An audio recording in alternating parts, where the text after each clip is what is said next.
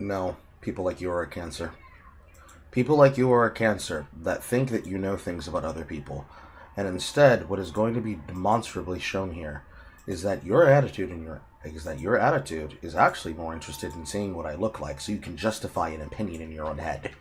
You precognitively assume other people are something that they are not. You decide that you're going to listen to them or not because of whatever precognitive choice you've made. So I do care not for what you have to say or what you have to do. That is the predisposition that is justified. That is the predisposition that can be unjustified or justified. It's more honest. No, because it's more honest. Saying I'm never going to listen to anybody is a lot better than, well, I'm going to selectively pick and choose. Like, no. Deciding I'm never going to listen to anybody is a lot more honest than I'm going to selectively pick and choose. Because that's the problem. It's like, nobody knows. Oh, but there are supposed to be professional players playing this game, right?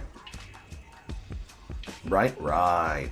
So, decisions and choices get made based on whether or not you decide the person has the right and has the idea.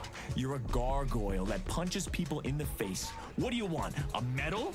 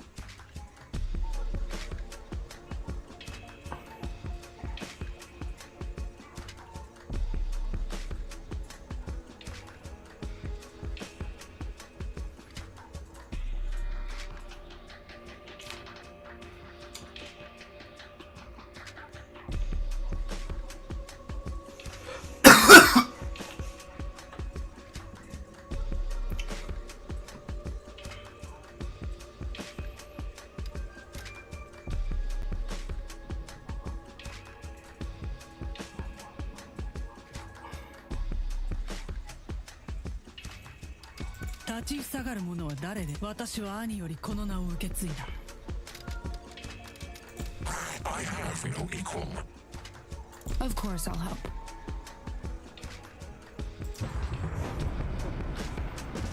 Alright, back into the bullshit.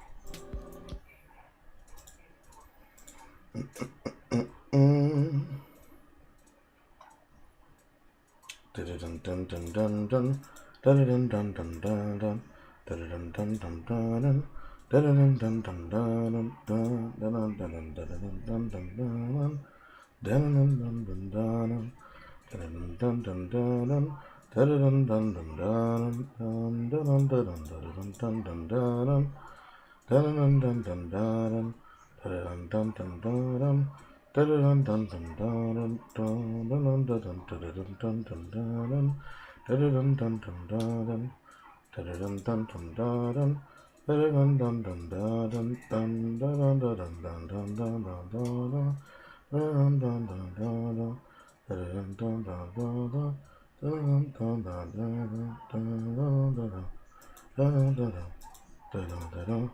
Word, ninja. From me. You have it now.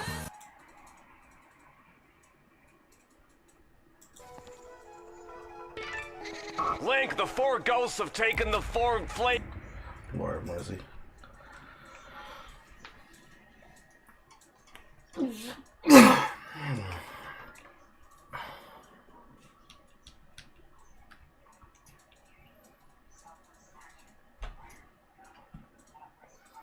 Bottom, bottom, bottom, bottom, bottom, bottom, bottom, bottom, bottom, bottom, bottom, bottom, bottom, bottom, bottom, bottom.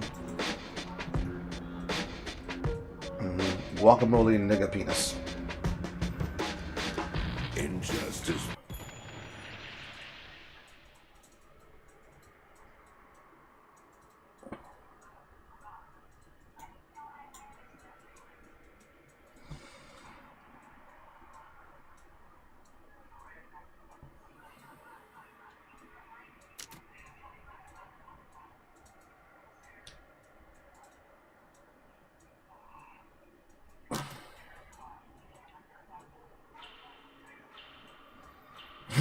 Permeates this city like a weed. You know this. Complete the ritual, and together with the Hidden King, build a new world.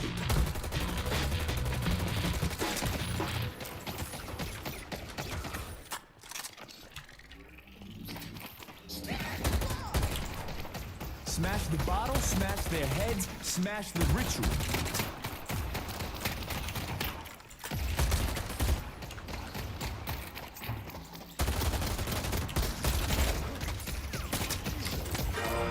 Celeste inspires hope.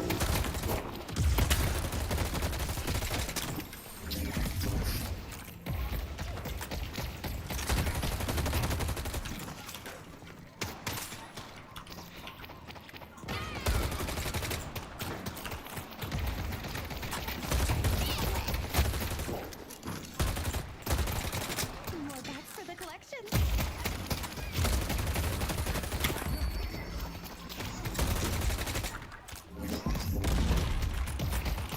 Hey, Mina!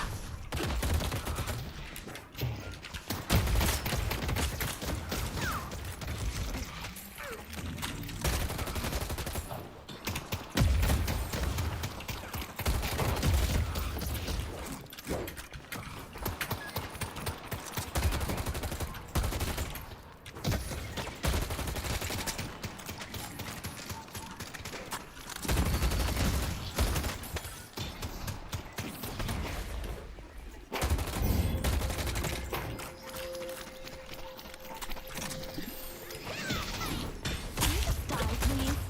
You ain't stopping me.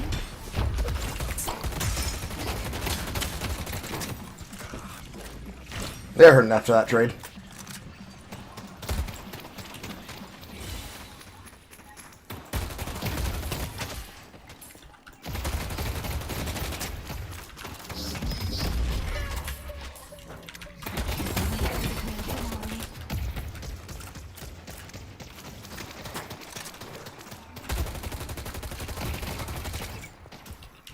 One's hiding in the smoke.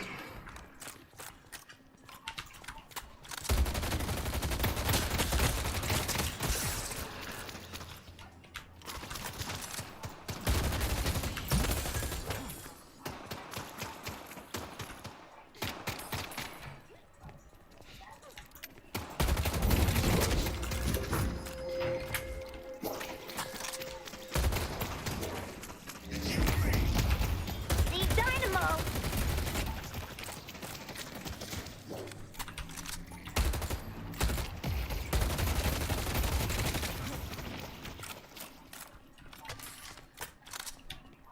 Let's see him look at me side.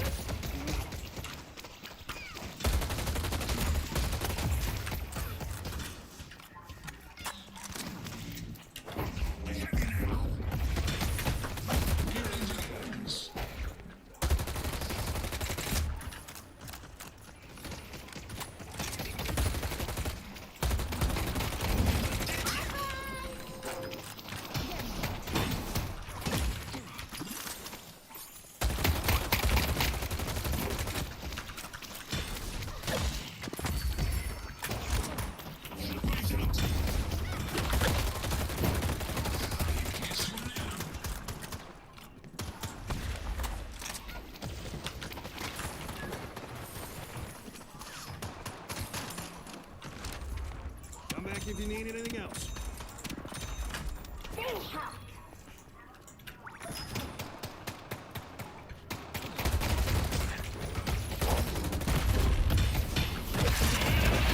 I got you.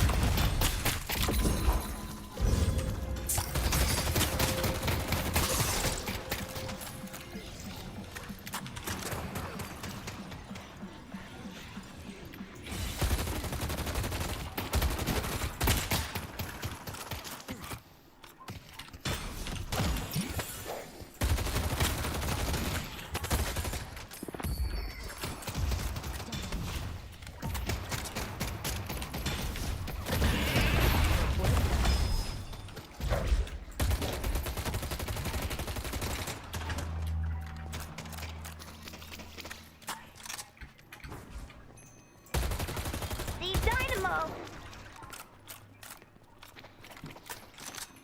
I see Dynamo.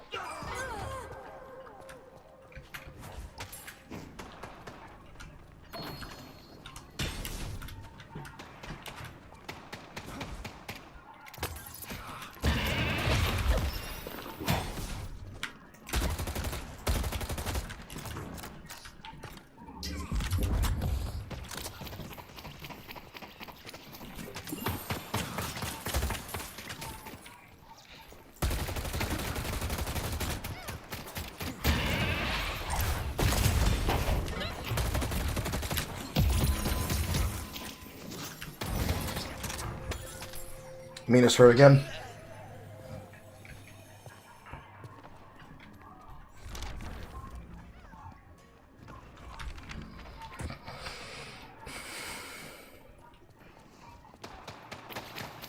Don't be a jerk.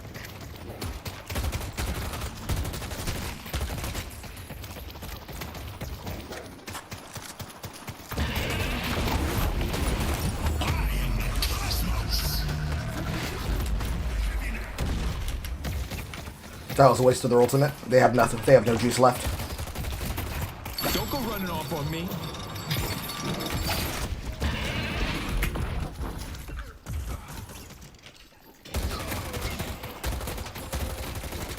Mina's gonna safely hide in the back now. They're fully bitch made.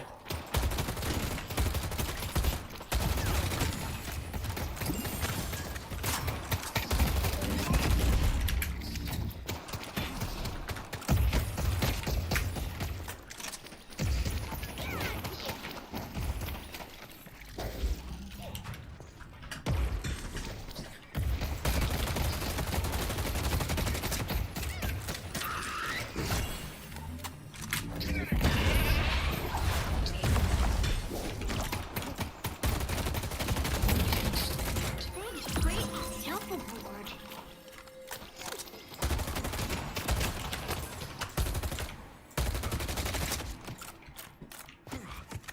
These are not situations where to hold the healing, rat. If you hold the healing for only when to heal, they're going to start making these aggressive pushes, and I'm going to have to back. Well, someone's looking to make a statement.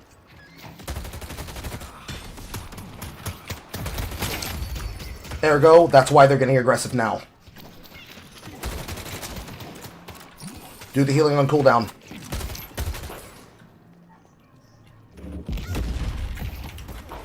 Repeat, do the healing on cooldown, Lem.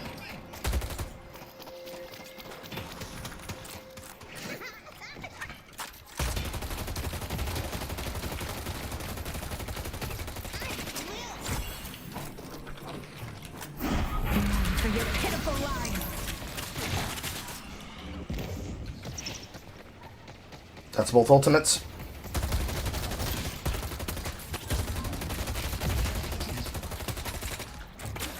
Night-night.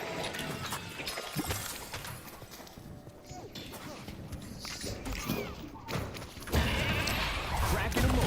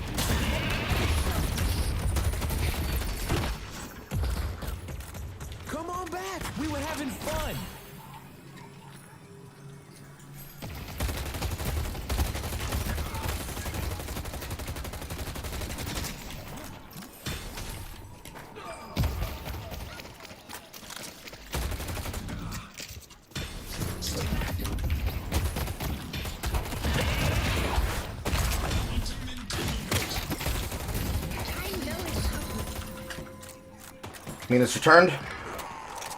Sad we didn't kill her on that return. Turn that werewolf into a rug. Stay safe out there. Mid-boss has arrived. And you need to start getting damage on that tower. Dead.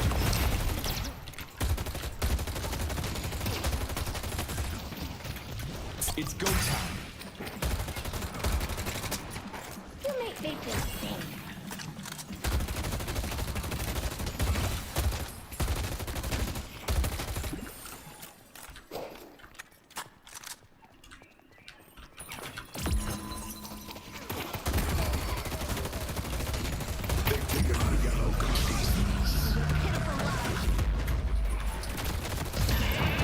Swing!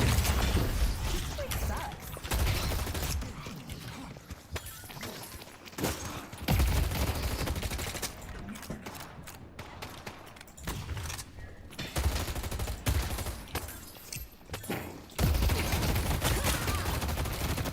The spirit urn is waiting to be plugged. You want a piece of me?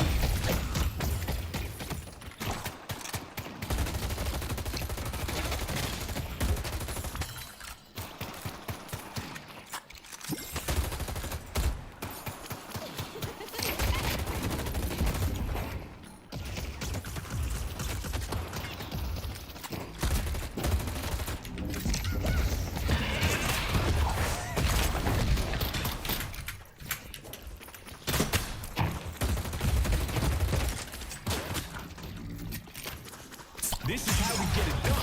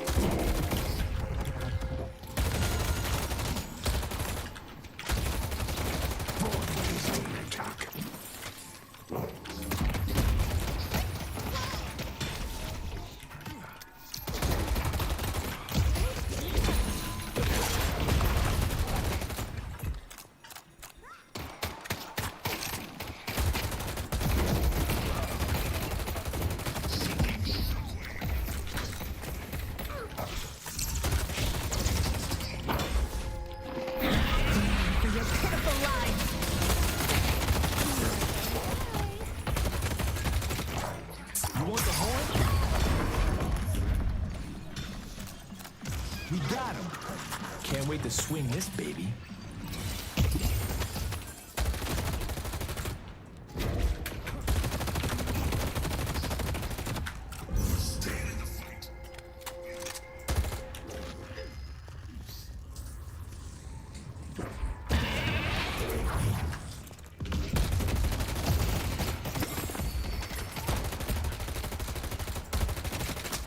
No on zipline. I see Yamato.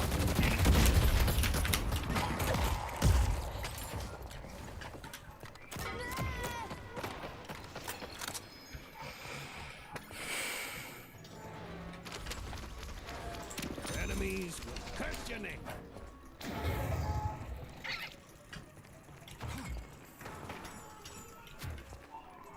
Our yellow wolf Urn is active. attack. A blue walker is under attack.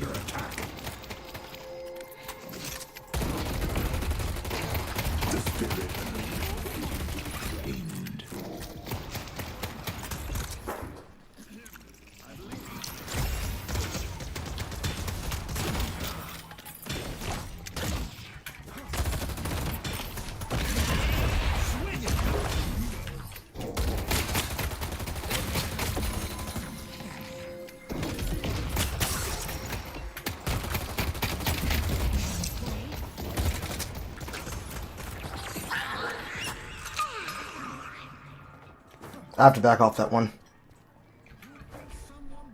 If they want to mess with the GOAT, they're gonna regret it. Now I have this things. Now I have the juice to dive.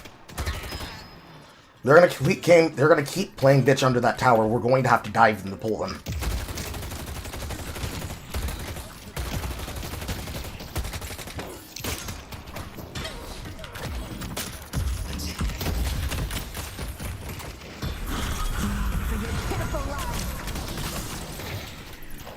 That's your juice. I know you. Our yellow walker is under attack. They've destroyed our yellow walker.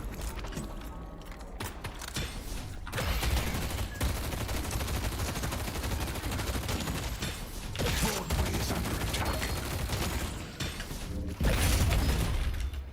They're on the sidelines. This is the time. No, we chase this. Don't let them out like that next time. If they walk all the way over here, that's death for them. They get chained, they get hooked.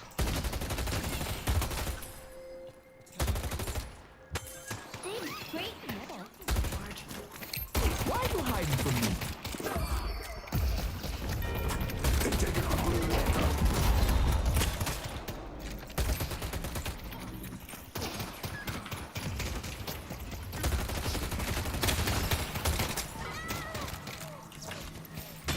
How hard is it to find some silver bullets and shoot her?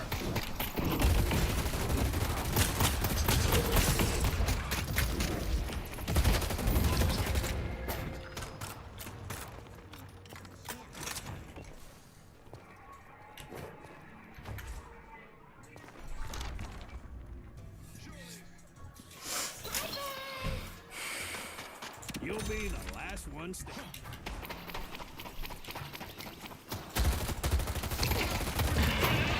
Let's dance.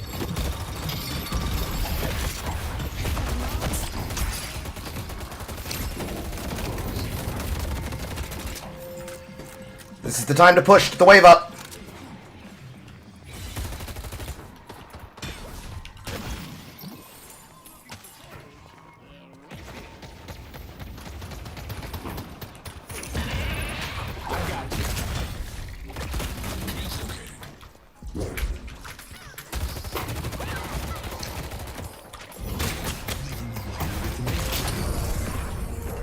Buddy, you never had a chance in hell.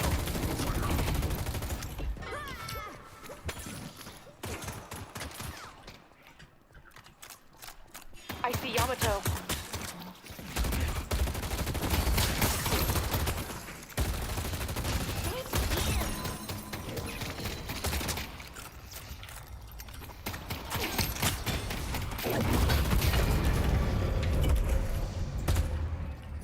It's out of the way. Good. Reset, push, go through the jungle, take their shit.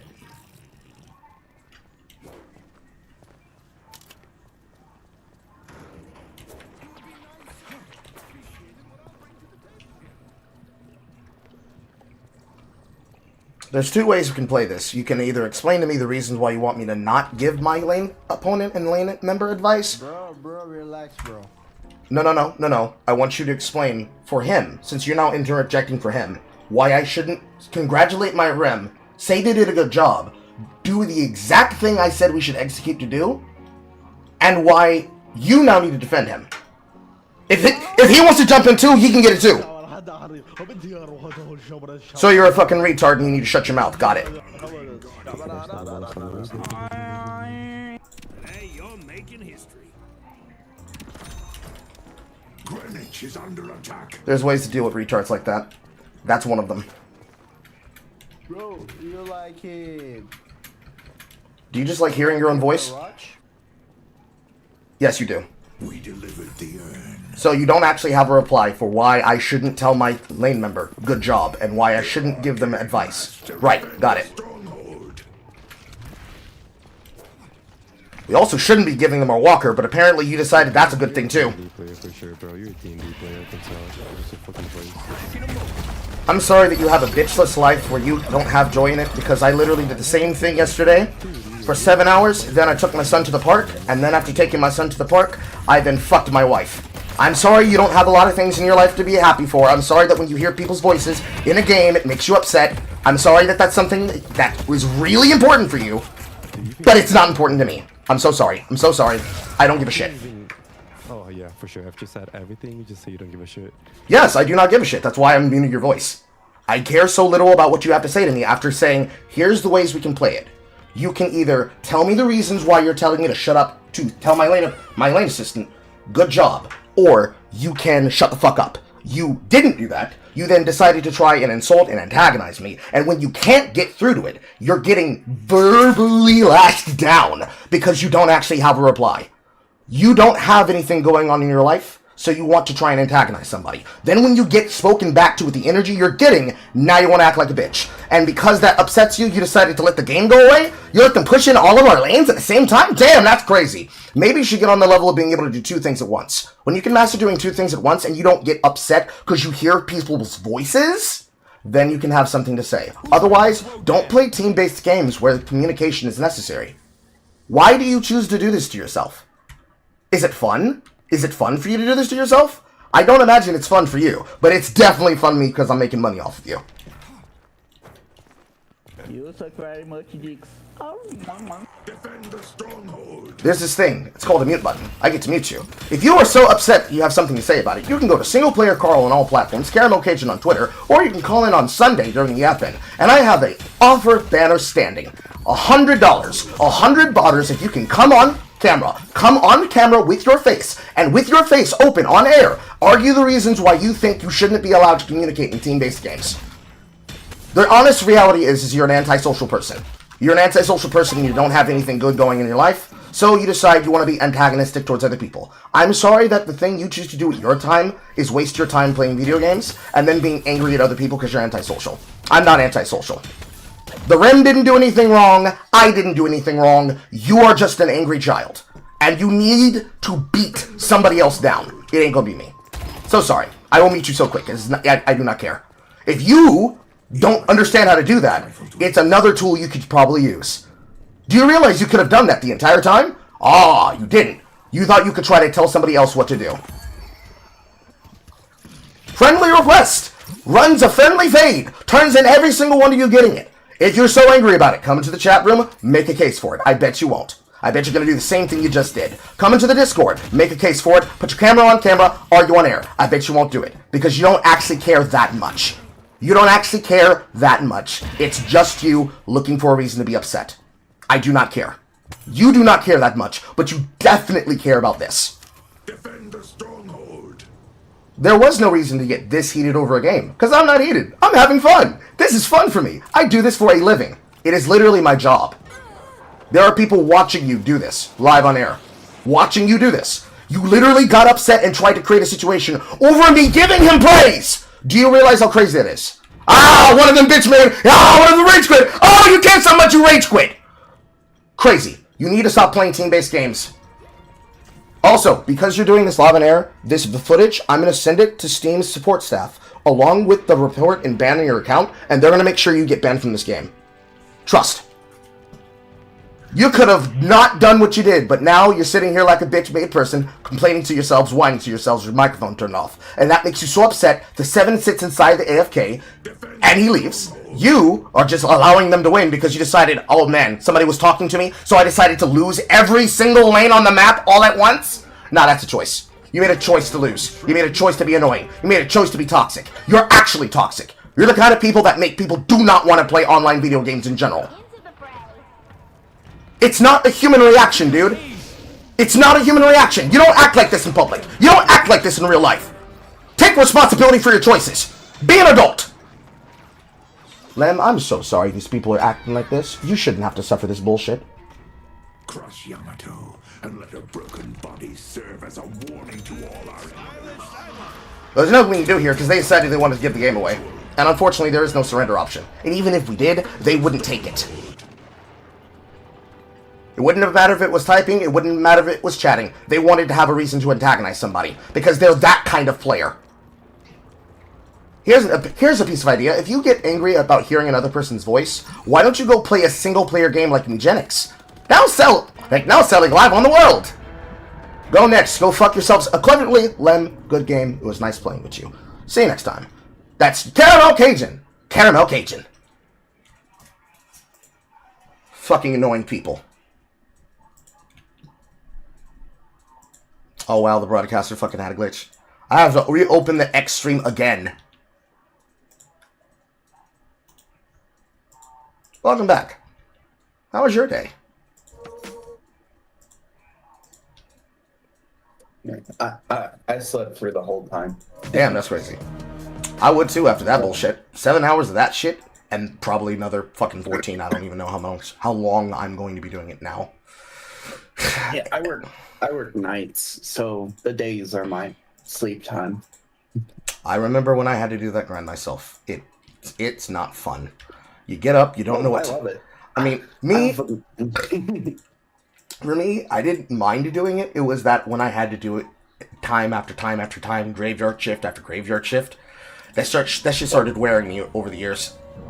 Well, I like it so much. I'm the overnight manager at fucking 20 years old. That's an actual store? It's called 20 years old? No, I am 20 years old. Oh, okay. It's McDonald's, but okay. I'm manager, so $18.50 an hour, 40 hours a week. Hey, if it makes money, it makes money, baby. If it makes money, it makes money. Plus you're in the position where you get to make your job fun, actually. Oh yeah. So that actually is a benefit for you. But at the end of the day, for me, this is my job. I remember when the blessing to be a full-time broadcast content creator to play games and then also work from home as a caregiver is itself a blessing. Because my money's paid by the state. The state subsidizes my ability to yell at retards on the internet. It's so wonderful. But at the same time, you know, you just witnessed it. Yet again. I just witnessed it. I don't... Poor Rem. I don't understand it. I am literally... They didn't say a single thing during any of the positions of me running them down, me running their health out, us taking their mech, and us pushing it off. The exact second they decided to try and engage in fucking violence verbally against me, they decided to sell the fucking game away. But I'm the villain in that situation. Because I'm not gonna let somebody browbeat me. No. They can take their L. Besides, I forgot to report them. Let me make sure to do that right now. Yeah, go ahead. Click on my name, click on match history. Because one of them decided they wanted to leave the game, which was this 7. Did you see the shit I posted in the meme chat yesterday? I did. Say again? I did, yes. Okay. Copy paste. This person, and this person, and this person, and this person. And this person, and this person, and this person. No, just 4 people. Just 4 people. Rem doesn't need anything happen. No. They didn't do anything wrong. They literally were the victim in this situation.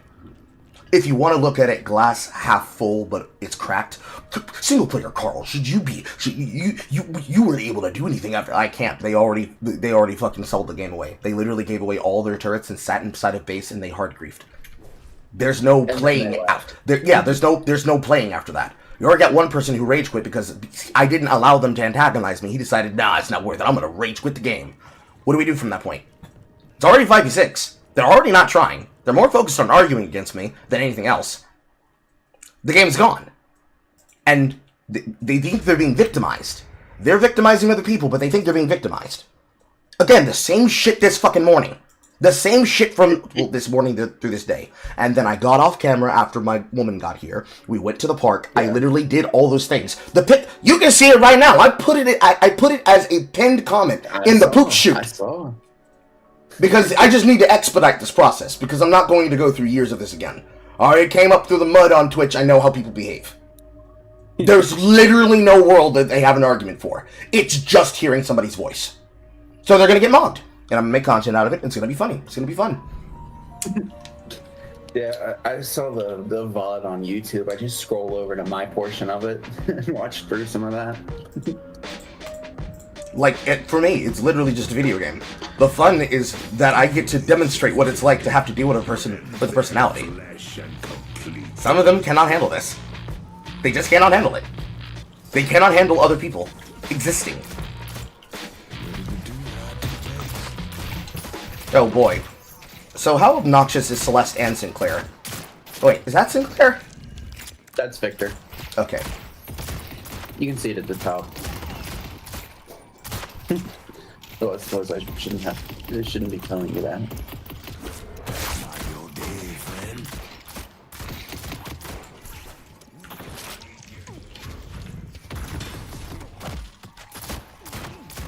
Situation where I'm breaking my own rules. I should be hitting the weight first, then trading.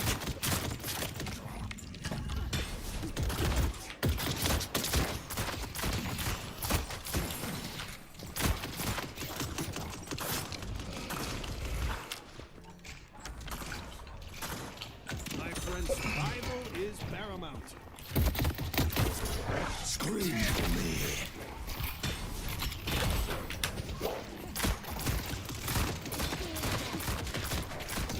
That was a little bit goofy.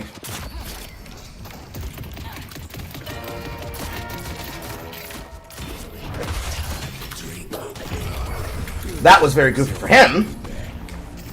Too easy to bait. Too easy. I certainly wasn't scared. I think I'm getting a handle on this denial system, but it's much, much worse than the denial system of Dota. I can tell you that much.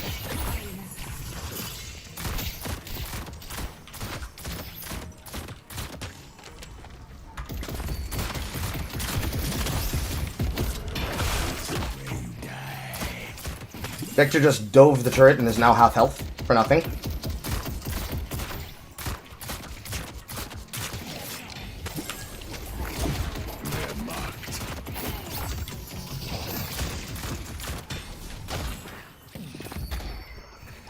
Let them try to run. If you want help, I'll take whatever I want whenever I want. I see Victor. Dash again. Got him. Get her. I don't have the ammo.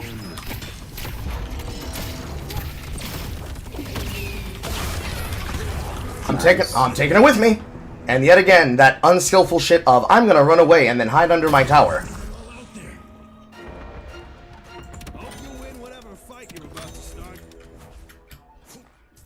I will take that trade every time. Because I know that I back up and I will at least trade with you, and it's better for me because you're not getting wave and experience.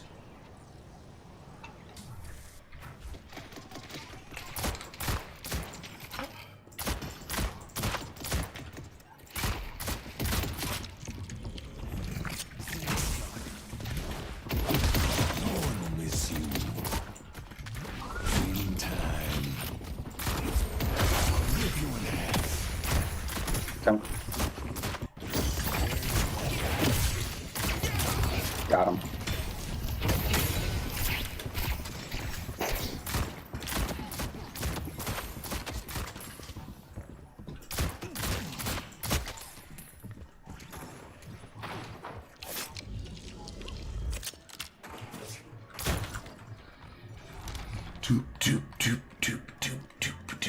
Victor's back.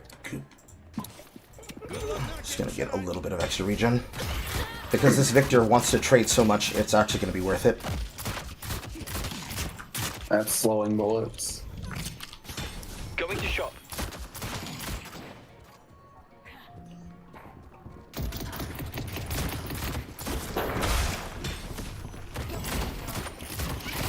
I see pocket. Too fucking easy, man. Praise on our enemies.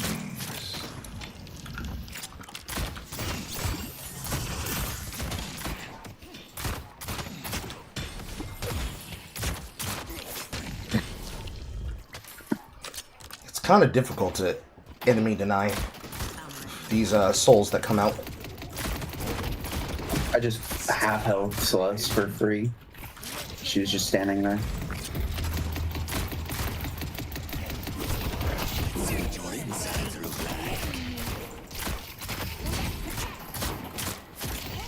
I see you, Victor.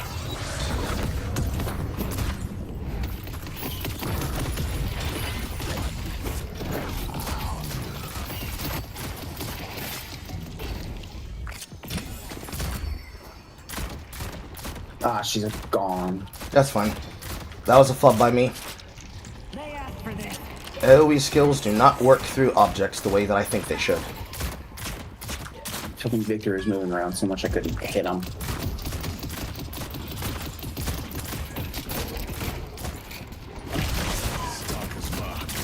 Tragic. I died. But I've got ult, so. I have regen. I'm okay for until you return. They're both in the shop. At least one of them.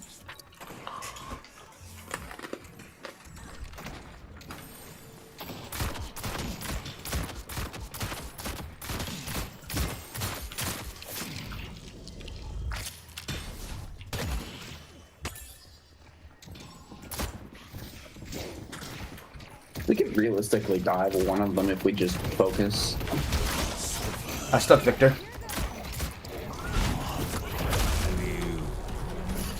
No revive.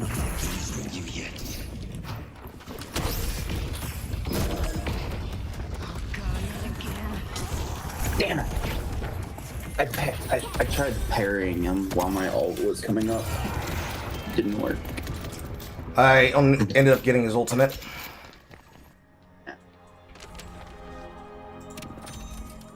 Definitely not a smart trade for me. We're going to take punish here for that. But hey, the Apollo's on our team this game, so that means we're supposed to automatically win every trade when he does all his, like, inane bullshit. Hey, he's 1-0 too. It's the game's basically won.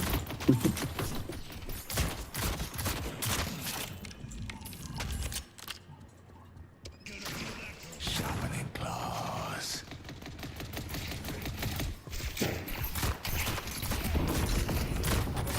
I'll be right back.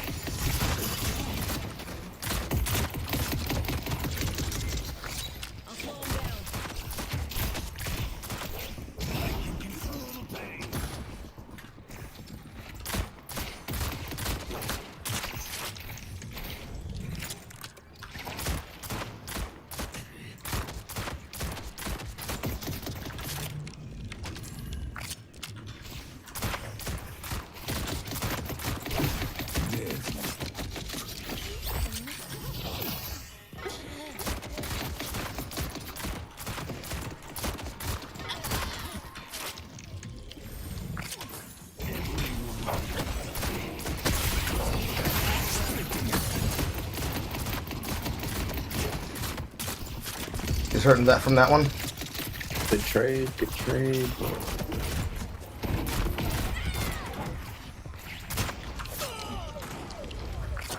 Still tower hugging like a bitch. I'm going in. Oh shit.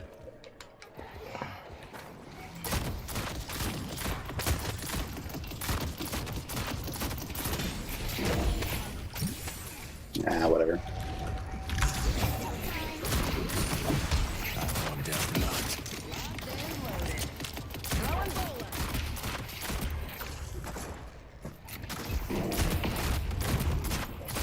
Fucking bitch. It was kind of a poorly timed opportunity for an all-in. Yeah, but my ult came up, so.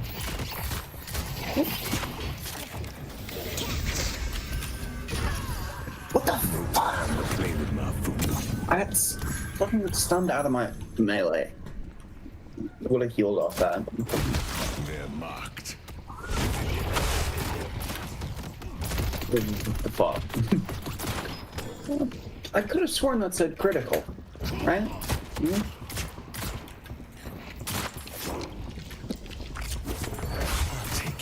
Let's take out Pocket.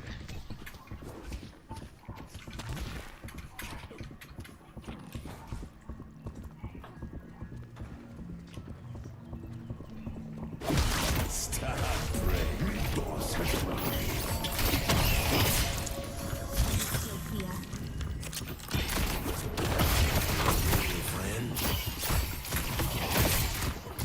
Celeste is stepping in my face. Where are you? This wave. I wouldn't expect you to miss an opportunity like that. She was blatantly chasing me for nothing. I just had no idea where anyone was. Victor was hiding at shop. Wave. She responded to trying to attack me for him.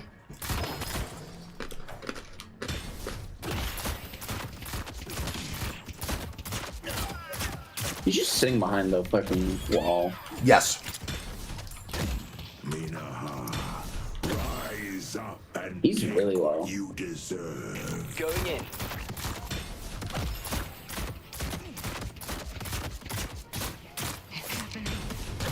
I have ult. I am regening off caps. Ah, well. It'll be a good wave clear. Be right back. I'll be behind him in no time.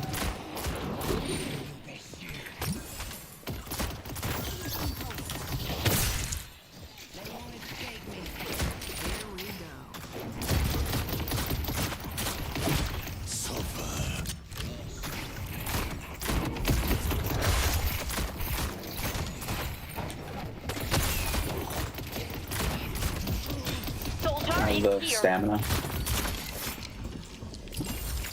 Well, I still want enough to buy. I'm mostly waiting on spirit recovery right now. I want their blood. You're done, pal. Victor's really low.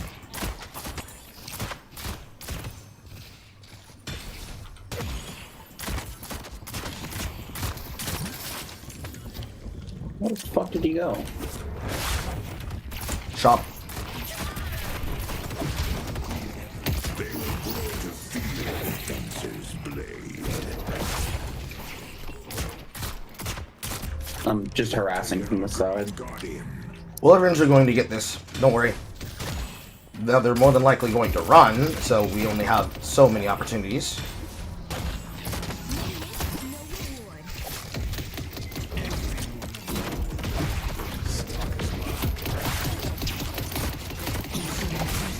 Let's push Broadway. On my way.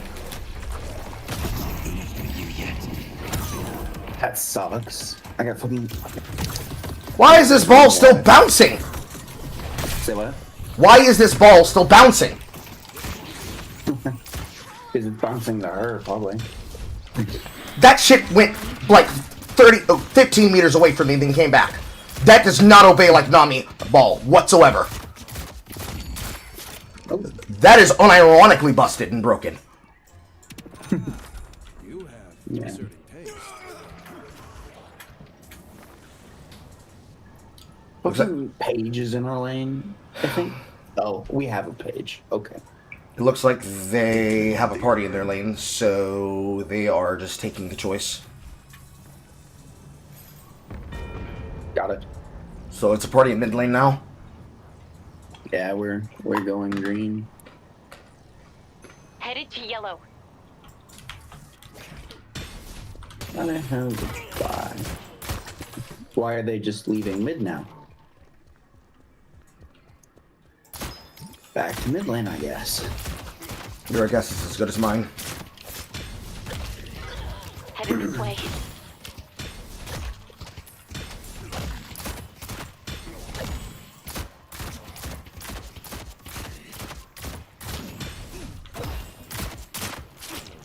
I have fucking life strike now, so.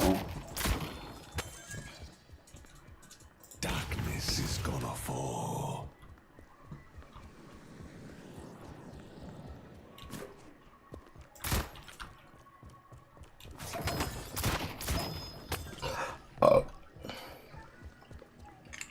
me back up the side.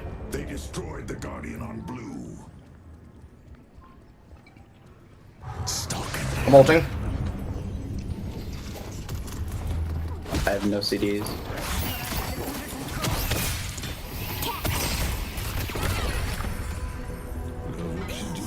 Yikes. I just cannot take Victor right in front of me. A blue walker is under attack.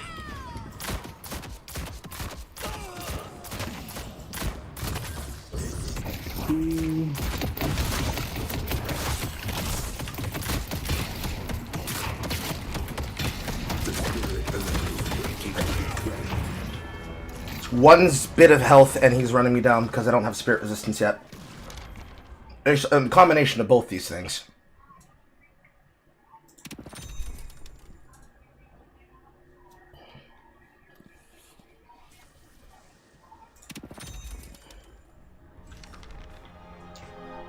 It's just trading. It's just trading health, trading skills and health back in front.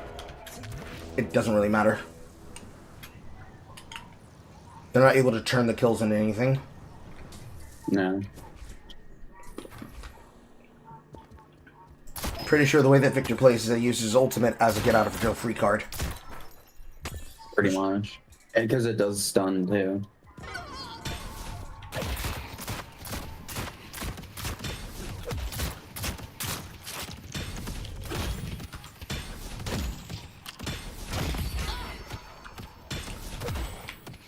Four left.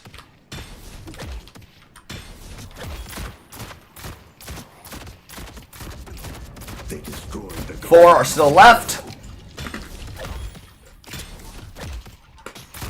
I mean, if you want to give them the Yellow Walker, be my guest. I can't go until I'm done jungling. Our Yellow Walker is under attack.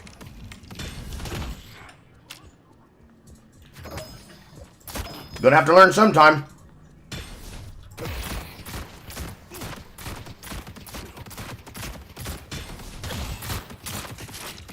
I would suggest taking that middle walker while you have the chance. Yeah, I'm just waiting for wave.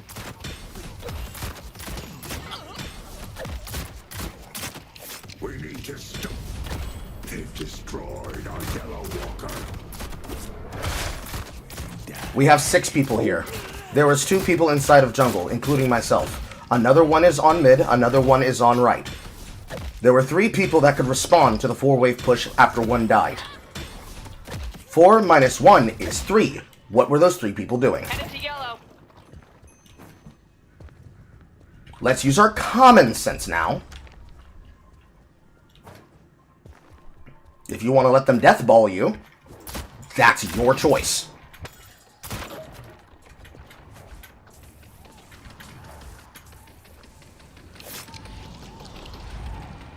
And apparently that is the choice that the person on right wanted to still make, because I'm in a party with the person in the mid.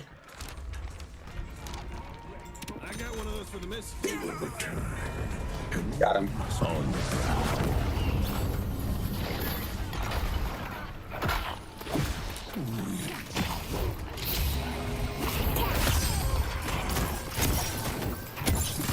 ascension begins now. Defend the stronghold.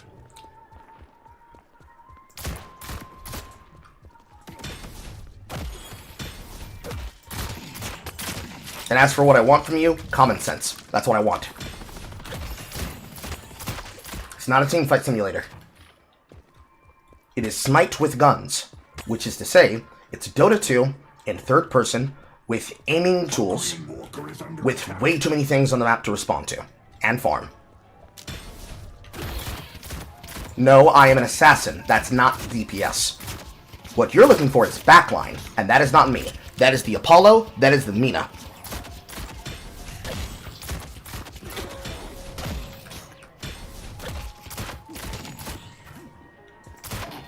If I come at them from the front, I'm doing my job wrong. So you already have it backwards to begin with.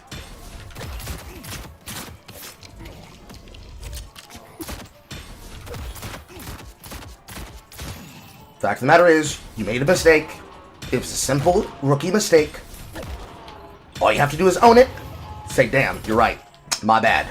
And then you move on from it.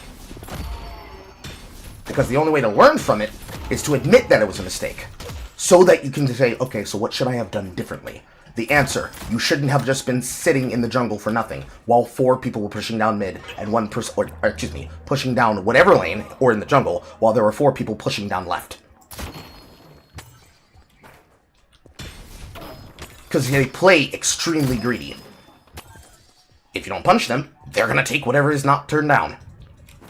Confirm, Rendo 4. 2 mid.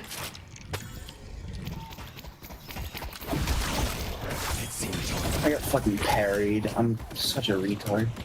The spirit urn is waiting to be claimed. I need spirit resilience.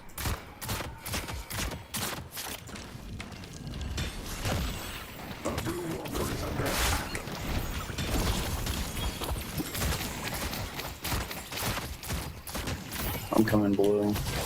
Mid, still 2. So, here's the logic here. I see Apollo rotating from yellow. I can see my lane member coming with me to blue as I retreat so I can buy. What's Mina been doing this entire time in the right lane? Is it correct or is it a mistake for them to remain there while they're pushing? Trick question. It's actually correct, but it would be nice if they came back to help defend mid. There we go. Okay. Okay. Here's a choice. There's two people in yellow right now while they're still harassing us at the blue walker. Should those 2 people rotate to mid? Yes, they should. When you start thinking like that, you're gonna start understanding why I'm saying what I'm saying.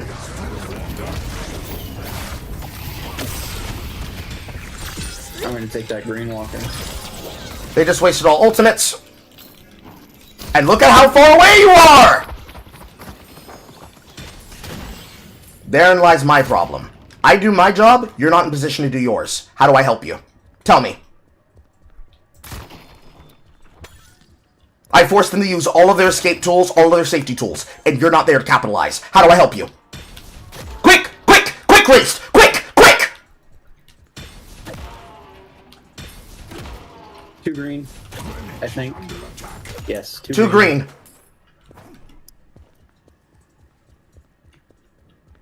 How fit is that, Graves? Doesn't look like they're too fed. No alchemical flare from fucking pot, not pocket, I think. The one between Celeste and the other person.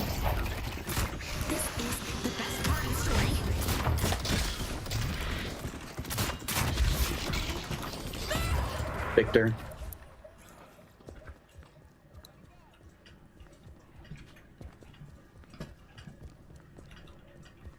No eyes. Bro, fucking... I can't. What the fuck is Victor, man? And he is fucking ult. No worry about it on Victor. It appears that he invested in greater expansion and Spirit Force. And fucking escalating exposure, which is... Fuck. Yeah, that would probably explain the reason why he's running on us like a maniac. He just can. I need...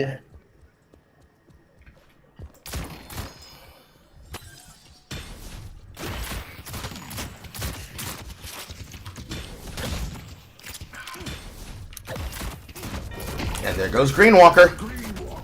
I need an inhibitor.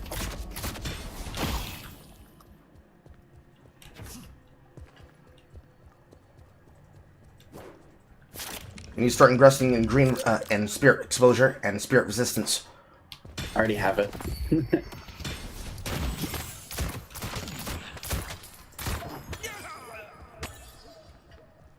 We're gonna be lost in the wilderness.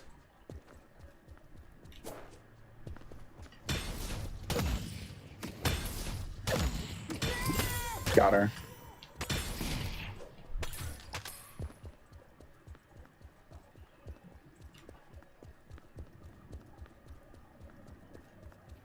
Alright.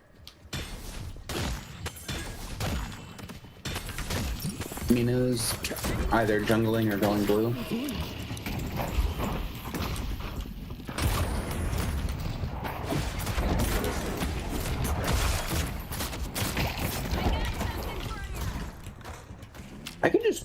run in and fucking kill this ball. I don't need a wave. I have inhibitor now, so I just need to hit my shots. We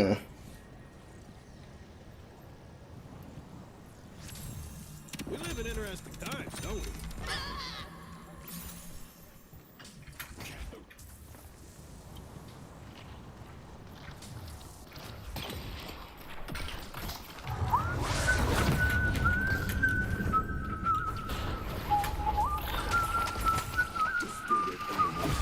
Is that your character whistling?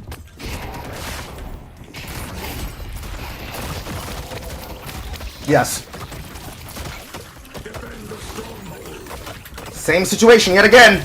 I come to help you. They're running at us in a straight line. They run away in a straight line. Somehow we're not capitalizing. Thank you! No, the people that were in yellow just now. Directly in front of them. Yeah, I know. But I got rammed solo, basically. Victor coming through side jungle right now. Let's go for York. Let's take Collapse, collapse, collapse, collapse!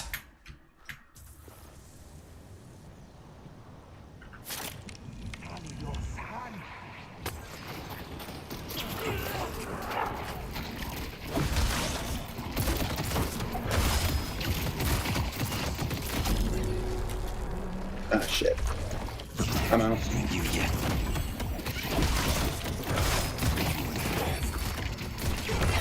Got him. Very nice. Think let the earn. Take the king's boon and be blessed.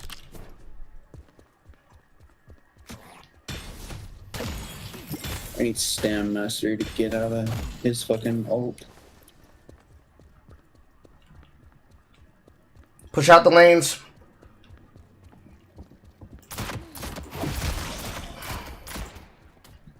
There's Rem and maybe someone else on the floor.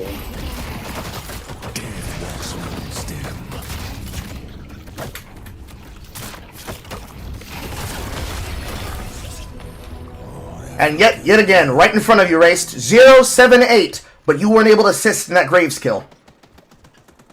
Make it make sense to me. Come on! Rem no ult. How did you put it? What do I want from you? Focus on the things directly in front of you.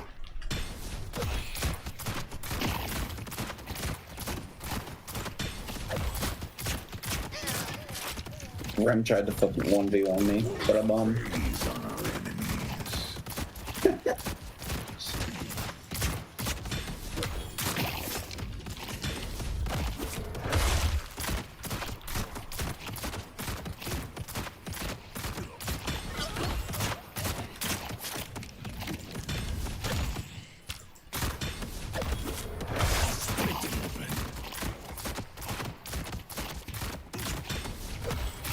I got Stand Master. I'm coming yellow. And I'm outie. Victor's here. Victor left. Victor left.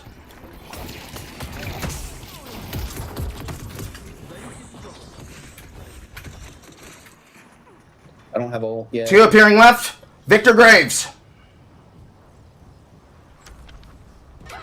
I'm dead. My ult was on CD. That's tragic.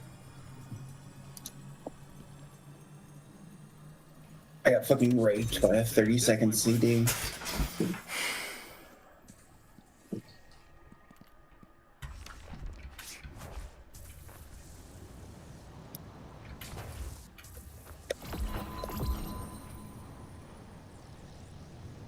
Thanks.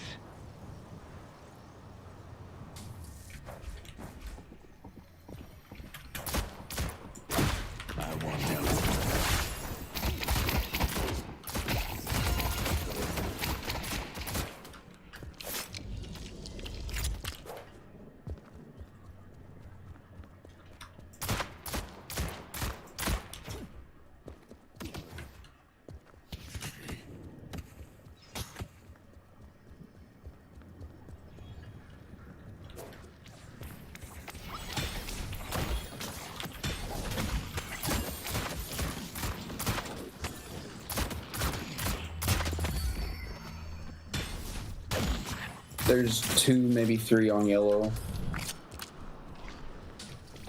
Was there a mob? There's nothing they can do.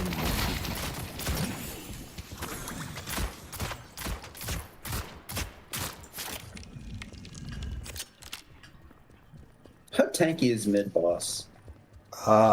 From my experience of killing it, not very. Especially if you were suited for damage. What are the odds we could just sneak it right now, the 2 of us? If you can transform on the boss, that'd probably be part of what would make it possible. I'll go hit it, see if I get any charge out of it.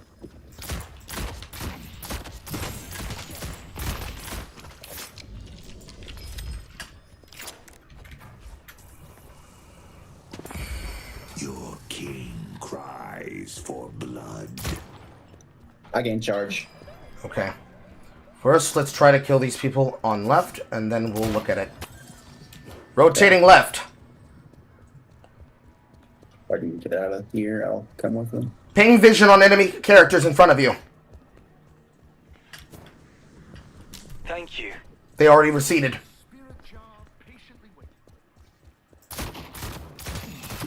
Fucking someone's here. Broadway. Oh, no, just Rem's helpers. I see pocket. Be right back. Victor. Victor mid. Victor mid, impending team fight around Victor. Push out left, rotate.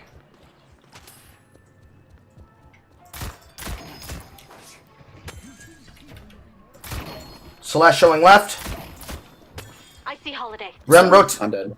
Rem rotating.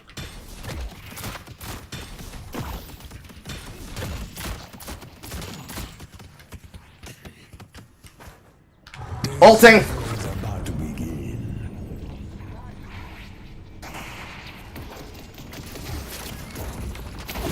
Got him. Blood thought he could just run the fuck away.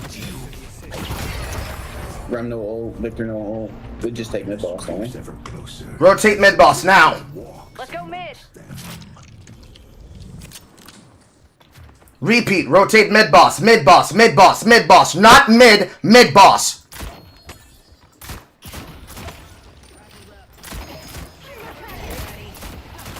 I need someone to tank. Is there nobody fucking here to tank it?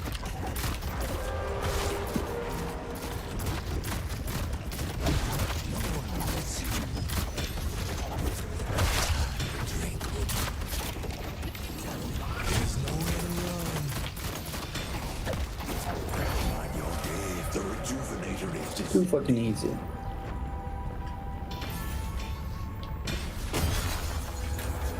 Yeah, it's just anyone that's here gets the buff. Well, that explains that answer. I see the enemy. Reset, go spend, then push out the lanes.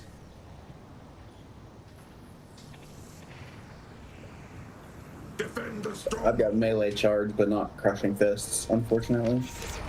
I'm gonna go push yellow and get that walker. What is McGinnis doing? They will return. Your guess is as good as mine. Ready. I see pocket. Rem Graves. You'll be the last one standing. They're leaving. Rotating green. You have no idea what I'm capable of.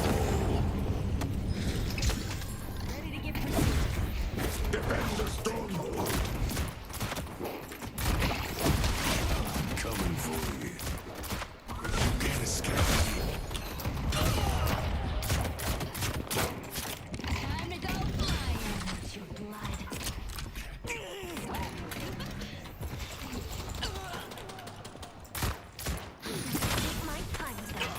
I should have Phantom Striked her. That's my fault. Come on, Sheriff. You didn't come all the way to New York just to hide from monsters. Your support has been invaluable, McGinnis.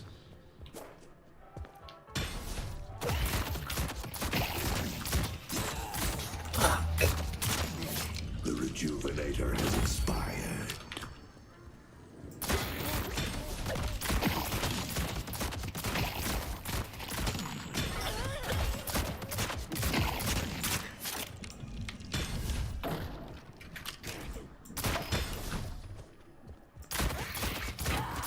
I don't know what you want me to do. I can't be everywhere at once.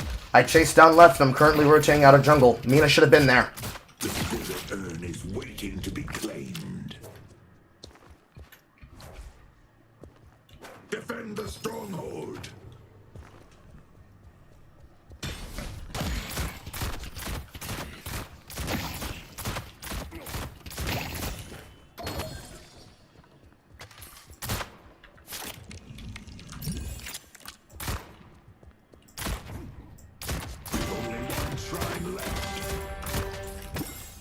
By the looks of it, she's never going to rotate back to the base. I don't tell you. At least not in a timely fashion. Now multiply that by a factor of 5 to 4, depending on if I'm a party with someone, and now you understand the reason I'm coming at you the way I'm coming at you.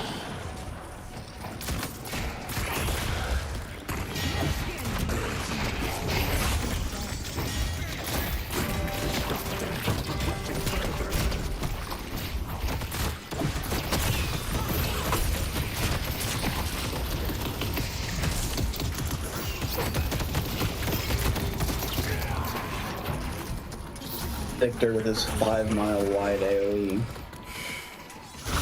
That was a combination of all three of them at once. There's a gravestone inside of our base that's mounted behind one of those walls if it hasn't been cracked already.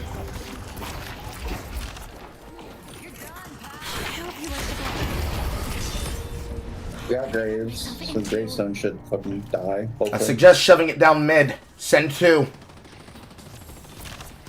Want to meet a dragon?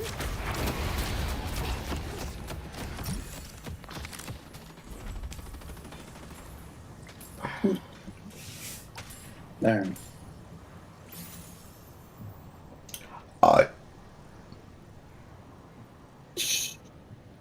There's already 2 mid. I'm gonna go green. Someone should help McGinnis. Fucking.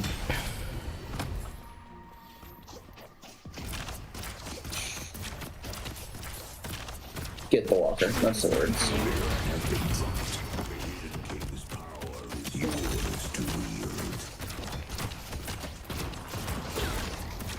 Alright, I have crushing fists now, so that's like good.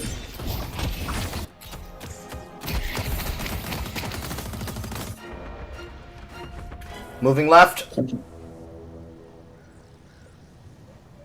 Rem left. Hands are twitching in anticipation. Looks like Rem's solo, but yellow, but that might not be for long. 3 mid, 3 mid. No one green, 3 mid. 1 green, 1 green. It's Victor. Victor green. Headed to Broadway.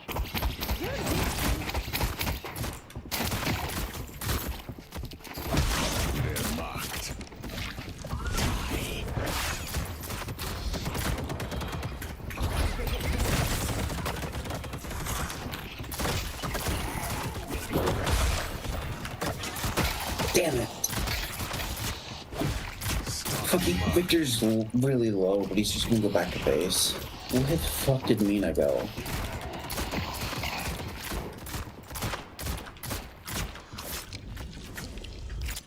The darkness comes for you. Don't be a jerk.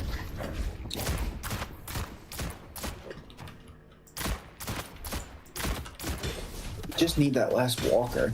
Every single time there's a situation you could be inside of, every time I look at you, every single time I look at you, Raced, you are somewhere you shouldn't be, or you're slow and behind where you could be. I came to support you in your fight. How is it that you're still behind me when we are chasing her down? Be right back.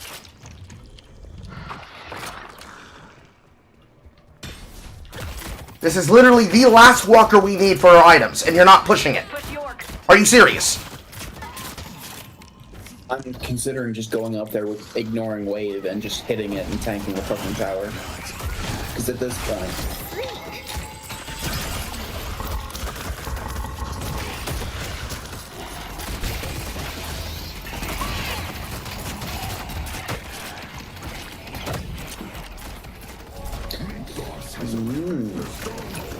The entire team's dead. I've got to become blue.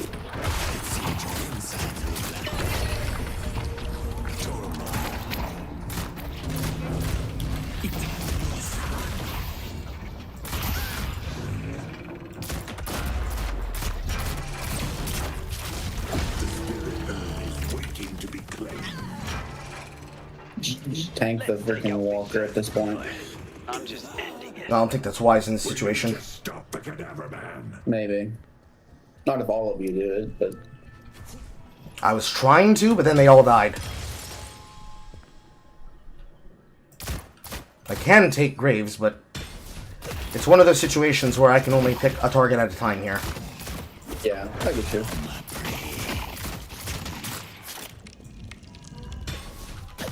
And I desperately need that last slot for items. Same. Considering they've got it and we don't.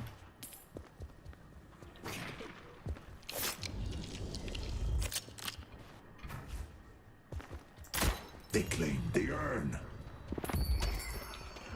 I would suggest not chasing. I would suggest not chasing middle. Deal with Victor first.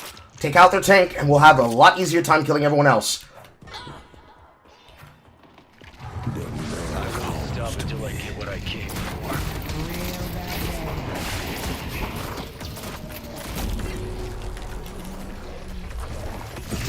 I'm still stunned from that.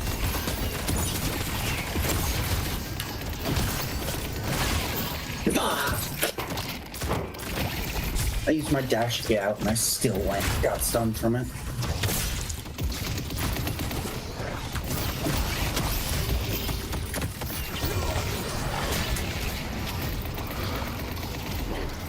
I've got silencers. So Now's a good time to give up. got 40% spirit resist. Some fucking bullshit. I see the enemy. And we must be ready. 3, 12, 13, 5, 11, 7, 10, 8, 12, 9, 6, 6. Statistically, if you look at the stat line and only care about your numbers are fine. If you only statistically look at the numbers, you'd think that, oh, they didn't do anything wrong. Yet look at the fucking map. This is what happens when you do not properly rotate the map when you need to.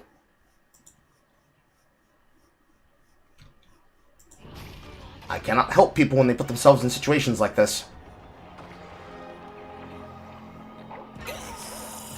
Damn it. And that's game. Yeah. That's tragic. Most of you tried. You did your best. Learn from this mistake. Only a 40k soul diff. Surely that's not that bad. Oh. I mean, I don't look at it as a number diff. Since they decided to put a lot of the power behind structures, I look at it as a difference in souls and then a difference in actual capacity to use the souls. Like, I could have 99,9999 souls, but if I only have 3 slots and they have 9 slots because every single structure adds an additional item slot, you see the problem? Like, value is relative. Because statistics don't lie, but if you can't read the statistics, you're dead in the water. That's why scoreboard is a bad argument. Yeah. Like, if I even look at the stats of that game when it comes to our actual damage stats. Let's see here. Player damage, objective damage, healing. Player damage, objective damage, healing. So, on average, our Apollo was 5k ahead in damage against me. 5k ahead compared to the tank, Victor, who overstatted into both his tank stats and his player damage stats, and as an AoE tank, was the top damage player with 119k. What does that really mean? Take the average damage of each of these people, multiply it by 5. 35 times 5 would be, as I whip out the calculator for small calculation numbers. 35? 175. 175. Thank you, 175 damage. Which means if we take his average damage and then sacrifice and remove 119 that he actually did, so there's a 56 damage difference. Make up for the damage of the members of his team, and that is the problem there. They're milking damage, is the phrase you should use. They're milking. They're juicing. They're juicing damage. They're parsing. They're parsing. Like, they are juicing. A wild term. I suppose. They're juicing damage, they're juicing souls, and they're basically doing a feed loop on Victor. He gets everything he needs because he can just simply show up someplace, physically stand there, and everybody shows up around him. Doesn't even matter about the Mystic Reverb shit, because that's obviously a part of the problem, and I don't even think we had any statted heal cut. It was just a question of being able to get on top of him and move him back. He's got everything he needs to do his job. He's got the healing tempo, he's got the reverb, he's got the unstoppable to suppress anything that we put on top of him. He's got the transcendent cooldown to reduce his cooldown so he can get back into combat faster. He's obviously got escalating exposure. He's obviously got Juggernaut, recharge, Stamina Mastery, Torment Pulse, Greater Expansion. I live next to a person, and if people try to fight me around them, I just keep chasing them down. Realistically, the thing that was probably doing the most work for him was whoever was giving him the ability to place a wall to try and block our escapes. Once we are out of stamina, he just walks towards us in a line. You mean McGinnis? Yes. They just walk. That was our team. I don't know. I know that a wall was placed behind me as I was running from Victor, and I died. Yeah. I've got something. I think I had something like that happen to me too. At that point of the match, when it's clear that he's juicing, and we aren't able to position and show up on time to where we need to go, I can't help them. I can't help them. Tragic. Looks like we're laning separately this time. Yeah, we'll see how long that I'm lasts. running from a fight.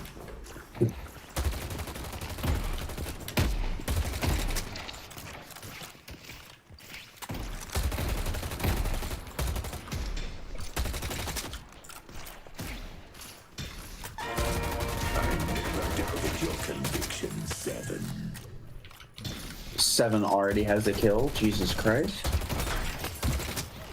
We got Apollo Graves in mid lane.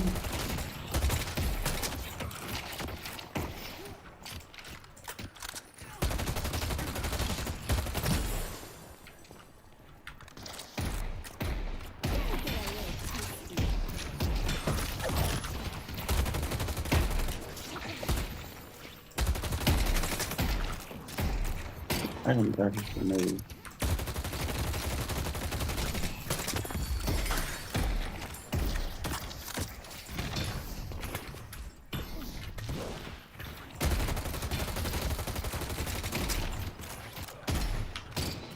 Abrams is hurting.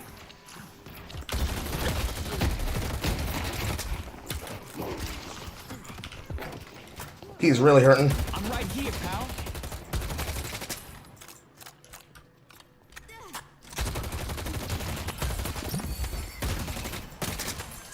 Ain't no problem a bat can't solve. It's fine. Take it as a small win. Get some damage on the Tamek.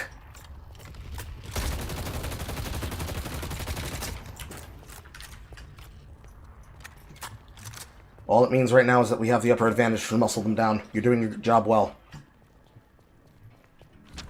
My friend, survival is paramount.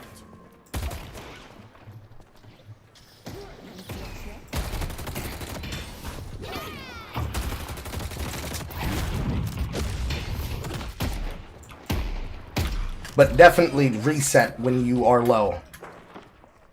Definitely don't do that. Come out and play, pal.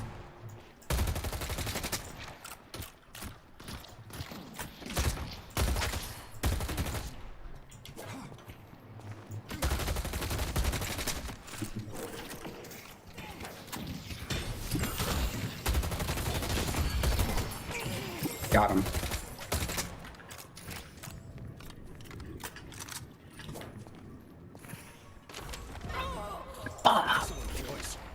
Where's Flash? Flash was going back to base. My mistake.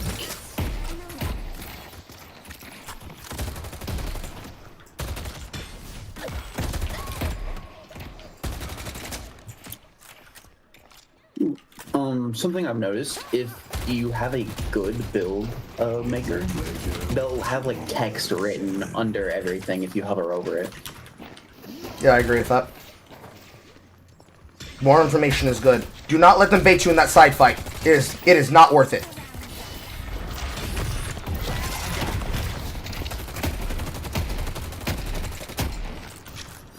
bridge is under attack.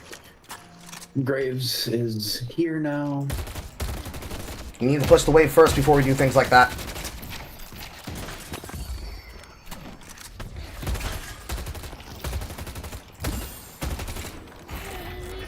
Okay, fucking.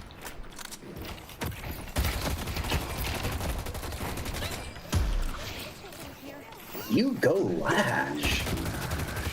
I'm not noticing what you're doing, but you're certainly doing it.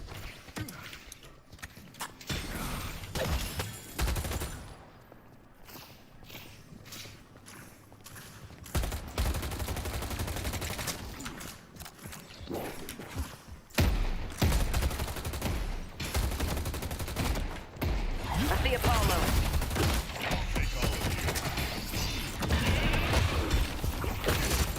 Need a little help here. Now they're both low. Yeah. Mm-hmm. That's definitely something. I got more where that came from.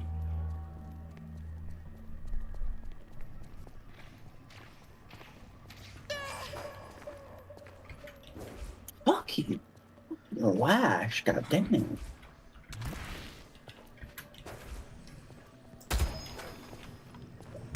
Night and day difference between people knowing their job and not knowing their job. I'm gonna tear it all down. It really is.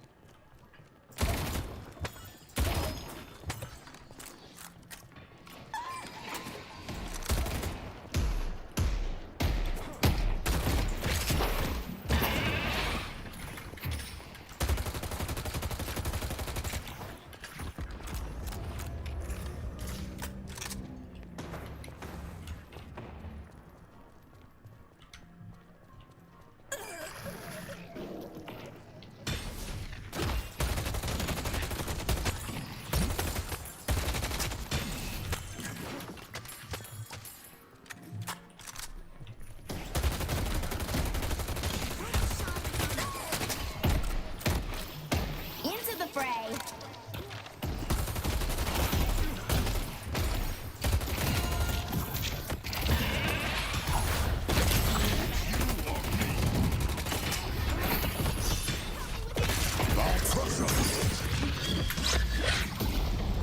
Swing it. We got him. Time to get up close and personal. This ain't gonna be the last time I kick your ass. That was probably a waste of an ultimate, but I'm not gonna let them disrespect me by staying that low in lane.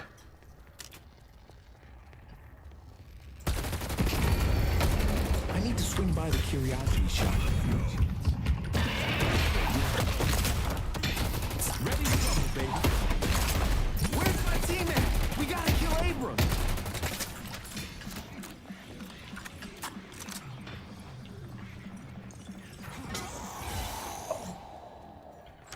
I got ulted by fucking Apollo. Well, someone's looking to make a statement.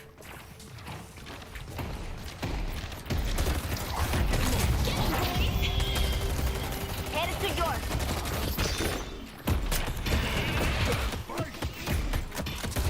How am I supposed to kill this guy by myself? You want a piece of me?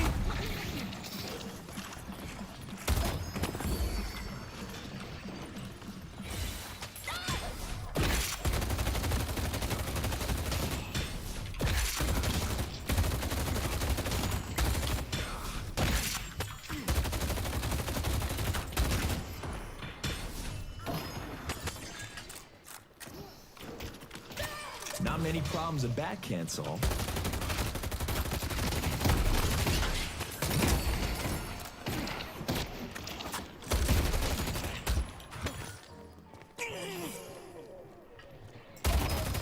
Come on with me again, bitch. Batter up, baby.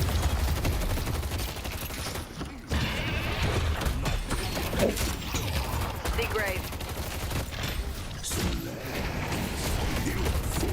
Come on.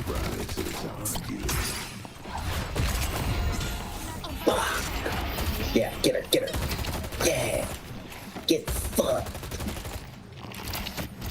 Show me what you got. Batter up, baby. There ain't no night to save Good rundown. the real world.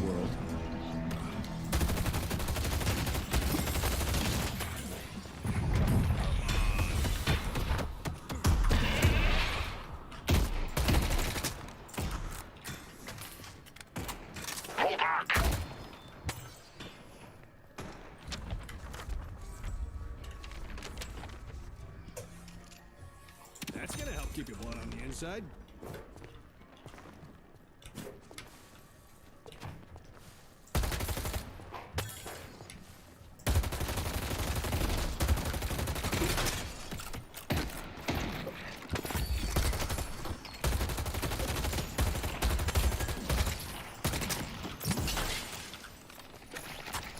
Smash the bottle, smash their heads, smash the ritual. Oh, you want to start shit but not finish it. I see how it is. Has arrived.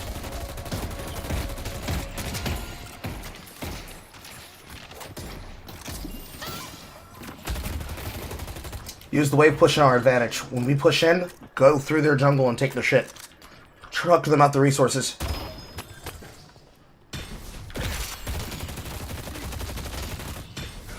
This way we can use the lane sustain and we can also use the heals. Ivy is strengthening us all.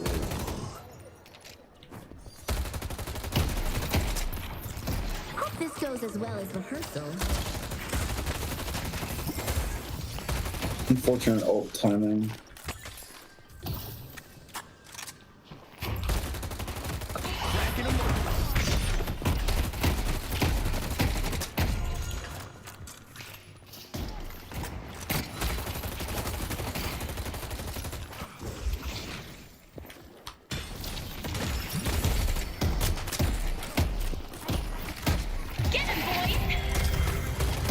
What the fuck was that ultimate?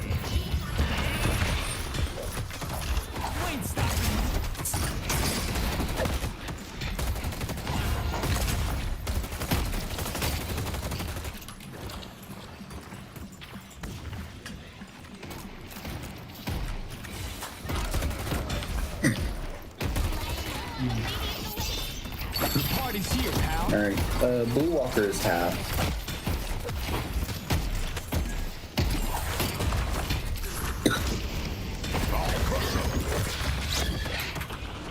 Graves Headed to mid. Broadway. Gary, just wait for the grand finale.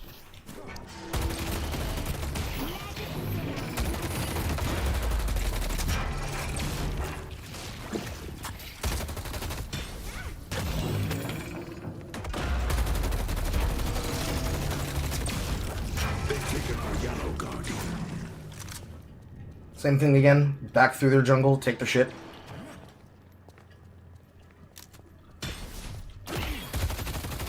They are not having a good time. Neither are they mid. Get fucked on.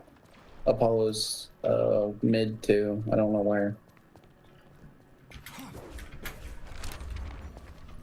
I got one of those for the I miss. hear Big him. fan. He's underneath. It doesn't feel like her support is investing in support things. She's kind of doing tickle damage to me, and I haven't itemized any protection for her.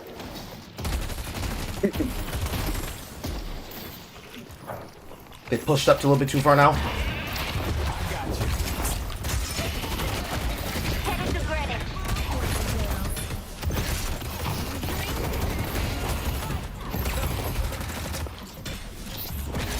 I'm the greatest at them. Ooh, she panicked. She doesn't know that healing light doesn't heal you if you take allied enemy damage. Ooh, they didn't know not to push up that far. Ready to start a riot.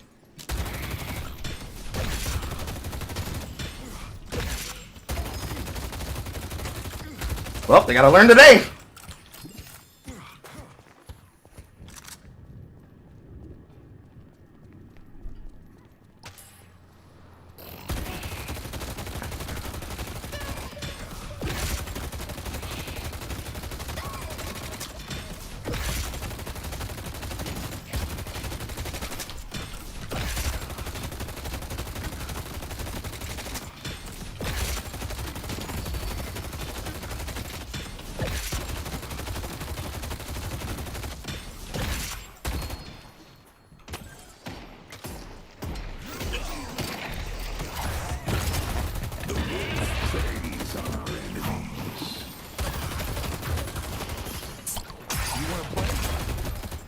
I love fucking hearing Maroon 5 every time I'm going in.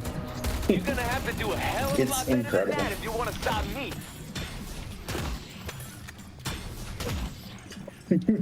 And then I added a mod before I got on today that was loud incorrect buzzer when you land a parry. Now that's funny. They destroyed the Guardian on Blue. Oh no, our Guardian finally died. 15 minutes into the game. Yeah, this seems like a motion. This seems like a lobby that's moving in slow motion, does it not? Only for that. Usually they're a lot bloodier and move a lot faster. And this is with the enemy Apollo existing, but he seems to be 7-2 and 8 and 2. What's happening to that guy? When I hit my bola, preventing movement ability, stamina, or jumping. So I just hit bola and he can't do anything. Silver So has. he gets one charge on and he's stationary, and then I fuck him. Yeah, that would do it. That's actually brilliant. That character's unironically counter to him then. And my dash kind of like pushes them a little, so it kind of it stuns them for like barely half a second. But half a second's all I need to land Cibola.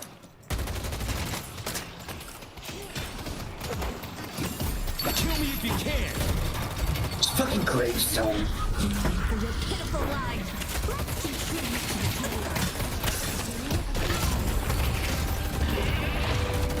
I'm taking their team apart brick by brick.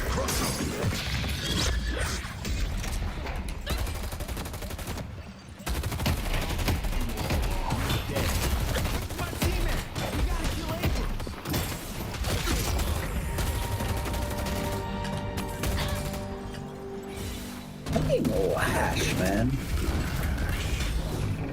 Where'd he go? Bro used ult to get out.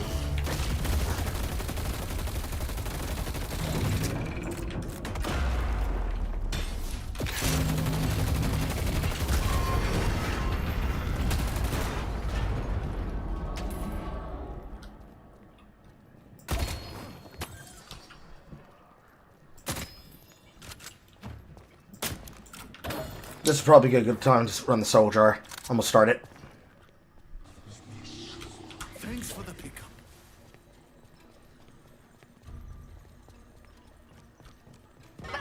Dead. I entered. That's my bad. I hit stand mastery close quarters now.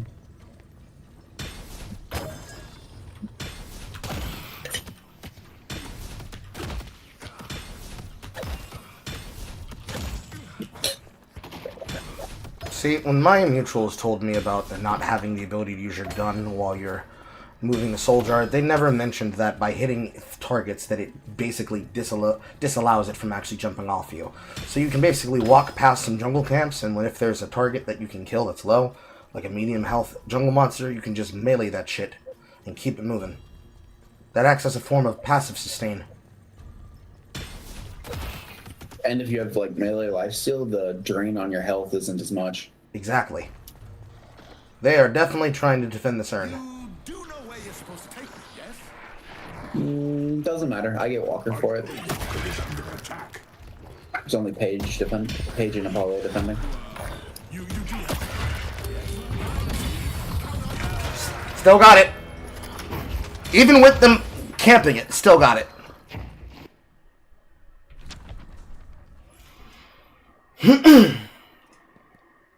It's definitely time to get some spirit resistance.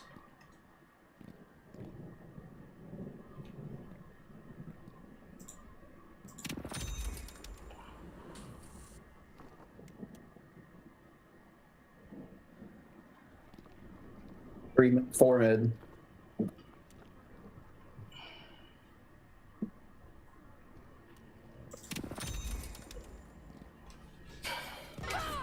Fuck. 4 blue.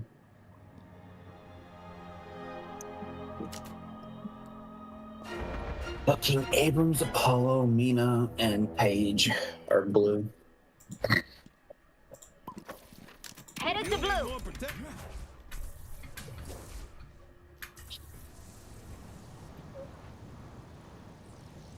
Let's chain 'em up. Seven's getting It ganked. ain't why I turned my head into a goat, but it's a hell of a perk. Yeah, 3 on 7.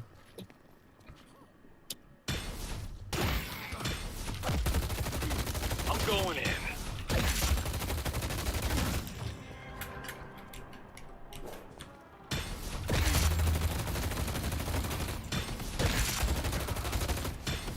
I really want that fucking walker.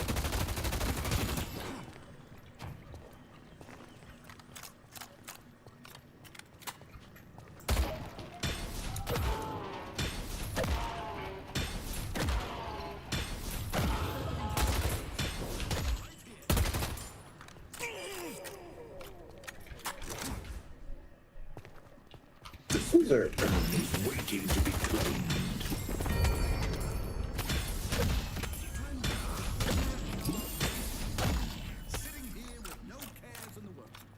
I have max ult now, so it's got resets.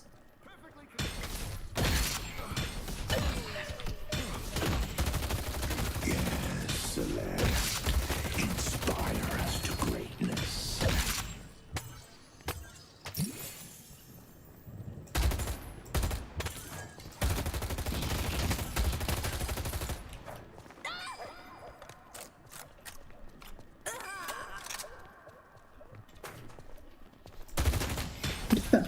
Just fucking sideline or fucking got me now.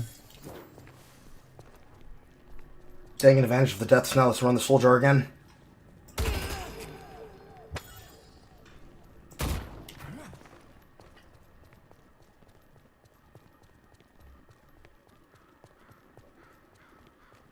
Someone will pick me up soon.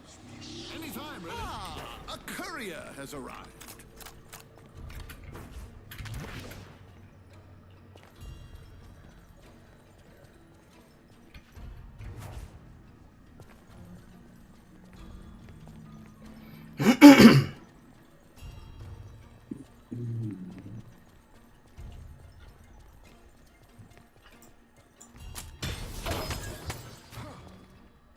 Nope, don't show on map.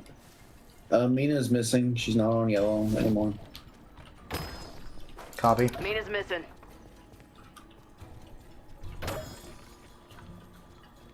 Which means free mid push.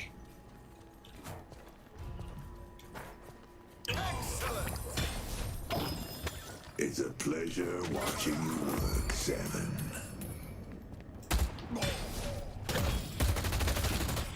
Walk away from this. It won't get better. It's amazing what someone is capable of, isn't it?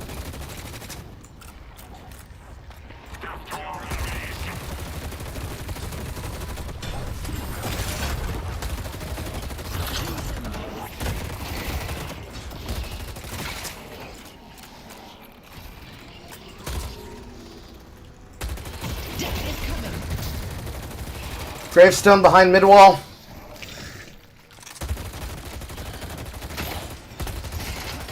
Alright, I'm backing off yellow. I have money. We still have all 3 wardens. That's gotta be demoralizing. The rarity, and it's all ours.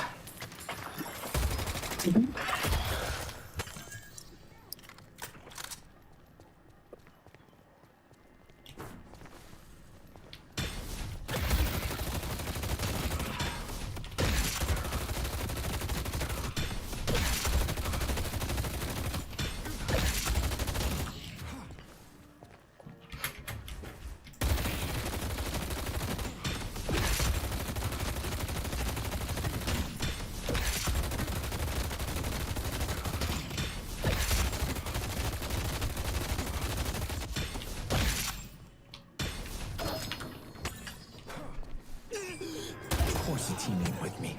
Why would they be with me, looking lazy bastards?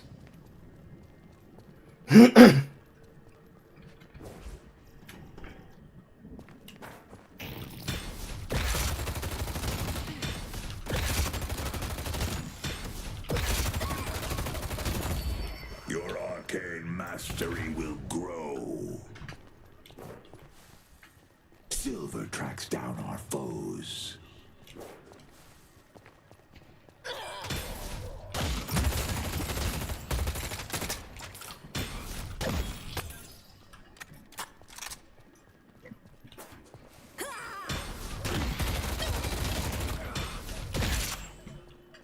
Too easy. And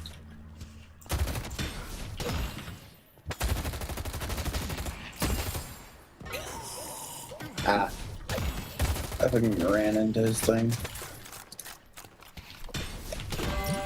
They only have one shrine left. Crushing Fists, Inhibitor. The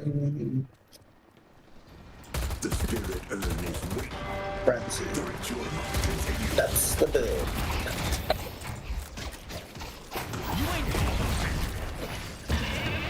Back in 44. Party. Leave it to me. Keep me out.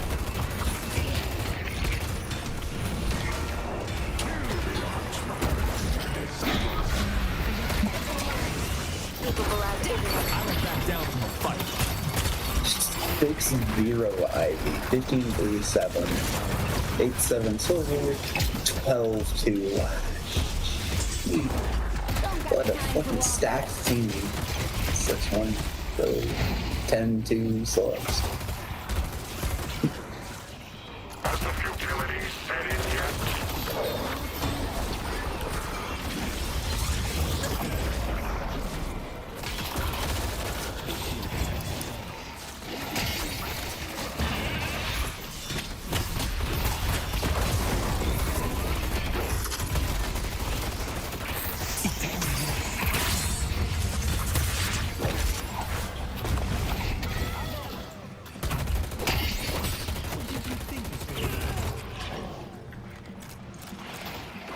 They ain't putting up much of a fight.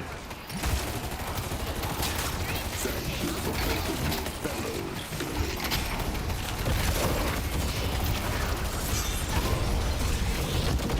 You never had a chance.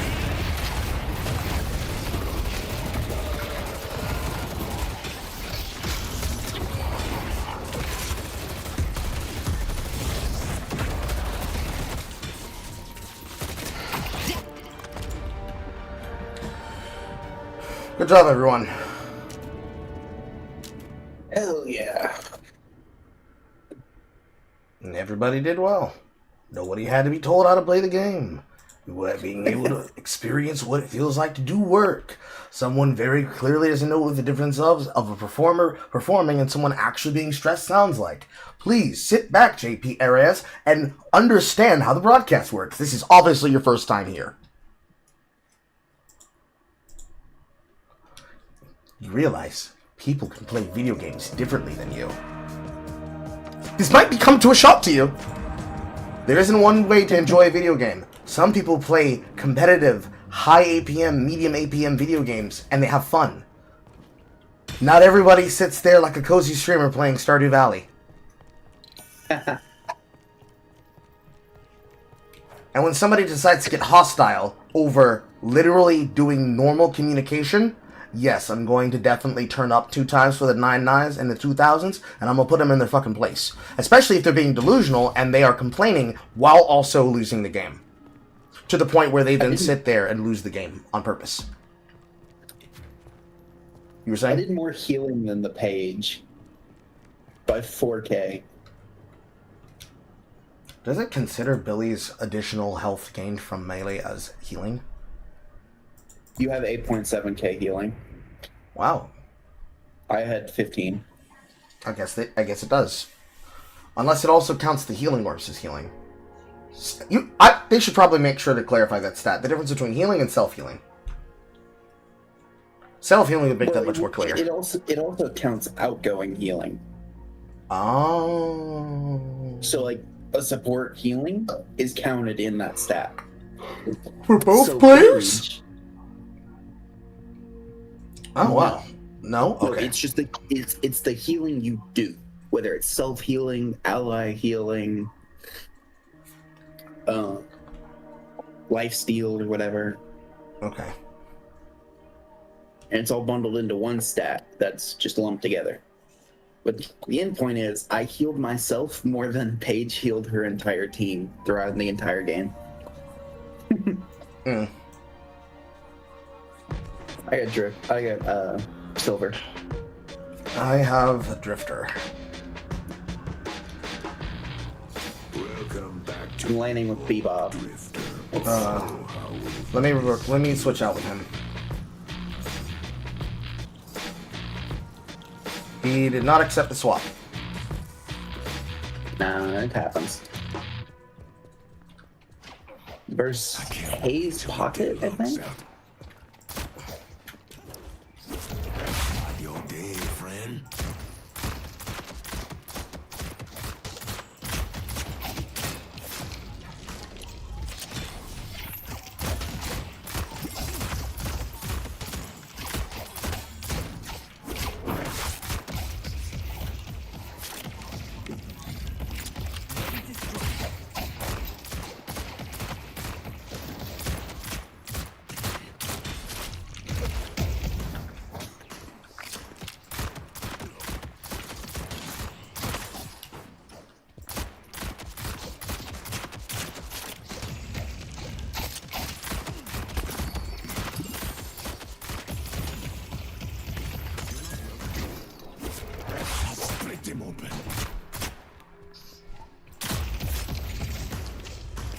We're wearing them down slowly. Don't get antsy.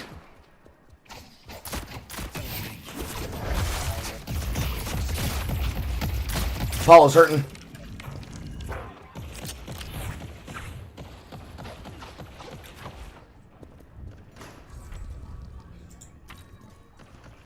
Dramatic, stylish, I love it.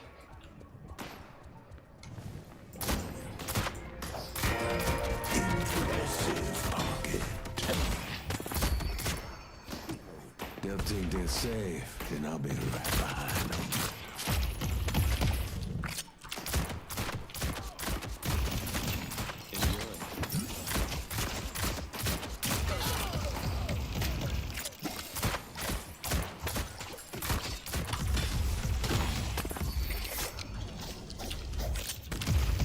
Going to shop. Headed to Blitzmark.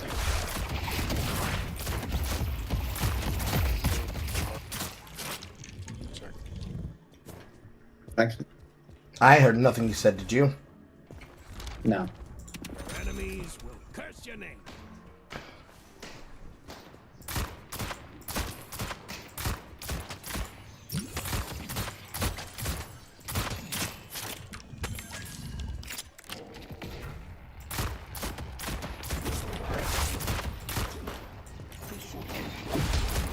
Here they come back on the zip.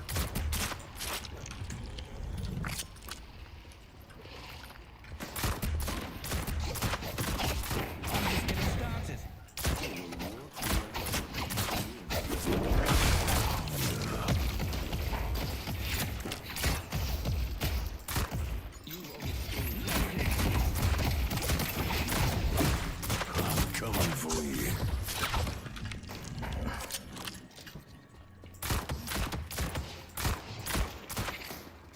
I see the enemy.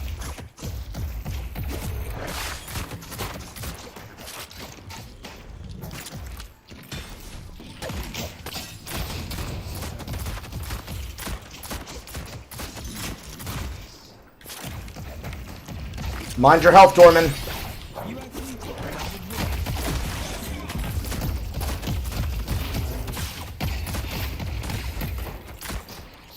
I can't put myself in a dangerous position trying to bail you out because you won't back up.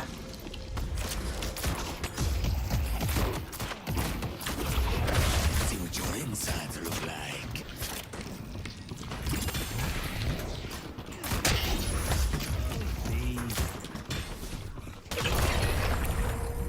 Oh, that felt good.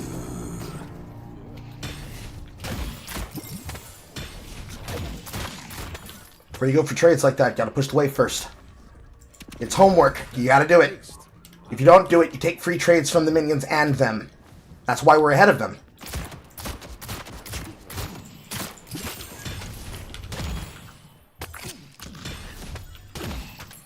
I'm lagging.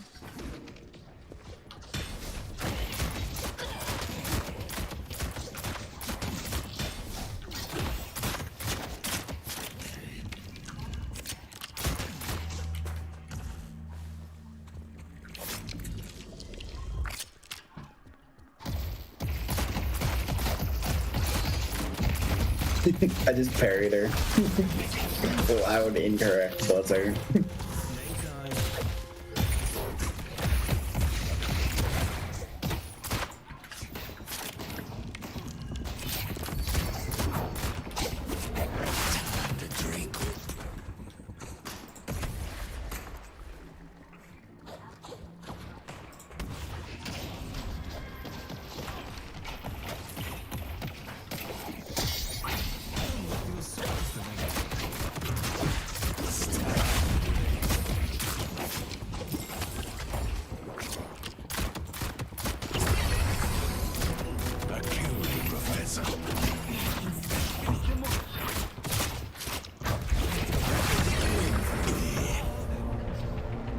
You are so lucky, Dorman. Go back and restore. Walks amongst them.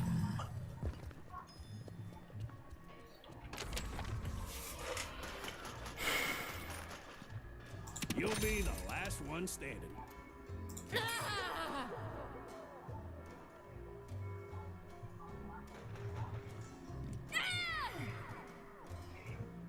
Hope you win whatever fight you're about to start.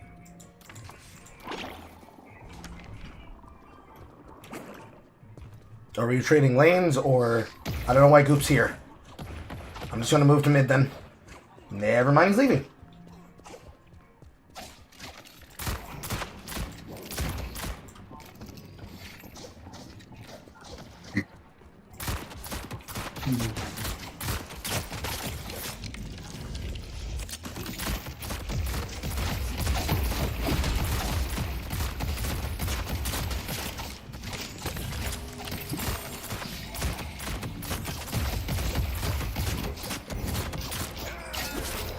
See what your insides look like.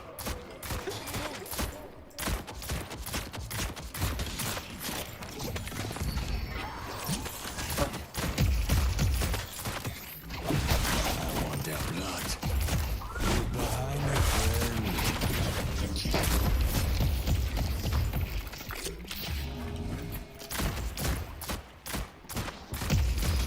I'll be right back.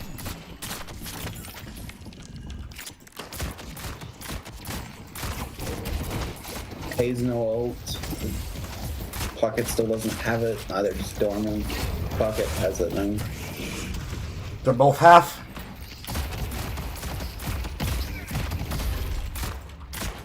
Hayes is worse.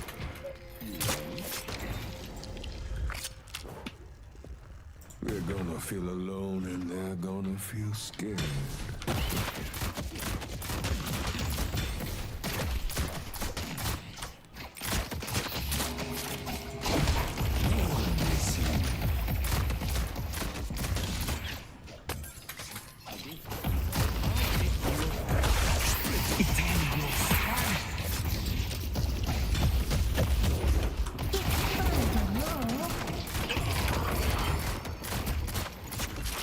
This has shown us the glory of the cube.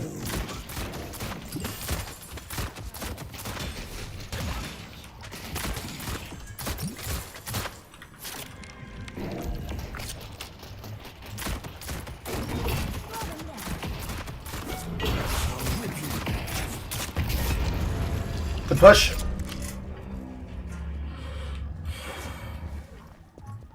Retreat, get your buys, reset, take the jungle, etc. I got parried. I'm gonna kill myself. 15 souls off my item. That's criminal.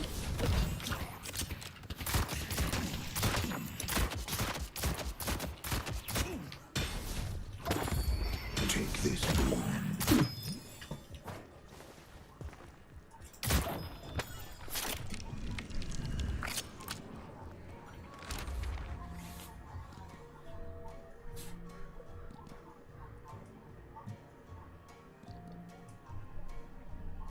Someone's gonna be bleeding when the concrete, but it ain't gonna be you.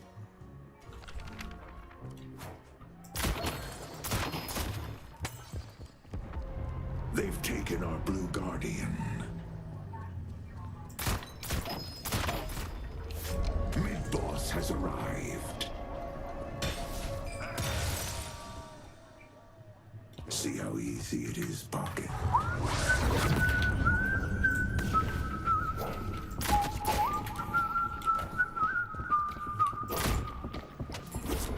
I'll take your throats.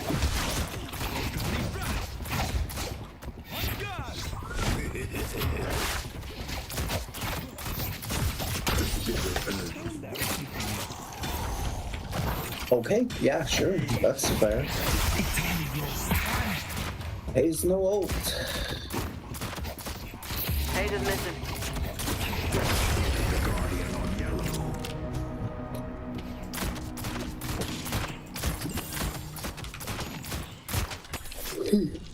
Our yellow walker is under attack.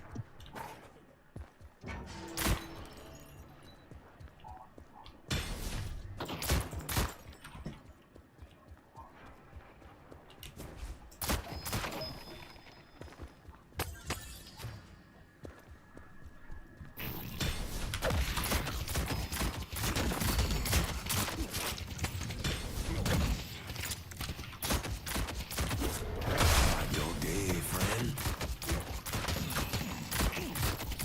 We delivered the urn.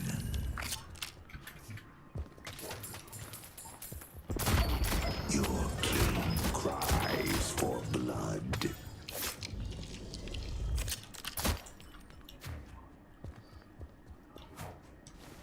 They're all missing. I don't know if this walker's gonna be worth it. A blue walker is under attack. I see them. 3 mid. 5, 4 mid. Still no one on yellow walker. Headed to Broadway. I can't execute until somebody's here. This needs to work. 1 left. Ulting. Walker down.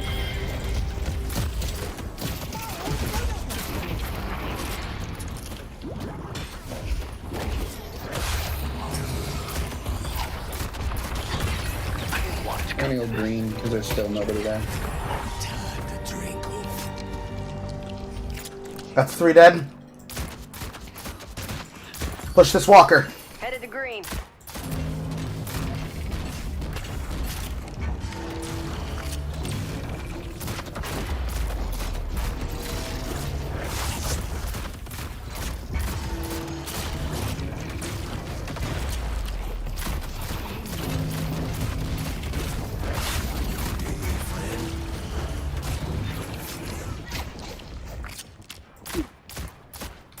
Age.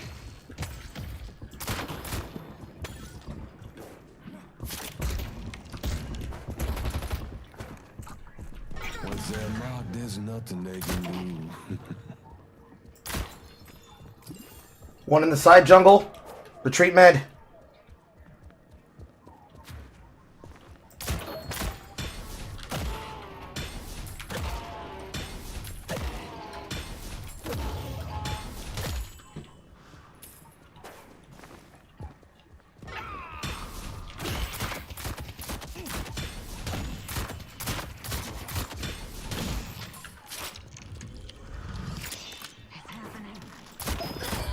The Hidden King's power is yours to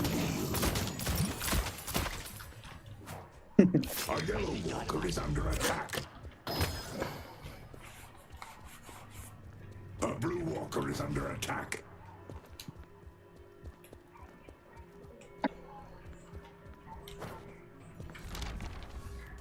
Stay strong, buddy.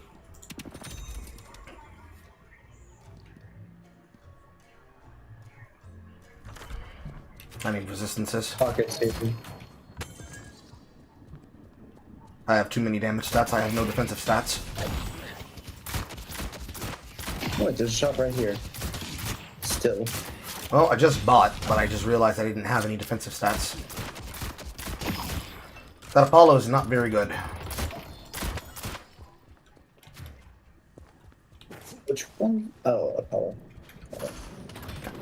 3 right. 8. I'm hovering you. If they overcommit, I'm jumping them.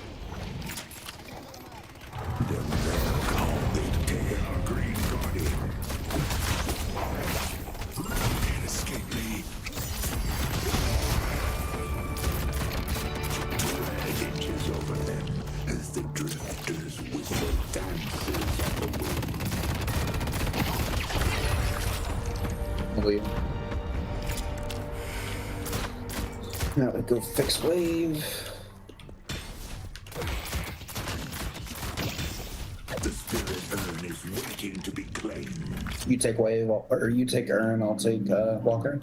Correct, sir. Left here to rot. Moving Urn. A courier has arrived. Taking safe routes through jungle.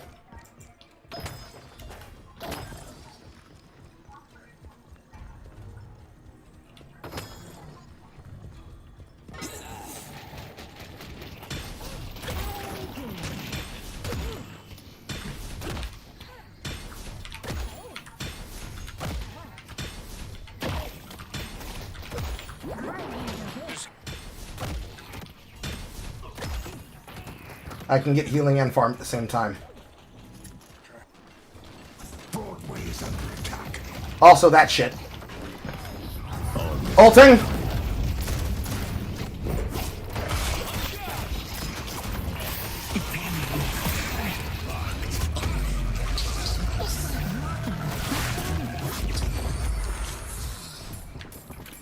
Well, now. Let's see what you're inside look like. Green. Pulling Aaron again. The spirit urn is waiting. If I can fucking catch it. They destroyed the walker on Greenwich. I have 6. He's there. Curious sense of humor. Any page, no ult. Please. Got it in hand, going more direct. Let's abuse these timers.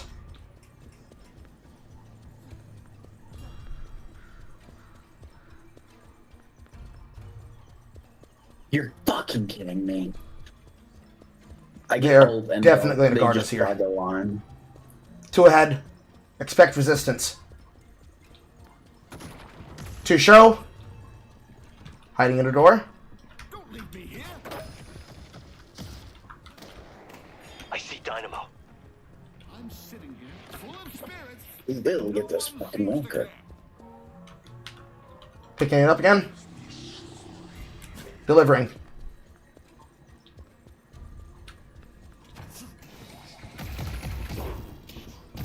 Run him down.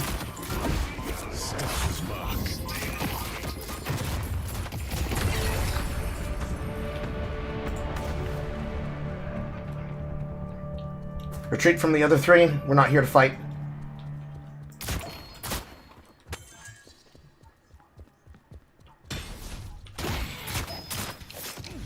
Retreat, reset, fix the waves. Bebop, Knight need to get escorted.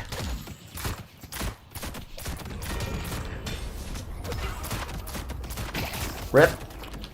York is under attack. Just because he died, I don't mean the rest of you two have to too.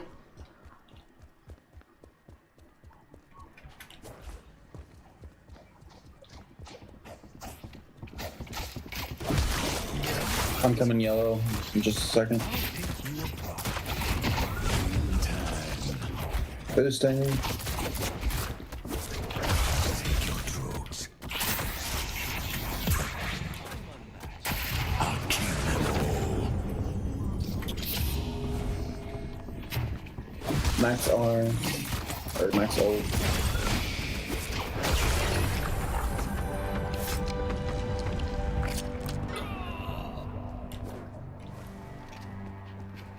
Two running through side jungle. Broadway is under attack. Scream for me. Behind you. Billy in jungle.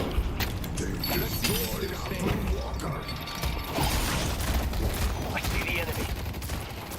Two in jungle. Haze. Fuck. My ult takes so long to proc. Yep, that's the problem. They're escaping. Got one, but lost one in return. Basically 2 for 1. We lost 2. Okay, so 2 for 2. Yeah. Because remember the guy they were chasing in jungle originally? And then me.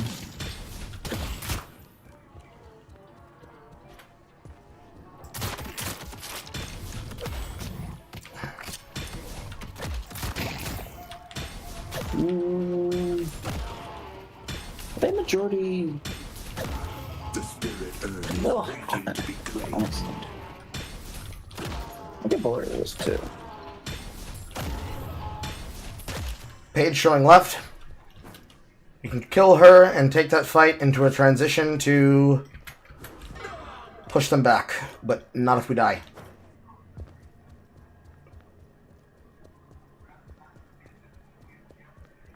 I'm gonna push out green. Paulo's there. 3 Billy in the on left. jungle. 3 in the jungle on those 2. Paige, Billy pushing left.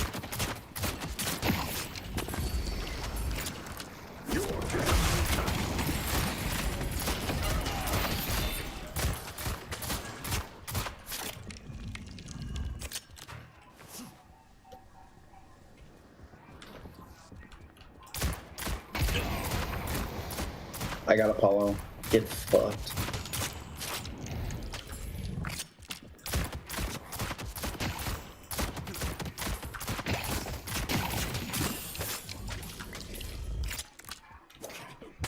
Billy moving Urn. Paige hovering behind him.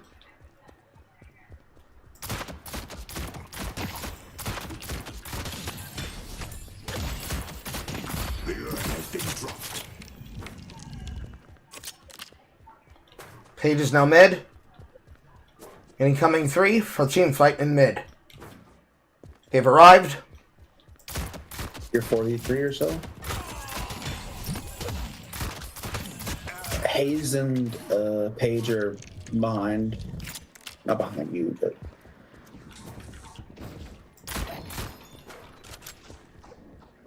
I'm just gonna keep pushing green. Waiting to be. I see Dynamo. Probably smart.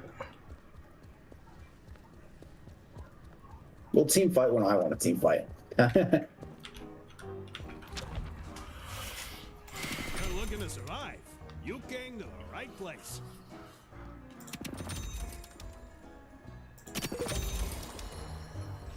The urn has been dropped. I see Apollo. Or not Apollo, but somebody. Viscus has shown us the glory of the cube. Moving blue to stop wave. We delivered the urn. It's a lot of souls going to waste.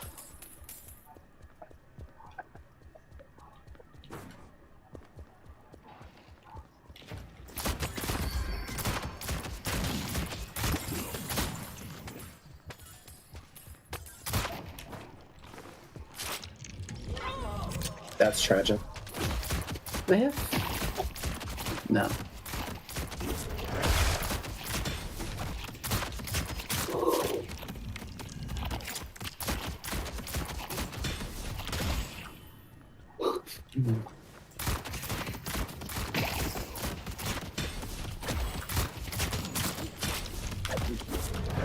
Billy and Hayes on Bebop. Apollo's on Bebop. I'm about to move to rotate after this jungle camp. 3 on Bebop. 3 on Bebop. Never mind, dropping. 4 on Bebop. Yeah. That man is gone. 4 pushing right. Your lives away. I'll be ready. I gotta get bullet resist. Probably also Bebop resist too. I see Hayes.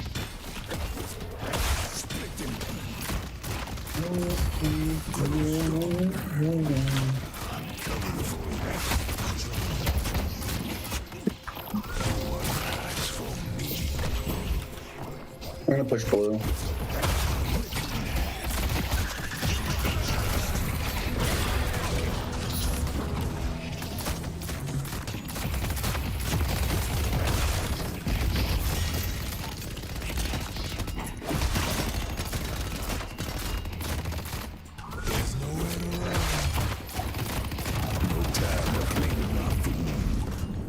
So we just allow them to walk in our face and we're not going to fight them? Hello?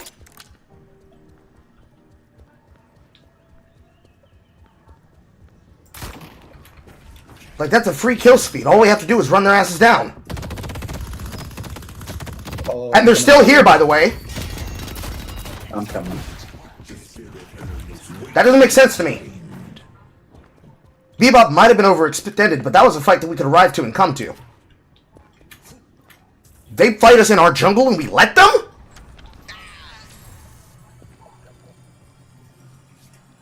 I fuck it.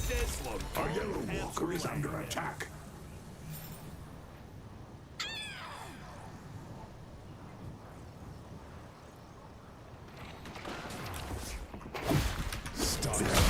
Your team is grateful for the work you've been doing.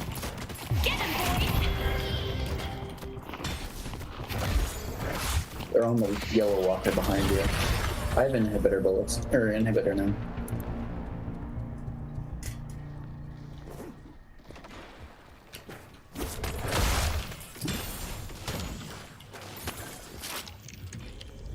I have stand mastery and a dash ability. I'm gonna go run Iron. Yeah, half dead anyway. Go do that.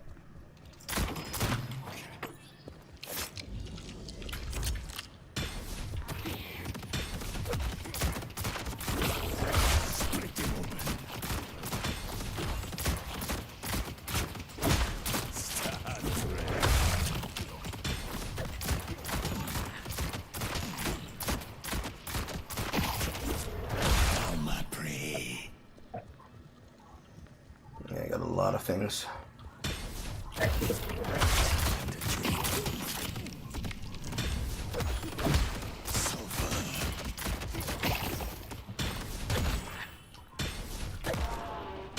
Team fight mid.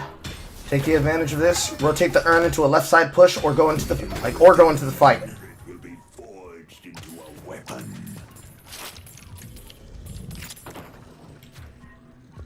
Alright, I'm gonna flank with one of our teammates.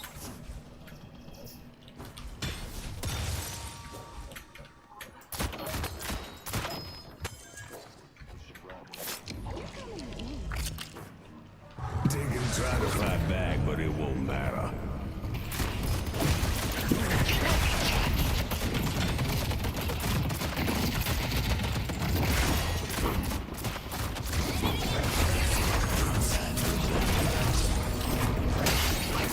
Transforming. Facilitating our victory.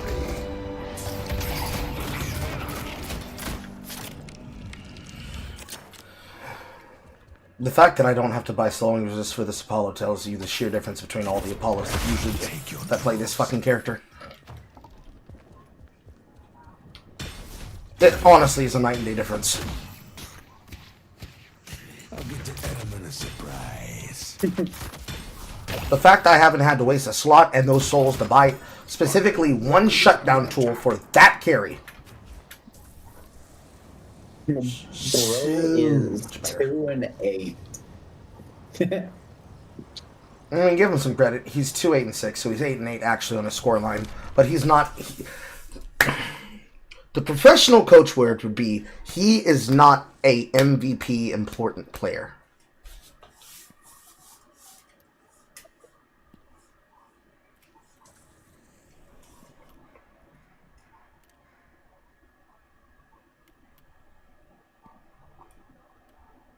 There's already so many yellow, I'm going green.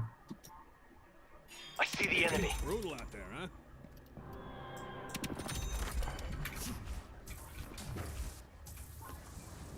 Pushing down blue. Another team fight. Scream for me.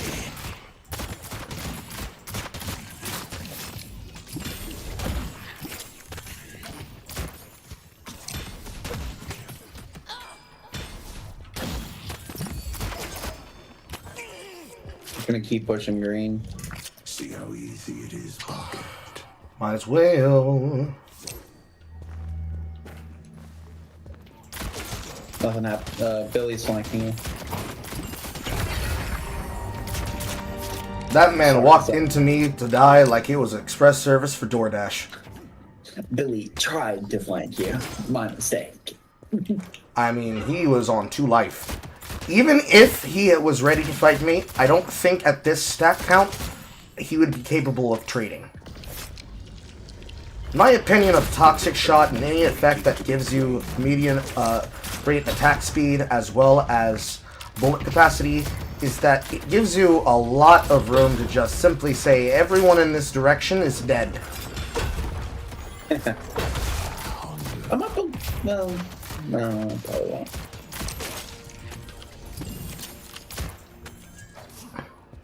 Because all I'm really looking for is like ammo capacity, fire rate, and probably recharge bullet rate, if it exists.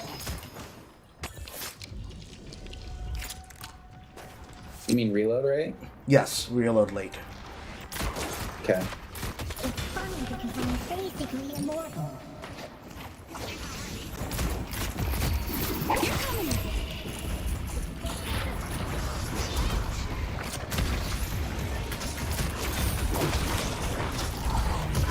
Hi, Paige.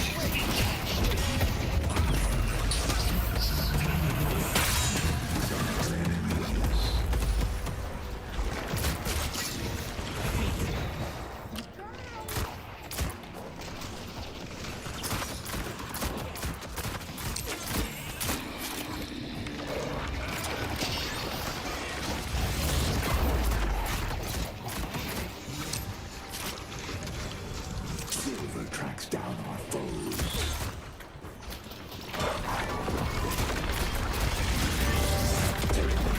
Try left. Light is running hot. The ritual must continue.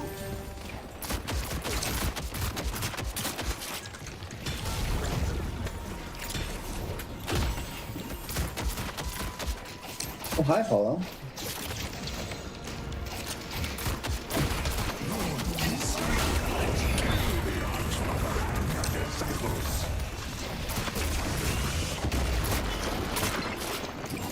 Just be on the prowl tonight.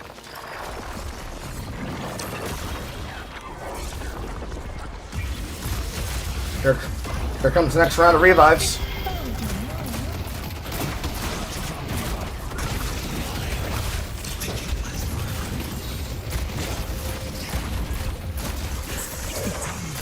Hold on. What I have to do still bad. Tragic. I died.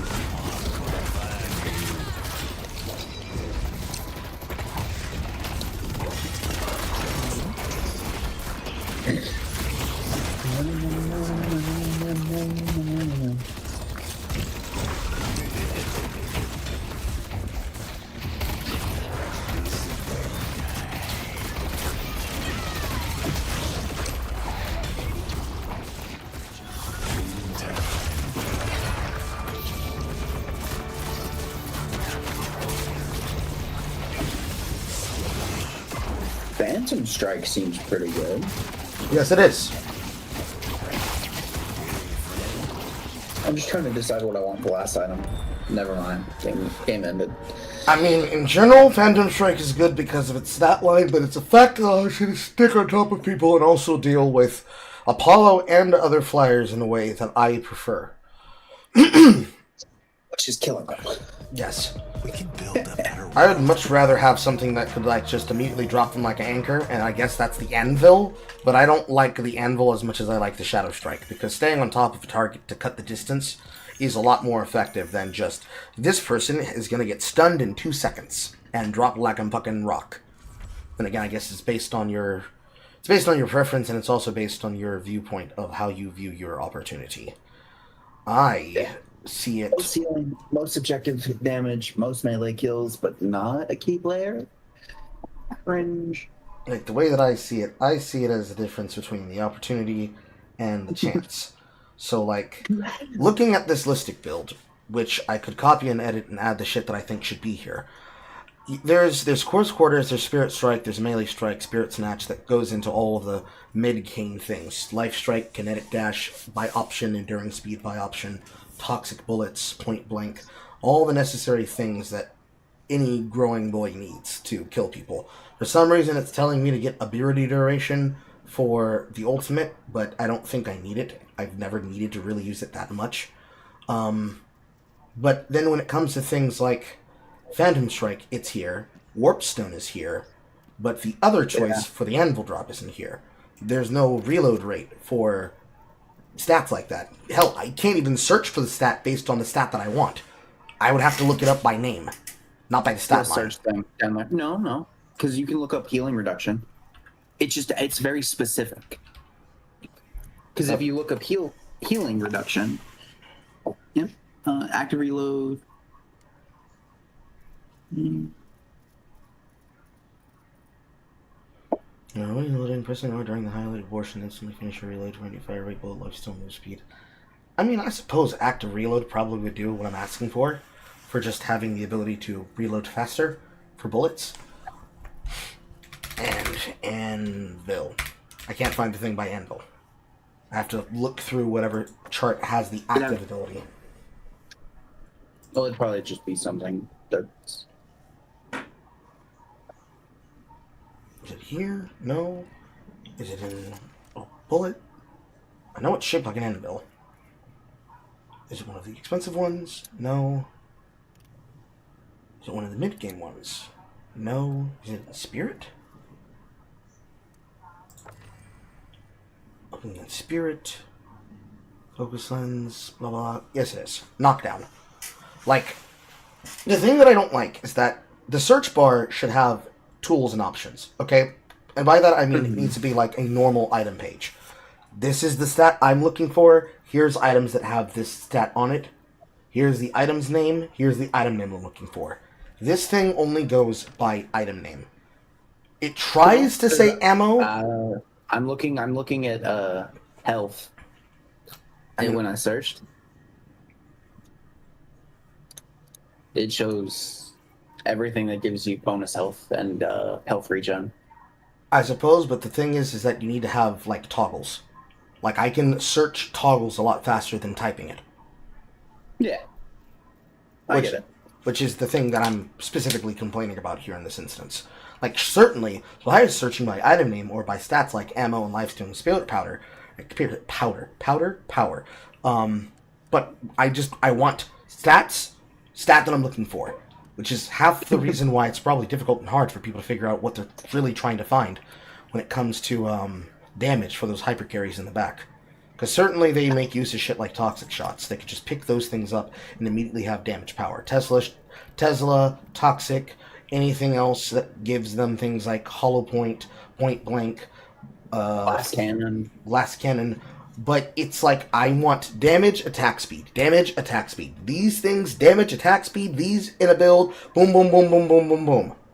It requires too much requires too much direct knowledge rather than passive knowledge to be able to compromise these things together. In other words, if this were a single player game, and I wanted to go through a stat sheet similar to Mutagenics, similar to anything that could put things on a list, I would have a hard time finding some type of cohesion and synergy.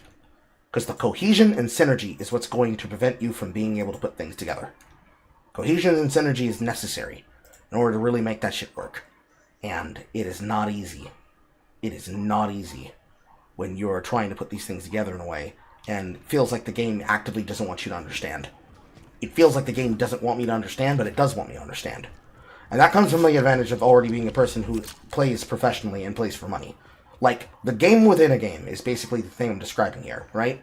When you're playing League of Legends, the thing that you actually need to learn is your character's micro and macro. And then learning the basic general skills of micro and of macro knowledge and micro knowledge to play the map. You shouldn't be fighting the item system so that you can figure out what your next scale of power is. Playing the game could get you there, but it should also be simplified. Right now, this item system is not simplified. Certainly it helps when other players put it together for you and they tell you, hey, put this together like this, buy certain items if you're ahead, buy certain items if you're poor, and get a situational situation, read the greens so that you understand what they do, put the stat on it and say, listen, before you have this, you can put some other things in this place, but it still requires secondary knowledge, right? It's like, in order to be Superman, you need to have super fortitude. In order to play certain characters, you have to have the secondary trait of, okay, I know this works because I need this and this and this, so that this does this. Especially when you're talking about the order of what's important, and of course, putting down situational things. So, this listic build that I have for the Drifter here, it puts in a situational situation tree for two different types of situational, both early as well as mid-game and late game. It's got metal skin, it's got plated armor, it's got return fire, it's got warp stone, it's got spirit resilience in those places. Are those all of the options that you could use when it comes to defensive survivability? Absolutely not. But is it going to be for late game? Certainly. Metal skin definitely does feel good when you're placing with things like plated armor, but at the same time, I'm not supposed to be getting damage like that. And when I do need the metal skin, it comes in handy, like we just used there.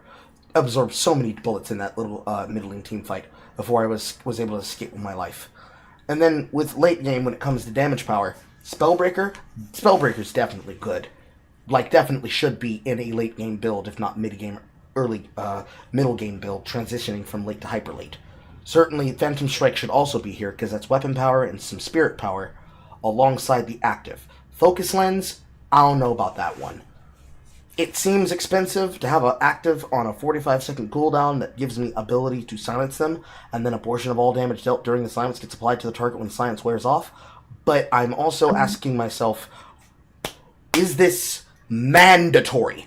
Is this core? We talked about this yesterday. Like, the core things in many of these builds are not laid out as this is in your build every game. This is when you're facing this and this. Ironically, one of the builds that actually does that is for the swap hero on my Abrams build. The Abrams build has a basic breakdown of exactly this. It has exactly what the early game should have, it has exactly the transition to the mid game, and it tells you exactly why you have to have it.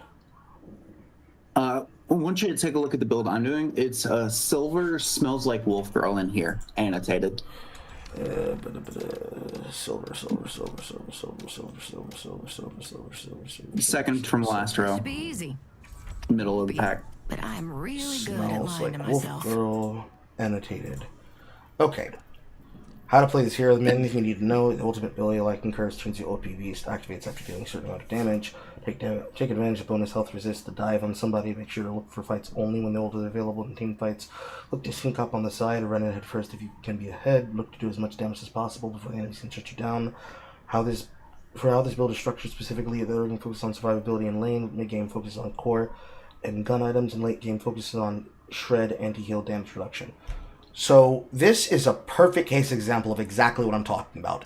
This right here, the lane essentials, the mid-game transition, your green options. And they're optional. There's some optional categories that don't, like when you hit Q build, don't pop up and clutter.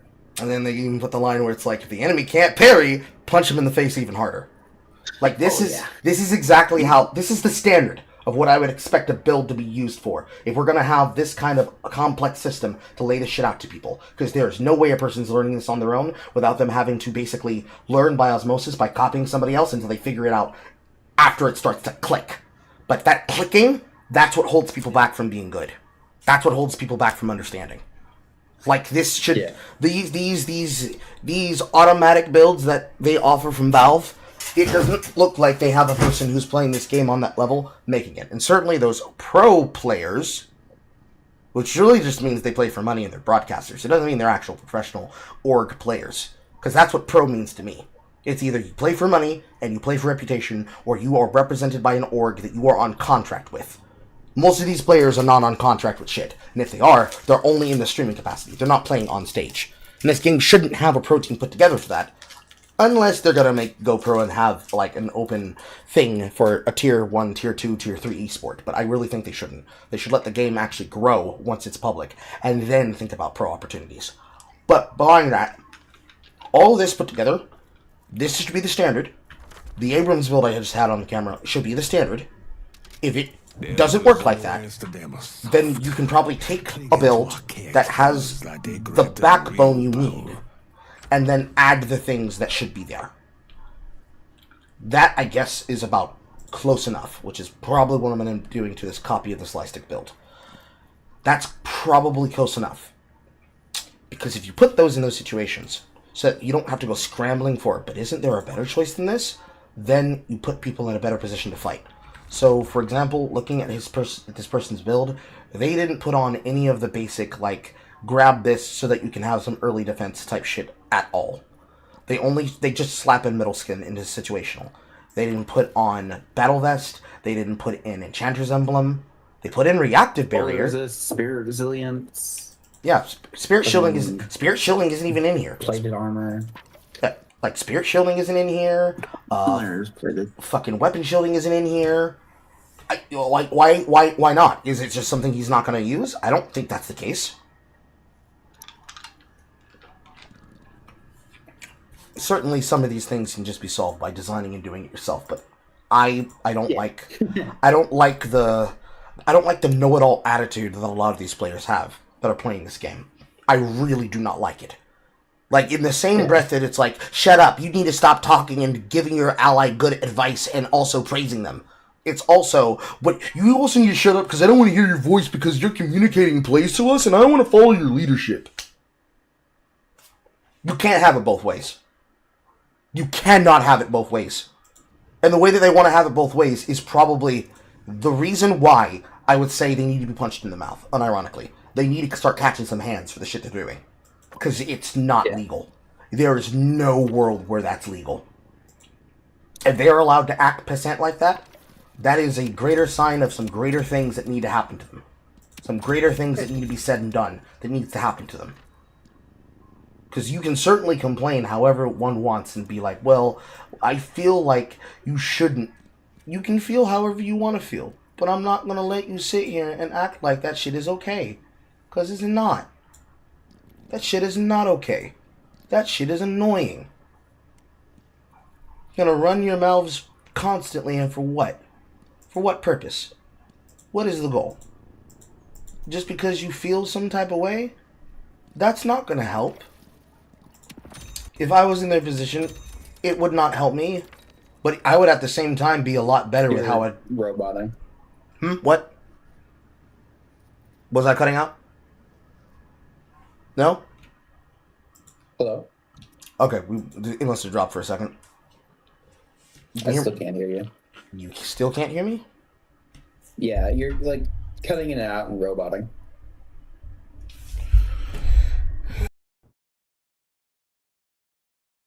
Discord's lighting up green, but I'm not hearing anything.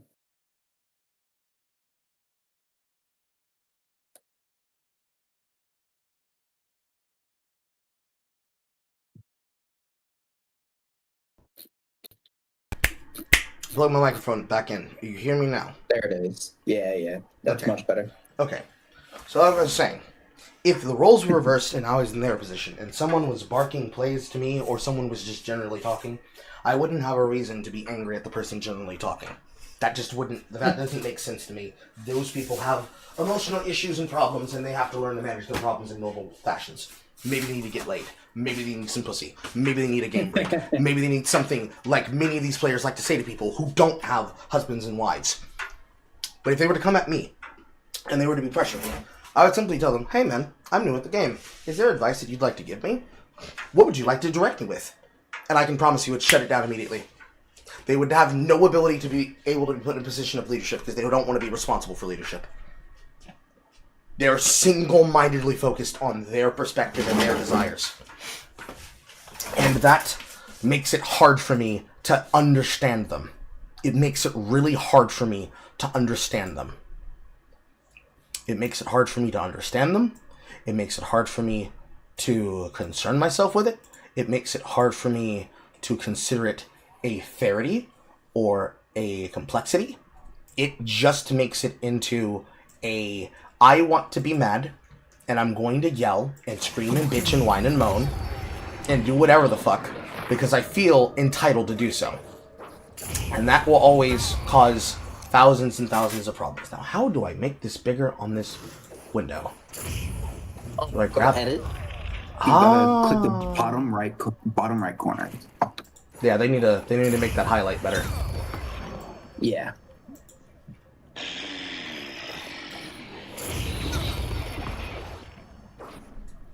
Okay, let me size it like that. Beautiful. All right, now we're getting somewhere.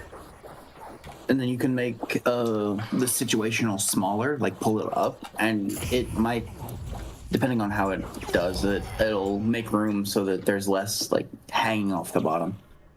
Okay. I have to move it up a little. The other ones.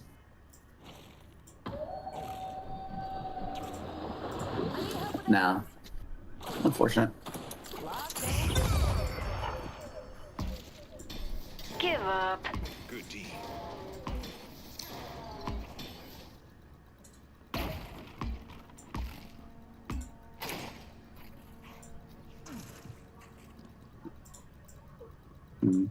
You can also make them vertical categories too, if that helps.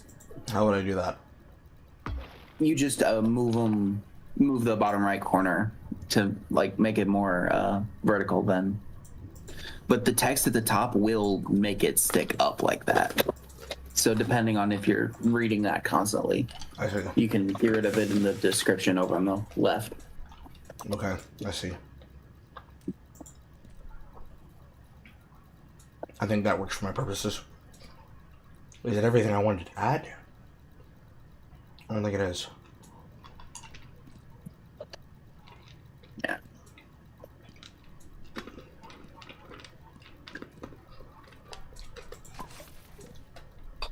Shorter barrier. Shorter barrier. Really? There's no physical version of reactive barrier? I would have thought there would have been a physical version of reactive barrier, but there's not. Where's that return fire?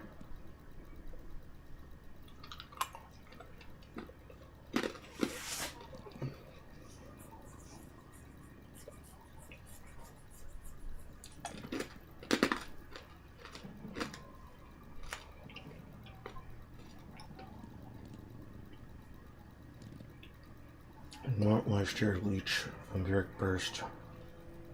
Leech. Leech is good.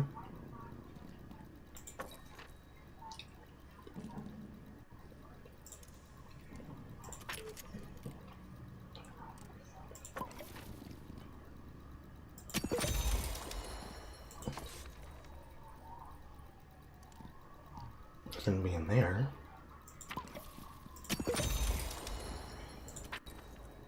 Should be in here. It builds out a spirit lifesteal and bullet lifesteal, which will add a lot more quality of life. Should I really want it for late? Because I think that would help in combat when I'm doing trades. Yeah, and I'm noticing your build doesn't have them, but did you notice the annotations like under each everything on the silver build? I did not look at them. Let me look at it again. Just hover over any of the items.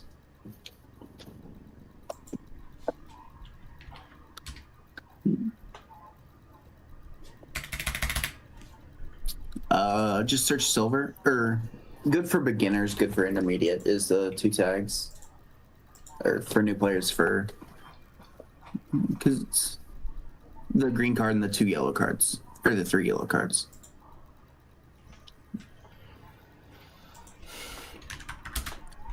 And the green card, and then there was hold on, express shot is the other one.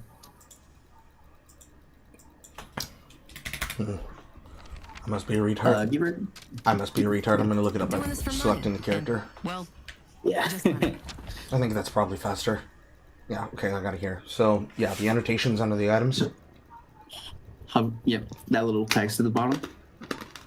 Yes. How do they add that? I have no idea. Hold on, let me go to edit. Item notes. You click on the item while you're in edit, and then go over to the left. Okay.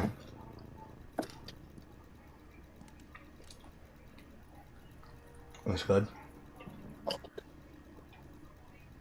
Slowing bullets.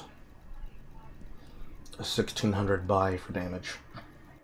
One of the case examples of exactly what I'm talking about when it comes to just make it simpler. And then express shots, just huge power spike.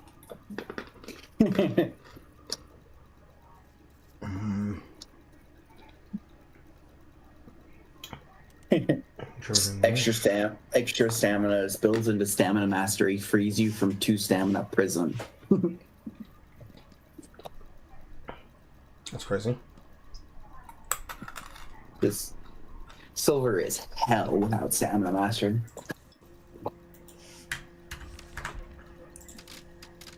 We all got weaknesses, but mercy. Also, I apologize for taking another way to have to fucking go through things that probably should be considered simplistic or not that important, but I consider it deathly important, especially for, like, understanding.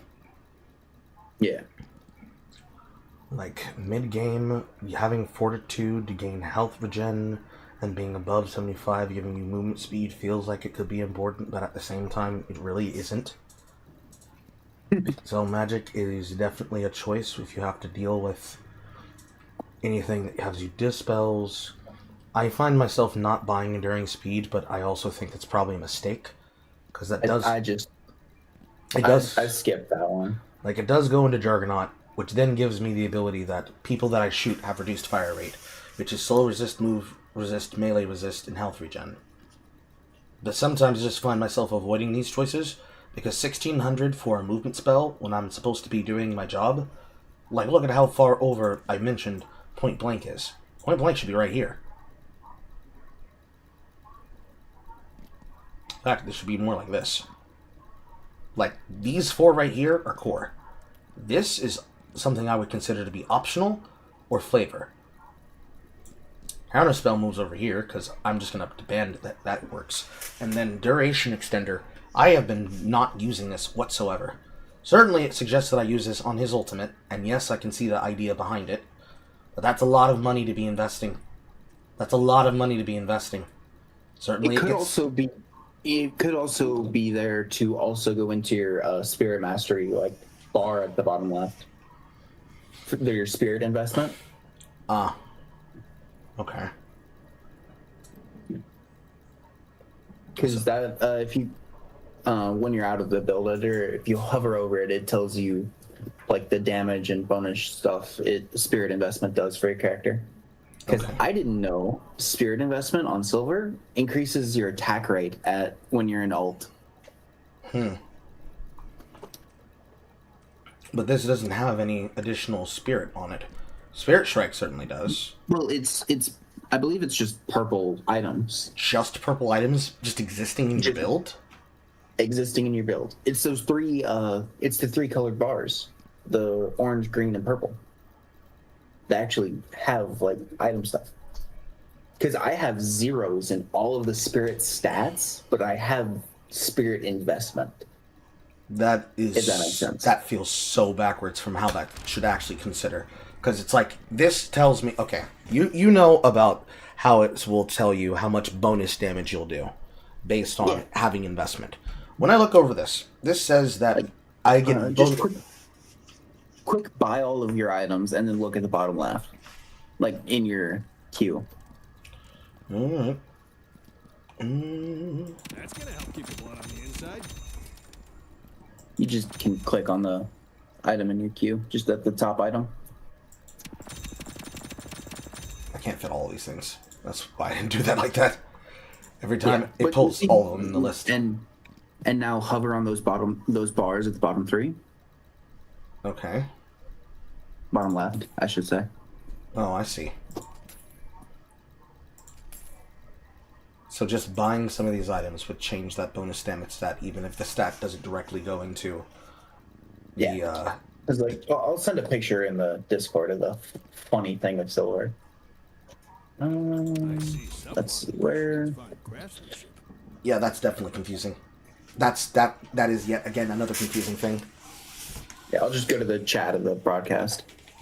Because what that means is that this right here that it's showing, because when you hold Alt, it definitely shows the 1.2 and the 1.4 increase that it does from the original base. The problem here is that this shows you the active number, so I just assumed that was the base stat.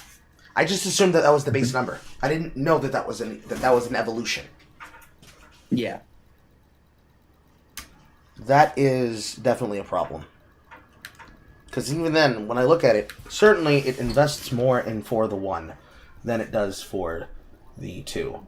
For the ultimate, it definitely is probably slightly more of an additional boost, with attacks proccing spirit damage during it, and that can be considered probably part of it, because then you get the damage proc increase, as well as follow through for isolation range, which doesn't get affected by anything.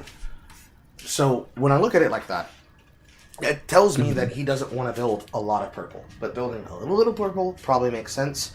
Maybe building 1 line of duration extender until you get to superior extender. So this actually should go from here down to here. Or you might want like the cooldown reduction, maybe for something instead. Yeah, like the superior cooldown is out of combat regen, and then 20% ability cooldown. Yeah. So, however it works, or you might want to go for something completely different, like fucking, where is it? Ooh, Quicksilver Reload. Bonus bullets on ability use, because it's an imbue. Okay. But yeah, when I look at it for the stats for, say, this particular character, or the one for Billy, I didn't look at these stats as something that required that, because I wouldn't have looked at that and considered that to have been bonus stat damage. Hell, even looking at it, it shows that it has like a 0 base, and then it says 62 with a stacking amount. So it's like this needs to be more simplified. This does not list stats in a way congeal for the game that is good for making sure people understand what is being laid out here, which is going to make a person more fucking confused. Like that's definitely a big problem that I really don't like. Because now that you've shown me that, that makes a lot more sense, but it also furthermore complicates problems. Like, that adds more problems to the game within a game. Shouldn't have. Anybody can be able to call me a retard for looking at that way, but, like, I'm somebody who does this for money. It is my job to understand how to play a game well. That is way too many layers of problems. Way too many layers for problems. There is no world why it should ever be that complex. There is no world why it should ever be that complex. But what do I know? I'm just some dumb chud. You're not even a chud. You're a fake cell.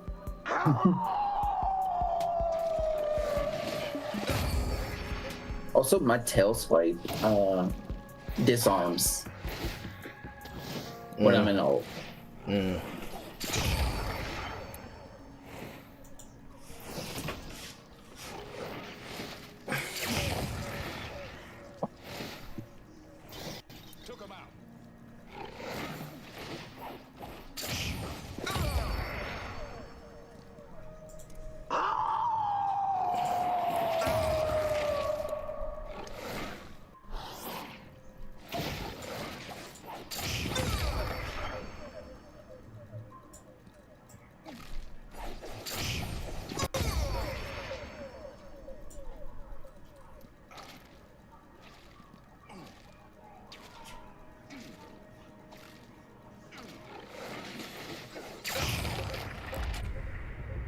There we go.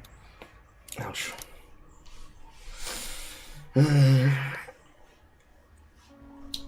And time for a Billy game. I got Paige. Unfortunate.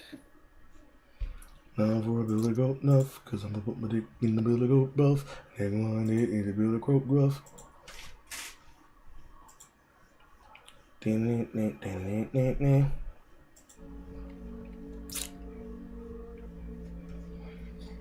God, that makes so much more sense for these things on the fucking chain gang on Billy. The amount of things that are changed by his investment with Spirit. despite being more of a gun-based character. Yeah. Probably wants something like cooldown reduction, maybe, for his Q. I think he gets that, but a lot of his stats happen to be the things that have synergy with melee damage, like Spirit Snatcher. Yeah. The applicable shit.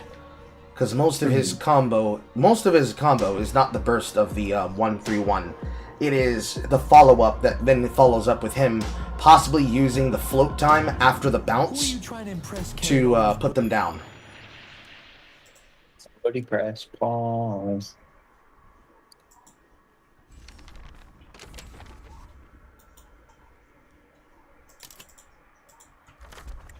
Can we please switch Vindicta?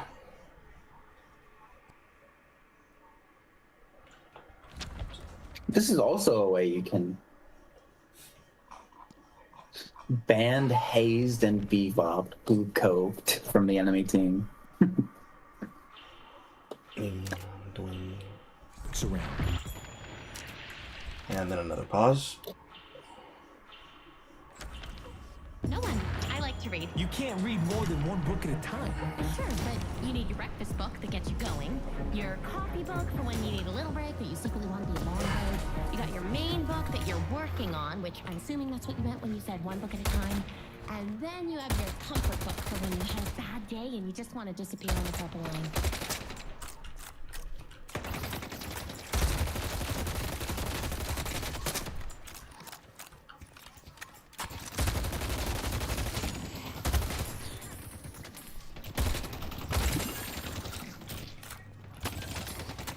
Time to do some shopping.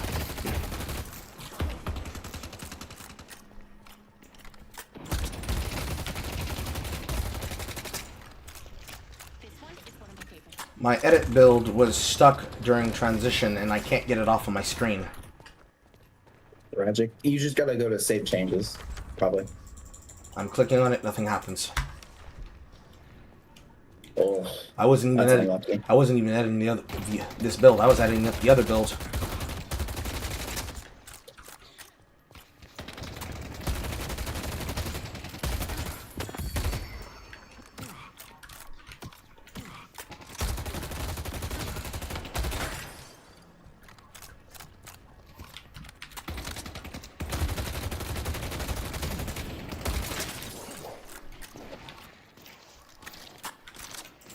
I gotta play with this shit on my screen the entire game. That's so annoying.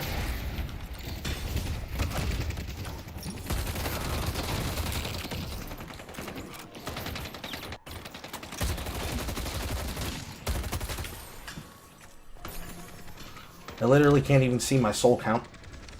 I can't even probably buy items. Hold on. I'm gonna try disconnecting from the game and then reconnecting. Okay. Let's see if that changes anything. Okay, shit's off my screen. Fucking hell. Can't even buy items in that state? I could get with some fucking UI blinding me and take it as a challenge, but no, I'm not gonna have the inability to not buy shit for the entirety of the match. Yeah, I get you, I get you. Well, someone's looking to make a statement. Time to smash the machine.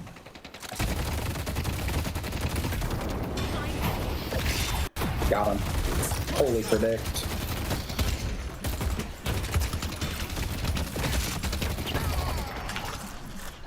See, they need to stop disrespecting players like that. They do not get to play in people's faces like that for free. Yeah. And it doesn't help I fucking predicted his ass so fucking hard.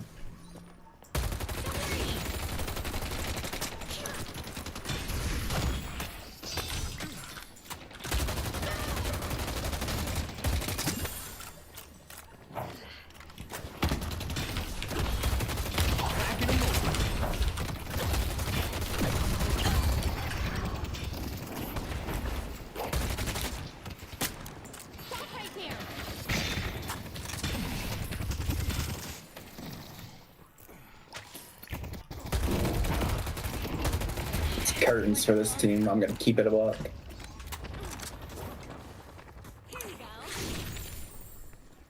My shield gives you weapon damage as well, by the way. Okay. It's 30%, increasing with my purple buy.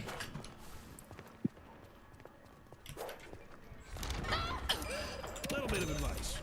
Don't get caught.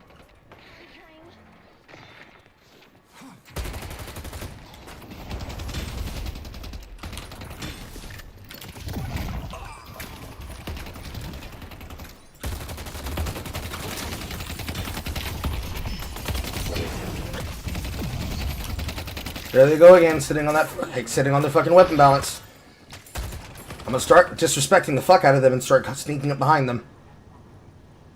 They play way too fucking cocky and play way too fucking safe to be playing characters like that and not respect people in distance.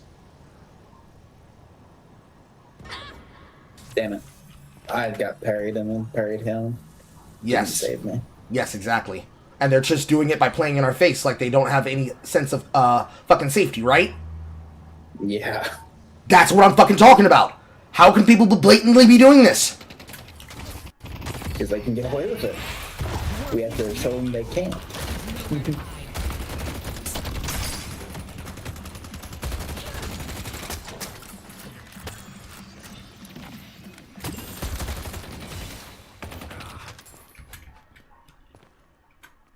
With these two, you probably want fucking battle vest. Just early.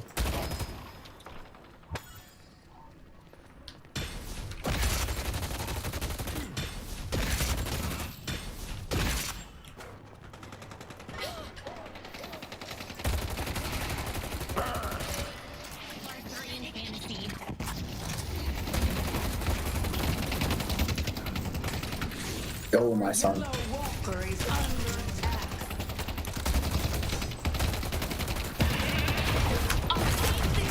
Be right back. Lifting.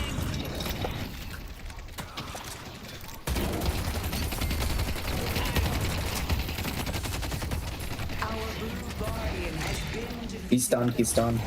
I don't have any follow-up. I got him. Way to not suck. Our blue walker is under attack. Plus, it's more important for us to get the walker damage. I hate tower aggro. I'm dead. Not dead. You're not dead. Close. 16 health, but not dead.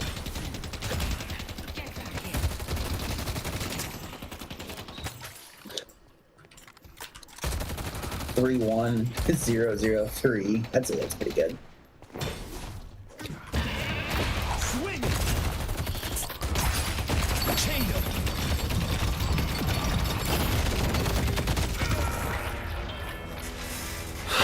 Allowed to get away with it because you were dead. How did you take so long to get out of base? Because I was 46 health when I got there. Ah. I got 1,000 max health. You want to buy a mug to go with your gun? Oh well. Bad mistake maybe then. Need bullet investment. Not many problems a bat can't solve.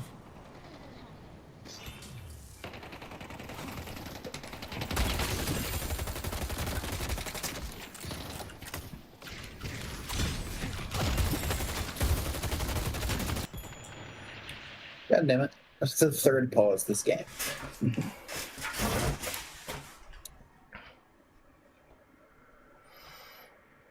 So they definitely need to die. They definitely do not have actual hand skills. When it comes to gunplay, they do not have counter choices.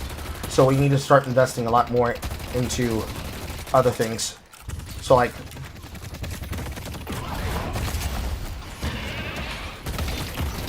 I got there. If I'd set that earlier.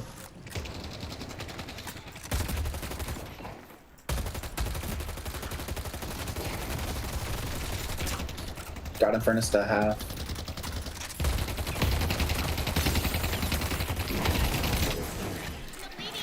I'll be right back.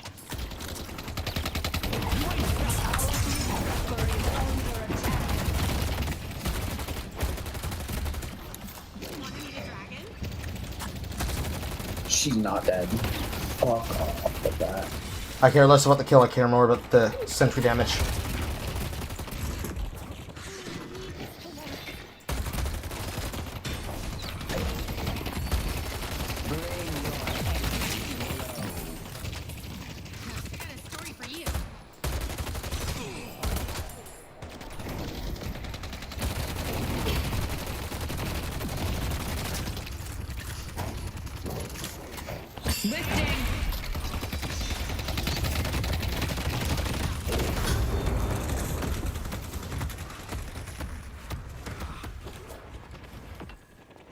She's critical. I'm 32. I got I him. ain't getting killed by chumps like them. I got parried. That's tragic. I got Infernus, but I got parried by that bitch. I think for these players, we just need to take away the defenses. Don't give them things to hide behind, and we can execute them afterwards. Yeah. Well, we have the Guardian next push anyway. Because I'll actually ability the fucking thing this time. Dramatic, stylish, I love it.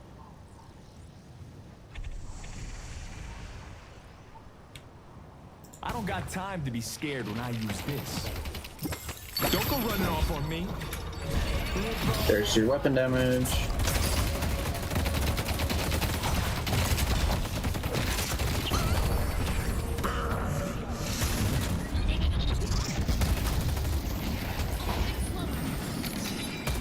He's out.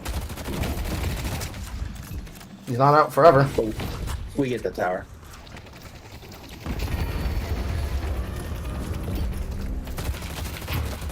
I got you. The urn has been dropped. Look out, There you Mr. go. Fancy Pants. Just like that. Max rank. Just-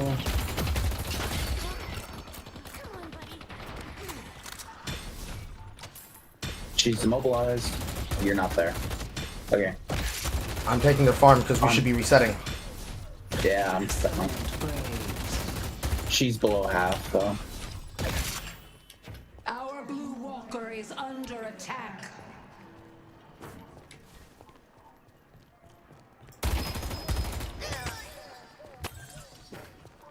This gives great safety to our allies and endless frustration to our enemies. Take this. They're thinking on the iron, maybe? You're 2v1 up there, I'll go. I'm coming. Oh, I have no stamina to dash. There you go. The urn has been dropped.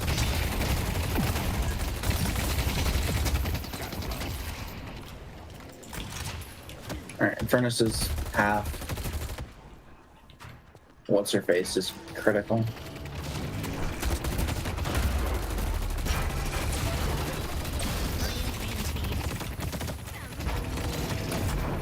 He's critical, he's dead. He's not dead. Demolition time. Hold on. I need to see you. There you go.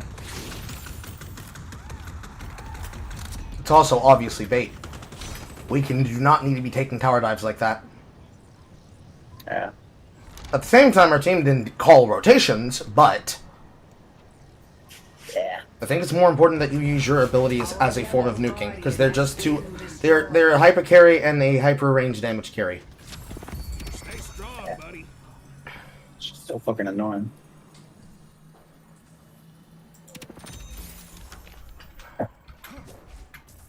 There's fucking Team fight on right. maybe? Team fight on left.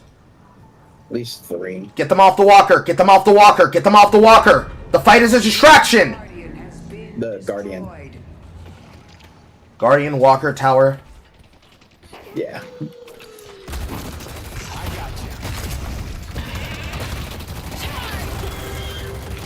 That's 4. Party's here now.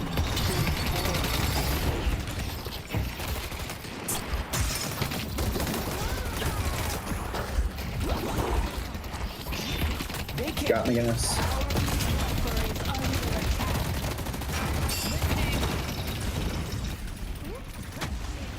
Parry behind us.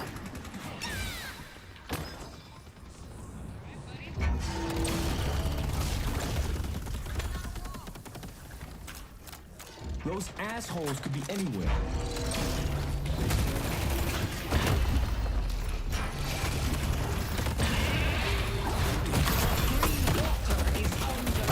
Mobilize McGinnis, but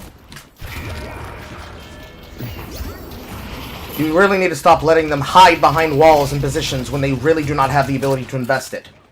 If we're going to take fights, take the fights, but also notice that we're losing objectives and structures. Really? I feel safer already. I'll go on.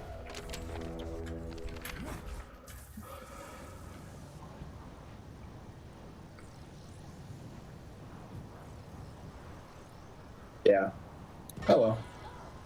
McGinnis walled me.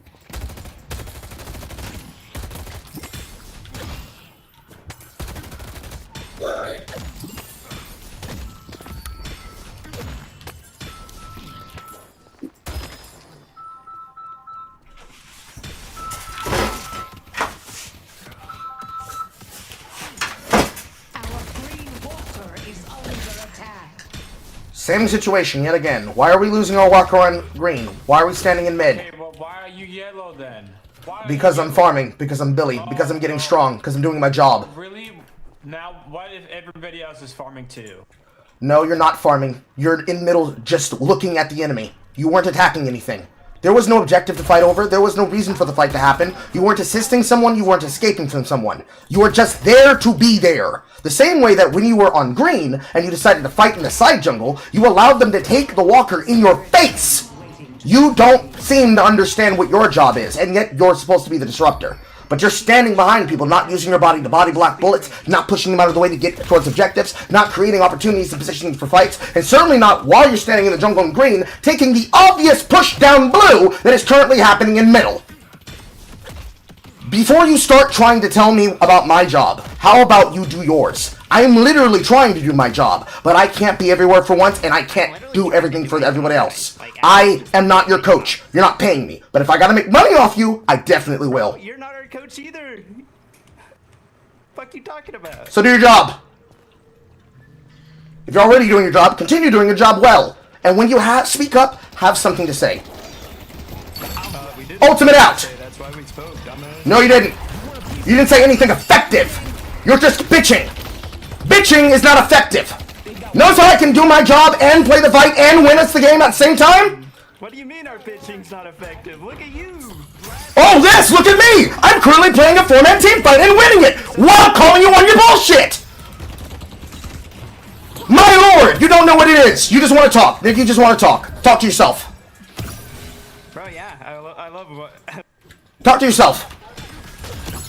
And if you want, and if you're really mad about it, you can come to my channel on any Sunday during the Sunday Yappin', and you can call in a $100 bounty if you can prove the difference between what is currently happening here in this situation. What is effective, what is not effective? Is it effective to let somebody bait you into a dumb fight over nothing and take objectives in your face?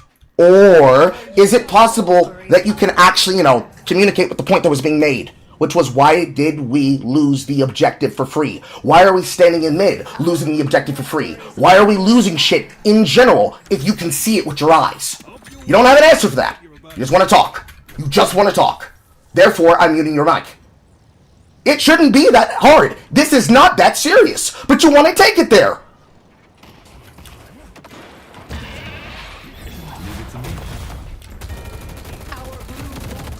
You want to take it there and you can't actually defend yourself. This is how you get it done. You need to stand and need help with shit. Our yellow walker is under attack. Still doing my job picking somebody off so we can get a side push because we need items and towers. Yet somehow we're still taking a large meta team fight and we can't do anything about it. It's wild. It's weird. It's weird and it's wild. People like you are weird and wild. The two of you are weird and wild. Maybe instead of being antisocial, you should learn how to play a team-based game on a team full of people, right? Maybe instead of trying to argue with somebody just because you heard somebody speak, you should have something to say. You had nothing effective to say. And you're trying to argue with somebody who's streaming live on camera with more than enough people to see you playing this situation wrong. You don't have a reason to be angry. You just want to be mad, nigga. I wasn't done making my point. Now we can move on. Getting muting and moving on is not going to solve the problem because their attitude isn't going to change. They can either choose to win or they can choose to lose. Don't add on to the situation trying to play mediator, because it's between me and them, not me, you, and them. You try to get in between it, you're going to get involved. Don't do that to yourself. Stay over there.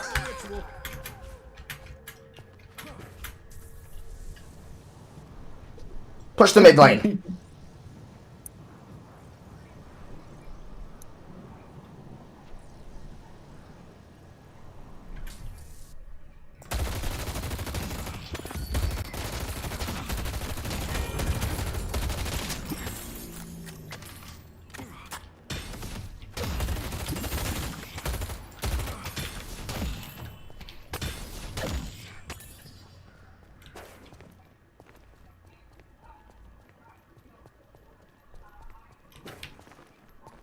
Let's see him look at me sideways now. I see shit.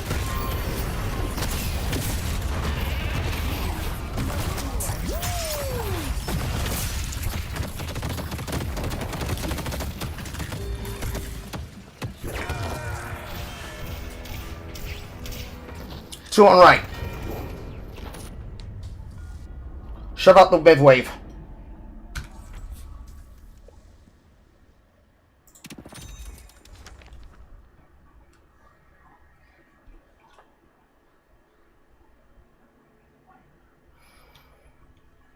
If I had a nickel every single time, I'd have $1 million from bitching alone.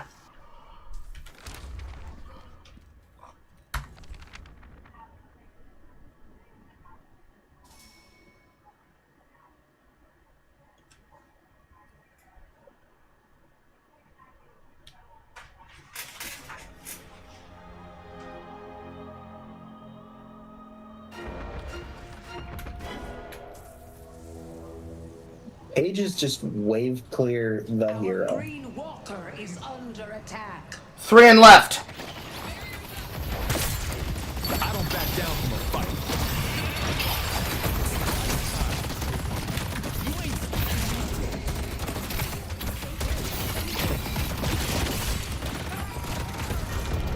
Oopsies.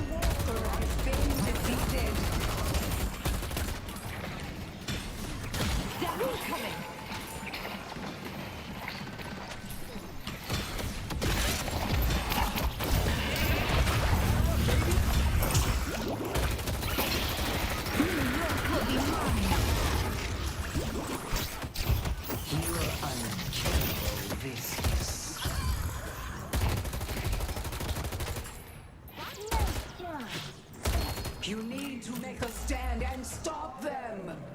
Oh, you want to start shit but not finish it. I see how it is.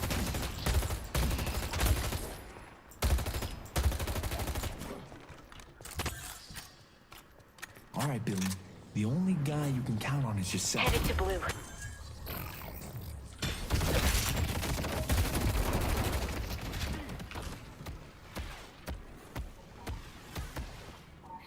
The urn is ours. Our yellow walker is under attack. Losing a blue walker for no reason, losing a yellow walker for no reason, too many people in the jungle, and I know they're not mid-game initiators. You need to make a stand. And surprise, surprise, it's the same people trying to argue. There's your explanation for why it's happening. Our yellow walker has been destroyed. Someone's gonna be bleeding on the concrete, and it ain't gonna be you. 4 blue, or 4 green. Or at least 3. Time to get a little nuts. I have ultimate again in 8 seconds. You have to wait. 3 left. This one's one of my favorites.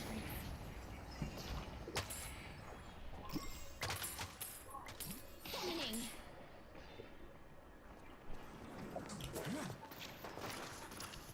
Ping out the vision. We can't see where they are.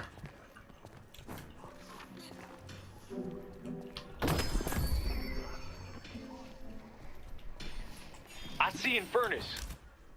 Shiv is missing. Enemies hiding inside jungle. Shivering behind. I see the enemy.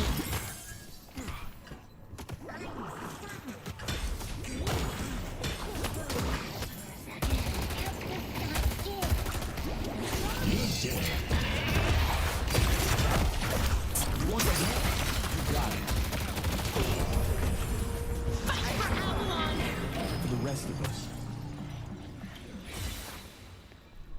Viscus, your team is grateful. Infernus missing. Headed to York. Use these timers. Push mid boss. Infernus spotted.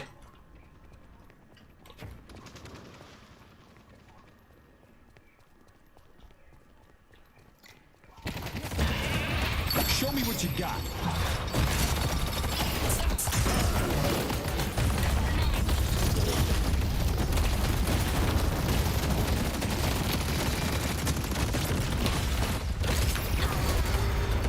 Got Infernus, trading my life for it. Push mid boss now.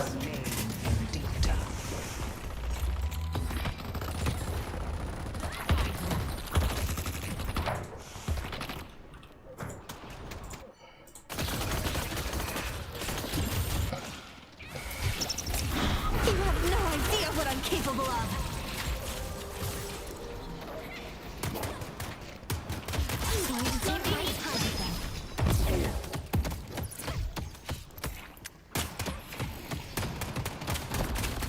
The spirit urn is waiting to be claimed.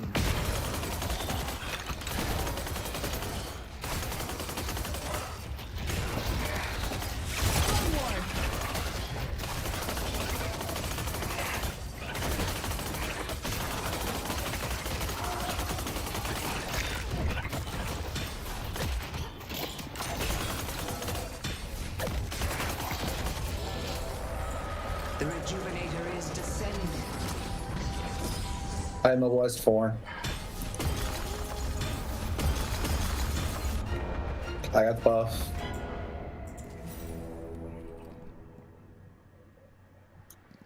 Little protection goes a long way.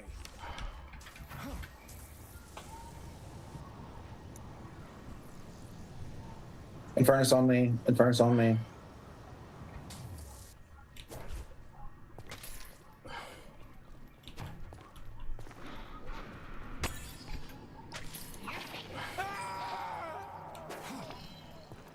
You are all bearing witness to perfection. Ultimate in 6. Getting flank angle. This is the best part of the story. Flank angle achieved. Prepare ultimate. Casting!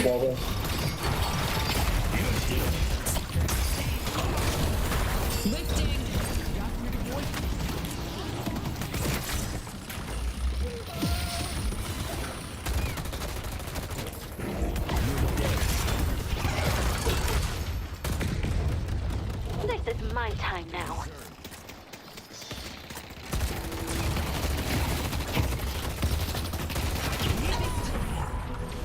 Take your poking cards and shove them up your ass, Wait. Nina is playing her role to protect. Focus down the walker.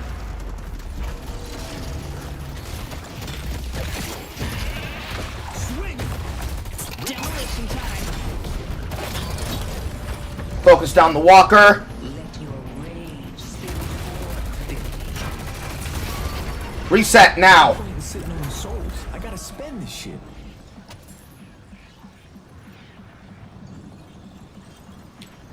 If they want to mess with the goat, they're gonna regret it.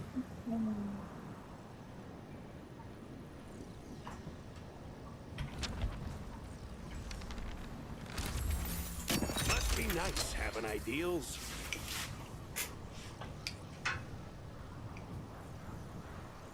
Headed to Greenwich. Shut out left, take left jungle.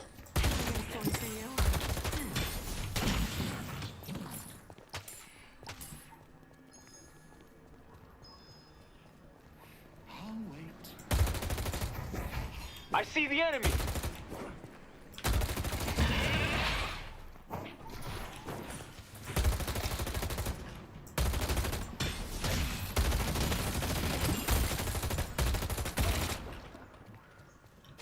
You need to make a stand and stop them.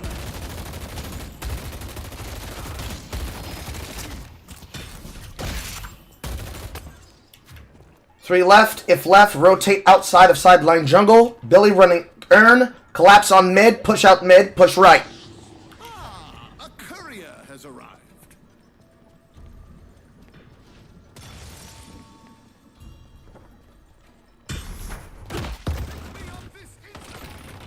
Players chasing earn.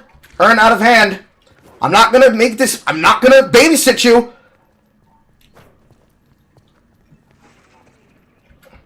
You don't want earn? Earn's not getting done. Because we shouldn't have 3 people on right.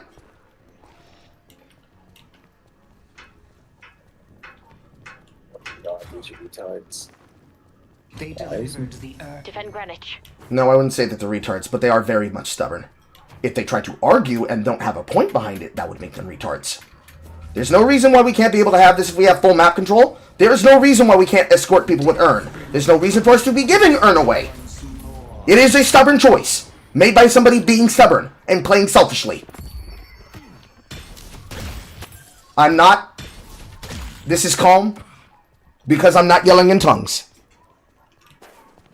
The play was clear. The play was done. The last play that was done was made off my call. The play before was made off my call. The rotation before was made off my call. Literally, same offer. Explain to me why we didn't protect earn. Explain to me why we were through on right when there's no one pressuring right. There's currently people inside left side jungle. We should be collapsing on it in about 30 seconds. 5 if they get closer.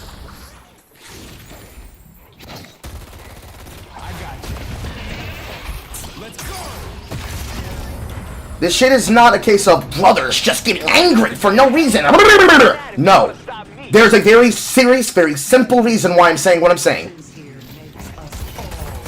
Hiding in a cubby hole. Hiding in a cubby hole. Infernus Walker. There's a simple reason why I'm saying it.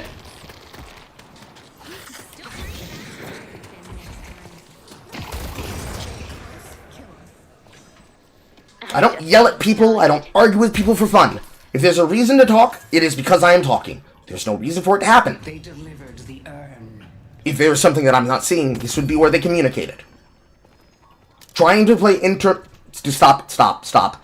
It's fucking norms, therefore, okay, let's address it directly on what we're talking about. If it's not that serious, why did they do what they did?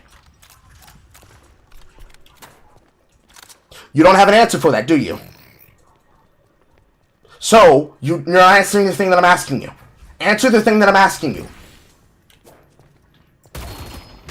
So you don't have an answer for why they acted out. I can tell you why I said what I said. And adjust your microphone settings. There's nothing wrong with mine. Adjust your ear settings, adjust your microphone settings. So at the end of the day, you can't tell me what it is that I'm trying to talk about. No, I'm not. Because I don't have an attitude. But you definitely do. He does, and he does, and she does, and she does. I got one person inside my group right here that I don't have a problem with. Alright then. So you're a part of the problem then. Nah, this brother's delusional. Yes, you are. He's delusional. He's delusional. You're delusional. He's delusional. But what's delusional? Oh, this guy's making a point and I don't want to address what he's saying. Yes, that makes you delusional. I can tell, again, money on the line. Take my money. $100. It should be really easy, right? I'm delusional. Tell me the reason why you can't work with people in a team-based game. Simple. Let's make it real easy. Should be a real easy $100. Tell me why you can't communicate with people in a team-based game. Tell me why communication to you is something for you to be upset about. I'm not worked up. I'm doing this for fun. This is entertainment, edutainment, broadcasting, personality. You don't have one, because you can't communicate it very well. My brother man, insulting people. Insulting people doesn't get them on your side. No, I'm not. I'm very much having fun pissing you off at this point, because you decided you didn't want to hear what I had to say. That's why I needed the microphones in the first place. You're agitated. You're upset. You're butt frustrated. You care so much, but you say somebody else cares more than you. You care so much, you're going to accuse somebody else of what they feel. That's not what your voice tells me. It's not as though the voice actor is purposely doing this on purpose, right? No. It couldn't be that. It couldn't be that. No. The voice actor? Acting? No. They must be upset. By the way, side jungle fight right. No. The voice actor? The voice actor doing his job? No, a paid one. With a wife and a child and a mortgage that's carried by this voice and my antics. People are entertained by it. They pay me money for it. They're also entertained by my intellectual skill, and they're also entertained by the fact that I can teach them how to play the game better. That's also a part of it. But if you're gonna sit there and try to, you know, mentally psych ward somebody, tell me why two people can't communicate like grown adults. Tell me why you act like a grown child. Tell me why you're self-absorbed, but you call other people self-absorbed. Tell me why you're antisocial in playing team-based games and getting upset that you hear somebody talking. You don't have one. So shut up. Be quiet. Play the game. It's just a game, right? It's just norms, right? Play the game, you never have to deal with me. SinglePlayerCarl, all platforms, Caramel Cajun, on Twitter/X. If you want the $100, call into the show today or on Sunday and argue your case. You don't want to do it, you're not going to do it. You don't want to take my money because you don't have an answer. You're just upset. You're just agitated. You're just frustrated. You're just irritated. You're just dumb. And you don't have a reason other than, I don't like you. Nigga, I don't like you, but I have to work with you. I'm more than willing to be reasonable, but you're not being reasonable. You need to stop just throwing out words because you're having an emotional breakdown. Just, no, I did not. You're clearly fishing. And even if I was, I'm African American. Negro, nigga, is not hard R. Hard ER is not nigga. N-I-G-G-A. Soft R. Hard R didn't come out of my mouth. Try it again. We have a VOD, we can run it back. Again, you don't have any arguments, you're just upset that you hear somebody talking. You're not able to elucidate the reasons why you're upset, you just want to be mad. So I'm going to ignore you. No, I'm not. Literally right side in my server, in the first room you'll enter into, there is a picture of me with my child today. I took my child to the park, I played with him on the swings and slides, then we had ice cream. Then I fucked the shit out of my wife. I'm so sorry that you think somebody must be white in order for them to speak. I'm so sorry. I'm so sorry that you're upset that now you have to default to shit that doesn't actually have anything to do with what we're talking about. I'm so sorry that you're that upset that I can carry you while outplaying you. I'm so sorry. I'm so sorry, but it's nobody's job to do that for you, okay? We're not your therapy coaches. We're not your speech coaches. It's not my job to have to walk you through how to communicate with people. And it's also not my job to have to communicate to you that in a team-based game, if you want people to understand you, you need to not act like a gibbering retard. When you decide to get angry over nothing, that's you being a retard. I'm going to treat you like you are retarded, like you have a mental handicap. You aren't able to do that because you're still typing. You're still typing and telling me I don't know how to communicate. You aren't actually engaging with what I'm saying. Therefore, you're not communicating. You are just upset and throwing out insults. Insulting me is not deferring anything I said. You haven't proven a single thing I had to say about the game or your choices or your mentality or your playstyle or your ability to lead or follow once. You've just been angry. So I'm been ignoring it because it's not important. Your emotions are not important. You're mad that I'm shot calling. Until you have a point about what I'm saying, I'm going to treat it like rage bait. And I'm going to keep pissing you off on purpose and make you actually say what it is you have a problem with. The only thing you've said that has gotten the conversation to move forward is, well, I don't like you. Nigga, I don't like you. But I don't have reason to like a person who's going to act like a child over a video game because they don't know how to communicate on a fucking microphone. Because the first intonation that they have is to think that this is a COD lobby. Motherfucker, I could call you slurs not on camera, and you'd be able to do nothing about it. But that wouldn't be effective. The point here is effective communication. I've tried to give you plays and succeeded at it while still talking on the microphone. I've been able to give you leadership and what should happen and what should be done. That's how we got mid-boss. Literally any and all of the last 10 fights and skirmishes have been assisted, helped, or created by my leadership. You have a problem with me. You have a problem with my leadership. If you can't address that as that, then you have a problem with just people. I bet you act like this with other people too, but I bet if it was a LAN tournament, you would not be acting like this. Somebody other than me would fight you. Somebody other than me would knock you out, because there are some deranged people playing video games, bro. You are way too quick with your attitude and cross with your words. Or cross with your words and quick with your attitude. Or quick with your attitude and cross with your words. Whichever way you want to say it. My mother was old school. You are way too quick to start trying to tell somebody else what's wrong with them without actually self-analyzing. But what about you? Are you self-analyzing? Yes, dumbass! So, when you're able to be an adult, should you want to continue this conversation, which you won't, because you won't have an argument, you don't want my money, and you can't argue it. Again, free money, I'm not joking, $100, PayPal to you directly from my bank account. It'd be an embarrassment. You could say you took money from SinglePlayerCarl, and then you could take this VOD and use an example of anything at all. No, you did not, but you are also trying to intervene for other people. What did I literally say? I said don't get involved. It's between me and them. I said don't get involved. Don't put yourself in something you're not in. No, it's not worked up. I literally told you, do not try to defend people. They're grown big boys. They got grown nuts in their balls. Their balls have dropped. They can defend themselves. If I'm not addressing you, don't have a problem. No, I'm talking to the microphone. You haven't heard me yell. This is not my normal octave speaking voice. This is not me yelling. I haven't even begun to yell. Haven't even tried to yell. All I've been doing is talking into the microphone. I'm sorry, the word you're looking for is ranting. The word you're looking for is ranting, but I'm responding to what you're saying. So it's really not ranting, it's just talking to you. Again, $100. It should be free money. I should be retarded, right? It should be easy, right? He's just upset and mad. It has nothing to do, right? It should be easy to do then. Again, free offer. Anybody can take it. And the worst part is that Discordia is here. Still crying, still crying, still crying, still crying, still crying, still crying, just like you've been crying, still crying, still crying, still crying, still crying, still crying. Do you see how that doesn't help anything? Not an argument. Not an argument.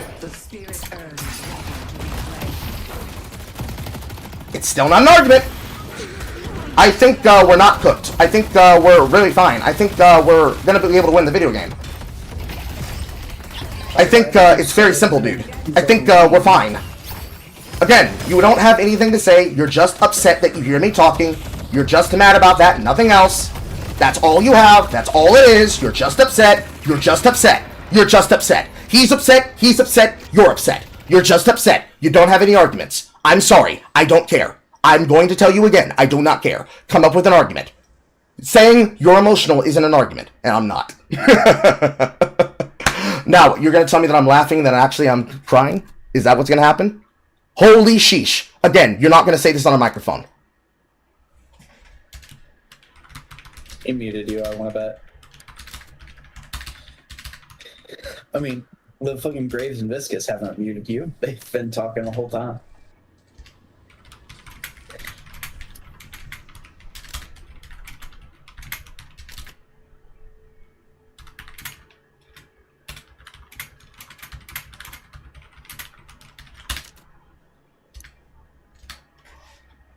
I don't have patience for the shit, dude. None. I don't have patience for retards. You want to cry? Cry to your mother.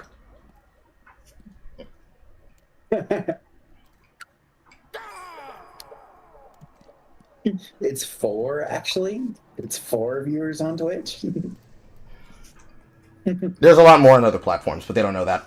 There's a lot more people on other platforms. They do not know that. People that don't broadcast don't know how the job works. People who don't broadcast don't know what's actually the focus. People who don't know how to play video games will make up a bunch of fucking arguments about people. They don't have anything. That's why they won't take my money. It's why they don't have an argument. They're just mad. I need more stamina. Why is there no stamina in this list? Or is there? And I'm blind. Juggernaut? Stamina mastery? Yeah, I guess it's just stamina mastery. Yeah, I guess it's just stamina mastery. Because every time I am playing against somebody that happens to be a Infernus, it's always them running at me with their ultimate charging. Completely skillless.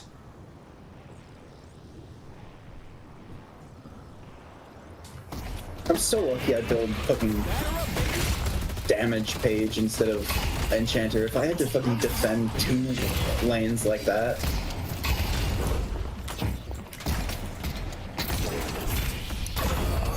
Got him. You got nothing.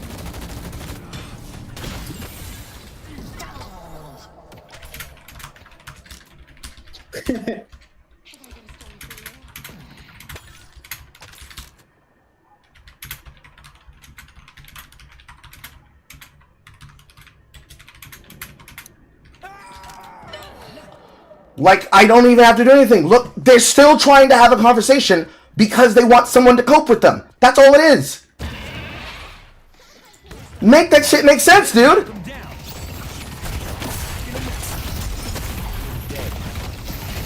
Too far. I agree. I'm silenced. Get stunned. This way.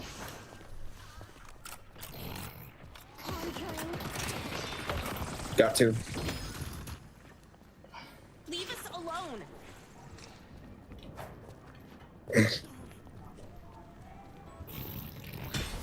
Now do you see? Now do you see the reason why I don't respect people like this? Non-human people cannot have this kind of discussion. You cannot act like this and then completely absolve yourself from any and all responsibility. They don't want to do it. They don't want to do it. It's just a game, bro. It's just a game. It's just a game, but I must communicate where the person who I'm upset with can see it, that I'm upset with them. It's just a game, but it is very important that I do that. I need them to see it. It needs to be heard. But all I wanted you to do was to just stop talking. So why don't you communicate with your words that what you would like us to do is stop the argument? So why don't you support the position that they should tell me what it is they have that's making them upset? It's anything but what it is, man.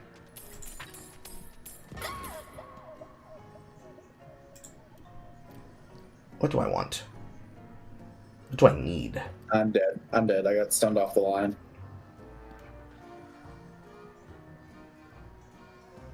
Objectively speaking, turning into a I guess it's just Colossus. Yeah. Fuck. Meanwhile, the Graves, technically. I keep confusing Mina and Graves together because they look so vampire-y. Same character in the... One has white hair, one has brown or black hair. I'll be able to remember that for the future.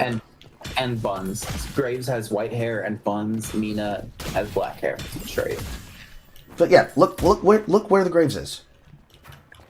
Yeah, just in the jungle. No reason. You could probably get rid of bullet resist shred. They're not really building very tanky that I can see.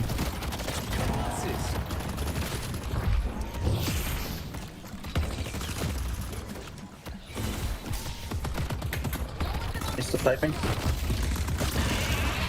Let's. We're not done.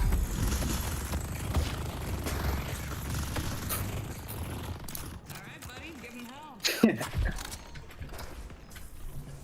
Literally escaping forward to the side streets while we're still doing nothing.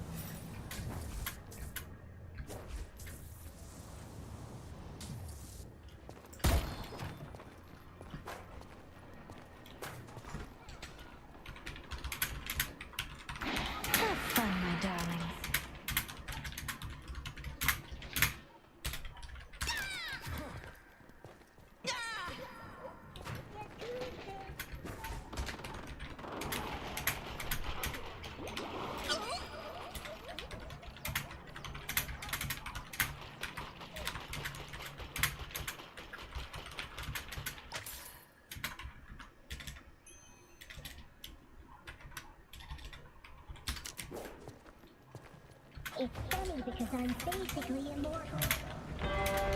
They only have one shrine left. I see Shiv. To the Hidden King.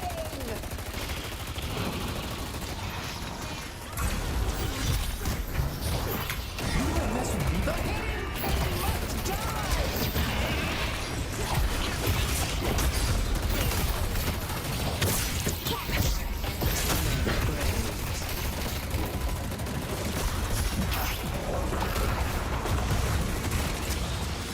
I'll grab him. stand and stop them.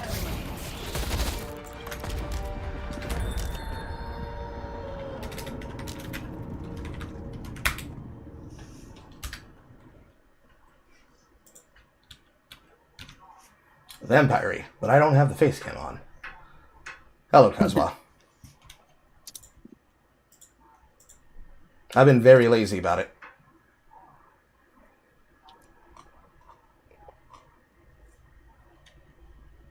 And I can bet you they're not going to show up in this chat room and actually make a point in an argument.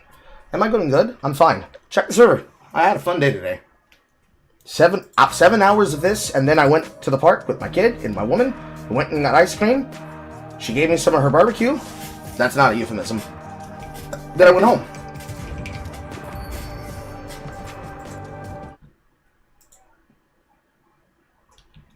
Vindicta was not doing anything that game. No. 18k damage. And sort of AFK, lurking Discord memes. I had money issues, so I had to move to nicotine patches. Unlucky. Tired as hell, but I can try to pick a fight if you like. You don't have to pick a fight with me, Casbah. Unlike certain people that I actually know personally, I am not a person that likes having arguments just to have arguments. Having fun talking about fun things? Definitely. But I don't like to fucking just argue shit to argue shit. Revel in the massacre, Drifter. It is my gift to Let me see if I can get swap with him. in return is that you summon the Archmother. Well, he's not lane swapping. You're stuck with the other tank. Unlucky.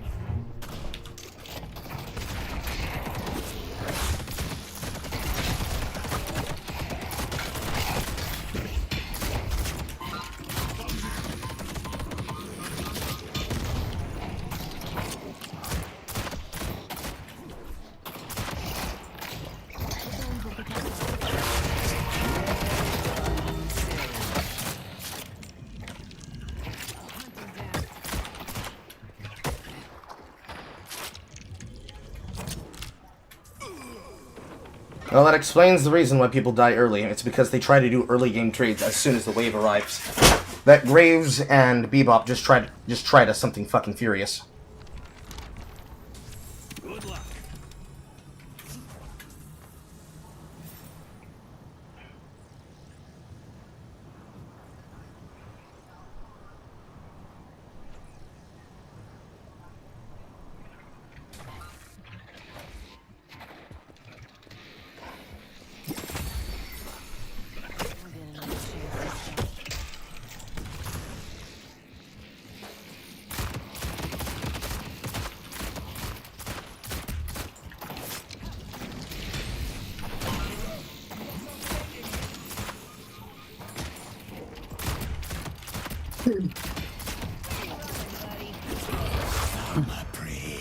That's spot on.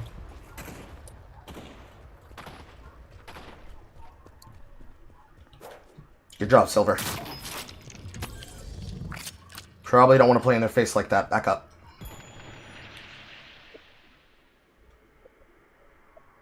Uh-oh.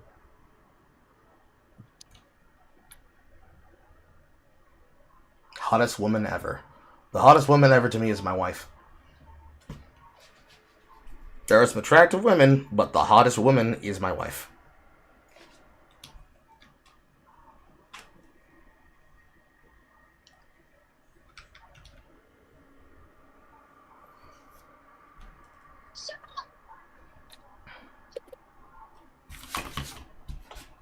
Slap, slap, slap. Clap, clap, clap. Slap, slap, slap. Clap, clap, clap.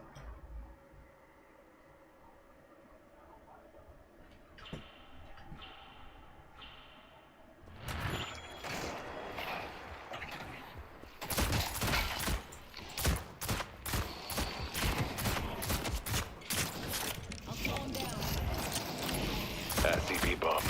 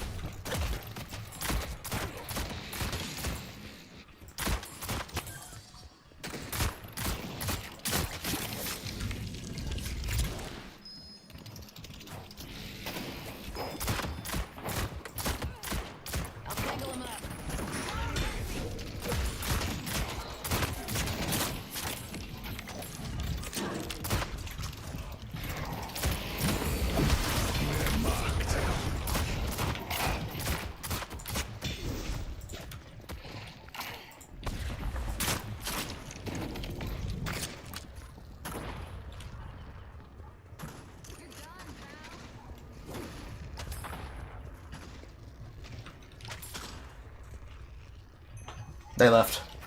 Push it, push it.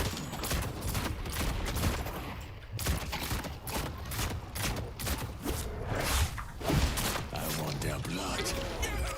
Alright, that's enough.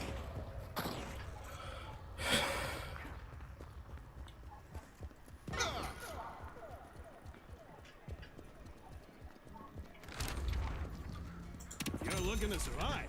You came to the right place. How am I going green? I'm blue.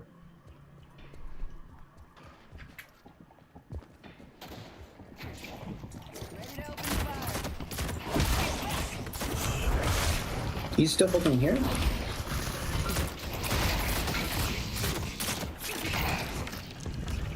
Our green guardian has been defeated.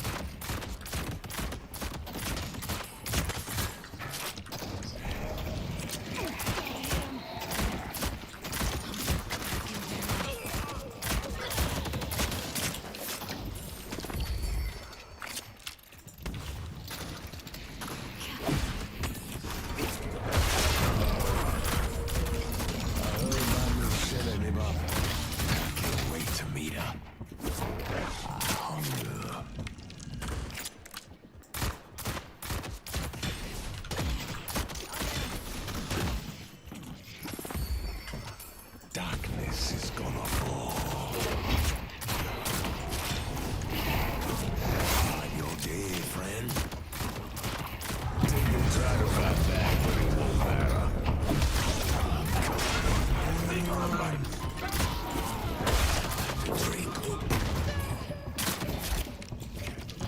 The wolf preys on our enemies.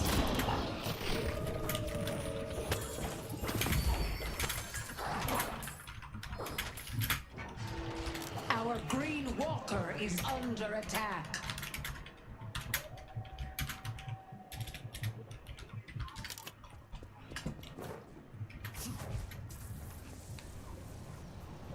He was dead to rights because he tried to stop me from killing his Graves, but then died and just stood there and just fucking teabagged.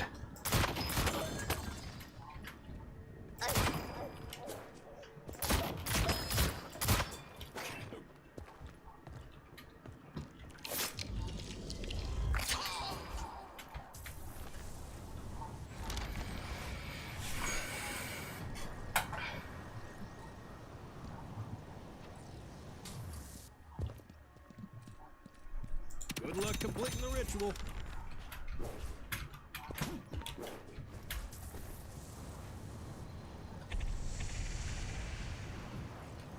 The walls are gonna close in on them.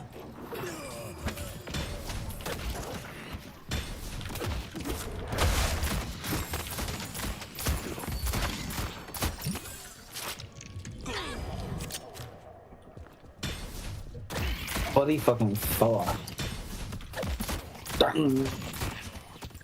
Every time there's a parry in my vicinity, it's just a loud incorrect buzzer.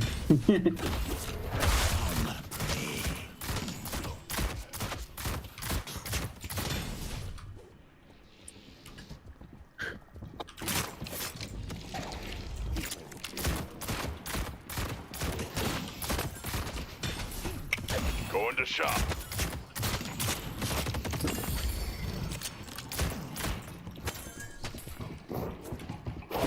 Stop praying. I'm gonna find you.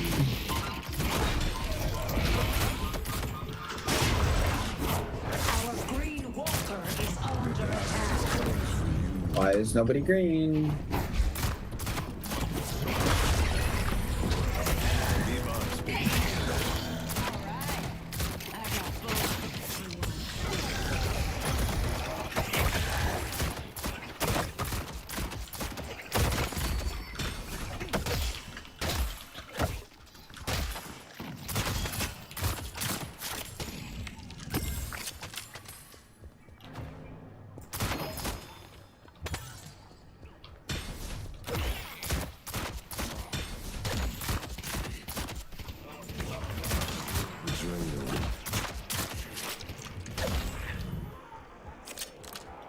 Team fighting metal.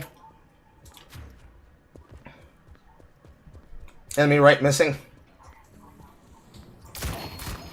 Graves on green. Bebop's returned right. Graves missing. Graves on green. Headed to green.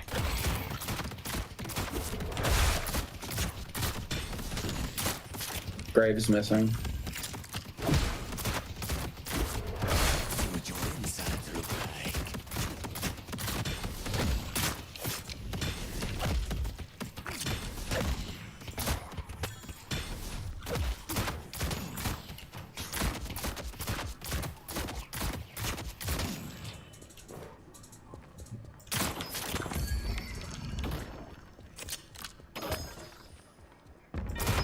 Our yellow guardian has been defeated.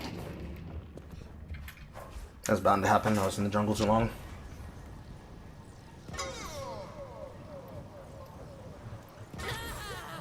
We live in interesting times, don't we? Almost had her. I love it when they cower. Our yellow walker is Bebop's entered the fight from the jungle.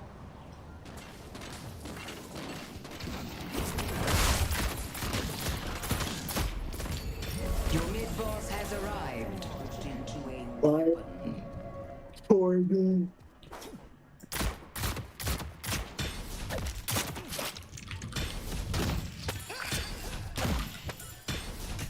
They will curse your name, Vindicta.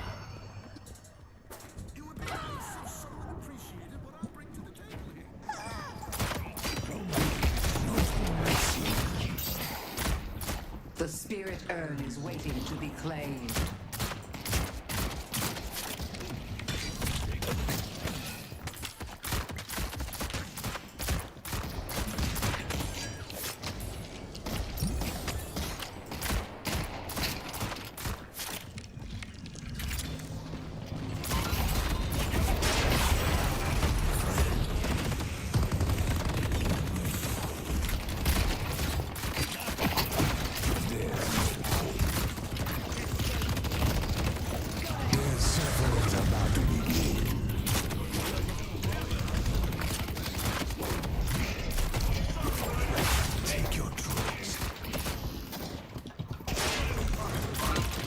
Help me. Oh.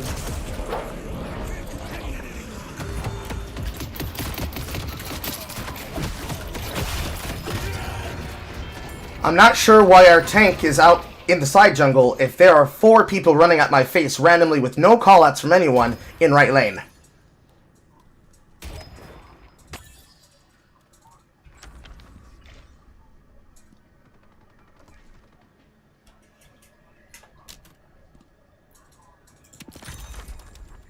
That's not mad. That is asking a question in a roundabout way.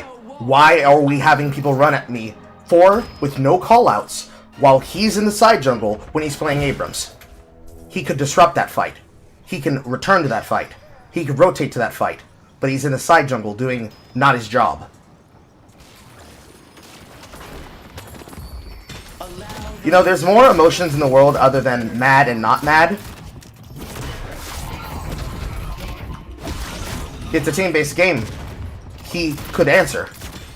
Why are you trying to answer for him?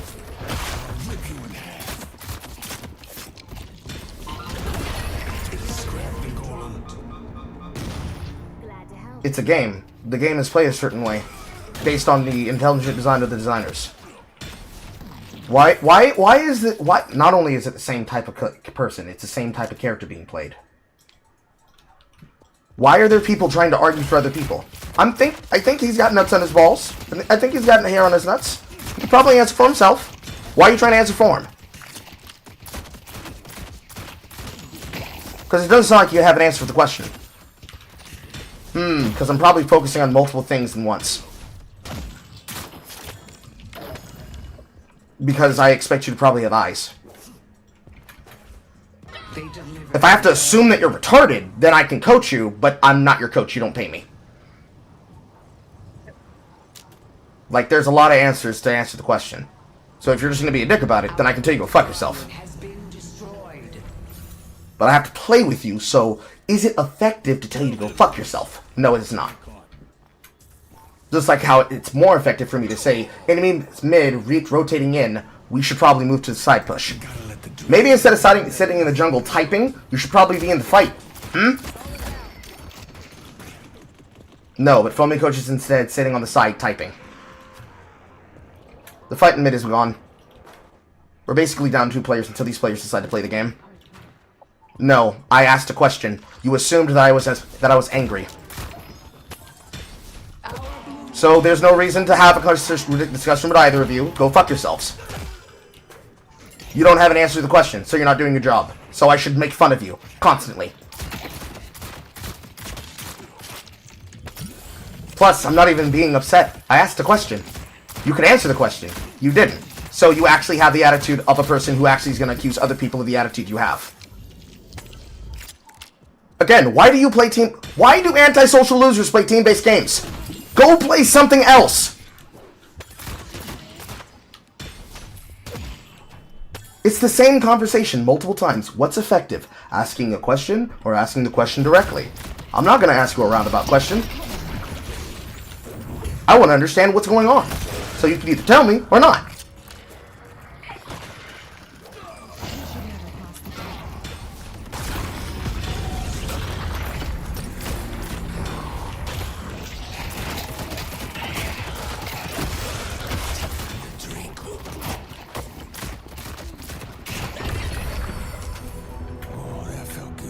I am playing to try I'm supposed to. I am trying to push down lanes to get gold. I am trying to farm jungle, and in the process of farming jungle, I was jumped by 4 people who rotated out of your lane uncalled. As in, you didn't call enemy missing.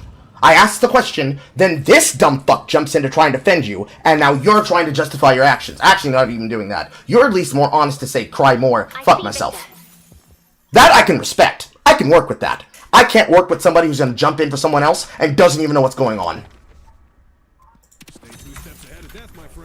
So, if we can get back to that part where you do your job as a frontline tank, can you start leading and engaging fights? Or do I have to do everything for you? Do you want to be a leader or do you want to be a follower? Because right now you're doing neither. Because it's very clear that you're upset about something. It's very clear she's upset about something. But nobody wants to actually have a conversation. But there's no reason to talk to people like you. Reasonable people who walk through the logic of what you're doing?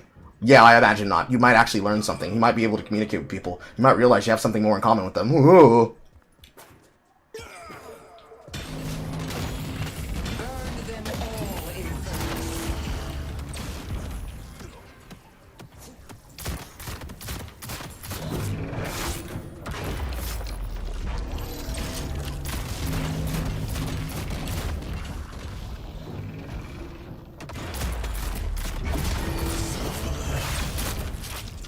W.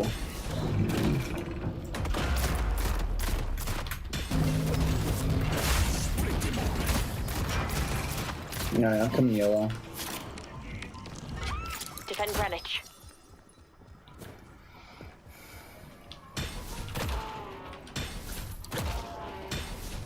There's a joy to doing this.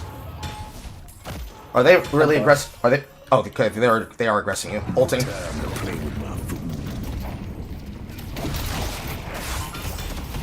I'm grabbed. I'm bombed. Yeah, I was cooked.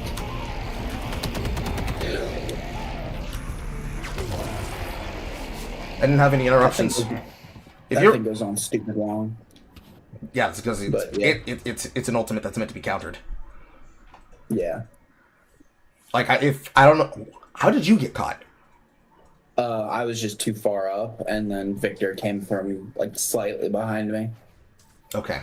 And then I tried to... The fucking enemy wave pushed up so I couldn't grapple the line to try and get momentum away. Okay. In a situation like that, probably don't let them get on top of you like that.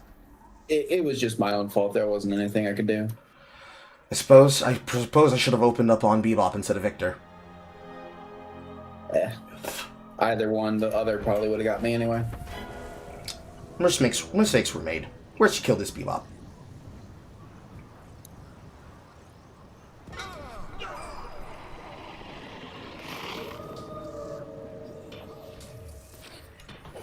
Two mid, rotate mid.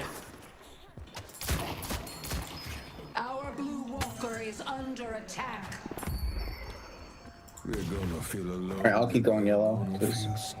I've got ult in 14. 10. On the ground. This is where you die.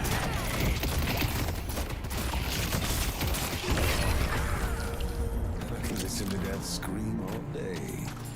She's still up there on top of the walker. Get her off. And too late. For some reason, it was very important that you allowed her to kill the walker first before you did anything. You have no ult.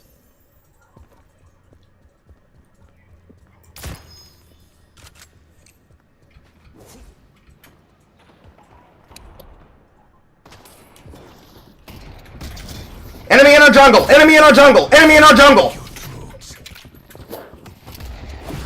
There's no hope.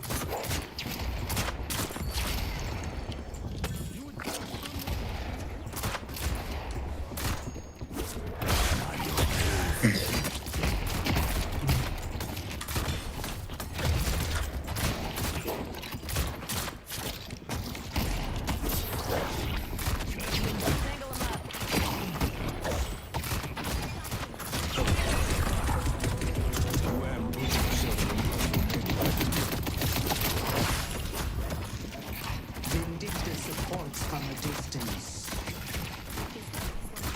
They asked for this. You need to make a stand and stop them. I'm not finished with you yet.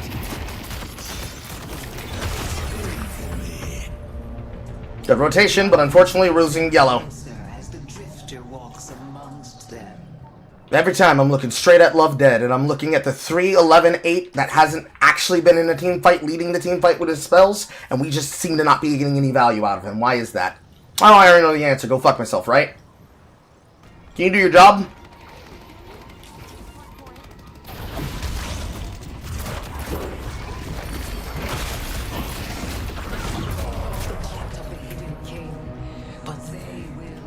A's got out. I'm not going to tell you that. It should be your job to know what your buttons are. That's how it works in a team-based game. When you want to be a delusional fucking antisocial jackass, interjecting conversations for other people. Go find out. You should not have told her. I know, but it's gonna be funny. Let's talk. Let's talk, bro. You're fucking stupid. No, I'm not. Go fuck yourself. And Abrams. No, let's talk, bro. No, that was directed at Abrams. You just said let's talk twice. The floor is yours. Lead. How's it going for real? I'm going great. I'm making money off of this shit.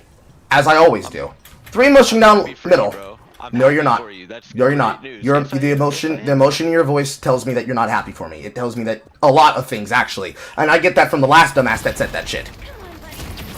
Make the case of what it is you want to talk to me about. Inferno Assault. Can you hold it for after the team fight, or is it very important to make sure your voice is heard?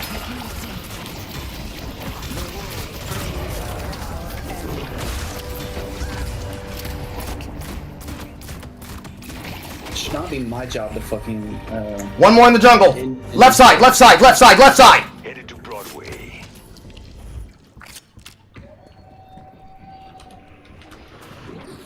They got out, possibly. Yeah. Now, what is it you're trying to talk to me about? I'm waiting. Not used to being on the spot, are you? Bro, you're such a dork. Stop. Bro, you're bitchless. You have no children. You have no family. You get upset that people call you out in a video game. You care so immensely. They're still fucking there. You get so called out immensely that somebody tells you to play the fucking game like you should do so. The way you tried to argue just literally 5 minutes ago. Do your job, right? Scoreboard says I'm doing my job better than you. And I'm not a frontline tank. You see how that works? Probably not, because you're a retard. I am retarded, actually. No, that's not directed towards you, Foamy Couch. That was directed towards Love Dead. Context clues are necessary for conversations.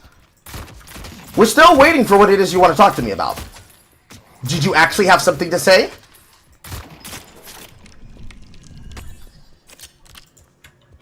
Yes, no, maybe so. Tongue-tied. Stage fright. Tell him what button to push to talk is again if he forgot. Do you need them to tell you what the button for push to talk is again? No, I didn't think so. And you're dead because you're in a fight you shouldn't have been in. Here's some free advice. Learn how to play team-based games with other people. Learn how to communicate with people in team-based games. Do not be an antisocial loser that wants to play team-based games that involve you being around with other people and then get mad that those people address you for the way you choose to come at them.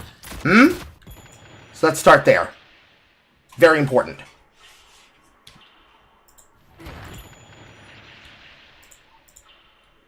Brother. Not only are they so angry, they're angry enough that they're going to try to pause Chimp. I have to assume, unless there was a reason why he did it and then he did it. Maybe he had a reason to pause.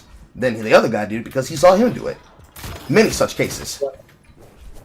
Many such cases.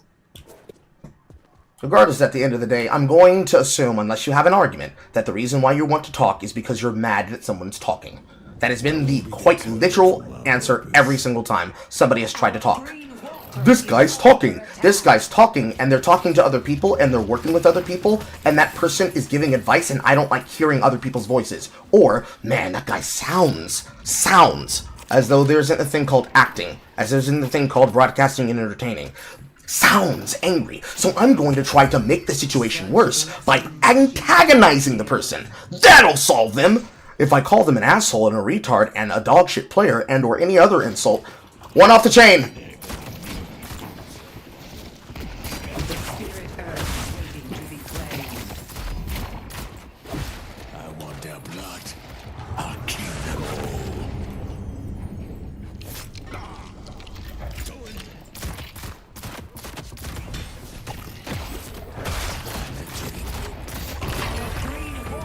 I think not, sir.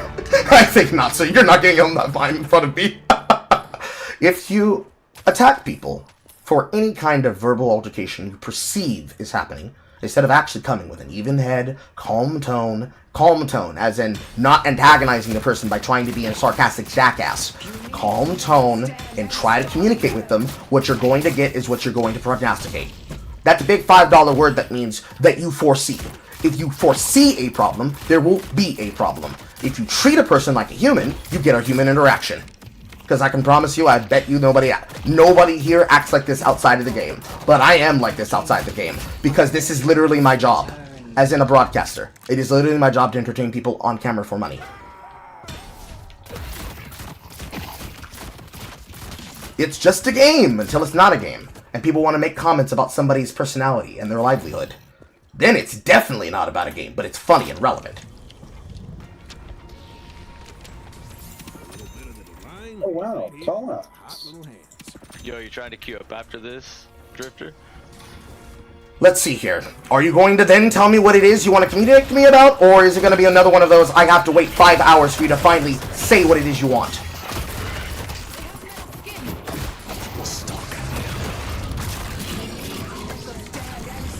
Yet again, no answer! If you're gonna talk to me, you're gonna have to communicate. Especially if you're gonna enter my Discord. Because the behavior that you've demonstrated thus far would tell me you would not be a good fit for the Negrohood. Sandman trying to hide from me. There's a grave tombstone behind one of those walls if you didn't break it already. You can see it on the minimap. I see haze.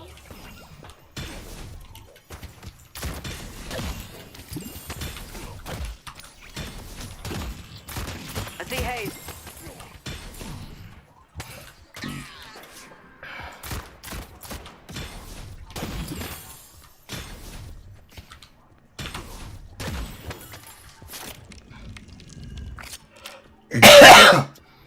He still hasn't answered, by the way. Neither of the questions I've asked him. Son of a bitch. I see Victor. The entire irony every single time this happens, by the way, is that most of these people are probably pleasant outside of competitive video games. But the second you put competitive video games in the mix, suddenly everybody wants to be the streamer until the actual streamer starts doing streamer things.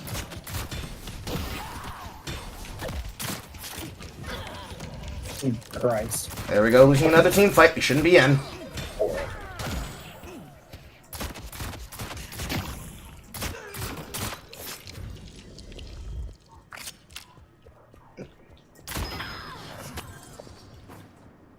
I don't get it. If we're fighting team fights, why are we running after them over seemingly nothing?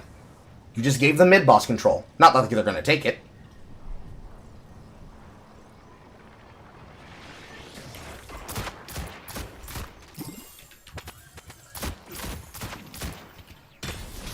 It doesn't make sense to me, and all I want to do is understand.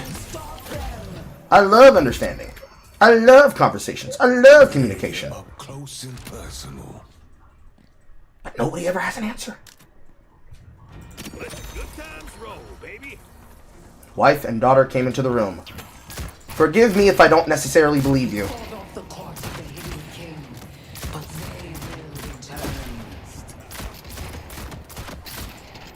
You're giving base to Chase, by the way.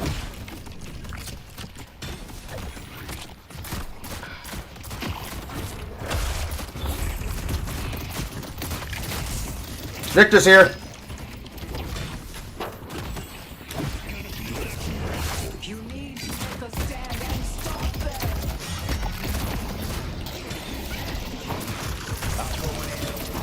Our green walker is under attack.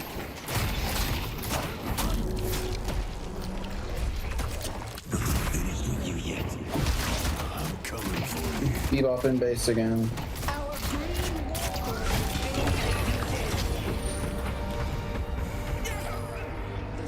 That's two down. Need to fall back though. Bebop in base. Defend green. Come from behind, probably bushwhack them. We only have one try left. Death walks amongst them. Stand and stop them. There's a gravestone somewhere.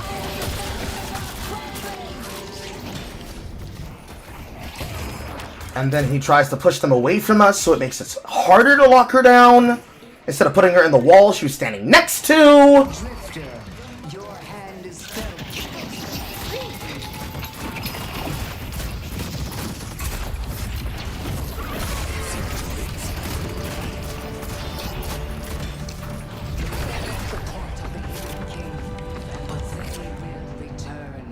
Oh boy, look at that. The person who's talking the most, talking the most, also has a kill streak. How'd that happen? Normal dictation would say this is a mid-boss play, but we have to push the lanes out again.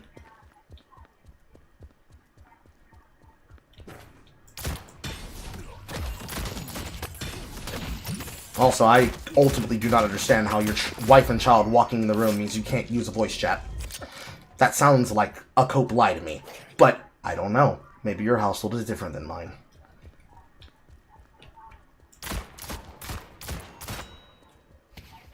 So yes, like I said, maybe your household is different than mine. It's 4:08 in the morning where you are.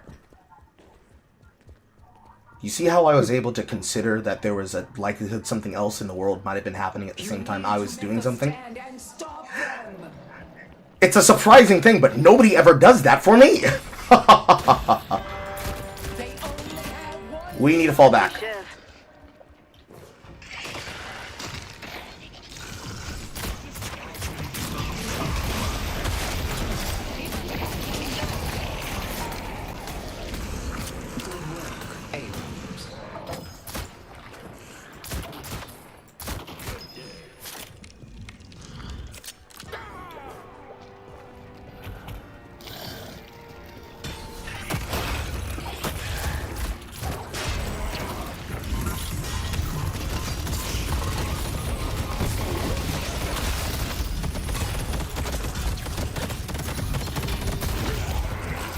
Unfortunate.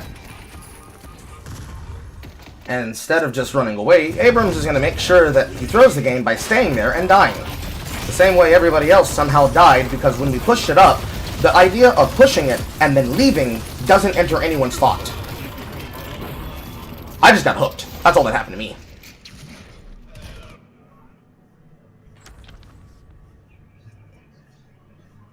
Make it make sense.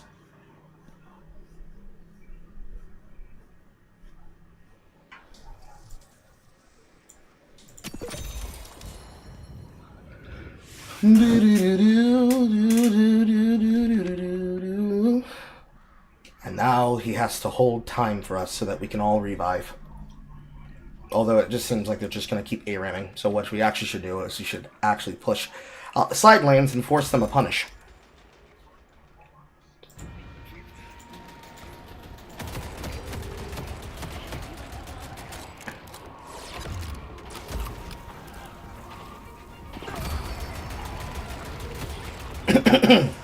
On to the next one. The government assassin is dead. Thanks.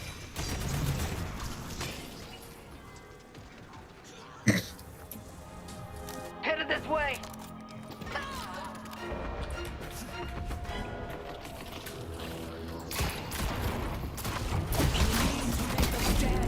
Going up.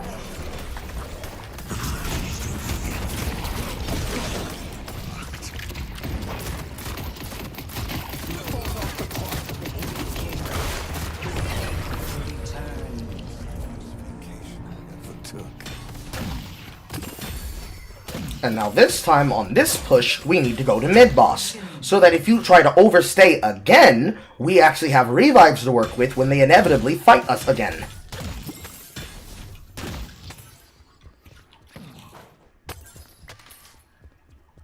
So, Abrams, they all want to push mid. Instead, run straight through mid. I don't know how to help people who can't work with other people because they decide they want to be obstinate. I don't know how to help you.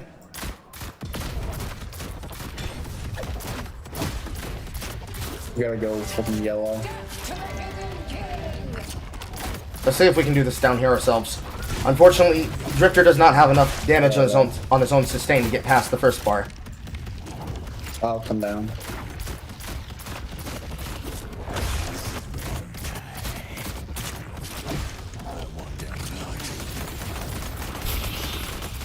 Okay, together we definitely can do it. Oh, wait. I expect damage. If it weren't for the fact that I only have 2k health, I could probably solo.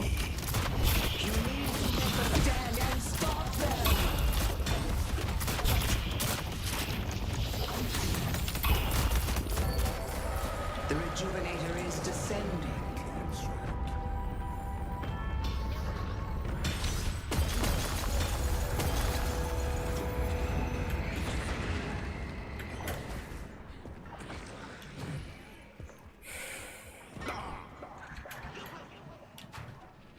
Lights out. Got to.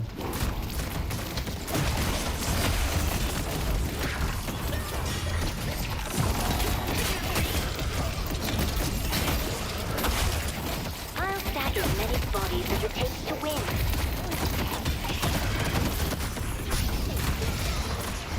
Again, literally doing the Chank's job for him, and everybody's scared to fight! But you are just running to go fight them! Make it make sense! What are you doing?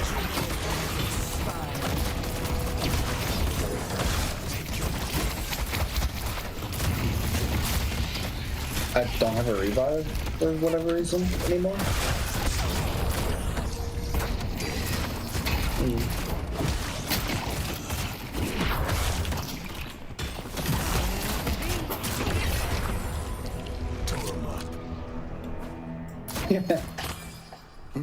Now go in the game!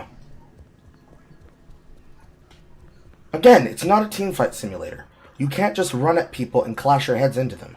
If you want a teamfight simulator, there's a free video game on the internet called Eternal Return. It is free on Steam. In there, you don't have to worry about most things like building and items, even though there is a small item building system. You just kill people. You don't have to worry about any of that shit. And if you end up dying because you're overzealous, you just go again into another game. It's like Battle Royale. This is Smite with guns. You have to be tactical.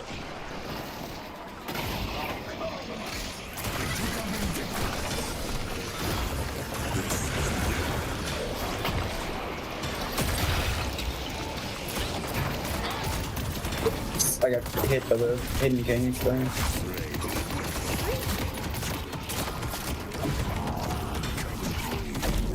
Tragic. Now I've got the fucking super expensive items next. Excuse me.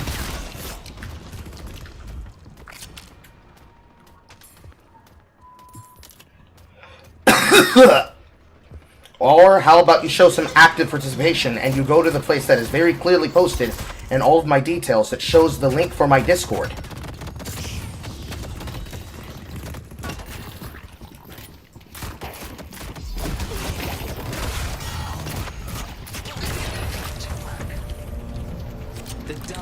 He's down to run it again when he can actually talk, the man says. Again, there is an open link for the free and not private Discord that I own. Show some initiative.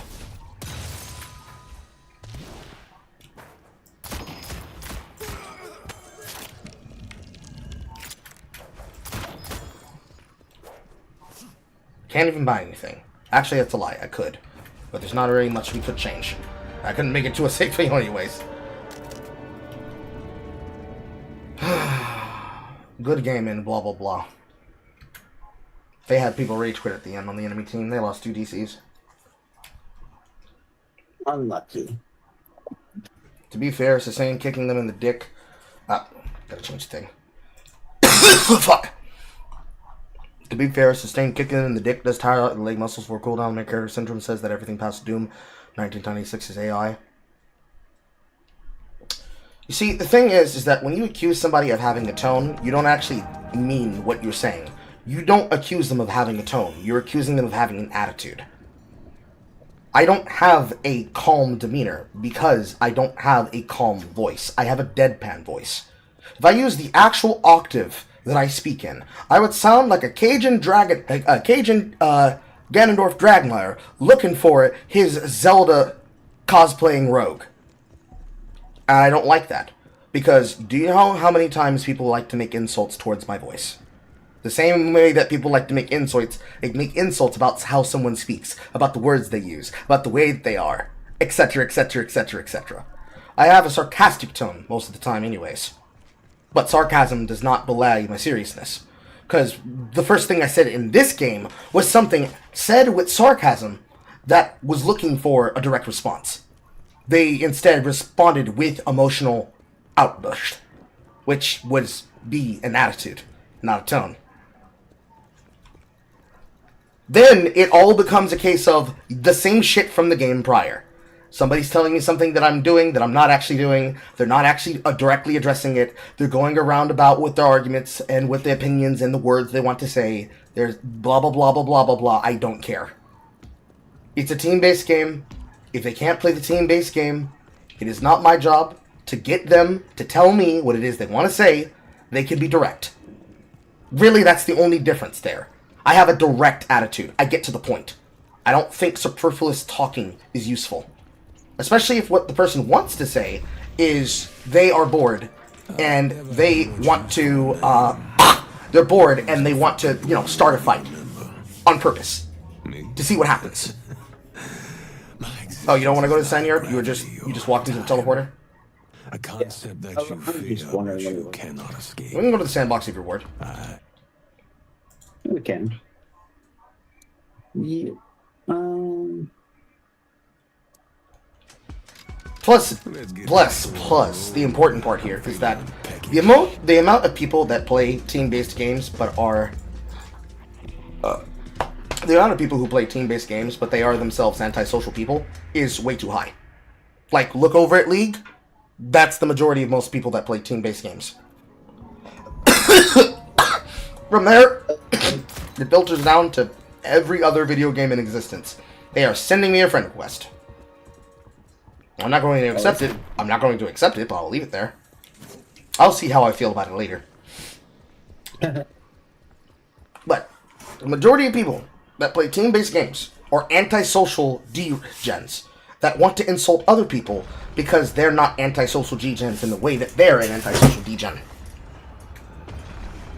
And the thing about that that's really important to understand is that not everything is a fight. You see, when people say, it's just a video game, what you mean to say is, it's not a fight.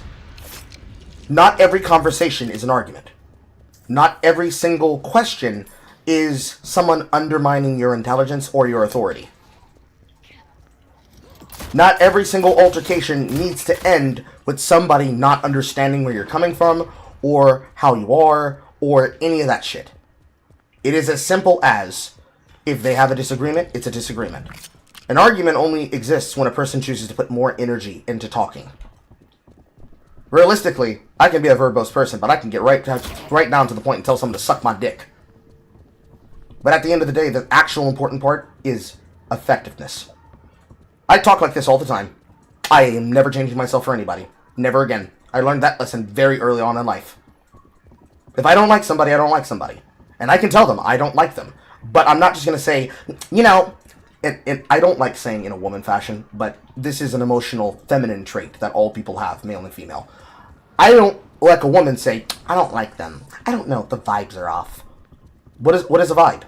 Oh, the vibe is when I asked you don't step over the line and then you got blown the fuck up and I got exasperated with you doing it multiple times, where the first time you did it, I said nothing. The second time you did it, I said, don't go so far. The third time you did it and you died, I said, that's why I told you not to go so far, you fucking retard. That is the steps of how most of these conversations proceed. The first one wasn't an argument. The second one wasn't an argument. The third one is me directly, of course, correcting them. Could I be more polite? I could. But that starts with how much energy they put into it, right? If the second time I say, don't go too far, they'd be like, oh, damn, my bad. I didn't think about that. That then has a follow-up question. Like, hey, why are you telling me not to go so far? Go over the line and find out. Then they die. Then it's like, oh, shit, I died so fast. Damn, bro. I didn't realize. Yo, my bad. And like an Etch-a-Sketch, problem solved. Literally in almost every situation, that is exactly what happens.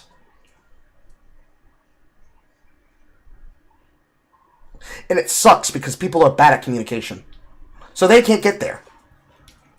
We're all stuck in a Minnesota... I shouldn't say all. Most people are stuck in a 2010 MLG playlist, never-endingly irreverent and mocking and trolling Minnesota Burnsy mindset. Did you ever watch old Modern Warfare 2 replays? No. Do you know the name Minnesota Burnsy? Not cool. So Minnesota Burnsy and a bunch of other people that specialized in Modern Warfare, Call of Duty games, was a what's a good way to say it? Soundboard troll. He was a soundboard troll. Yeah. So in video playlists that are all about being in a quest for hate mail, his job was basically to troll little kids, squeakers, and their very angry and upset moms and dads on the internet over Call of Duty. For fun. The same way you could say somebody could, like rage bait on the internet to get an angry reaction out of somebody, but it was unironically over nothing. Like little Tommy, little Timmy, little Susie, little Curly Q got Call of Duty for fucking Christmas. And Christmas Day, they're getting fucking rolled by the chud elite of the internet retards that have way too much time in their hands. And for fun, those internet retards are having fun at the expense of little Timmy, little Tommy, little Susie, little baby Piper. So, very much so, that's more or less what I'm doing to these people verbally on the microphone. I'm doing it for the intention of getting them to tell me their real opinions. Because they're not really being themselves. They're being a version of themselves that they can justify is acceptable. So they can tell somebody else that this person is deranged, a lunatic, a retard. They're just basically prognosticating emotions that they think somebody has so that they can talk to somebody else. When somebody jumps in trying to play intermediary, they're not helping the situation. You're just making the situation last longer. So a kid falls down. He injures the screen. Actually, this literally happened at the park yesterday. My son is running around chasing another kid, playing inside of a big Episcopal church that built a playground for their kids, with a fucking attached juice bar that sells over expensive muffins and drinks for fucking breakfast. because all the fucking moms with all the money that they get from their husbands. He scraped his knee. He scrapes his knee. He's like, ow. I walk over him and I'm not, oh my god, are you okay? No. Because putting all that emotion in it actually makes kids think that they are hurt worse than they are. And that is very much a feminine trait. A fucking helicopter mom is like, oh my god, little Tommy, little Susie. Oh my, what? Oh my god, are you okay? Or they hear somebody else fighting in the room and they don't like hearing other people fighting. Why you guys arguing like this? Can we just calm down for a minute? All that shit is unnecessary. Unironically unnecessary. I'm a simple person. It already is bad enough that I have a child between myself and a woman in a mixed race couple. He's biologically not my child, but he is a white baby, and I am caramel chocolated brown. So I already have to make sure I manage my emotions, because if I move too quickly, someone's going to think I'm kidnapping a child. It's unfortunate to say, that kind of shit does still exist, and I live in the South.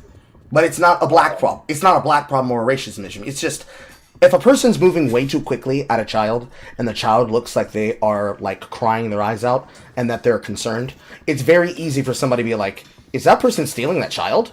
And things like this. Normal problems when you're literally talking about this person is, like, your stepchild, and things like that. That's already one concern. But, in this perspective, I'm going over to my kid. I'm not going to make an over-emotional presentation of how he feels. I'm going to ask him, you okay, buddy?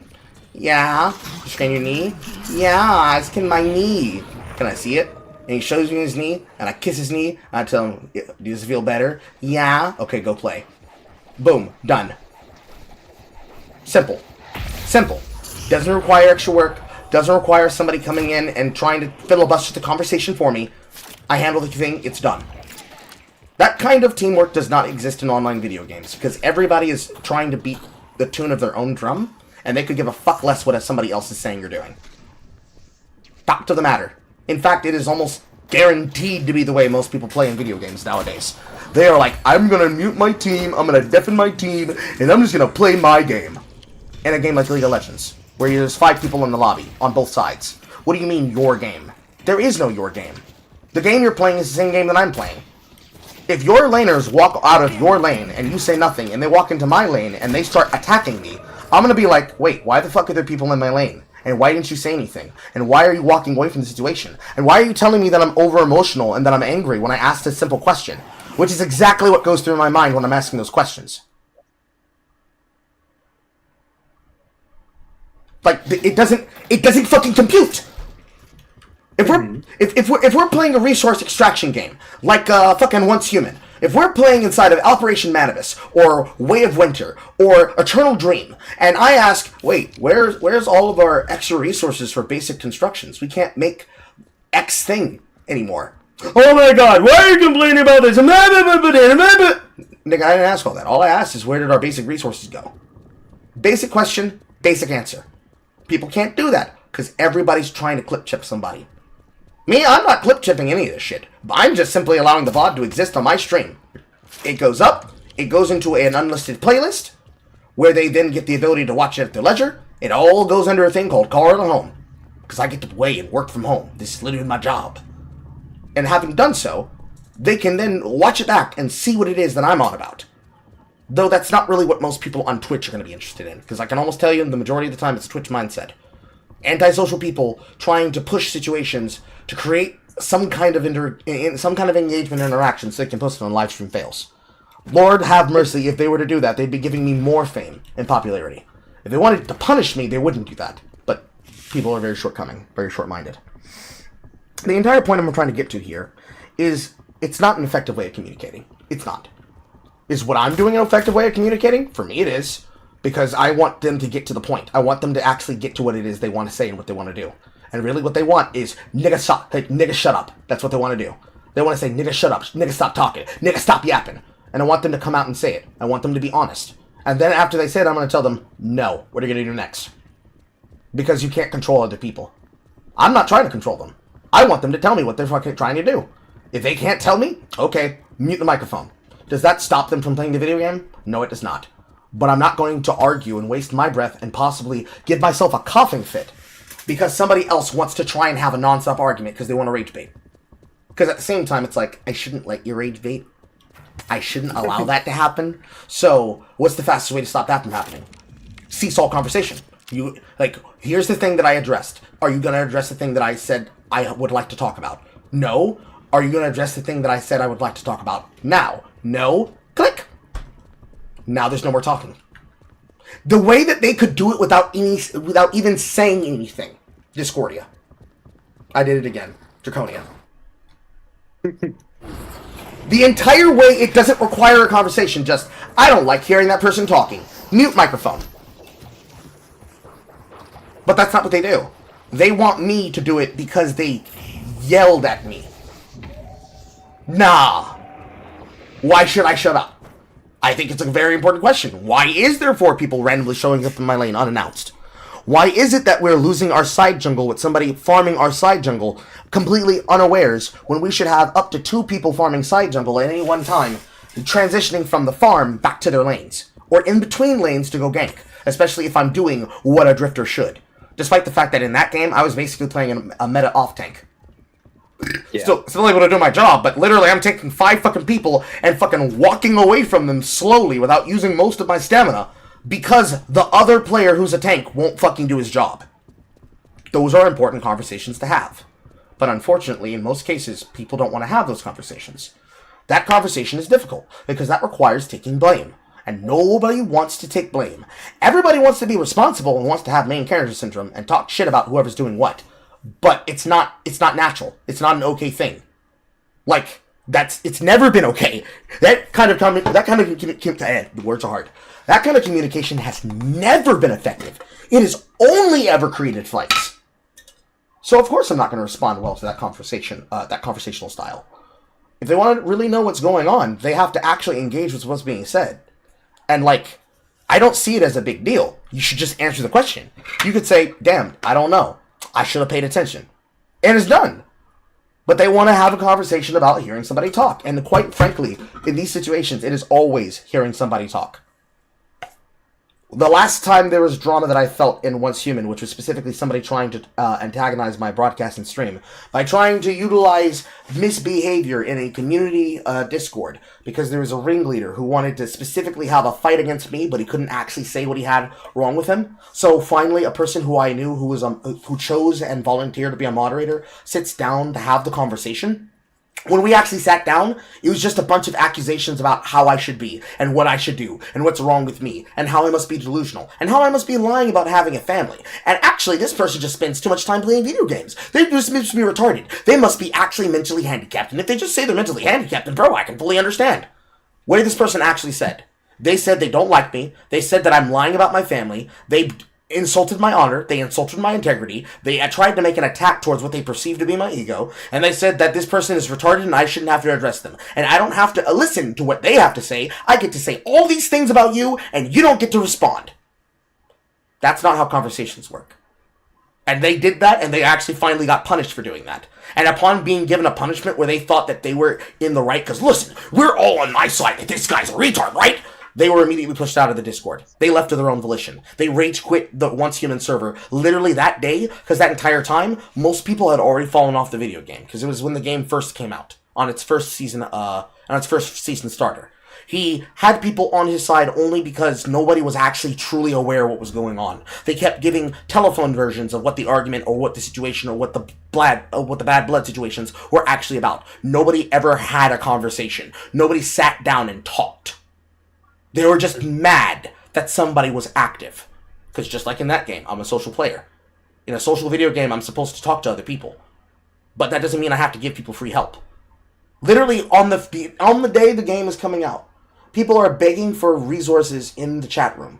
People are begging for help in the chat room. They're not making the active effort to play the game.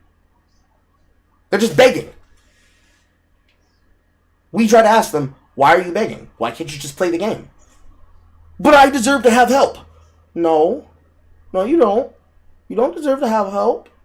We didn't deserve help, and we didn't beg like you did. We went out and we did it.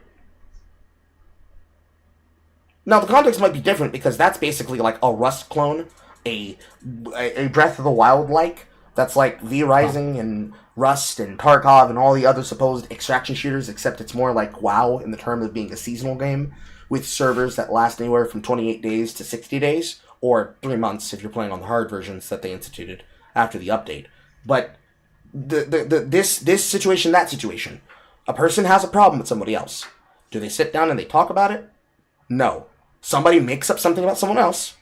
The one who is perceived as the unreasonable one gets antagonized.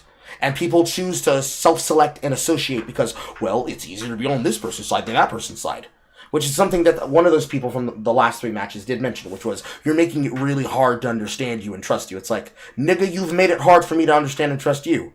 You've come at me with this bad blood, and you just expect me to take all this shit? I'm not your emotional dumping ground. Engage. They didn't want to do that. They didn't have anything to say other than, I don't like you, and I want you to shut up. Too bad, I'm not going to. What are you going to do next? You're going to play the video game? No. It was more about trying to control me in the situation. You can't do that. In a normal situation with normal people, they would have either, well, I shouldn't say normal. Most people playing video games are not normal. A lot of us are weird in certain ways. Certainly. Most people don't see and find fun from engaging people verbally in what effectively is argumentative fisticuffs when they antagonize them. That's a weird thing you can say that I definitely have. But then again, my job is doing this on a microphone. I'm effectively an internet shock jockey. All broadcasters are. But in a normal conversation, if a person was being unreasonable while you're doing a job, you would complain to your higher-up, and they would address that person about the cohesion in a team-based situation. Again, that's exactly what I meant when I said, you don't act like this in real life. If you were actually having a problem with somebody acting like a delusional retard towards you in public, you would run away from them and walk away from them. What does that look like visually and technologically on the internet? It looks like using a mute. It looks like using a server block. It looks like using a ignore and avoid this player setting, which they do have in Marvel Rivals, but they only allow you to selectively avoid certain types of people, which certainly if you have a problem with everybody that says something more about you than it does them. But we're talking about, delusional people versus people who basically have reputations. And realistically, the bad problem here is that the issue and argument is reputational damage, right? These people know nothing about me. I know nothing about them. That one person is showing a willingness to get to know me. That's why I said I'm not going to just deny his message. I'm going to let it sit there and see how I feel about it later. And then also talk about this. Because I can see the people there, sitting there watching. Hello, people! But the way that it goes is that I don't know anything about them. They don't know anything about me. They just hear a voice talking. They could get to know me. They could interact and engage and have the human interaction and do any of the things that I described before. But every time it goes to yelling. Because they just want to be mad. Ugh, shit. They just want to be mad. They just want to be mad. I almost fell down. They just want to be mad. And they want to be angry at whoever's talking. And that's just not going to work. It's not going to get it. Because someone's going to have to lead. Someone's going to have to shot call in some way. And Casbah gets it. Because every video game has this. Hell, if somebody was acting like this in fucking Stardew Valley, bro, then you'd have a problem. But a competitive team-based game, yes, I'm going to ask questions like that. Yes, I'm going to be abrasive about that. Yes, I'm going to take a leadership stance and say, someone needs to lead, which means other people might have to follow. But that doesn't mean I need to be the one who's leading. I'll pitch ideas of what we can do. And then we can decide if we want to do them or not. But if every single time we need to make decisions, and I ask questions about why we're not making those decisions, I get pushback and annoyance, nigga, you don't want to play the game. Just go play with something else. You don't want to be here. The moment I mention something about it is the moment you care. It's like a candy bar. Hey, yo, there's like one extra candy bar left in this couch. Anybody want to eat this candy bar? Nah. Alright, I'm gonna eat this candy bar. Nigga, I wanted the candy bar. Why don't you offer me the candy bar? Nigga, I just did. You didn't want it. Now you do? Here you go. No, I don't want it anymore. You already touched it. Nigga, fuck off. Suck my cock.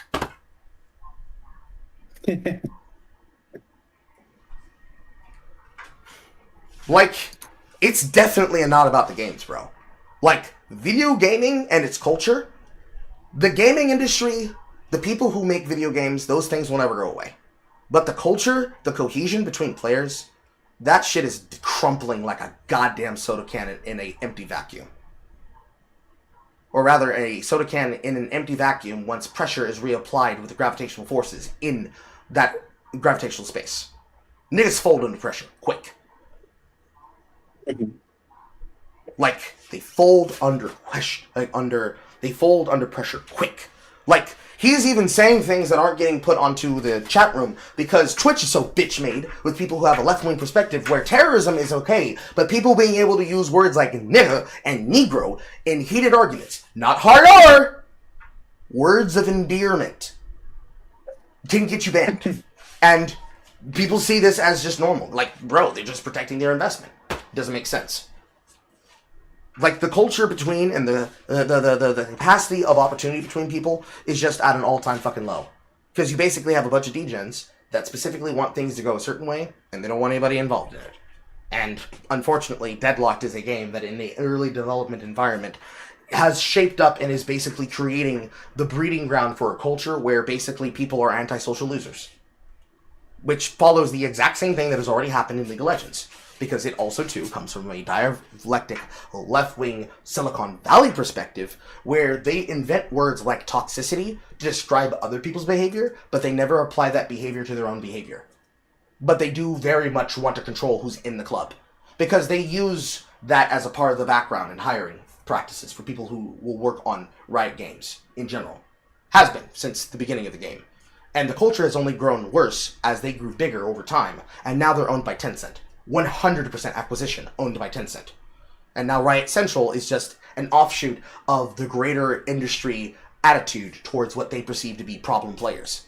You'll ban somebody that you think is a problem, and you'll make women that don't need to be the leads of this, because it just makes worse problems, but, you know, women in leadership is not a problem. But certainly you don't have mommy and daddy internet going on saying, we're going to update our behavioral policies to decide if a person is being mean or rude to you in a video game so you can punish them for doing whatever the fuck they're doing. Versus somebody unironically being an roided out fucking stepson who desperately needs his ass beat by his parent. No matter what way you go about it, most of these situations could easily be solved by somebody being an adult and another person deciding they're going to be an adult too and say, you know what, you're right, I should not have come at you like that. Let's have a talk. Let's have a conversation. But niggas don't do that anymore. It's very hard to have what this, I almost did again, what Draconia did, the first time they met me in that game, happen in those situations. Those are dime a dozen.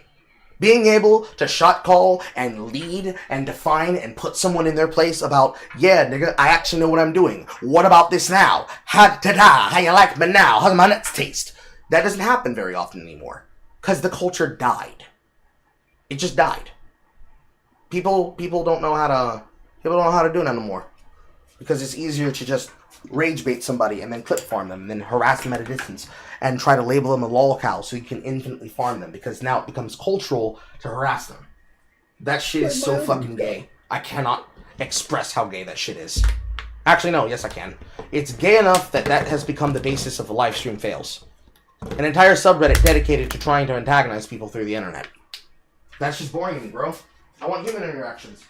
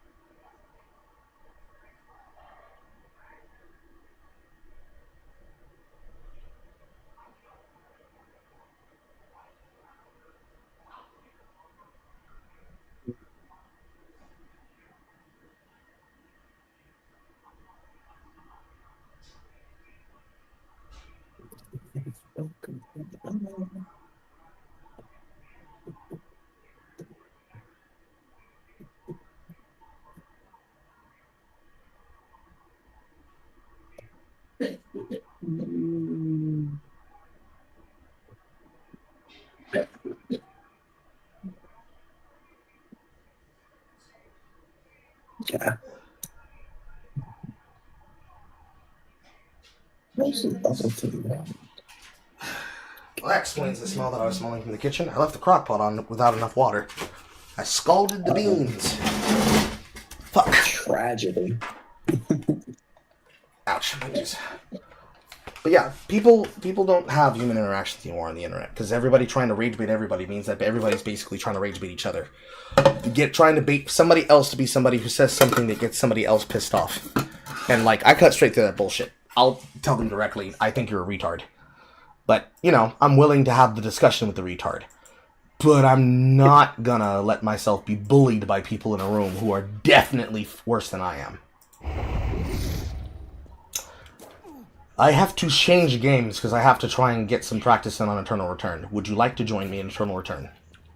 I could probably. Just give me a second. I made a funny little build I want to save. Okay, take your time. If you've never played Eternal Return, here's an opportunity to play the game that I keep mentioning as a part of that talking point I keep saying. Yeah. But, people don't want to have human interactions and engagements anymore. Everything's attention economy. They only want to give their attention to somebody who can hold their attention. And the fact of the matter is that shock jockeys definitely do hold people's attention. Because at the end of the day, it's like, bro, this guy's just so delusional. And it's like a normal conversation. A person tries to provoke a person to get a reaction to one. It's like, bro, I heard that you get angry at women that are in STEM. It's like, nigga, when have I ever been angry at women in STEM? My woman is an accountant. She makes money on the internet the same way I do. And money IRL the same way that I can. While I make an honest buck on the internet, being an entertainer and playing video games. What are you talking about? I hate women in STEM. Who told you that shit? And it falls apart, and it's like, oh, well, I was told that you got angry at a situation. It's like, oh, you mean the situation where a person did blah, blah, blah, blah, blah? So an easy example would be like, yo, I heard that you're the guy that got angry at people all the time inside of Eternal Return. You mean this same retard that every time I see him when he plays Eternal Return and is playing these off-meta characters that he's not very good at and never learns how to play better? That guy who constantly picks fights with me, and when I ask him to play the game well, he gets angry and tries to bitch and moan and complain because he takes my advice out of context? From that person, right? Yeah, I can't imagine why that person might lie about what they would have to say. Very strange, very weird. That kind of thing would never get properly addressed. What did I do with that bag that had my candy in it? There's a bunch of Starburst somewhere in my room that I need to be eating. Alright. Ah, here it is. Exactly. I found it! If you don't already have Eternal Return, it's going to take you a second to download it. But, hey. It's 10% already. Yeah. Plus, should you want to get to meet people in my Discord, today is a week where we're going to be doing 2 days of gaming nights. One today and another one on Thursday, as a part of a thing that we were already discussing last week. So, surprise, surprise, you're in the store for more opportunities to play video games. But it is one of those kinds of, like, I think the word I just used to describe it was games of telephone. It's one of those communicative games of telephone, where people basically are picking and choosing who they think is trustworthy based on how they appeal to them. And certainly part of my job is that actually I do have to play the game of a popularity contest. What would make me more popular? Getting people to like me just cuz, or doing this thing that puts me in this position where these people will feel a certain type of way and want to fight against any and everything I'd want to do tooth and nail. One thing must lead to the other. But if I were to try to get them to be on my side, just cuz, I would actually be causing myself more problems. Hi, Fancy Pants. Yes, exactly. Like, I don't know why there are people who are playing competitive games if they're not going to play competitive and try to, quote, chill. Like, I can promise you, you're not chilling when you're trying to mash your keyboard to make sure you don't lose the trade that you're fighting. It just doesn't follow. It does not compute. But, you know, to each their own, technically. But also, actually, no, not to each their own. Because you have to earn that shit. So anyways, at the end of the day, round and around in this conversational cycle where there's multiple aspects to consider, the number one thing that I come to, as I change my title, the number one thing that I come to is that if you don't want to have an argument, don't create an argument. Don't create something that isn't happening. Don't create a reason for me to have to say anything that would be considered mean, rude, or harsh. Just play the game, bro. It's not difficult. It's not hard. It should be very easy. It should be the easiest thing to do. But they like, niggas like to fight. They like to fight, but ain't nobody trying to run hands for real, for real. In the words of the bard, as they say, well, how did it go? How did it go? I gotta bring up fucking TV off in the first place. TV off. Might as well just play it for a bit. Get a soundtrack in here. But in the words of the bard, all I wanted is a backland rational. Fuck being rational, given what they asked for. It's not enough.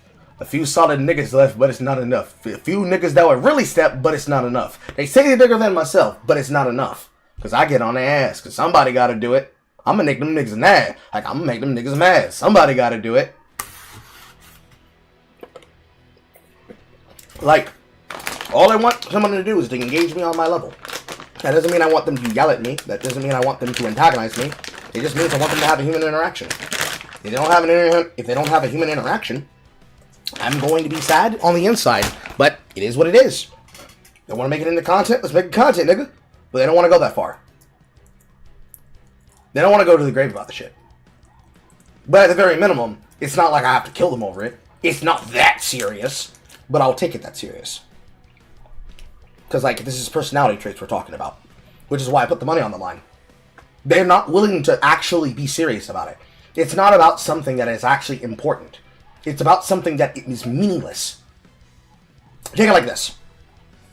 Instead of going to the park, it was my woman coming to pick me up from me to fuck the shit out of her. Oh no, Carl spent 7 hours yelling and hooting and hollering. An obvious over-exaggeration of what actually happened. But then I can promise you, for 2 hours, yes, that's right, 2 hours, as I wax that ass on and off, I can promise you not a single one of those people will be in my head. Not a single one. And that's really what matters at the end of the day. Arguments happen, bullshit happens. Ooh, sour watermelon. Oh, that's delicious. Like, arguments happen, disagreements happen, fights happen. But what matters at the end of the day is that it doesn't change you from who you are. I know myself. I know who I am. There's not a single thing these people can say that's going to really get on my skin. It's just niggas trying to bait other people into arguments. And I remain unfucking convinced. That's really all it is. 2 more days of royal tokens. That's all it is at the end of the day, man. Like, life is too short for me to give a shit about that shit. And your life is too short, too. It shouldn't matter. But it does matter.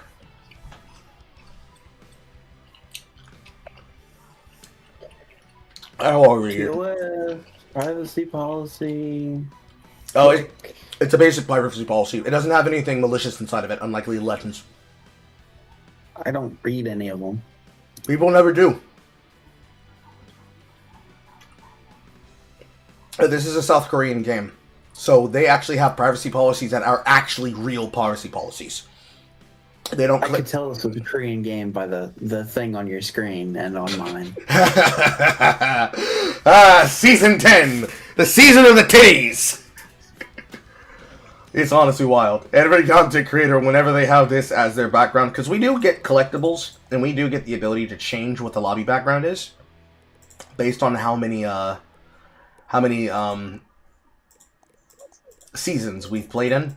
My account, even though it's old, I didn't play during those seasons to unlock the reward to have these different backgrounds.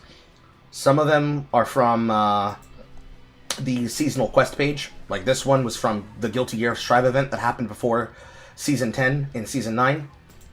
This one was Spirit Hunter Hisui, which was a part of Spirit Hunter skin line, Tropical Beach skin line, 2nd Anniversary, After School Devi and Marlene, Idle Moon Rabbits, Hisui and Justania, 1st Anniversary Lobby, Matsuri, which was Season 8? Yeah, Season 8.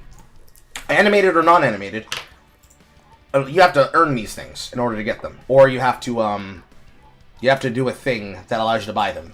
Like, Emma's Magic Show requires a thing called EP, which is something like mileage points that they give you for investment into the game. What do they call it? EP tokens. You get them for any amount. When you already have a Eternal Return pass at max level, which is the battle pass, any amount of ER points that you would have earned is instead paid out within EP tokens. So, the current battle pass for the Royal season, if I get to level 80 out of 80, any extra EP points that I would have gotten from playing are instead turned into token points. Which basically means if I was to buy ER points by using my NP on them, it would equivocate to me getting levels up to a certain amount. For the continuation of level 29 to 30, getting the rest of the points, it would be 118 NP. If I wanted to go to 31, it'd be 308. If I want to go to 2, and so on, and so on, and so on, and so on, and so on, all the way to the last level, which would cost me somewhere around, like, what, $100? 10,000 and 1,118, which in terms of buying NP would be about $100? Not about? Unless I'm delusional? There's also the upgrade pass, which puts you further down the line, but that costs about $1,600. And $1,600 is about somewhere between $9 and $20 of NP investment. Because this game does pay mileage rewards for how much you pay, as well as bonus NP. Just for bonus NP alone, you'd have to pay about $90, which would be 12,000. Yeah, 12K NP, with an extra 1,550 on top of it. That good old Korean top-up system of where you buy one, we double it. Although theirs is much less efficient than something like Eternal Returns. Because NetEase actually uses American standards of money, whereas they use the monetary system of South Korea for their payment system. They have a lot more money around there than we do.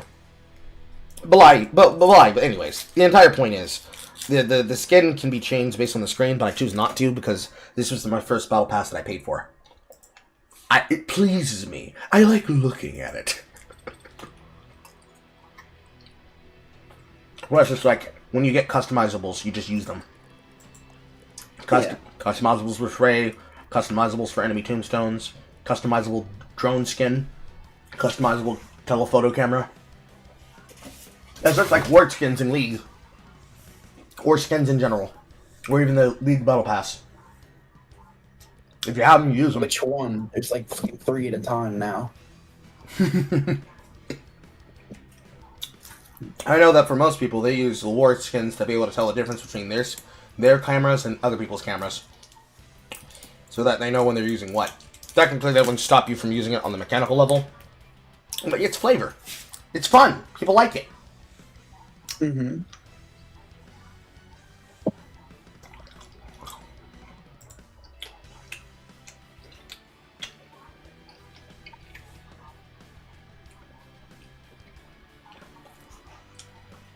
I don't know why they don't play Vine games. The more I think about it, I think it would be better on Wednesday too. In case patch notes come out near the end of the week, alternate games between game night and movie night. I have thought about alternating between a game night and a movie night for Wednesdays. And possibly having the nights rotate, where one week it's Wednesday, Thursday game night, and then Friday movie night, and then Wednesday, movie night, and Thursday, Friday game night. Because it allows more people time through the week. Especially those that are overbooked. I've kicked the idea around multiple times, and I'm coming down to the side of liking one versus the other. And at the end of the day, it really just comes down to all the basic things that would have already been a part of, like, multiple other concerns. Namely which, just figuring out what works best for consistency. We started the vote on Thursday, and chose Thursday, because that's what you guys originally voted for in the server. So then, having the movies put together in such a way where we know what we're watching ahead of time, most people end up forgetting how to use the form to put them in anyways, so that they show up, so that I can look at what you guys have suggested. So I end up going off of my own choices. Either way, there will be a movie to watch, but you know, there's the difference between something somebody really wanted to watch versus something I really wanted to watch. And that's why I did it, because it builds community. And it's part of our cultural tradition.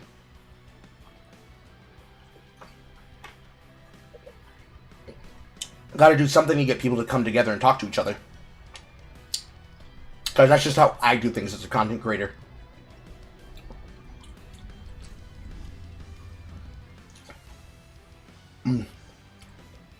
What flavor was that? What the fuck? Sour strawberry? That doesn't taste like a strawberry. It tastes like a kiwi. Mmm. Goddamn, this is not delicious. But, like, I'm not like one of these other Twitch broadcasters where they lead with, like, you'll like me because I give you stuff. It doesn't work that way. Hell, that was a problem even back in the day. You weren't really building community when you were offering people stuff like that. You were creating opportunities where you were basically giving people chances to take cash from you. More or less. Like,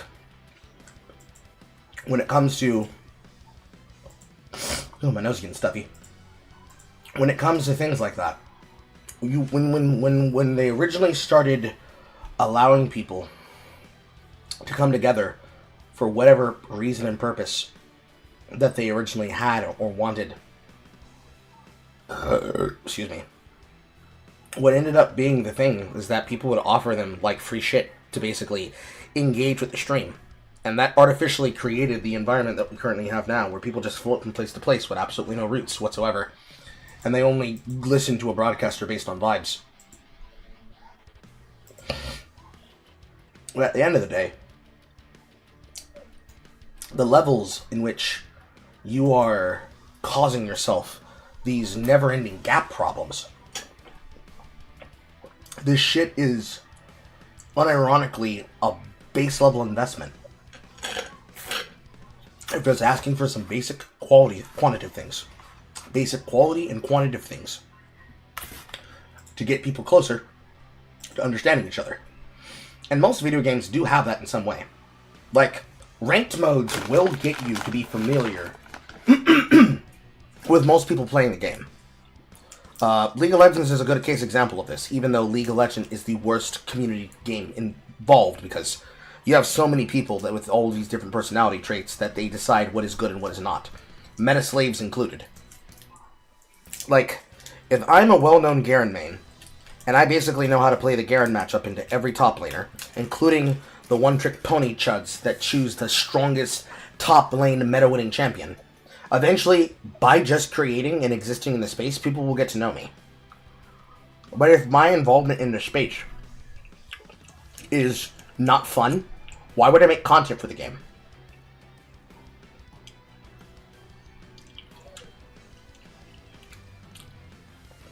In that way, the roots don't run deep. Because most people play games to have fun. If I'm not having fun playing the video game, because every single person imaginable is basically making it an unfun experience. Especially if the top lane is put in a position where, in this season, you definitely have agency. Giving people a free teleport or an enhanced teleport should they take teleport as a base spell, and giving them the options of running around like maniacs with shit, especially if they're using Unsealed Spellbook, definitely agency. But in the past, Season 3, Dyrus is crying on the inside just hoping somebody comes to the top lane. Top lane is an island, Season 3 beyond, where you have no agency. You'll want to break your fucking neck. Certainly games like Marvel Rivals can be fun, but if you're playing a ranked environment and you know you're coming across one of the few people that only play one character, and somebody on the team, or you or them, have conflictions with each other, you're not going to want to play that game. And if you're one of those people in that situation, like that Lem, oh god, that Lem. If you're like one of those people in that situation where you're getting given a rough fucking deal, and everybody else in that game basically melts down, and now you lose the game because somebody else did something to you, that doesn't feel good either.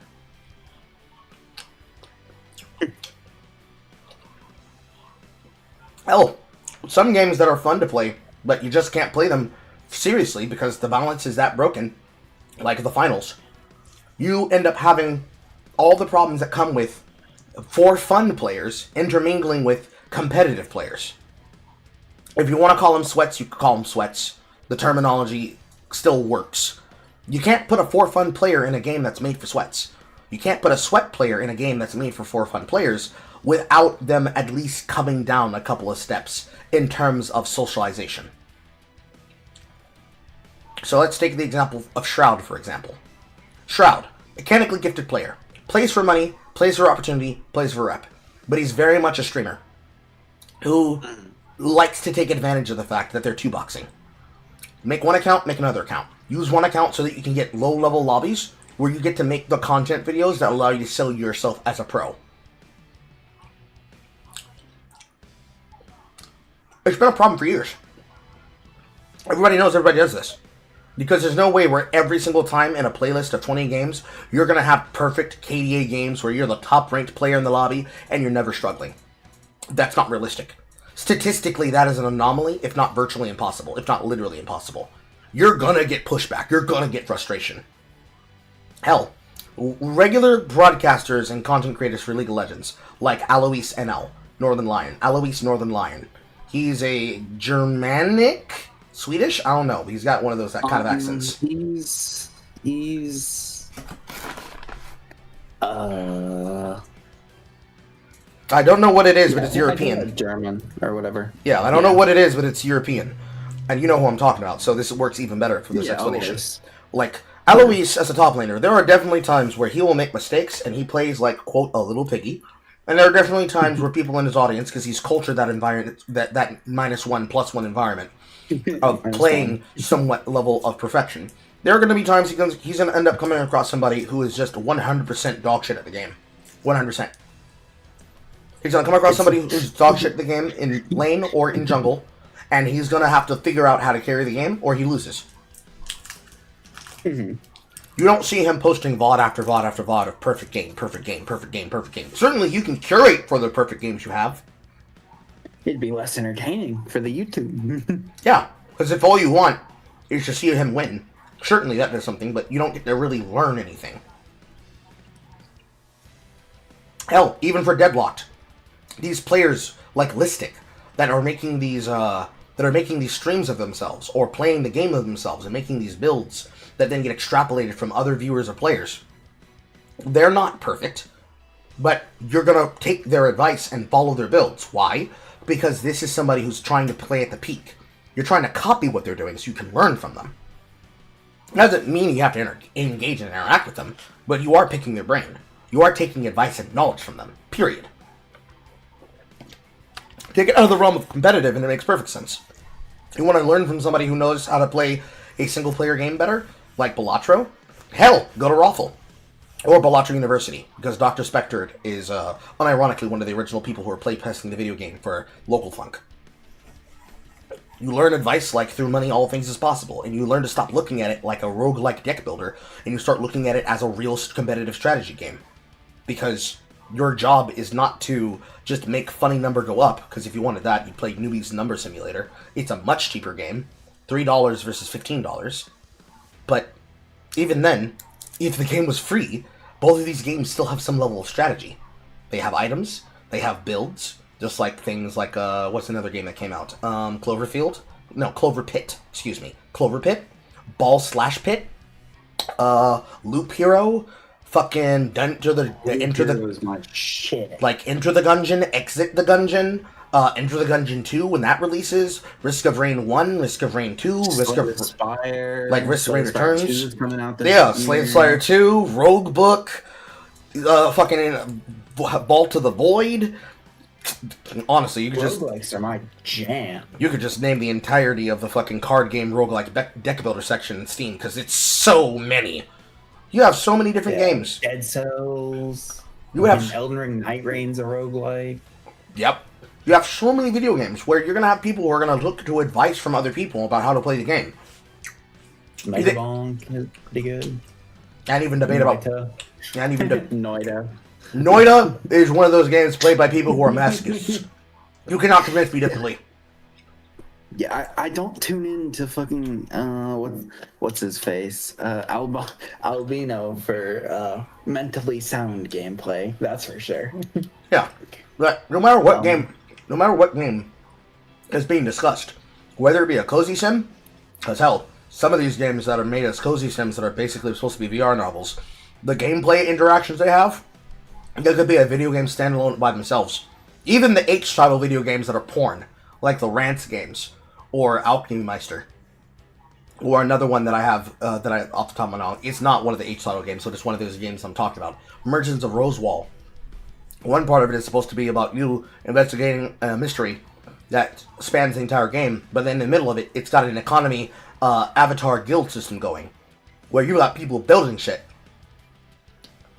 Like, no matter how you look at it, all the different ways that people could learn something from the video game, you're gonna have people who are gonna ask questions about what's good, what's best. Especially if you're talking about how to be competitive enough that they can pull their weight, right? This would be the WoW conversation or the Helldiver situation. Not sure if you play Helldivers, but a little. Like, in terms of Helldivers at its peak, once you have every war bond currently available to the public unlocked, it's a sandbox. In the beginning, when you don't know anything and you're trying to figure out how to be effective with minimal tools on the original mobilization war bond, it feels a bit like you have to buy power in order to get power. But it's a sandbox at the end of the day. The tools you have are the tools you have, and you'll learn how best to use those tools. Because there's nothing special about your gun versus my gun. I might have fancy sights. My gun might not have iron sights. It might be painted differently. But a shotgun is a shotgun. A double punisher is a double punisher. An MK Knight is an MK Knight. A coyote is a coyote. If the weapon does medium pen damage, I can pick your gun up if my gun's empty, and I can use your gun knowing if what I'm shooting it at is effective or not. Oh no, this gun isn't effective against heavy armor and against tank armor. I'm going to go pick up something in the environment that is. Or I'm going to bring something that is.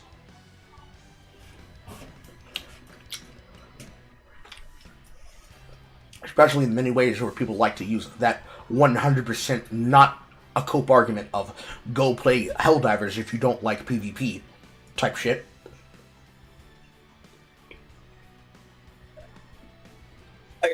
My dog's whining at me. I gotta go walk her. But the game's downloaded. I'll be right back. Take your time. Like, no matter what way it fucking happens, you have a world of difference between the argumentation that a lot of people can make about associations and about playing games with associations versus people who basically just want a reason to not be responsible. So they can say, it's not my issue to have to worry about any of the shit that I'm worrying about. No matter what. Like, you can have people acting the exact same way in Deadlock as they do in ER, and they do. But the caveat is, I have to be stuck in that game with them for 15 to 25 minutes. Or longer, if the game does not become a complete washout for one side or the other. And should they be incapable of working with me and listening to me, or listening to advice, or giving leadership, it's very easy. Very, very easy for me to just have to say, you know what? Fuck this guy, we're going next. If I really don't like somebody and I'm not playing ranked, I can just leave the match. I'll wait the lobby queue. I don't care. I can do other things on camera. I have multiple video games to play. Somebody who really pisses me off, I can change games entirely. Don't give a fuck. Don't give a shit. But that doesn't help, right? Because then the fortitude that you have there becomes weakened. Whenever you face any kind of conflict, you just immediately say, oh, fuck this guy. I'm not going to do what he says. Fuck you. I don't do what you tell me. That's certainly not effective. And you're certainly not learning anything from that.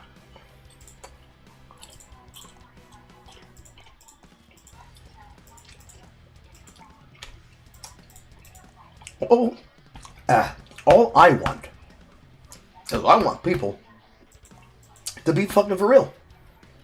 That's all I want.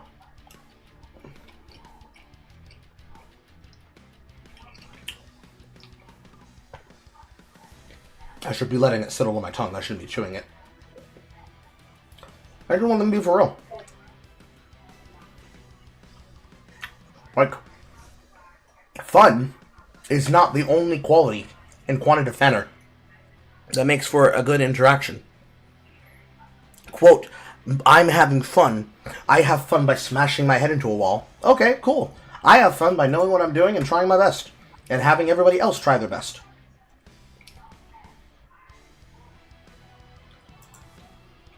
I don't see how that makes a person any more special or any more different than me. Shouldn't be. That's something that they actually do. So, what happens there in that difference? Oh, I guess we just go fuck ourselves, right? Just is what it is, and no one's at fault, and no one's responsible, but everyone's at fault, and everyone's responsible. I don't think that's the way it should be. Argumentative or not, there are some people who never are ever going to see it that way. And for those people, I feel sorry for them.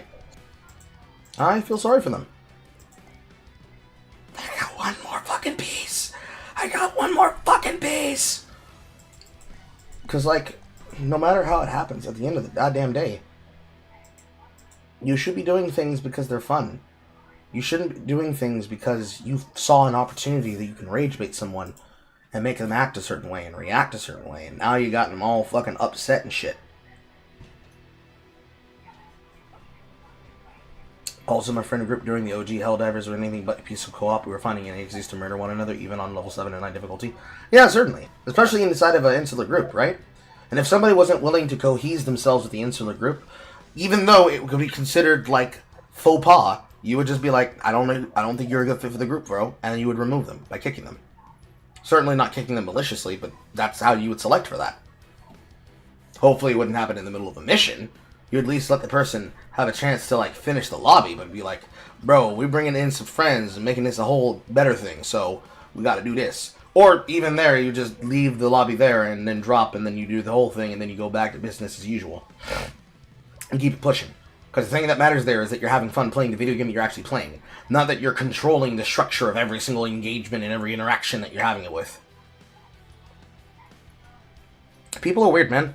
People are weird, people are funny. Do I wish that they weren't? A little bit of me inside wish that they weren't like this, yeah. But you can't make people different. You can't make people different. They will be like this forever. Forever, forever. They will be mad and they'll be dumb forever. However, they're gonna be salty and I'll hate them forever and ever. They'll rage and be upset that they aren't lame. Cause they know that they are gay as hell. And it's just the way it gotta be. Cause that's just the way it is. Niggas will be mad. That's just the way it is. Oh, yeah, yeah, yeah. You wish that it weren't. You wish that it don't be. But it do be. Because then the other argument you have at the end of the day is that, well, you have to be a certain level of good in order for you to have the right to make those arguments. No, the fuck I don't. But if we're talking gameplay in the middle of the session, by scoreboard rules, we might have to play by those rules. And certainly some of those people who play by those rules, they can't play by those rules. They don't have the capacity to play by the rules that they set on other people. Which I see as inherently bitch-made. But what do I know?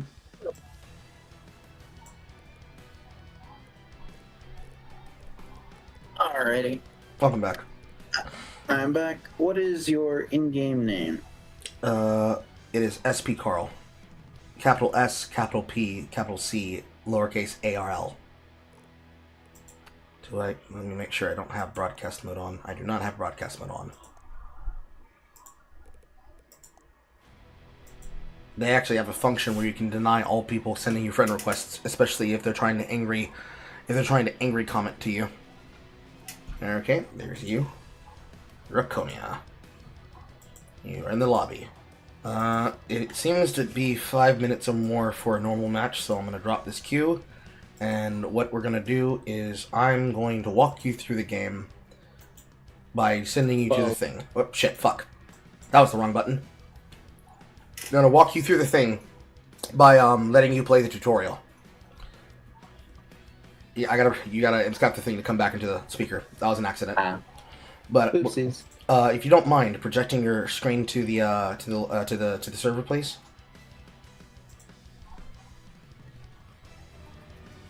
Okay. I already did part of the tutorial. I think I might have skipped one bit. They made a new tutorial that is all linked together. if we'll know whether or not you fully finished it. Go to game start, and then go to tutorial. Okay, so they still haven't put through the advanced tutorial, but they do have basic flow, and you do have the voucher. So back out, go backwards. Go to forging. Already. Okay, so you already cards. Okay. You look up in the top right corner where it says guide mission. Click on that. Okay, so we will have to walk through those.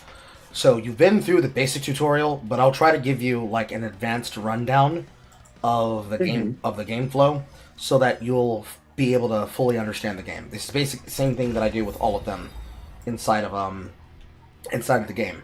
But I'm gonna do this by first actually spectating while you play a round of Lone Wolf against bots. That way I'll be able to narrate and my hands will be free.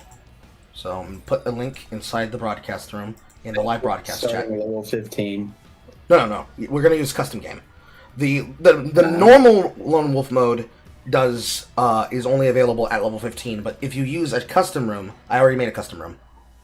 I put the code right here inside the chat room in live broadcast. Go to game start and then go to custom game and then go to enter room code and you'll be able to join it.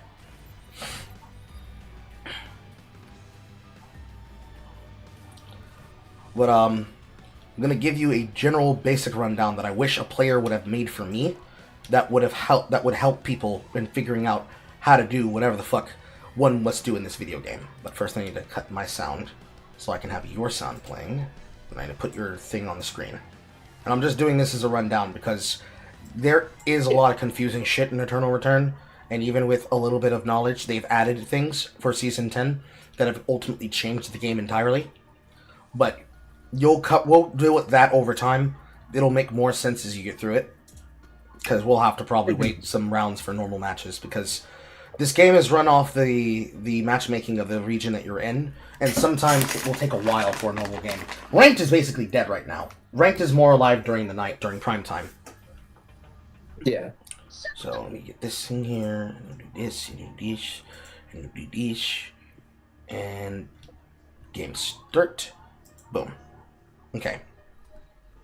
So, Eternal Return. It's a 7-day game cycle. From day 1 to day 7. It has a day-night cycle. And you get decisions and choices based on your character.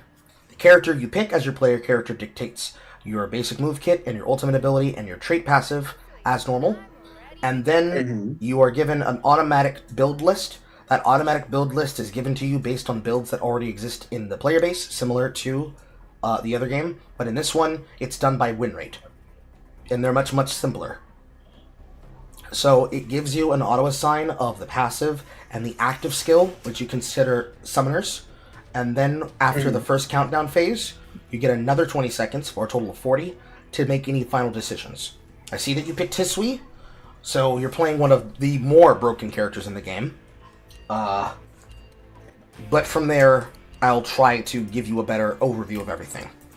The window you see there on this map is a window of every single zone in the case of Lumia Island, which is the setting of the basic game mode that is Black Project, also known as fucking 3-on-3. Survival, as they call it. Holy, third from the right. So, in this, Lone Wolf is a single version extrapolation of what the game originally was when it first launched, which was every man for himself, king of the hill, 24 players all fighting each other at the same time. Not quite 100 players out of 100 players playing on a giant game map like that of Fortnite, but trust me, it gets chaotic enough. So, turn this off real quick. And put this on the screen. And here, as the game starts to boot up,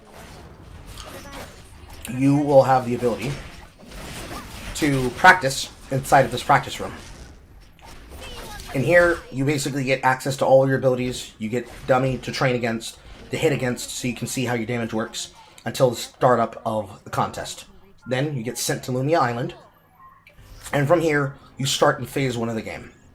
This is the building phase. In these areas are itemized room clusters. The game automatically will pull inventory from those structures based on what you need in your build plan, which is above your minimap. And we're looking for those target items so you can then move to the next zone. So in Uptown, where your build starts, you need to collect the items you already collected, as well as a collecting and hunting resource of leather. 2 pieces of leather. So the things that you're collecting are basically building materials. Some building materials you need, some you don't. You technically collected flour and stone and twig, which you don't actually need.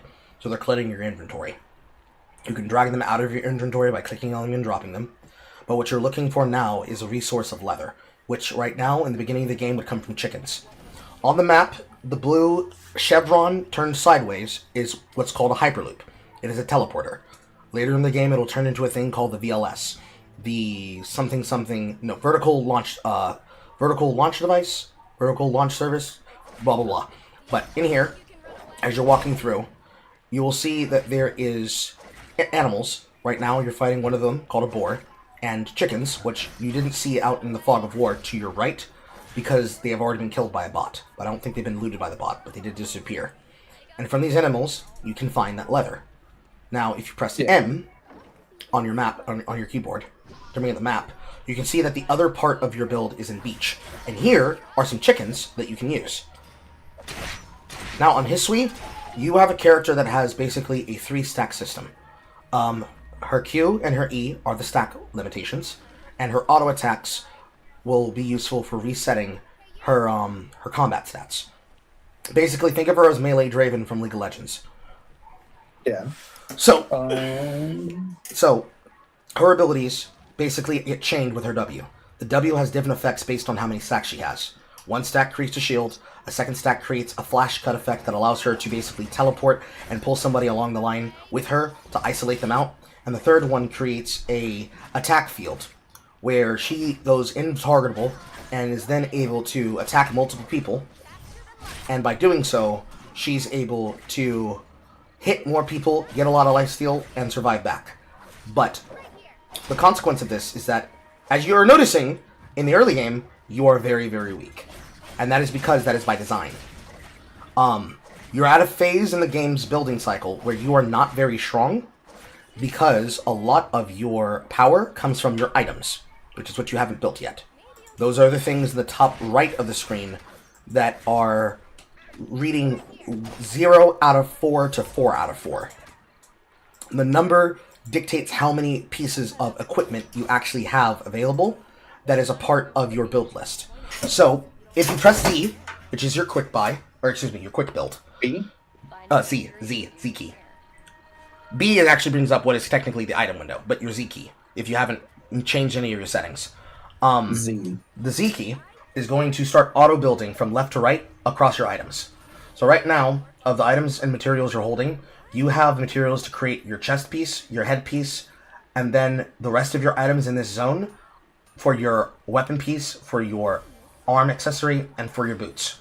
So you need to go through those other item nodes that are here in the zone to find those items. Now you're on day 2, which technically means you're behind the item curve. But you would focus first on finishing this build, because these purple items are basically your baseline of starting power. So as you move from node to node, you could kill that enemy.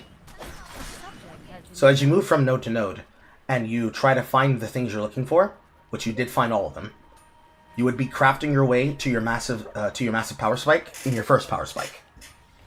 And then once you're fully built, that's when it's time to fight people. So through the day of day 1, you would be trying to finish these purple items as quickly as possible. Then through the night, through the remaining timer of the day of day 1 and the night of night 1, day 1 into night 2, I'm just going to call it the night of day 1 into day 2, you would then be going into what we call transition items, which are the yellow legendary items you see there. So since you're at a baseline of power, this is where you would start doing things similar to League of Legends. You would start reading and looking at whether or not your enemy's stats items are strong. That Fiora bot basically had 3 purple, 2 blue items. She was weaker than you. She didn't have fully completed items. Then as you're looking through these enemies, through the animals specifically, you're trying to find food. so that you can get recovery stats. Because currently you don't have any good food. Food is restoration, which allows you to actually take trades against people, which is what allows you to outplay them. Good, good. Flash Cut is good. Nadine is a backline character. Use Flash Cut on top of them. And then you use a one stat... Yeah? Yes. Oh. You use a one stat... a one block, rather. One block passive reset cycle between Q, W, and EW to give yourself a shield so you can constantly auto-trade them. In this phase of the game, in day 2, you would be moving around the map to take advantage of all of those glowing points and pieces. Because as you can see here, as it has it highlighted, each of those transition items require a special material. Meteorite, Force Core, Tree of Life, Mithril, or eventually for the red items, which are only available after day 4, VF Blood. Those 4 to 5 items can only be found at certain places. So coming up to this tree right here, this is a Tree of Life. This is what you need to be able to make your helmet, which is a blaster helmet. Which is going to give you a lot of attack speed and damage. So in the top right, where it shows your blaster helmet, click on it with your left click. On the what helmet? Yes, up there. There it is. Click on it with your left click. Then you can see here, one of the pieces that you need to build it is a helmet. So what you're going to do now is what's going to be called a drone buy. You're going to right click that helmet, and it's going to pull it into your inventory. So rather than having to go all around the map to find your item, you find the source item, you drone by the piece immediately, and you use it to build craft.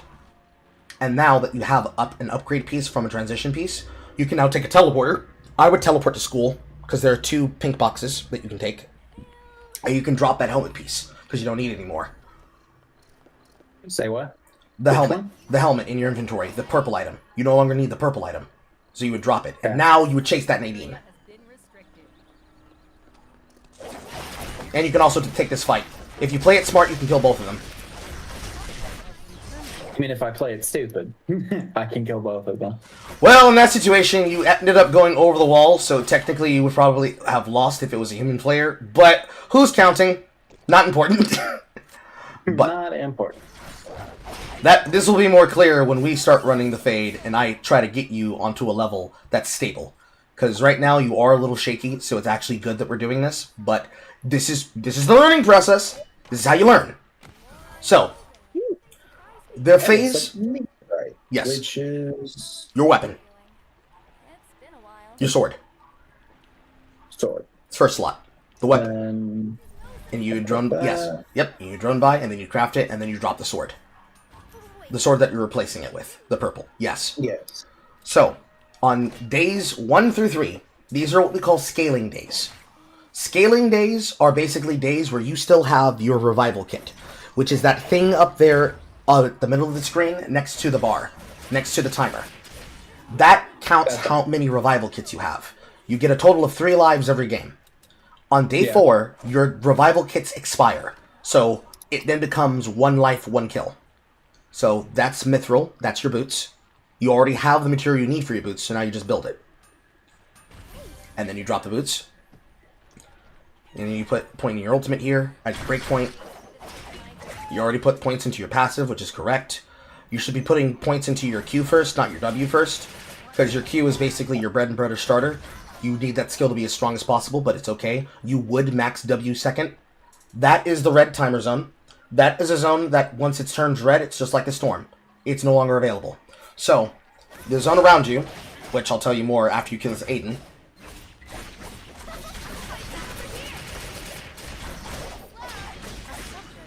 Good.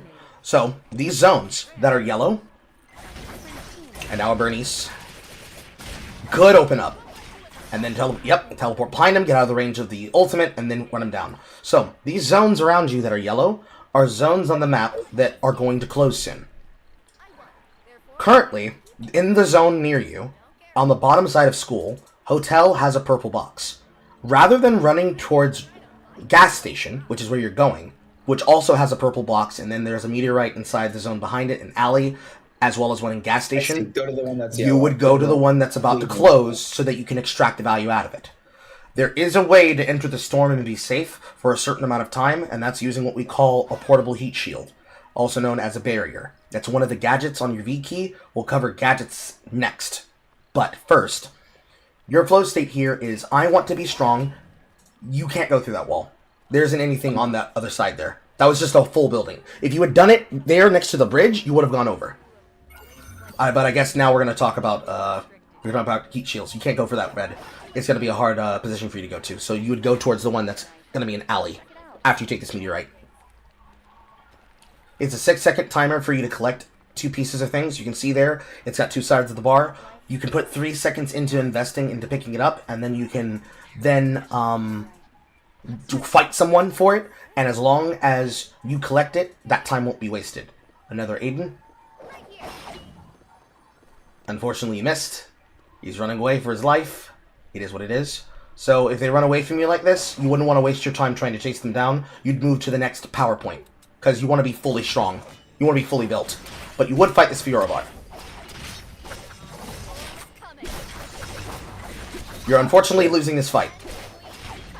Should you die, I'll explain the reason why you lost the fight. Now you're getting third party by Bernice.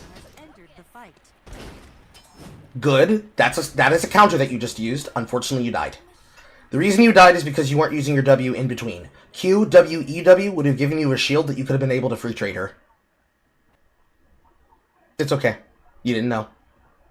But yeah. Your goal from... I really like this character. Everybody does. Good. She's very popular. But every single person in the game is going to... Okay, bye, Mr. Fancy Pants. Every single character in the game, whether in solo play or in Lone Wolf or in 3-on-3, is trying to get to their next point of power. They're trying to get to their next point of power because getting to the next point of power will make them strong. They want to be fully built. They want all yellow. First, when they get into the game, they want all purple so they can immediately fight. They're fighting to get currency, which is their credits, which they then use between fighting for opportunities on the map that naturally spawn, and then opportunities that are presented with lulls and downtime between fighting people and fighting over objective points, namely for the resources, to then buy the next resource point of power, to then have a power curve that puts them as being the strongest person on the map, or the strongest team on the map, so they can fight people endlessly. Because once you're fully built, you don't have to worry about anything. You don't have to worry about building, you don't have to worry about resources, you just kill people. So we're going to do the same thing again. I'm going to put the code in here. Excuse me. Put the code in here. And you join the room, and you do it again. Boop. Bam. There. So, from days 1 to 3, those are going to be the bloodiest days possible. Because everybody's going to be fighting over some type of resource that spawns around the map. Because even though there are zones that are guaranteed to have a position that will spawn something like a Tree of Life, or a zone that will be likely to spawn a meteorite, you won't know where the meteorite spawns until 1 minute to the day transition from day 1 to day 2. But first, before we get to that, and do that again, let's talk about your build. So, items. When you start and you pick a character, every character has a certain type of items type. Hisui is sword only, so her weapon type is sword. Yeah. The stats on the equipment is dictated by the auto build. So just like how in that game you can have people give you advice on how to auto build, or in any game to give an auto build, in this game the build is already put together for you, so all you have to do is follow the auto build correlator on where your zone is. I don't know where your build is, per se, without looking at it, but we know that the first build that it auto-assigns you takes you from uptown to beach. And it has an icon of 2 next to it, which means you have 2 drone buys to complete. The tactical skill that they give you is a skill called False Oath. It is basically a blood sink. You pay your life total that then gets given back to you over time, and in trade, you get a 10 to 20% damage increase. It's a go button. It's an all-in button. Yes, it is the go button. There are other things called, there's other skills called the Strider, where they're also known as a go button, but this is basically a, I have mobility, I don't need a speed up go button. This is the I'm gonna kill you now button. But yeah. The other skill there that you saw was your weapon skill. Your weapon skill as a katana is a counter. You'll block all incoming damage, and then you'll do a lunge in the direction that you're facing. It's very good for blocking important damage attacks, especially if you're dealing with auto attackers. I just thought it was a dash. That was my mistake. I didn't read it. Many such cases. But in this situation here, with your items and with your builds. When you start out, you're going to want to start with your mobility skill first for escapes. Okay. So, back to the start. You do not want to fight her level 1. There's no point. You do chip damage to each other. Just walk away from her, find your core items and your item build. Don't let them harass you out of the zone. This will matter if you end up being behind the curve when it comes time to fight, because if everybody else is built and you're not built, they will try to fight you. But you would walk over and you'd want to go to the doors that lead to beach. You would want to start building up your items as you're going so you can get your next skill, and your next skill here would be Q. So you'd be walking. You already got everything you need here. You don't have to check any of the doors. But if you wanted to check the boxes for some rare food items that would be there, it would be acceptable, but you don't have to worry about that now. That's advanced tactics. From here, you would cross the beach, and you're still looking for leather, but if you didn't take the 2 chickens that were in front of the Hyperloop, you'd take these 2 chickens and this boar. So, both of them should have a leather piece, and they do. You'd pick up the meat as well. And now, if you're gonna fight the boar, yeah, I would suggest doing it without W, because it's gonna take you a while. But it's your choice, because you got W now, so now you can fight it directly. And you would just QW, EW. You would walk to this fireplace, and you would use the same technique that you're doing with crafting to cook your food. This is food crafting. Very simple. Go to a fire. If it's a raw piece of food, cook it into better food. It goes from gray to blue. And then there's also purple tier that go into orange tier, and then some purple tier that go into gold tier or red tier. More about that later. But you're moving through the zone. You're trying to build as quickly as possible. So you're trying to get done before the night of day 1.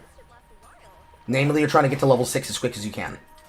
Level 6 is your ultimate. Level 5 is the first breakpoint for your trait build. What you're doing is correct, by the way. 2 points Q, 2 points passive, 1 point W, 1 point E. You continue looking for your pieces. You can't find the last pieces you have because you have 2 drone buys, remember? Your chest and your boots are drone buy pieces. So you have to buy the other pieces. That's a crow. That is a crow. That is a crow. That's a vision animal. It will drop an item that is either an EMP grenade or a recon. You pick that up, you put it in your inventory. You can then use that as a vision to show areas around you. So now you're fighting the Hunwoo. Remember your basic combos. Yes. Yes. And every time you auto-attack after you use a skill, she's a spell weaver, if that helps you. Attack, skill, attack, skill, attack, skill. Okay. So, these are drone buys, so you have to buy that feather. You have to buy the armor piece that you need for the Kung Pao, and you need to buy the piece for the feather boots. But you do that after you kill this guy. Yes? Mm-hmm. Good.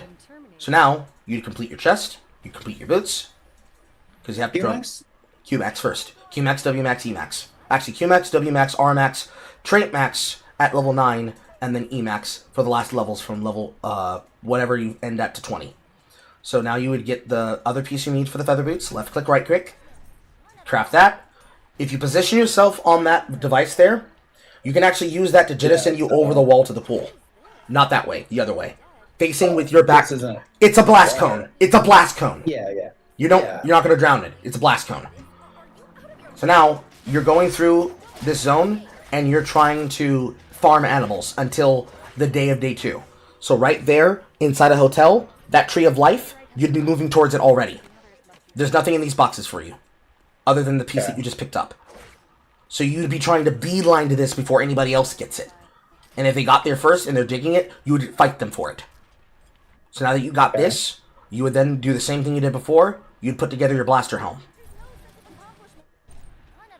Now, there is a thing that I'll teach you, but I first want you to understand the importance of getting your items quickly.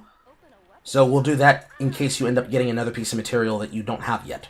So right now, what you would do is you'd press tab, and you'd look at the auto map, and you'd see if there's other things to be collected. So right now on the map, there's a meteorite and gas station. You'd move towards that first. Their gas station is gas station above. Yes. I see that icon. Yes. So on top of the meteorite and gas station, there was also a purple box halfway across the map. You could have used Hyperloop to get to, but surprise, you were able to come across an Ava that was farming. You would kill her here, and you keep moving towards the meteorite. Quickly, quickly, quickly. Move with a sense of urgency. Everything's on a timer in this game. It's medium to high EPM.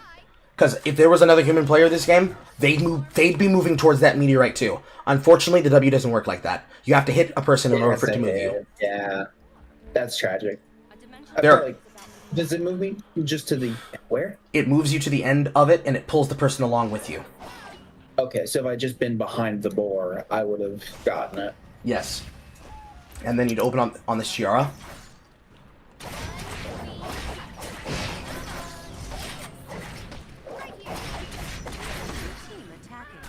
And then you open up with this Nadine. Good. And then you'd probably open up on that Hon Woo. The bots won't really have anything on them other than food, but you can take that if you want. And here you'd make your item. You want to get your item online. You want to make your item online as soon as possible because the Aura Longsword actually increases your vision range. You see farther when you have it built. Yeah. That is a teleport that takes you to the combat lab. It is a combat trial. If you're lucky, you go to the combat trial. There's up to 3 of them every match. You could potentially get a free item for free. If somebody contests it for you, you'll have to fight them for it. In Lone Wolf, it's head-to-head, 1v1. In 3-on-3, it's team against team. Sometimes it can be risky, depending on who might be contesting you inside there, but you'll never know. You have to learn how to fight every character in every situation. But in this case, longsword, helmet. That helmet's pretty important because it's a lot of damage. Here, you got a purple box, but you're going to have to fight the CR for it. And luckily, you're about to get a meteorite that's going to drop in 30 seconds. Don't stand on top of where the meteorite falls, it will kill you. So you would take this purple box, you would then see what item it is. It is another Tree of Life. You'll hold that, and I'll tell you about how to transfer that later. But you would kill this crow. And then you'll want to look at Lumi here. The robot. The robot? The robot. So, Lumi is a special object. Right there where it says exchange, exchange that for a meteor light. Yes. Oh, where'd it go? It times out. You have to be quick. I see. But Lumi is basically a mobile kiosk. Because he's a... here. Yes. Good eye.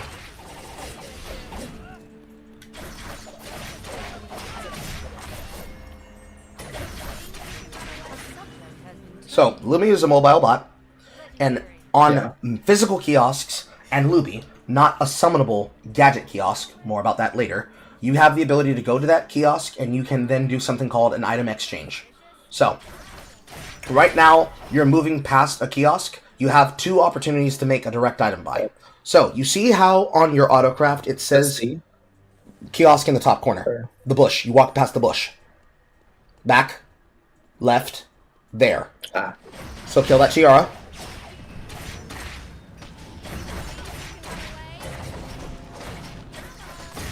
Good.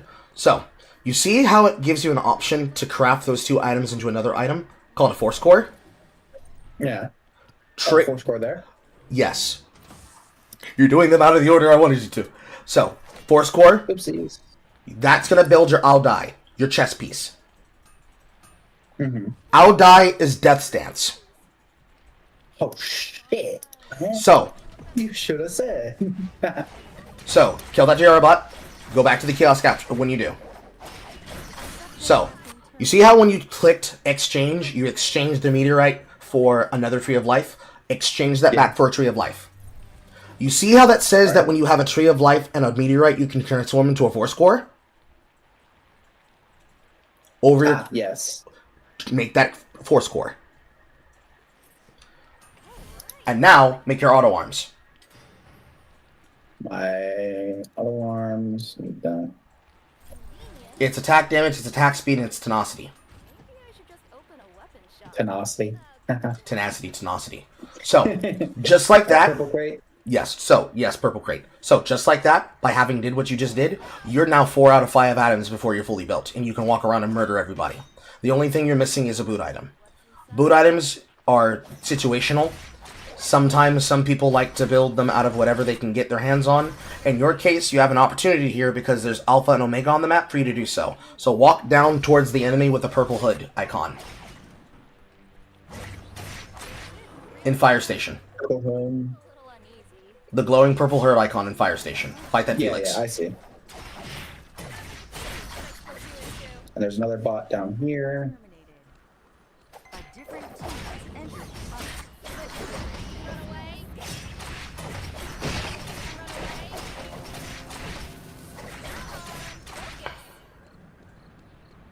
You can let her walk away if you want to, because unfortunately your dash... It's the same direction. It's the same direction. Okay, that's fine. Your dash doesn't move as a straight line, it moves in a circle. So if you had placed it in a different way, you could have been able to chase after her better, but unfortunately in that direction, not as much. You'd want to kite this, and then you'd want to use your ultimate. When an enemy is below a certain level of health, when you use the second part of your ultimate, it's an automatic execute. You have to auto-attack that. Traps are like wards. So, this robot enemy is one of the 3 robot bosses in the game. It is Alpha. Alpha will always drop a mithril and a potential chance of dropping something else. You can now use that to make your boots. Right after you kill that Aya. And that Hunwoo.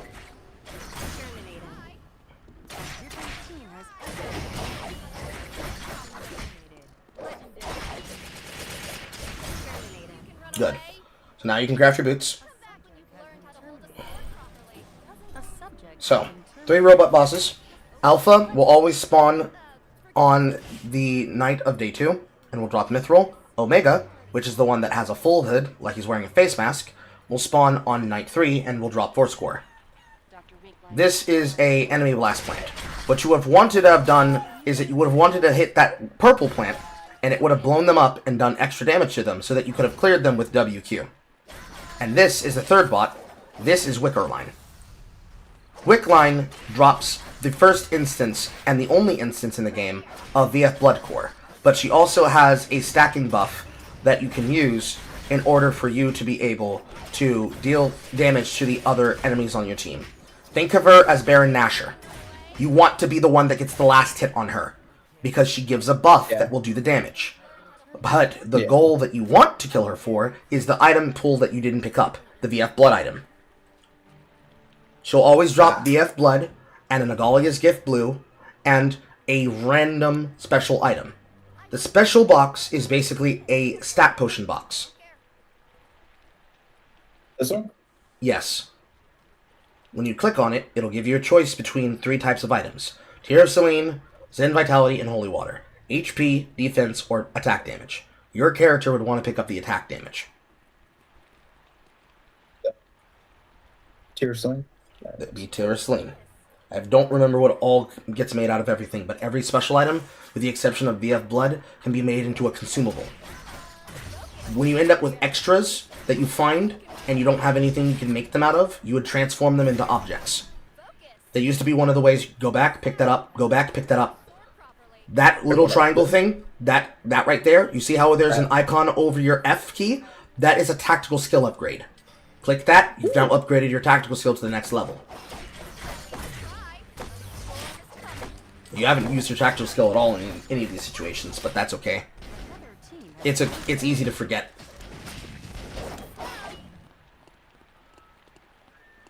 You don't want to keep chasing him. And now you do that. Good.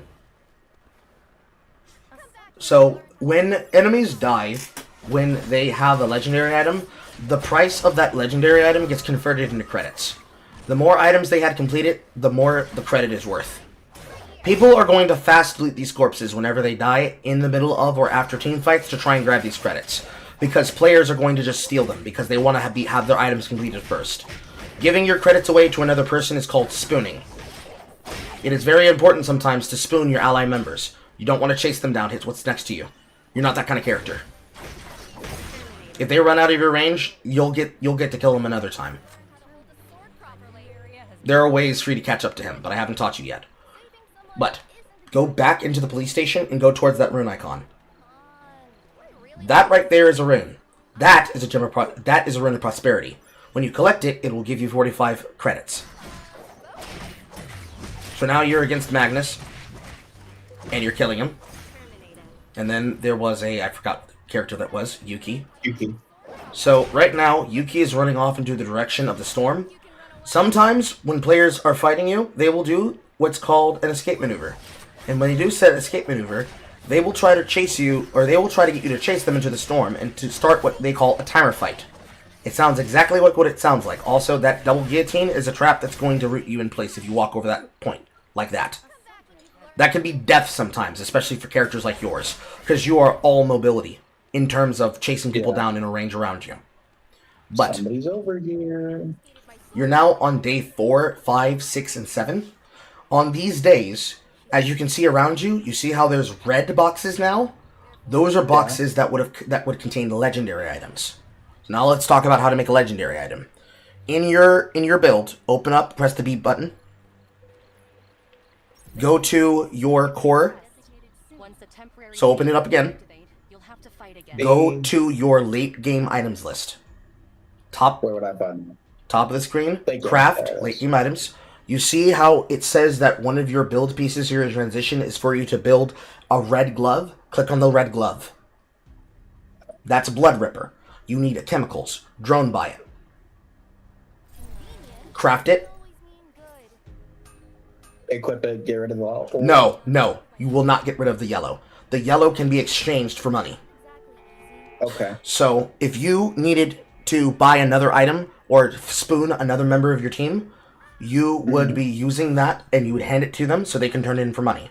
But right now, you're in day 6. This is the elimination phase.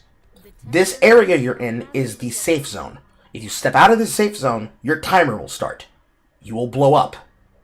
So, right now, the reason why your timer is not calculating is that there are other members of the game in other zones that have yet to die. They have to fight in order to stay alive in the zone. If there were multiple people in your zone, you would be forced into a permanent timer fight.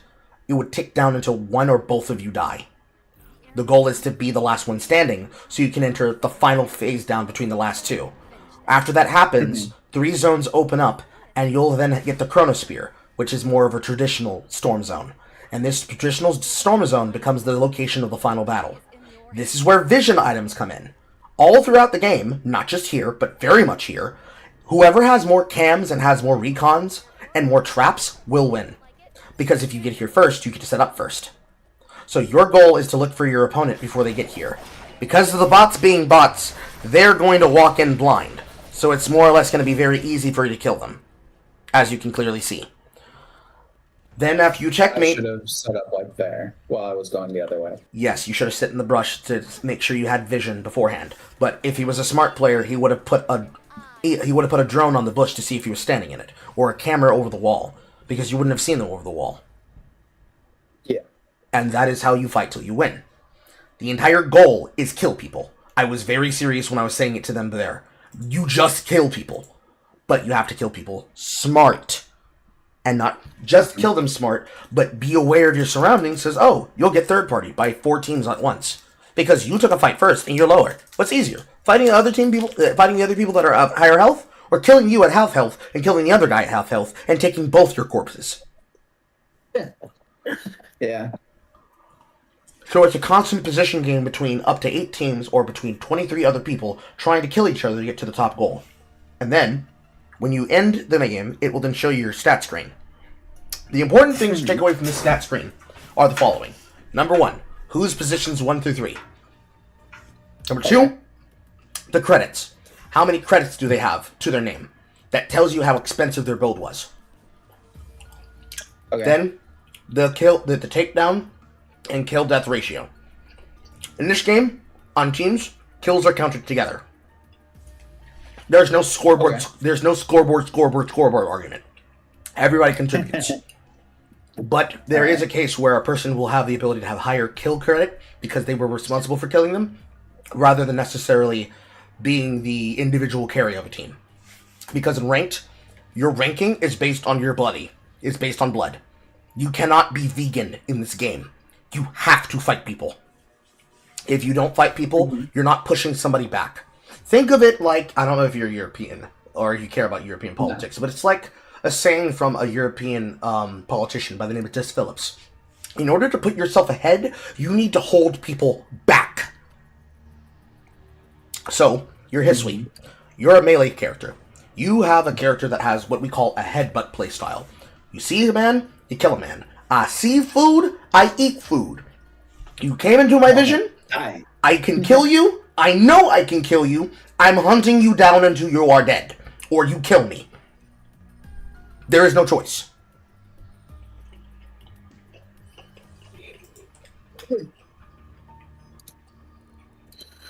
I'm chewing the Starburst. In understanding that, your entire mentality is about understanding how to get to those breakpoints of power so that you can kill people. So, the key things in this game is like any other game, there are thresholds. Just like League, just like any MOBA, just like any hero shooter that has levels and upgrades, not like Marvel Rivals, that have breakpoints. It's more comparative to Apex Legends, if you were to consider it. Yeah. The first breakpoint is getting to your purple items. The next breakpoint is getting to your transition items, and playing and moving smart. Certainly, if you find a mithril, and you have no need for a mithril, you can do something that's called an alternative item build. Maybe you could make do with a different pair of boots, and you just need something that's strong. Maybe you're being blocked from getting auto arms. So instead, you take a different arm item that's crafted from a different material. Because maybe the target you need to fight is a tank. Maybe you use your first Tree of Life not to make a blaster. Well, technically you still would make a blaster helm, but you'd use your second Tree of Life off an item buy, from buying from a kiosk with your credits. You would make your next arm item not an auto arms, but instead a quiver that's called Sultan Adorned? Give me a second. I need to project my screen real quick. I can't do this while I'm inside of the crafting window. Give me 1 second. Boom, boom, boom, and this share my screen. Share my screen? Why can't I share my screen? Am I already sharing my screen? Am I retarded?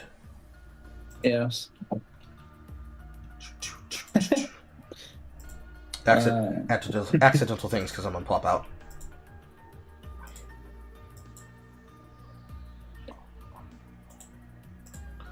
Accidental things because I'm on pop out. You might have to turn off your screen in order for me to project my screen. Okay. Yes, that is how it works. That's retarded. Alright, anyways. So. Well, it's probably just because this isn't a VC, it's a broadcast or whatever. Yeah. An announcement channel. Yeah. But turning my screen back on. So. Once again, Awooga. But instead of building the auto arms item on her, so bringing up Hisui, instead of building the auto arms item on what is definitely this recommended save plan, instead, in your late game piece, you might have to make an alternate choice. So, instead of auto arms, you might have to equip Mithril Quiver, or a different arm accessory item, which was the one that I was talking about. You might have to pick up Sultan's Adorned. And this is a counter item for killing tanks, because it's based on current HP, and it does work with attack speed and attack power. The thing that you'd be missing from the... Well, it doesn't have attack. I lied to you earlier, because I was correct. This is defense and attack power, not attack power and attack speed. But in trade for auto arms, you would be getting attack power and defense and tenacity, but here you'd be getting attack power, attack speed, and movement speed. So then, on your boots, you'd have to make up for the defense that you're missing. So then you'd have a little bit less defense, and you'd be taking mithril boots, but you'd be losing the tenacity.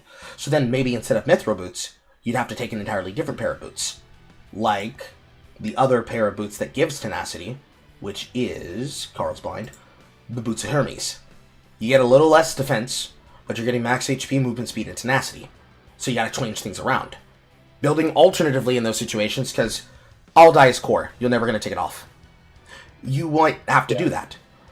Would it suck to have to go from auto arms or from Sultans to Blood Ripper if you know that you need it in order to kill tanks? Yes, but the way you might have to build in the situation might dictate that you do. It's the same thing here with these different options. You got one build that's telling you to build things as an alternative choice between your chests. Some people, for example, in this build, would suggest building tactical armor, because then you'd be able to execute people. It's Collector. But it's very bad, because Al-Dai is better, because it gives Omni Siphon. Your sword starts with Omni Siphon, but your chest does not. So you take this, you get attack power and attack power per level, defense and Omnisiphon, and you get Death's Dance. Combined this with Echoing Strike, combined this with Auto Arms, combined this with the defenses of Mithril Boots, which gives slow resistance, already having Tenacity from Auto Arms, plus Aurora Longsword, and you're walking around murdering people because you see them first, and you're slowing them, so you can stay on top of them.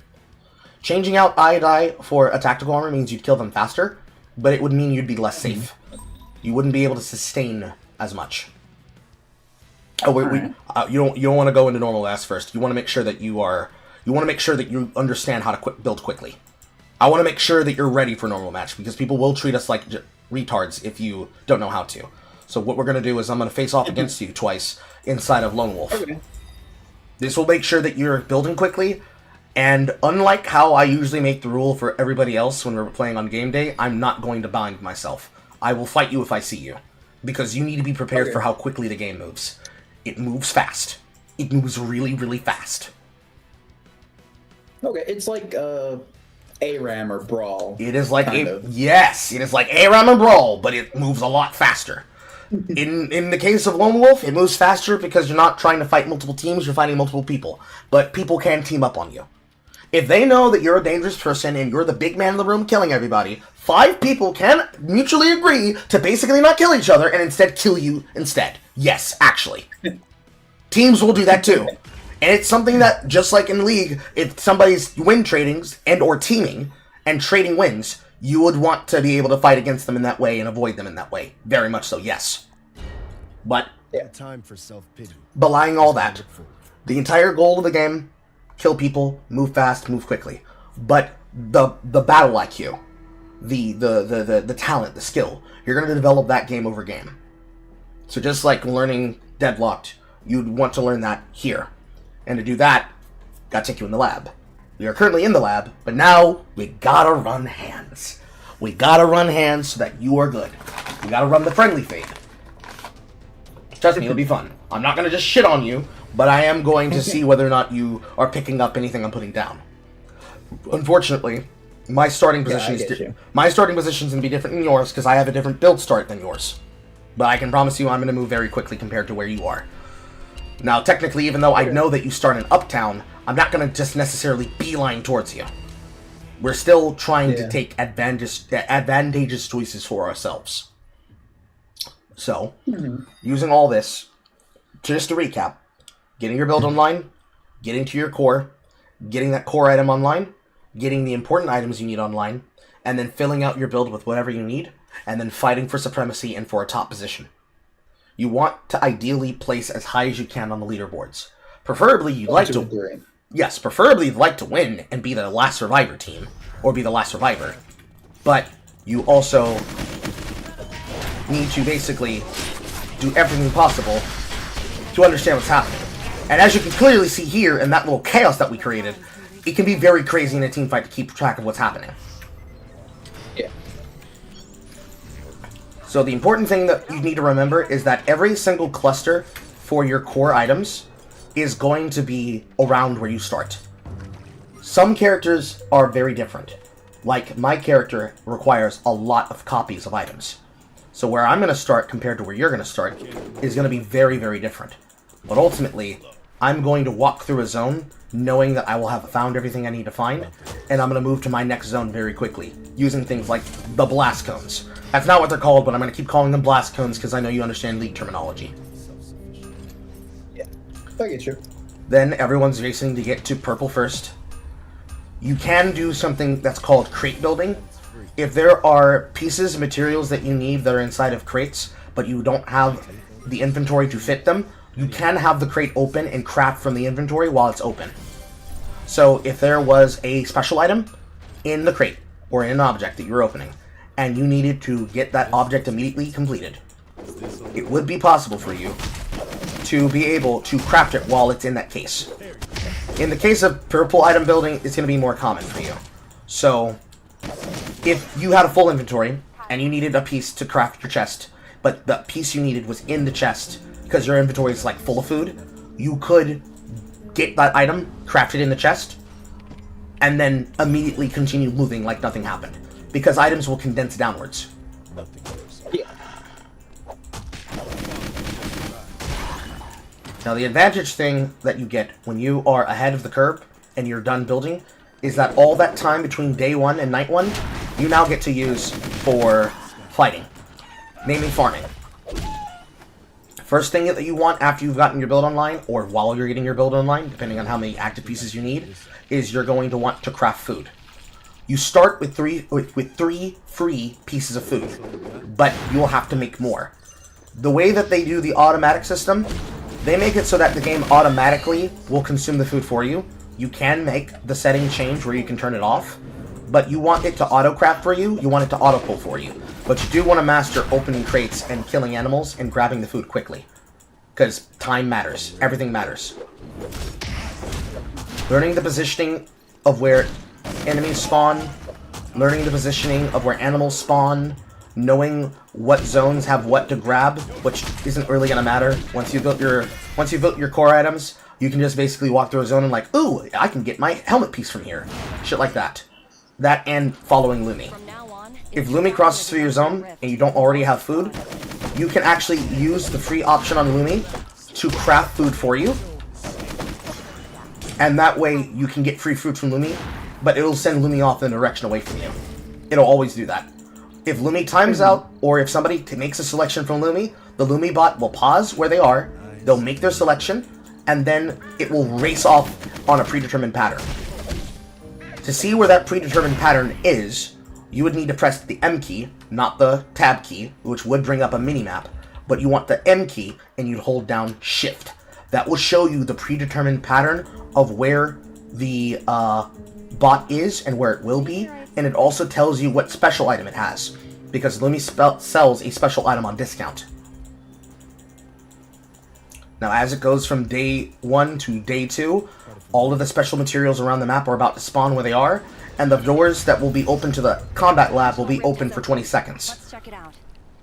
If somebody basically wasn't in a position where they could fight for any of the food items or any of the crafting items, they would be going into the combat lab to get that opportunity to fight for whatever's in there. Otherwise, they'd still be on the map and putting together everything they need to get to their core build. And then, they'd be looking for any other opportunities on the map that they could take advantage of, like I'm about to do right now.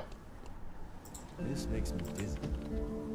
This is where knowing the map is important, because sometimes where you get teleported might be advantageous to pick up an immediate pick. And if your skills have the ability to go through walls, it can also be a place where you have the ability to take advantage of certain paths. For example, my character has a low-cost cooldown on his ultimate that basically allows him to chain effect it. And because of that, I have the ability to basically use my dash to go over walls, which can be very, very, very advantageous to getting from point A to point B quickly. Crossing corners quickly, bypassing walls, taking interesting and advantageous escape and gank paths to cross map and get from point A to point B, any and everything under the sun. So I might end up on a faster power curve than you.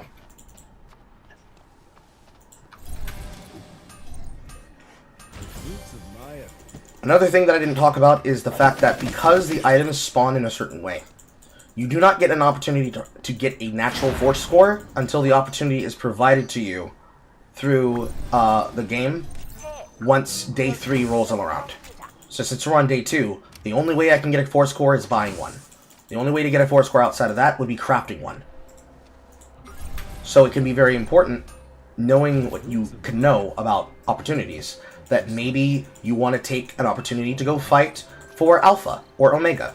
Maybe you want to take the combat door and go into the combat lab to fight for what would basically be a free item, because you can get the ability to get that faster. Like, for example, Mithril is not naturally dropped on day 1 through 2. It only will appear at the night of day 2. So before then, maybe if you went to the combat lab on the first rotation on day 2, when it becomes morning, you might be able to get a free mithril, for example.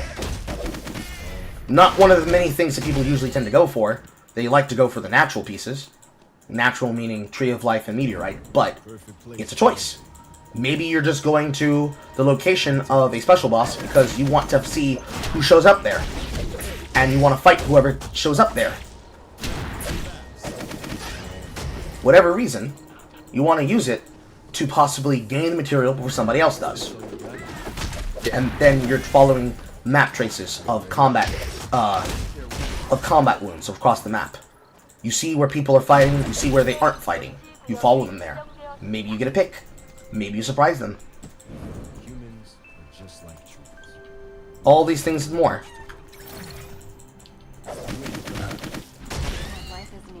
But the map is going to start thinning out now, assuming that the bots are killing each other, which sometimes they do, but sometimes they like to float towards allied players or enemy players, just randomly.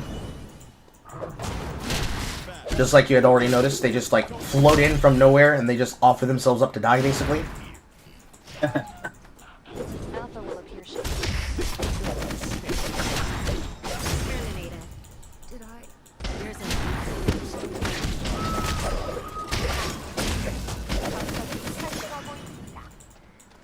It can sometimes be funny the way that it happens, but in many cases it tends to be sad. But based on the roadability of the map and the opportunities that will be presented, you'll take advantage of those things provided. However it happens to whoever it matters for, it's much like the argument that I made the other day to that one guy. It all matters about what you choose to value. If people inside of Deadlock valued mid-boss over trying to take your turrets, it might be more important to stop them from doing mid-boss for free. You'll never know unless you check it. In here, almost everything comes down to taking opportunities and securing your advantage, which is why they have vision items. Me, personally, I think they need to add vision items to that game, but to each their own. They have one design system, it works for them, it's whatever. a tree of life has spawned. Hurry! But now we're on the night of day 3. From here, it's going to start moving into the targeted eliminations.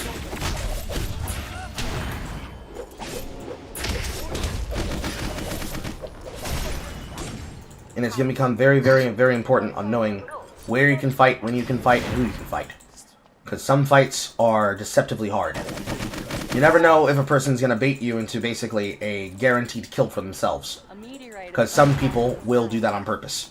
They will purposely make themselves look weak, so they bait you into a play. You don't want to fall for it. So in every zone, there is this physical thing that's called a cam system.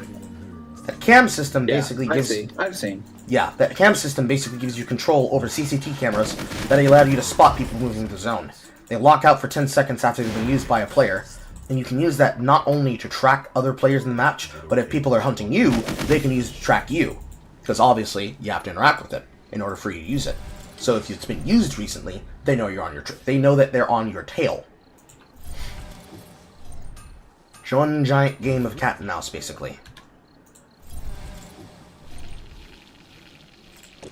But then once a player is fully built up, they don't have to fear most things happening to them anymore.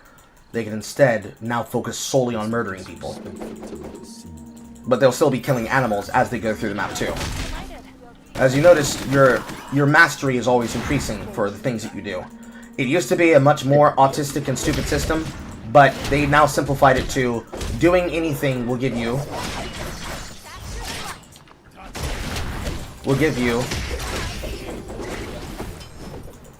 experiences.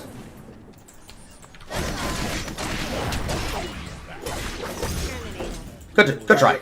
Good try. I didn't have 2 of my yellow items.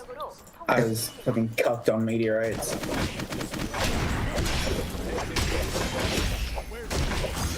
That's unfortunate. But you saw how quickly that combat went, right? Yeah. My HP that went down and yours didn't. That's because the ultimate is basically a refreshable shield, and I also have an extra passive that was giving me extra shield proc. So I was basically seeing if your damage was high enough to burst through the shield, and then once I could confirm that you basically couldn't full trade me, I used that as my opportunity to kill you. He's kind of a character that is designed to exist near people, where the shield trade basically makes it so that if you were killing me, you're gonna have to kill me through the shield twice. Basically. Like, you're gonna have to kill me through the shield. You're gonna have to try really hard to kill me. I'm very slippery. I can get away from you. And if I play my cards right, and I play the distance game, if I trade you like that, and I know that I can put you low, it basically means that I can full send. If I play like that, and I'm playing smart, it means that I could potentially get terminals. That's why I was cucked on Meteorite. I forgot the terminals. Ah, you didn't go to a terminal to buy it? No, I completely fucking forgot. I just didn't see any on my path, so it never reminded me. They are green kiosks with the C image on the map. They are in very specific locations, but there is another way to get a kiosk, and that's to use the kiosk remote tool in the gadgets. So as you watch my gameplay, hopefully, you can see here that I go and I made... I'm following that Bernie spot behind you. But you can basically go to a kiosk and trade equipment for upgrades. So since I am at the last tier of upgrades and I'm familiar with the upgrade system, I had made a Zen Vitality out of a free piece of equipment, but I'm going to just transform it into credits so that I can potentially go kill that wick line to get a blood item. But I'm going to cross through this zone here where this meteorite is and kill these animals on the way to make my play at it, because there's also a red chest in hospital. So I will use another gadget right after I kill this Eva, who presumes to dare. She has a meteorite, which I can transform, but I'm going to use this VLS item to make a mobile VLS, and I'm going to float my way all the way over to hospital and drop on top of that box. And while I do it, take that prosperity.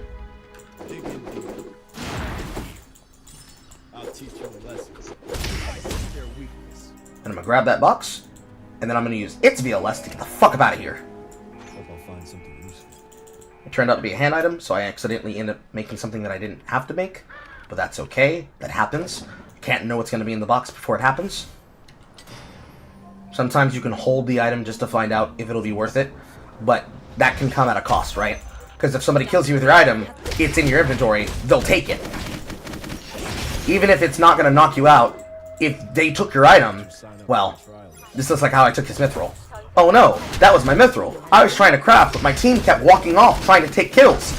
Now I lost it, and I lost it. And then he followed after me, and he lost his, and he followed after me, and he lost his, and we were fighting over Wick. And then another team came in and tried to third-party us. And this fucking Piccolo, he was just all over our asses, tanking us out and shit. Like, he wouldn't fucking die. Like, what the fuck do I do with that? Like, bro, what is that? Why does he have 3,000 health and why isn't it going down? Yes. Except it may get Hisui, and that's literally Hisui in a nutshell. Huh? Just to make that Hisui, and that's basically a Hisui in a nutshell. That's like a lot of characters in the game. Basically. Well, why do they have 3,000 health and why isn't it going down? Come on, guys. But now I'm holding all this shit here, which basically means if I find a kiosk or I find Lumi, I can trade it in. And I'm doing this to chase after Wick. A bot killed Wick.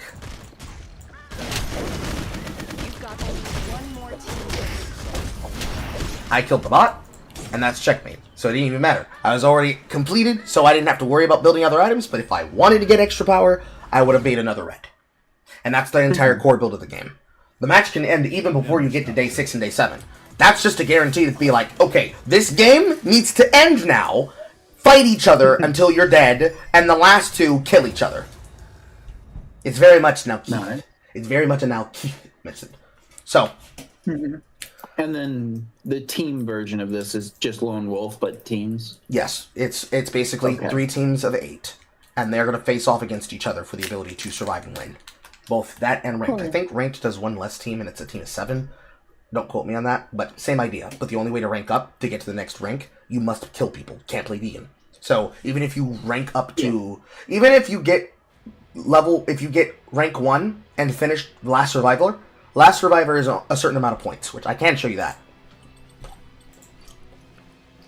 Right now, in this profile, this character is Silver 3. Uh-huh. The point system works like this. Placing 1 is 40 points. Killing people for every death is 10 points. Then when you're in positions and placements, it goes down. So, I see. Placement 1, every death you did and every down you did is 10 points, 5 points, and every down elimination prevention is 3 points. Same thing with break. Break just means that you were able to clutch and you completely eliminated a team more or less on your own. Rank 2 has the same placement and kill point total, but it gets halved. So instead of 40, you get 25. Instead of 10, you get 9. Instead of 5, you get 4.5. And it goes down and down and down until if you're in positions 8 or 7, 0, 4, 2, 2. And when you go into a game, there's a certain amount of points you have to pay in order for you to play a match. I believe here it's telling me that my point total buy is 20. So if I place 1, but I killed nobody, I only get 20 points. I don't get extra points for winning. So it's not like League OP. Okay. It is based on your skill, which is why it's about lethality. Knowing when you can kill and how you can kill. Would you like to run another? Or do you feel like you've got it? Sure. Okay. I've got it. I think I've got it. Okay, let's try a normal match now. No matter what happens at the end of the day, it really just comes down to understanding that opportunity of how to get assassination attempts. Really, a lot more of your kills, if you're being serious with some of the people who can float alone. Hisui can sometimes float alone, but that doesn't mean they're going to let you float alone. Like, oh no, I found a person who's by themselves, but I didn't kill them fast enough. And now here comes the entire squad. That can happen very fast. Yeah. So, and even if you do kill them fast enough, there's 3 behind the next door. Correct. So when you take a fight, you finish the fight, or you take the kills you can, you break off, and you go find a place to reset. And that basically means move out of the zone and go find a kiosk, and then build at that kiosk, and then keep moving. And don't be slow. Because if you're slow, you get picked off. Because they can see you building. There's even an icon that appears when a person is building an item through the auto build. It is a moving cog symbol with a wrench on top of it, with a wrench and a screwdriver. That means they're building. If you're building, it's a big target that says "gank me." Yes, if they see you building and they're in the zone and they don't necessarily know whether or not you're getting towards a build, a transition or not, they're going to see that as an opportunity to kill you. In the beginning, we're more or less peace-bonded because no one's really dangerous without purple. But if I'm playing a character like Luke, who excels at teleporting around the map and isolating players and killing players that are being picked off alone, and he's got a lot of mobility in the case that he can teleport from where he's going, it's kind of like, say, Drifter. His Q works like his W. If I hit you, I have the ability to choose to take it if I want to or not. And I teleport directly on top of you. And he does a lot of damage with his swings and swipes, and he gets back a lot of health when he swings too. He's got an 8 built-in lifesteal when he does it. A lot of characters do. But he's very special in the case that he can do it, while still being able to play a tank build that makes him very, very powerful, and incapable of being challenged. Very bruiser heavy. Sometimes assassin, but mostly bruiser heavy. If he sees that you're alone in a team of R 3-on-3, no matter what character I'm playing, it very much could be lights out for you very quickly. And it can happen so fast. So, you wouldn't want to get caught out with important shit. As soon as you get an item, build the item. Because they can't take the item from you once it's built. The only thing they can take is the credits that it converts into. Think of it Makes sense. Think of it like if you have ever played or ever watched somebody play old school RuneScape in Deep Wilderness past level 30. The gold gets exchanged on the value of your item into the credits. So if you were playing old school RuneScape and you had a really expensive item that was worth a lot of money, and you died north of the line and it was an untradeable, the untradeable wouldn't drop another copy of the item. So something like, say, a Avernus Hilt. A special item that you get from doing raids to, and then equipping to your Dragon Dagger, which comes from another place in that game, because it's a very big theme park-like system. That item wouldn't drop the Avernus Hilt. It would drop the money equivalent of the Avernus Hilt. That's what happens when you craft legendary items. We're technically putting this person in a position where they might have to build a backline character, but they're ready to do that, so that's good. Never mind, they're picking Felix. Never mind, they're switching again. Please pick a ranged character or something that can work. Sometimes some teams that are full melee can work, but they don't get the ability to be slow. Because they don't have the chase down power. Oh no, I'm going to have to play a ranged character or a mage. Looks like I'm first time a character. It's not going to be the end of the world. Don't worry, I'll play Adriana. Did you call my name? But, in these ways, your team is your team.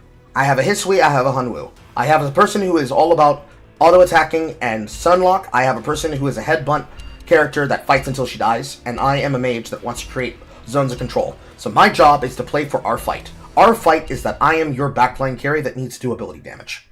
Basically, by APC, I'm the frontline fighter. APC.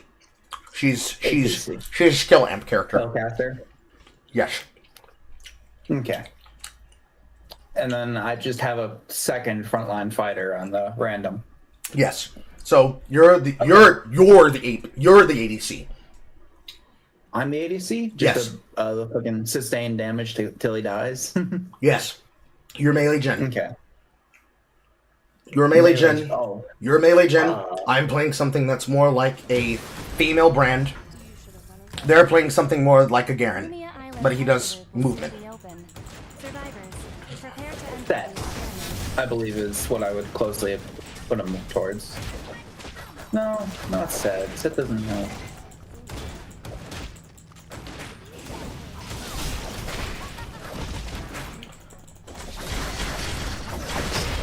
Hold on, my R is empowered for 15 seconds. Your first R attack still deal additional 51 damage. This can be recast. Okay, I just didn't know it was a activate recast skill. Yes, it's a 2-part skill. The first part does activation and basically becomes a berserk state. Then the second cast is what does the execution. Is there anything worth using? I wonder if flowers smell good. What's wrong? This one is warming you up. Well, it's better to be warm than cold, don't you think?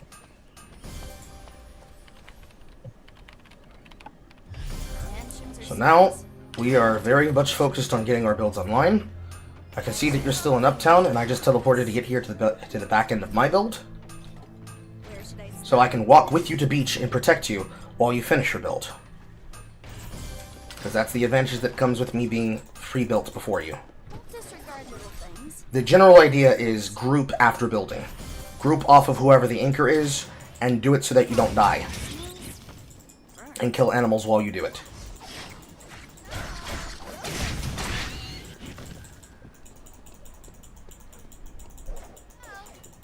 You want to make sure that you walk in a lot of places. You want to save that dash. It's your only movement skill. I do the exact same thing. I have to hold my movement skill because they can dive me. Somebody just landed in beach. I'm about to go engage them.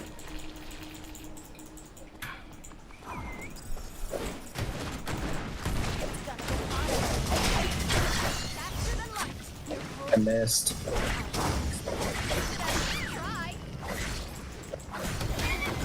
There's another team here. I need you to get off of her. Okay. Yes, they do need to be killed afterwards again to stop them from eliminating, but let them fucking die. There's nothing on them. Okay. Now we need to run. Don't waste your time trying to kill them unless you're in a serious team fight. That's gonna cost us. We need to keep moving. Keep moving. Keep moving. Okay. I didn't get to explain that to you because it's not a factor in Lone Wolf. They just die. In here, you have to finish to kill them, but they have to either have a chance to survive or revive. But there's no reason to, because they're just going to spend a revive. And so that's the cycle. Our Hun was about to get killed by that same team. We have to go help him. He's one of those kinds of players. He doesn't think before he moves. I have my purples.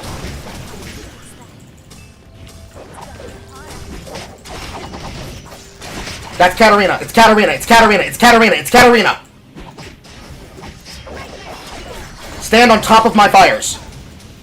Now chase him down! Don't ever try to match his movement. Just play in such a way. So that you said Katarina, I got right the fuck away from that. like no, you want to stand in a place where he cannot move around his daggers. So we need to keep farming this area though. So we're looking at this tree of life, but we have things to do with those 60 seconds. So we want to use the 60 seconds. If you don't have food, there is a cache over here that you can open for it. But I'm gonna control the cameras. I got some cache.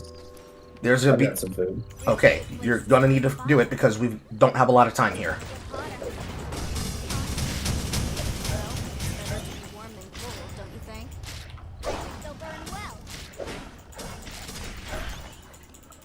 So there is a team that is going to challenge us for this Tree of Life. We just saw them. Remember when we fly on the planes as kids, Lily? I'm going to tell the Hunwu that he needs to group with us because he does. No, that's a bird. Okay. And we are waiting for this to time down. We have control of cams, so we have the advantageous position here to defend ourselves for this. We are basically waiting in a position where we can use this to our advantage. However, I need to take this Tree of Life.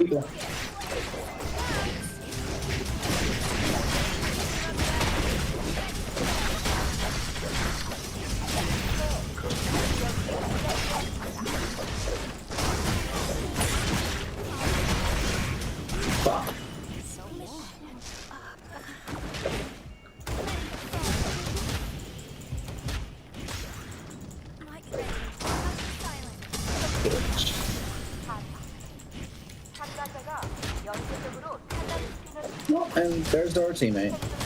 Who did the stupidest thing to do, which was what he was doing. So, because that happened, I lose control over that. Until he comes back and I can come back and fight for it. That is the reason why you need to pay attention at all times. Because we played that fight poorly and you're still learning your character, we lose that. That is bad. So because we lost that opportunity, we now have to go buy items to keep up in power. Because they got something, and the credits from killing animals and fighting, and we got nothing. So now, wherever you spawned, because you shouldn't still be dead that long, you can immediately choose to let yourself... You should be able to immediately let yourself die, because you have a choice that allows you to use Fission. It's the Q button, when you're in your revive state. Fission Blast. It allows you to kill yourself quickly so you can revive quicker.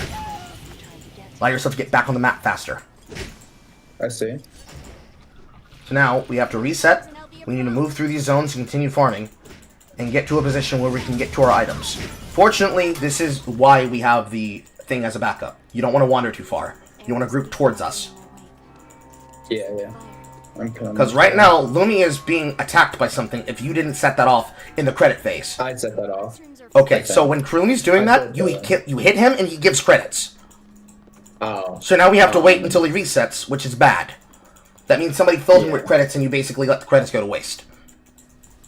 That sucks. You didn't know. We didn't get to cover that yet. So, Tree of Life. I need to get my item on core. Because my important item is, for me, is... over here, but...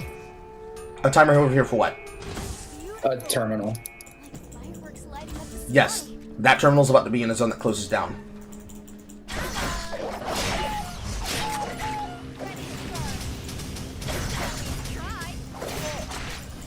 So now we have a chance to go into the combat lab, and we should do so.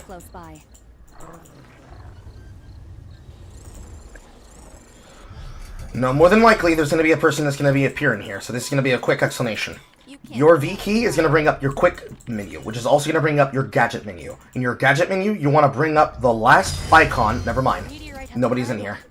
The others must be trying to get to it. They'll burn well.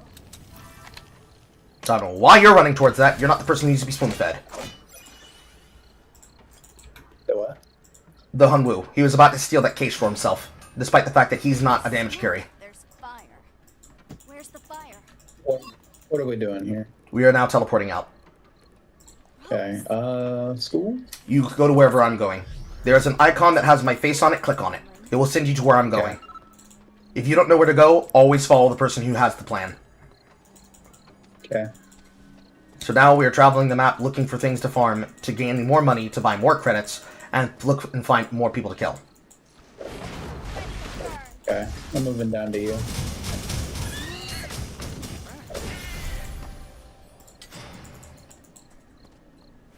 Technically, I'm not supposed to have the cam items because I am supposed to be behind the two of you, but because I know what I'm doing, I have to take this position so that you will learn how to lead a party. Technically, you would be leading this alongside him, but as we're moving through this zone, this here, this purple fog, is a farm opportunity. This is a new addition they made in Season 10. When we walk into these things, these zones are going to spawn animals, and we can basically fight them to get experience off of them.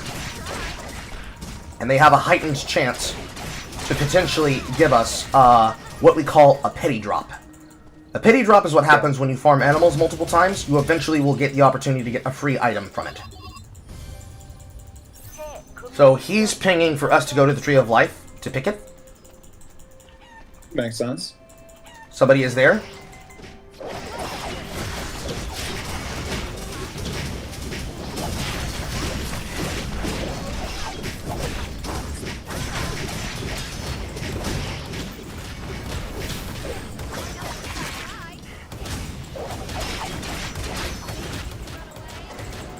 You are doing bad. You needed to...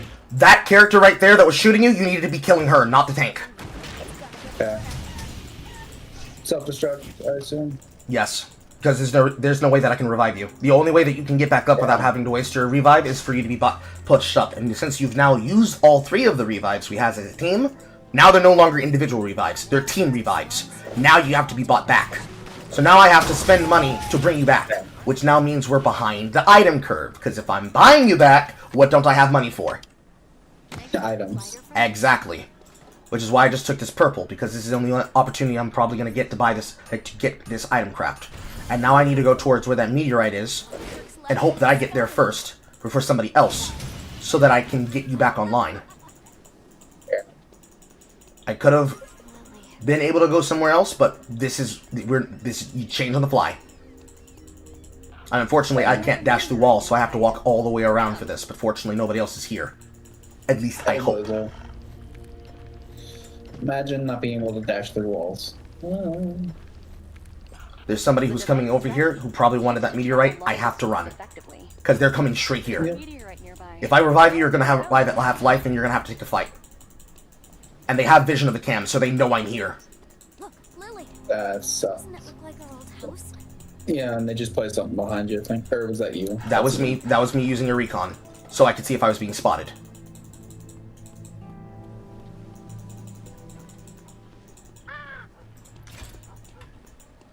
So, this is a mobile recon. This is going to buy you back. You use this to buy him back. I use half my credits to buy you back. You use half his credit, half your credits to buy him back. Click on his icon, bottom left corner. Now we're reunited. Now we can take this alpha. Or, excuse me, this omega. Avoid the circles.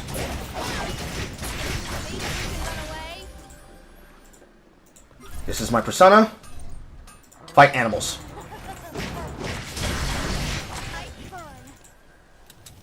This is the cache that would have had food in it that I talked about. I am running out of food.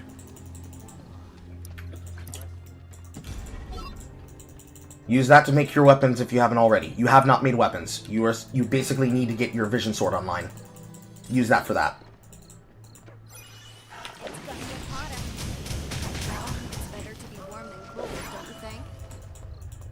So, the way that this works is that you are basically the damage carry. You are working off of him to create an opportunity. You are chasing down the important target. I am making space for him and you, and he is keeping them off of both of us. Even though he is walking away and not being where he's supposed to be. In this game, it makes sense real quick who's a bad player and who's not. He is a bad player. I'm lagging a little. It's okay.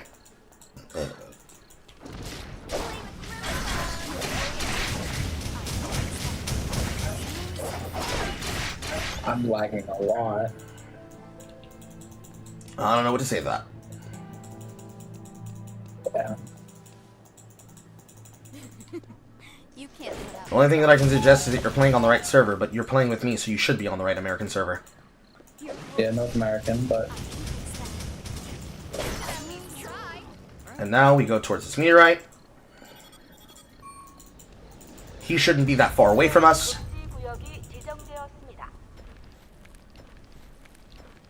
Lumi is full of credits and is currently walking towards chapel, which means it's walking away from us. And we should be going to the newly transformed VLS, because we're going to hop to hotel and get that purple box. Okay.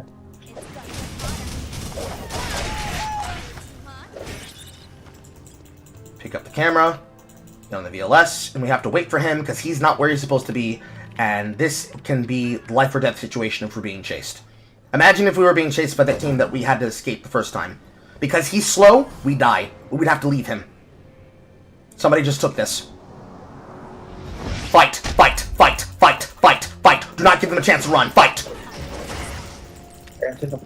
Hitting the wall. It's the same team again. It's the same team again. I'm already dead. Jesus Christ. That's GG, I believe. Fucking Christ. And what?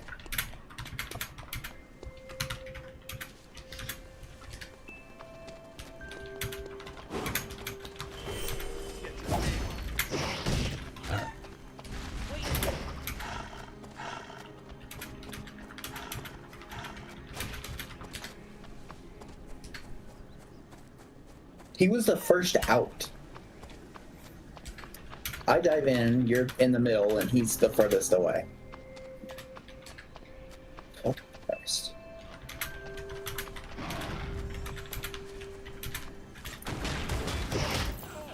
Look out. It's Dr. Decline.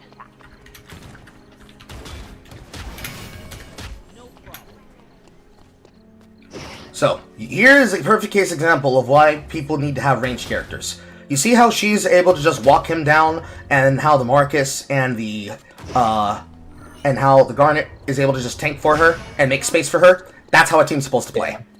Because we don't have a ranged dealer, that's why this team does not work that well.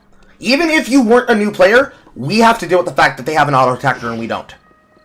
You're not technically an auto-attacker, you're a Spellweaver. She gets to attack at range for free and doesn't get punished.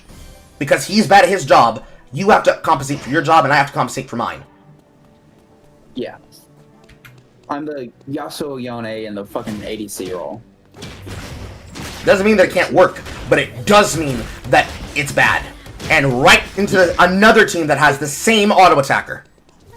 It's a very specific thing that needs good support to work, and fortunately, the random was not. It needs a smart composition, and it needs an intelligent player.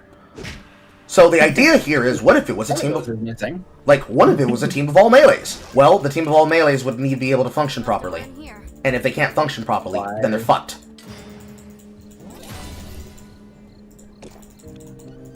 Well, at least he fucking got both of us. He was supposed to. His items don't cost that much. Ours do. I have max ult, but... What he just did is he just used a gadget item called an item pot. What it does is it puts a pot down on top of it, and if you didn't have food, you can collect that and use it to get food. Unfortunately, someone's going to meet us on the other side of this door, because they saw us making noise.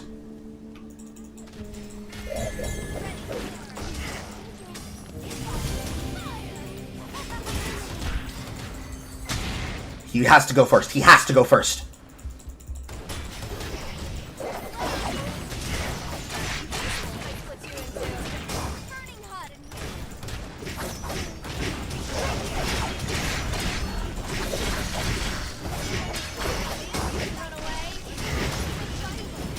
So, you notice how the Garnet fucking pieced out and let them die? That's because they're gonna try to revive somewhere else off of Kiosk, just like we did. Probably this kiosk right next to us. Not this one. Somewhere else. Too close? We would just... Yes, too close. We would just follow them. But she would have to be very, very quiet, so that she can go somewhere else, so that she doesn't get noticed for doing that.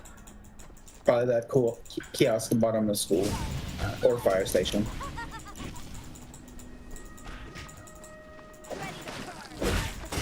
Oh. Hi there.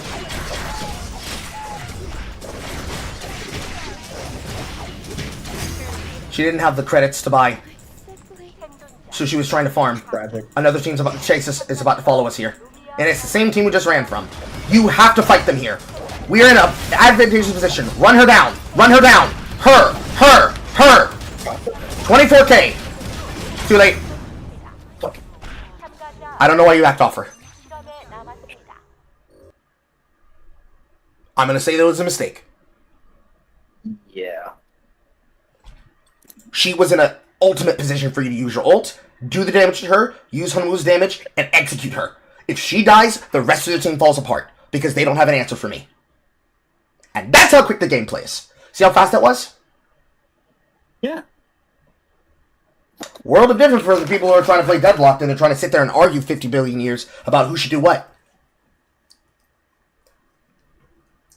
But you notice how many layers went into that? Oh shit, we don't have a ranged character, so we have to move quickly. Oh shit, not only do we not have a ranged character, we have a character that is spoon-feeding himself as a tank who wants to make sure that the hypercarry can't get to a hypercarry status. Look at how many purples you have compared to him. Yeah. Fucking yikes. And I had to be fucking spooned the meteorite to get the sword. Mm-hmm. Otherwise, I would have been all purple. That's what it looks like when people say play your life. It's a retarded statement that basically says, I do what I want and you can't tell me what to do, and look what happens. Yeah. Third place for first actual Yes, is nice. Third is great! Your first real normal match, you place third! Certainly. If we had a competent teammate, if we were third with that guy, probably could have been second or first. I mean, it really depends. Or if I didn't make any number of mistakes. I mean, it really depends. Look at it like this. You survived 2 situations that we should have died in because the retard that we had with us was not in the fight and was first trying to run away before ever doing his job and doing damage. Which meant we were able to position a fight where we took advantage of a team and possibly had the ability to turn a second situation with what would have been 2 different teams that would have been competing with us for the top spots. You tried, and now you know what to learn from. Because now you just know, oh, I was supposed to kill her, I need to do my job better. If they've got a gun, dive her. If they've got a gun, dive her. Technically, if they're a damage dealer, dive them. You need to get to the back line, and I'm supposed to help you do that. So how do I do that? The same thing I told you before. When you're boxing people, boxing. When you're fighting them man-to-man, you want to use you want to do the infinite reset combo. Q, W, E, W, Q, W. Maybe even auto-attack spacing them after Q, so that you can wait between Qs to get another Q. Then you're using... autos reduce my E cooldown. I don't know about Q, I didn't see. It reduces everything. Definitely. So, you would then use that combo to fight. But then, if you're trying to get on top of the back line, you would wait for 2 points in W, you'd aim the W at her, which would then CC lock her. You would then do the E combo if she tries to run away from you, because more than likely she's going to try to space away from you. That's where you press your go button with false health, and you duel her to the death, doing everything you can to stay on top of her. And then he would be doing his job to CC lock everybody else, while I'm trying to supply the damage to you do your job. In the place that she was in, she was slowed, she was burning. You just needed to get on top of her and execute her with your ultimate. But you didn't do that. Yeah. For whatever reason that happened. Okay. So now you know what to do better. Do my job better, period. If you choose to main this character, that's what you need to learn. Yeah. Obviously, that guy does not play Hanwoo. And if he did, he would do his job better. He was never present in the fight. And yet, with all these items, and he's not punching people.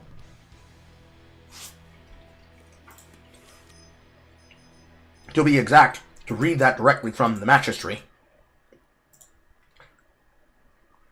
We placed third.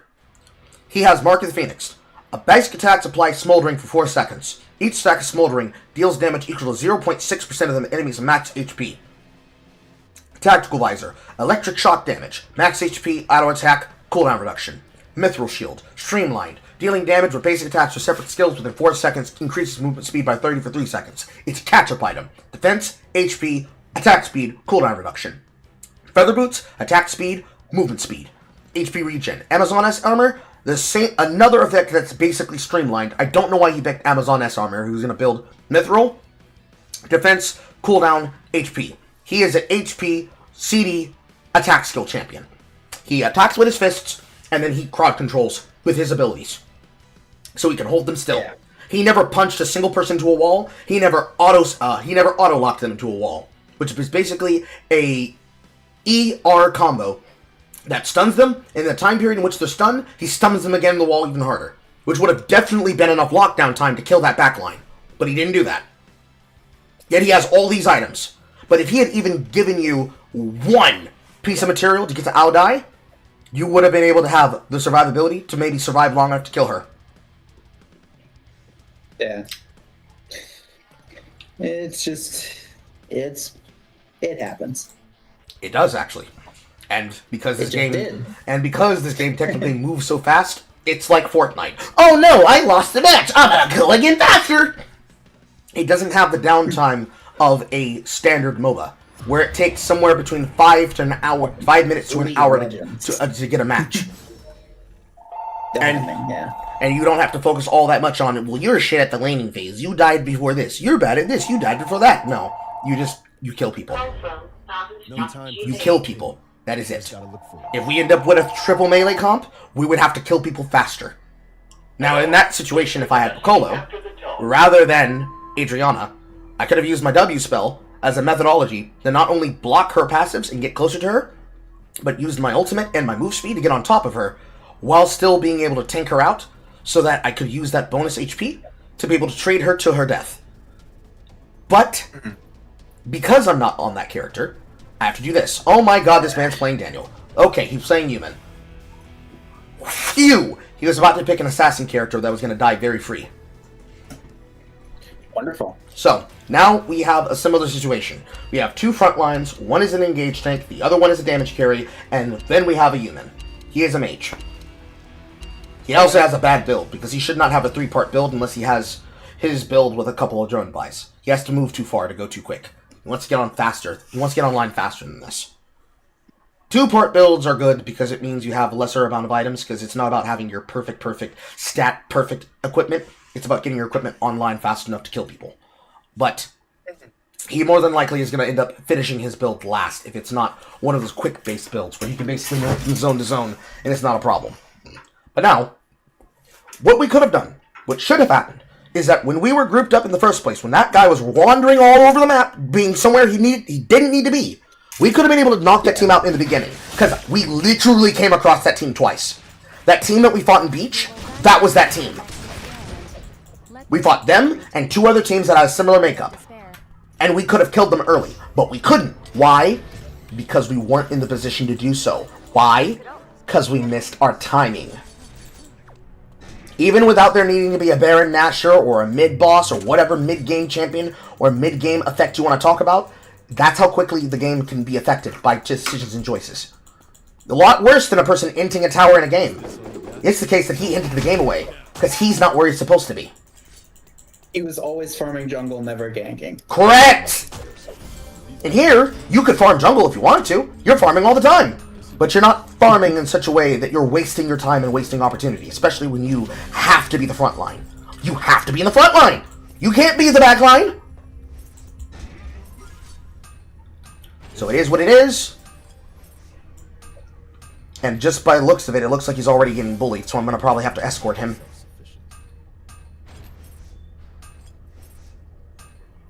The best thing about making it yourself is that it's free. 02.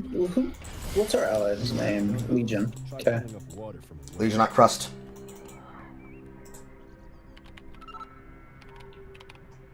Anyone here hiring a part-timer? Alright, I have 1 purple. Just your eyes. Is this all you got?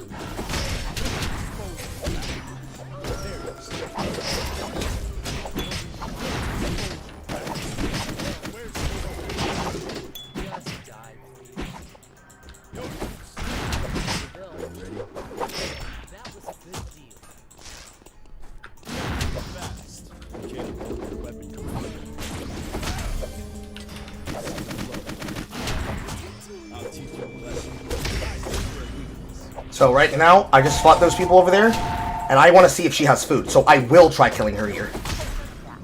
She doesn't have any food. You saw how there was another person trying to fight me while I was fighting her, right? Yes? No? No? Okay. Okay. I wasn't over there. There was a Shoichi on top of me while I was fighting that Cecilia. So I had to play against both of them. Unfortunately, they weren't on the same team. If they were on the same team, that could have gone really badly. But fortunately, they weren't on the same team, and I was able to at least kill one of them. I wasn't interested in killing the Soichi because I'm not interested in trying to chase him down to do the auto attacks. But I got the opportunity to fight him, took the kill, got an early opportunity, knocked out one of her lives, which means she's going to have a harder time fighting other teams because she's going to have to play more carefully, and I did all that while protecting him while he's crafting. Nice. I'm full purple, by the way. We all are. You would find a teleport and you would teleport to us. Okay. And I think I see one. It's the two right arrows that are blue, Yes, right? 2 chevrons. Yes, two blue chevrons. Tree of Life will spawn soon. I'll teach Here. So we're gonna fight for this meteorite, basically. Okay. Do we all get a piece of meteorite, or No, it's spooning, right? No, it's spooning rules. And there's somebody here. Coming down. He's alone, maybe? No, the team's behind him.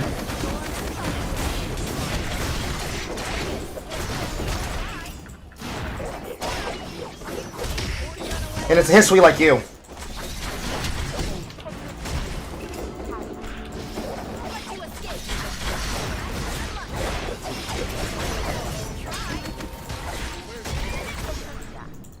So now this would be where you check her corpse and you take anything that she has on her. Yeah. And then the guy up here. Same thing with the guy up here. They had food. A Tree of Life has spawned. I need this because my current thing does not have anything, and I need to have biotic confusion. It is basically an effect that gives me additional auto attack. Yes, I will buy you a meteorite. We're standing next to a meteorite. After you take a fight like this, you would go buy. So you would get this, I'd get this meteorite, and then you'd get another meteorite that I will buy for you. So I will spoon you items that you need. Oopsies. Oh well, you bought a meteorite for yourself. I have sword. Let me selling force core. I need that. Unfortunately, we don't have enough credits yet. This is where farming would have come in handy. Why, he's pretty far. Yeah, he's not paying attention. He's wandering.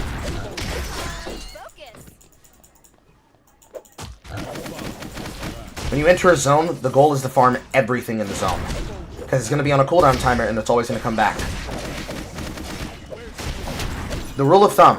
Daytime wolves, nighttime bears. Wolves respawn in daytime, bears respawn in nighttime. Everything else respawns in between.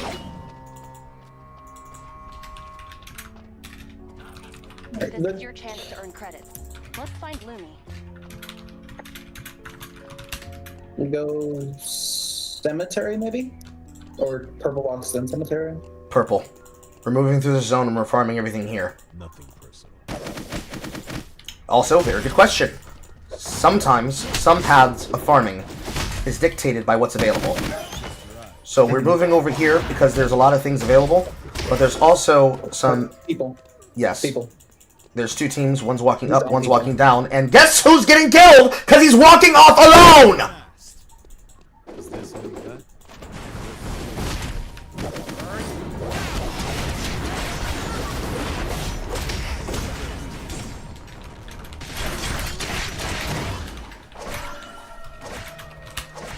Exactly what I told you I would do. People are walking off alone? Stop walking off alone! He almost gets jumped!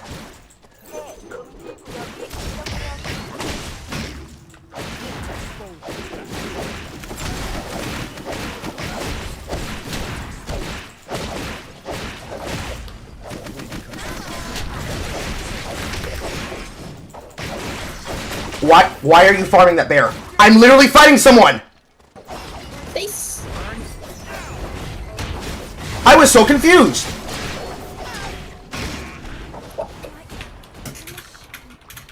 That's my fault. I didn't fucking look.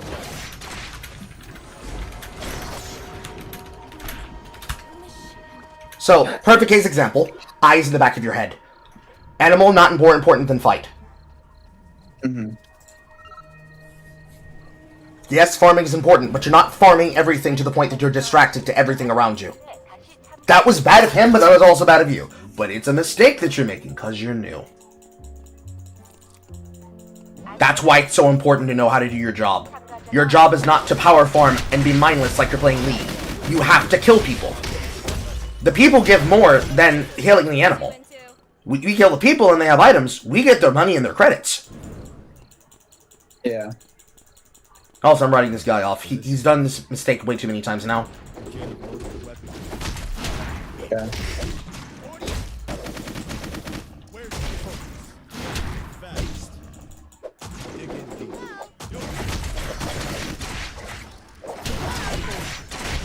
Think you can run away?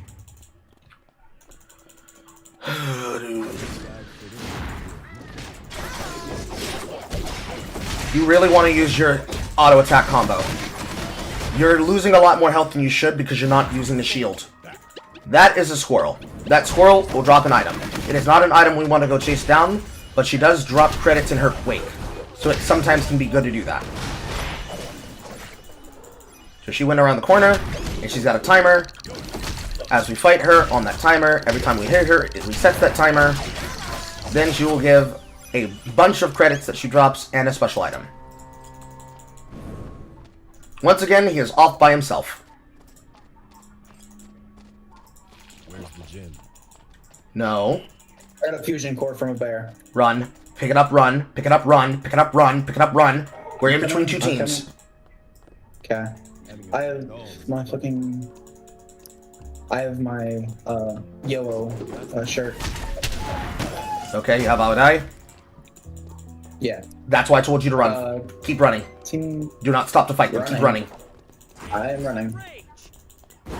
Coming to you. We fight on you, maybe?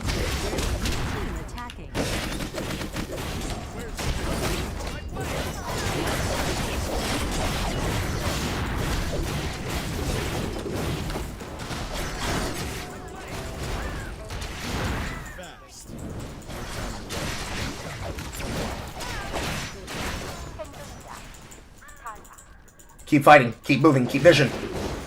This is why vision's not as important.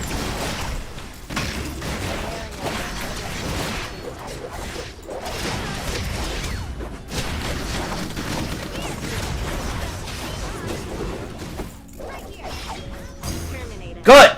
Exactly why that's important. Don't just back off because you don't see them. Find out why they're backing off and have a vision item ready. There's another team in this area.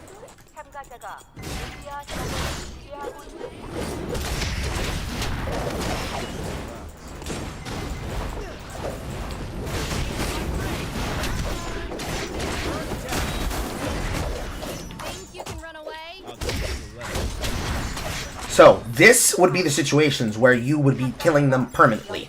Because when you do this, you stop them from reviving. And that's a second terminate.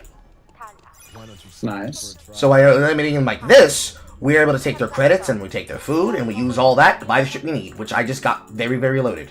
On top of the item that we gained from the box. And then we're on top of an Omega, so while you two do that, I'm gonna do Omega, or you can do Omega with me, one or the other. Yeah, I'll do Omega.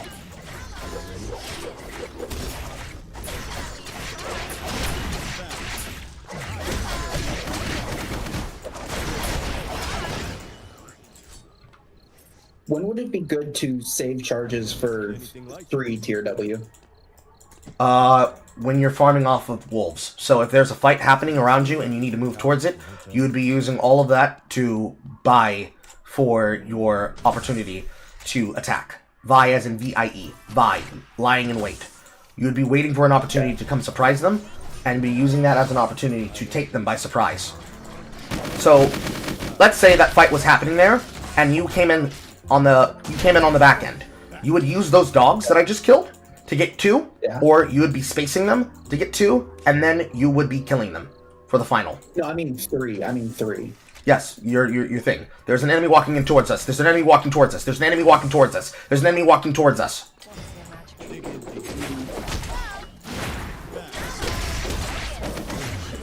Gotta be a little more active than that.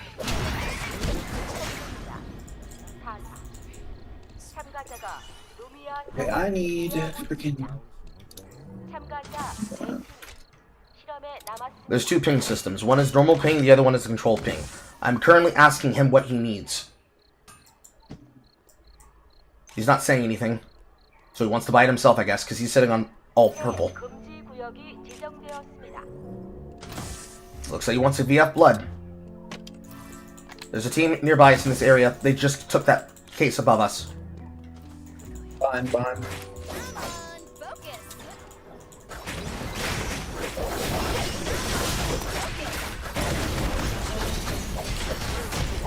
That solo ult was bad.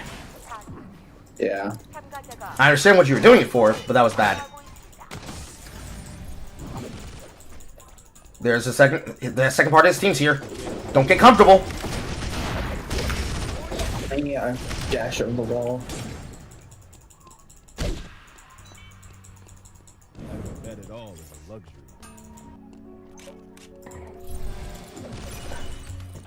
We can't take that team unless we're committed. Are you committed? No. Then we can't play. Then we can't play the front to back. You have to come from another angle. Okay. Now we're behind her. Get on top of her.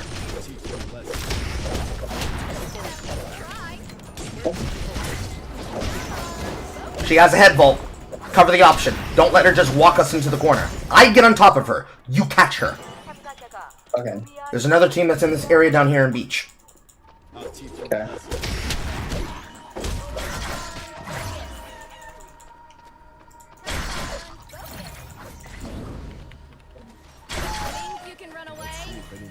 They're currently down. They're certainly sitting on the other side. Guys off randomly.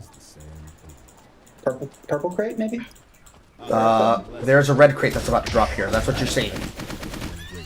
No, there's a purple box right there to our left. Then take it.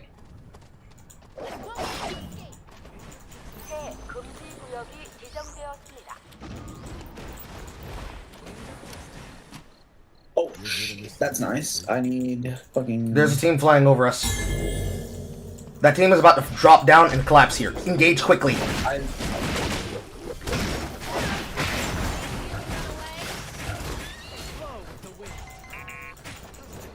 So that was called a drop-in. That was from somebody coming in from BLS. When they drop in, they get stunned when they fall. They don't get open opportunity to immediately attack. That was the time to pounce on them. It dropped as it was halfway through my fucking boots.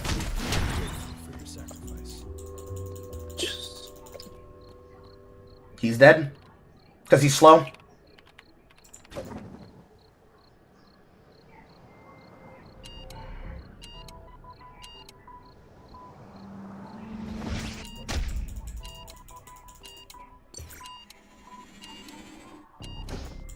Remain calm, even in times like this. These plates look expensive. And somebody's already here.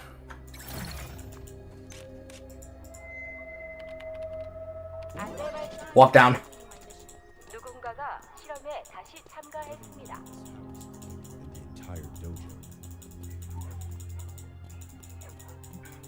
Are you ready?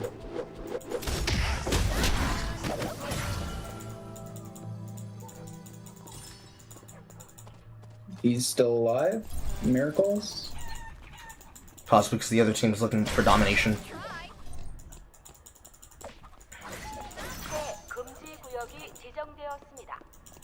Let's make a punching bag out of all this sand.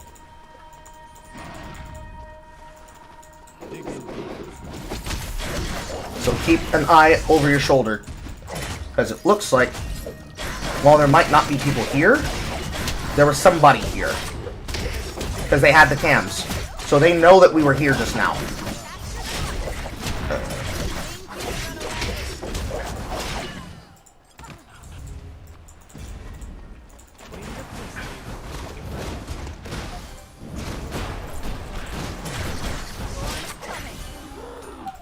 This will be your final battle. He is blind. Victory is in your hands. Is that it's free? I'm looking full, so.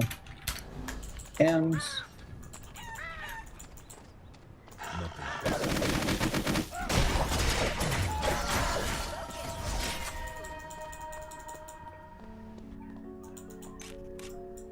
What's an EMP drone? It is something. It is something that disables the cameras and traps that people have in an area. It is basically the blue icon. It's the blue recon. Okay.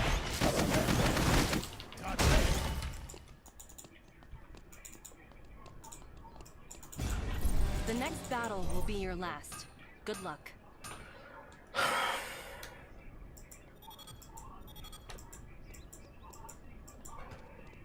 He needs to tell me what he needs to build.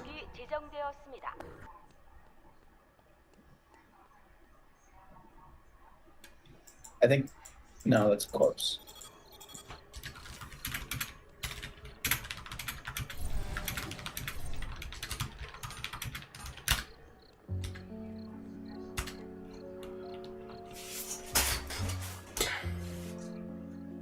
Enemies using VLS. That means somebody's going to be jumping in this area.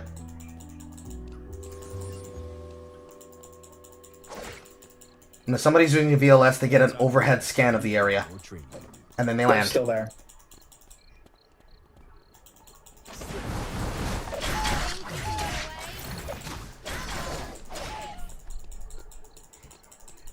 So, the main thing you put in your head, no matter what, when you're in the zone, take the camera. Someone needs to take the camera. Yeah. If we had known if they were alone or by themselves, we would have known if there was a danger. There was only one person that I saw on the BLS before they left. That's not what it means. If they're alone because they're the last member of their team, not that they're by themselves. Always assume someone's around the corner. Okay. It's better to always assume that there's somebody else coming to kill you than it is for you to assume that they're by themselves and alone. Because that's how you get baited.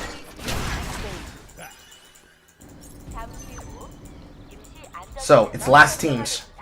If that person was just in this zone, they know that we were sitting here waiting.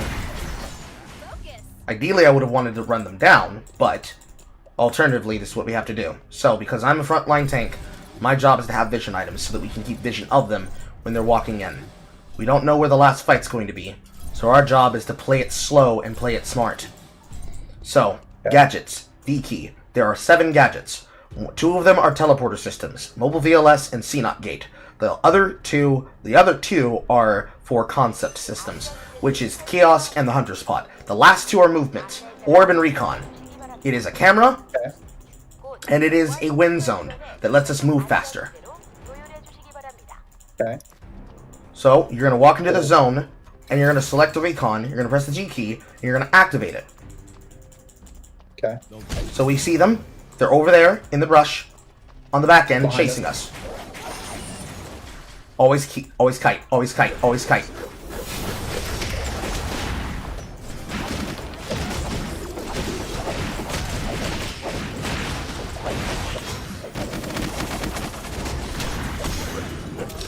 Always kite. It doesn't matter if they're right behind us, that doesn't mean start fighting.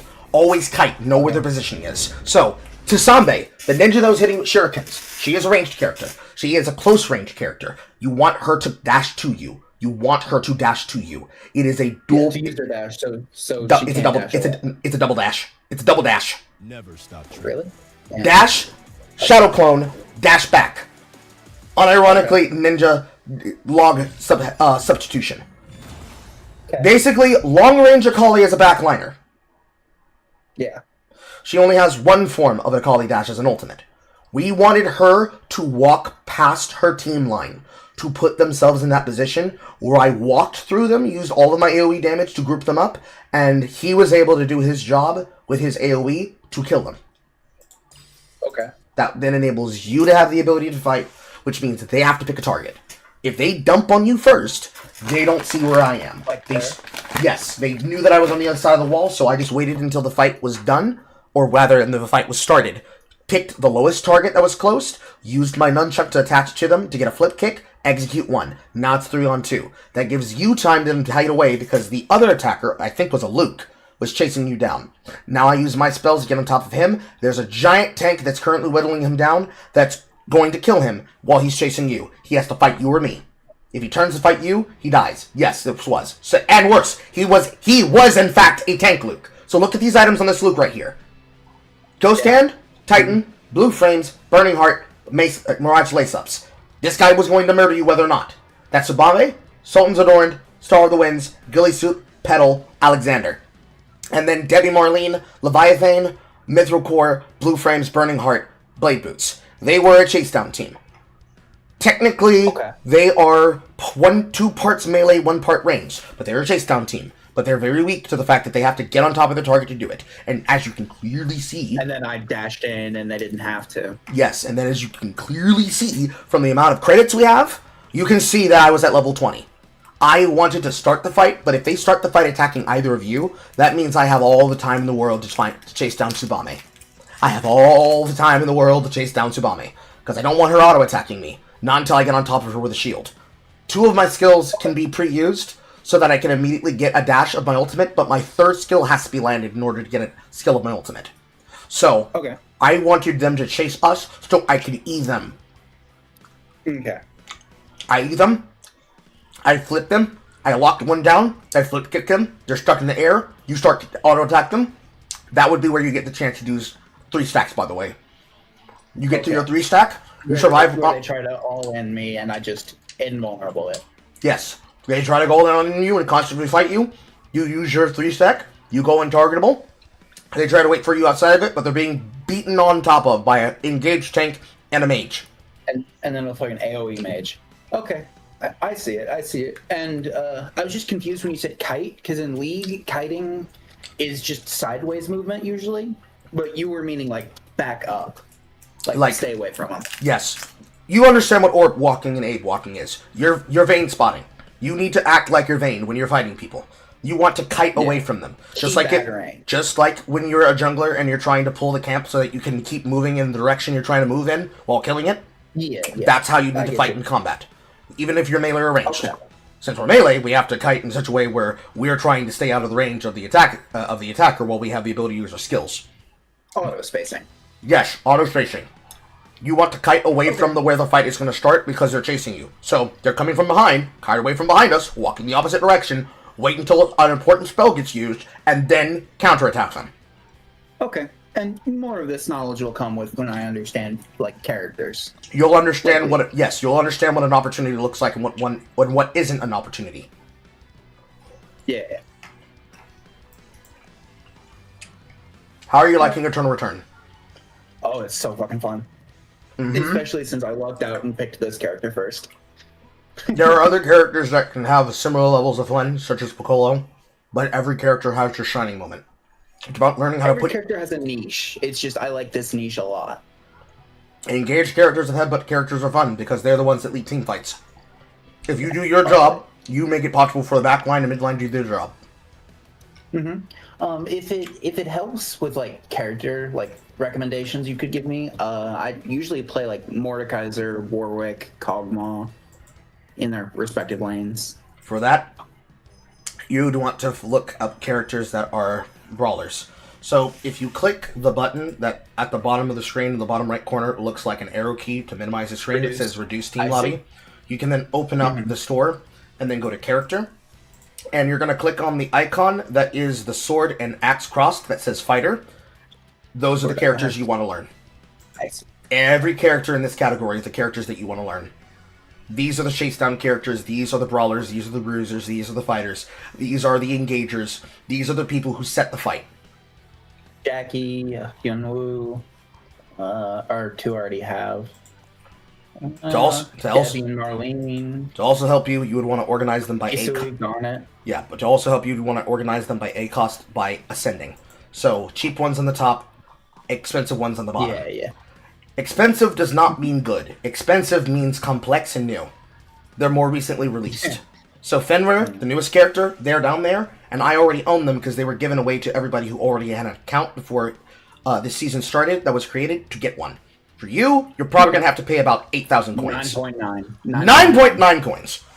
Zulin? 8's the row above, the 4 above him. Yes, so characters like Shulin, Merca, Esteban, Blair, Sylvia, and Piccolo, they might be expensive or inexpensive. Piccolo is actually inexpensive, but Blair is expensive, and she's complex. Just like Shulin, just like Isfan. Because they are face roll characters. Put your face on the keyboard, mash your buttons, and somehow you're going to win. Mash your buttons skillfully. Hisui is technically the same way. Characters like Kenneth, Laura, John, Magnus, Hecoin, Darko, Demi Marlene, Sula, Nikki, Vanya, Abigail, Adon, I don't call him Adon, I call him Adon. Garnet, Alex, Marcus, Leonk, or Leon, Luke, Daili, or Lee Dailin, Shiara, Hunwoo, Isaac, Jackie, Leon, Yuki, and Camilo. These are all characters at various levels of power have various tools. So, for example, Sua is Melee LeBlanc. She is an extremely powerful fighter. Sua, S-U-A. She is a very powerful fighter. She is Melee LeBlanc. All of her skills are basically LeBlanc, including the ultimate, except she heals when she fights. So imagine a melee tank. Melee drain tank LeBlanc. I wouldn't say drain tank. It's more like restorative fighter tank. But imagine a tank that at distance, or rather I should say an engaged fighter, that at a distance throws a book on top of you, and then dashes on top of you and knocks you up in the air, and with a squeaky hammer, constantly bonks you to your death. Yeah.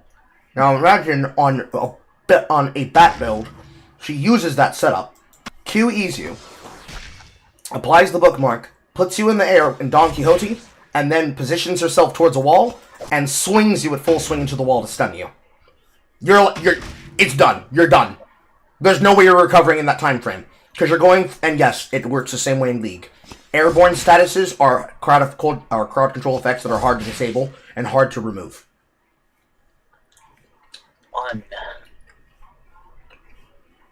I see the tried and true classic of Fiora as a fencer fighter is still here. Yes. Another character that's interesting and will interest you, because it interested my friends, would be characters like Marcus and Laura. Imagine a character with either axe or hammer that walks into you and auto-attacks you 3 times for restorative health of his kit, and then can charge you into a wall, and then can knock you up after charging you into a wall. And if he uses that skill ability after knocking you into a wall, he can basically auto-attack from halfway across the room, Q effect, unironically Jace style, and continue beating your face in while he's doing it. And then his ultimate is the ability that is basically a leap hop, that if he uses his W afterwards, pulls anybody targeted in that rift behind him. Mm-hmm. Alright, I'm gonna go water my dog, and Water your dog? Well, yeah. I know you're being serious, but I've actually heard somebody be like, I'm gonna go water my dog, bro. BRB. Okay, take your time. You could probably just queue us up. It takes a little bit, and it doesn't mean you to accept. What happens is that it pulls us immediately into the lobby, and if every player is not ready by their first AFK check, it kicks us out the lobby. It's better to wait for you. Don't worry, I have things to do. Speaking of, what time is it? It is 10:27. I've got time.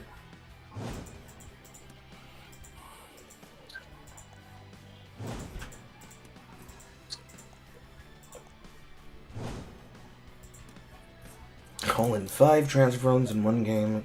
Finish top 3. No way I'm calling in 5 transfer drones. I'm back. Welcome back. Okay. Starting lobby. In my quest book. Collecting my rewards. Collect 2 or more branches. Okay. But yeah, the way that many players play and many characters play, you'll learn as you pick them up. But if you truly want to be able to get a handle on all of the very bullshit characters, it's almost all of them are in the fighter tree. Yeah, I figured. I'm gonna try a ranged if I have any. You're gonna look for the ranged DPS. Okay, Katya. Yeah. She. Shit, that's a while. This is. So Katya is a ranged damage dealer that has a drone. Gets to have a drone that will allow her to freely touch any of the cams in the area.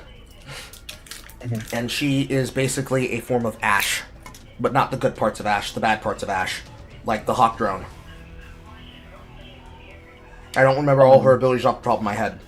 But she's basically a vision control character. Activate this ballistic in specific direction, fire crippling shot dead to rights. Quick move, short distance, attack range increased. Ooh. Can't stack with adrenaline, melee, or ranged games, whatever.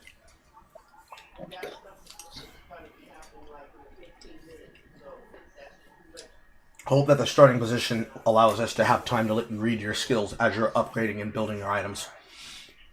Yeah, I'll probably just follow the recommended skill upgrade order. Yeah, so while that's happening... And just I'll learn it off camps, too. Yeah, so just read your skills as you're building. Katya fires bullet.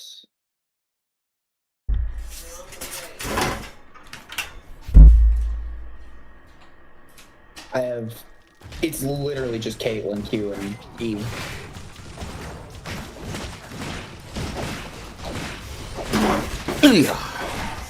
And then it's Caitlyn, Q, Ashe, Bird, Caitlyn, E. Scans an area, kills them. And passive is using Q or E, deals additional skill damage with her next attack. Auto Weaver. Okay.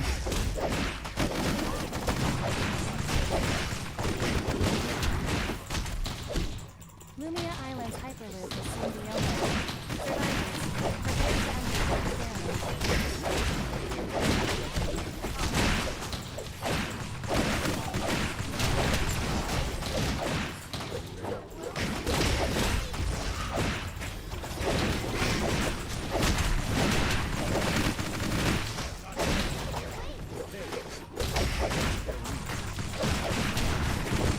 Need to keybind input, where is actions, I believe, attack move. Attack move is A.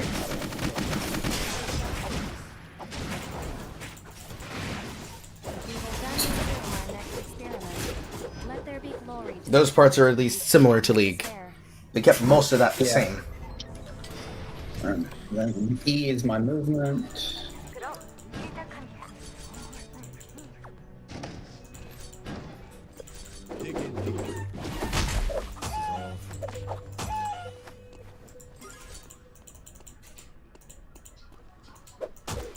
Quite a familiar place. Money as good as you.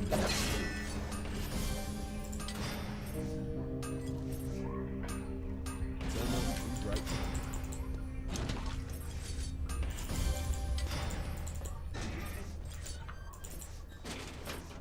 See, anyone can learn to be self-sufficient. It's almost too bright to me. I made something pretty useful. Just right.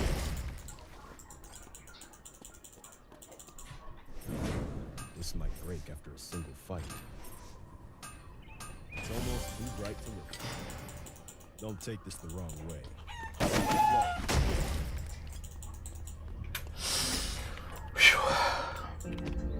And of course, like I said earlier, you'll be able to have an opportunity to do this with everybody else when we get here. And you might even be able to show them how to play Deadlocked, because it's definitely something I would want to teach other people, but I am not going to let people go through that without having some familiar faces on their team. That's the kind of game that has, like, fucking, I don't know how else to describe it, melee status. It's not a game that you make friends in. Occasionally you can make friends in it, but it's more likely someone's gonna get angry at somebody over something. Assumptively. Granted, I had to play a game with a person who I very much dislike in various different ways, and I was able to make it work, but only because the people around me there already know how I am about people trying to provoke reactions out of me. Purple, I'm coming up to the random, I think, if you're in gas station. Yes. This would be where I would teleport to the two of you, but I'm trying to kill as many animals as I can on the way. Because this is what farming is like.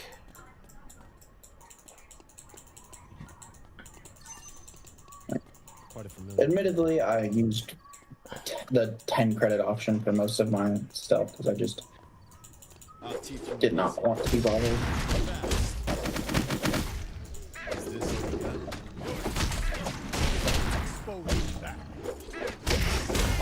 Sometimes there's situations where you won't have a choice. You're going to be chased by somebody, they're going to make you have to go from one place to another, and you're basically running for your life while also trying to do everything possible to find what it is you need. But in many cases, it's almost always going to be the case that There's a tree of life down there. I see saw it spawning. Yes, I saw it. We don't know if that's actually going to be an active tree of spawn. We won't know until it's active. Like, the physical tree is there. It buds on it when it appears. It had a timer on it. Okay. It had a timer on it. Okay, yes, that is true. When it has a timer, it will show how long it is till it waits. And that is a person walking into us. Kill him, kill him, kill him, kill him. Why, is there a way to turn off camera lock? Yes, Y key. Same as League. Okay. Which is really fucking me up when I was trying to do my thing. I don't have any... And there's a perfect case example of why we don't usually finish the person off. Because we could have been right on top of him. And he's running to his team member. I'm gonna cut him off this way.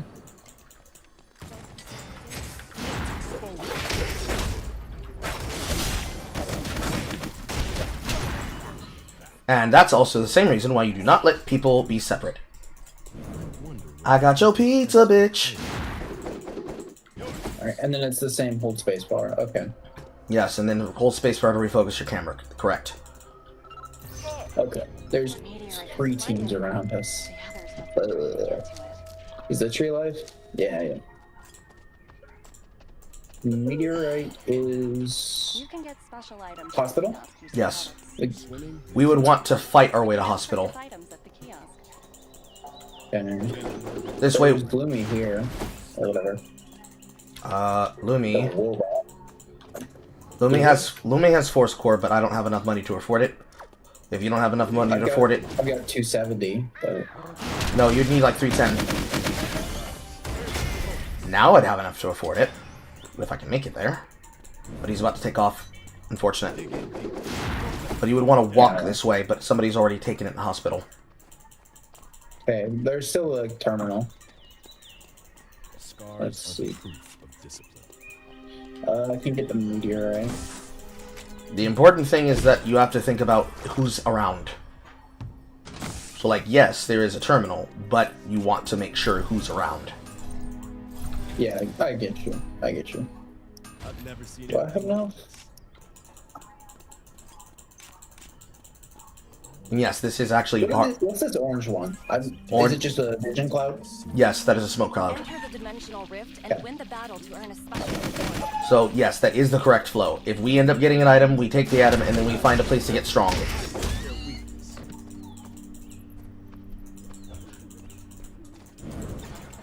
Ding, ding. Behind. Behind.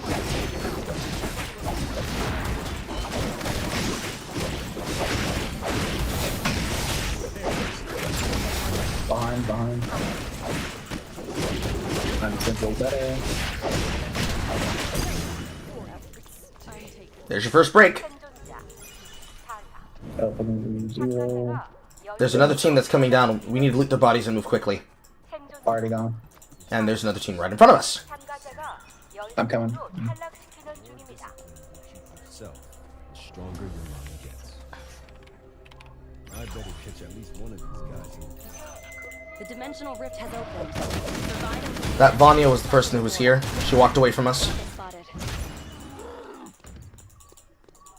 Is this all you got? You get any amount of vision on them, I can probably R them. Mine has a really short cooldown. There's a Terminator with credit. Or no, anyways, Lumi is now selling credits. Let's find the aesthetic.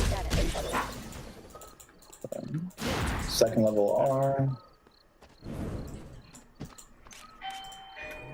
Who is that? That would be the preacher. I need to get that. I need 4 score, but I'm poor. I need to hide for a minute. Maybe I can't see the door. Either I know she's at the door, mother. Please stop.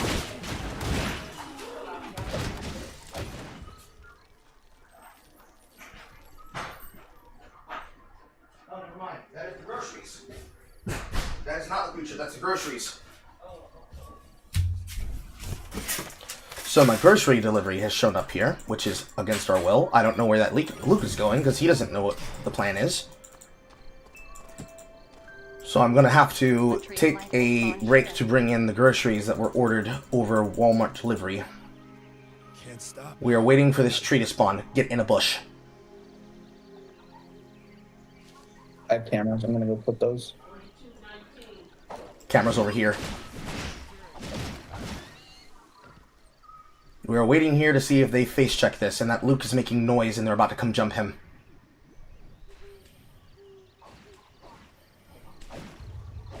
I can ult from here.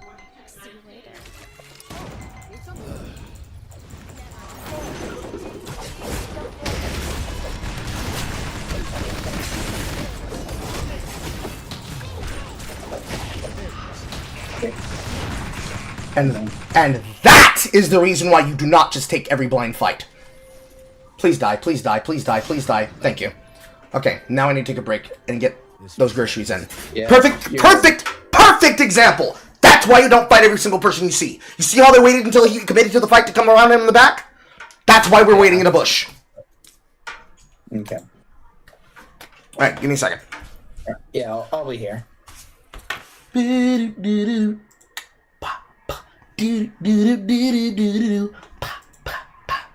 And deafen. Where's my deafen button? Where is my deafen button? Where can I find my deafen button? There we go.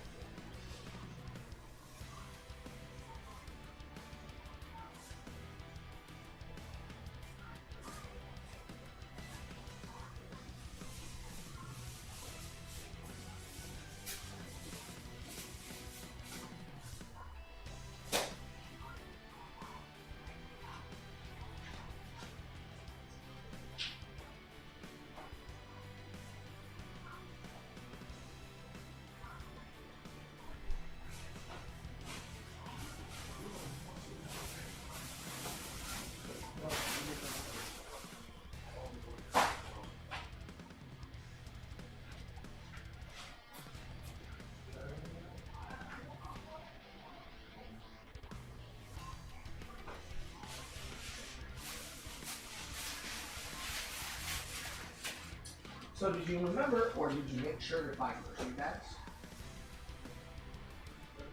Did you and Amber make sure to buy grocery and trash bags? Okay, you tell me, but I told you I didn't know. You're supposed to tell, but we don't know what's going on unless you tell us what you use.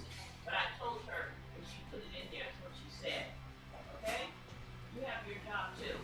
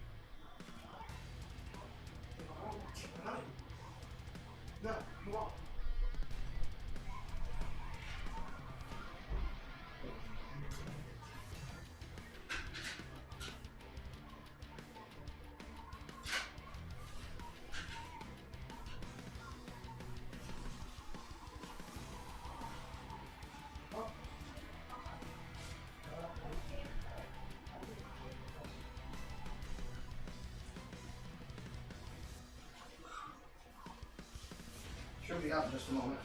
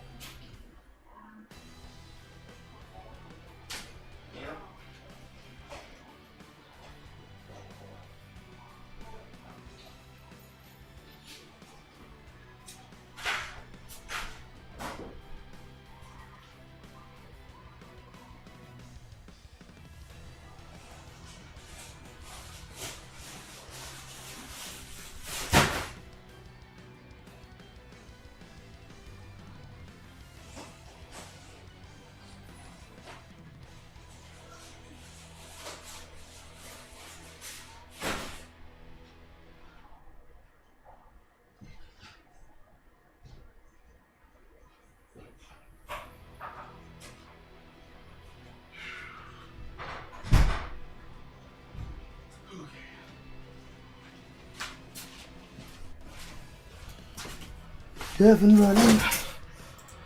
Okay. Gosh, do I hate Walmart delivery. Charge you for the excess, and then they make you have to fucking bring the groceries in the house, and the people that they send to pick them up, the employees are the ones that put them in the bags, and the people that deliver them are the ones that bring them to you.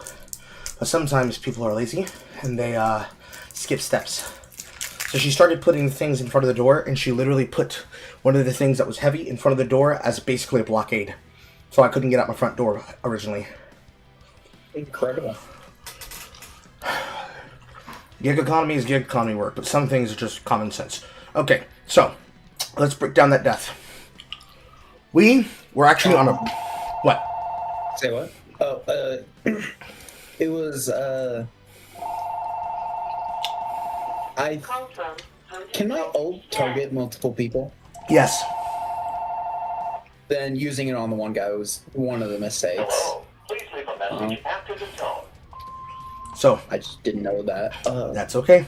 It'll happen. So let's break down that death. I knew there was people coming for that tree of life.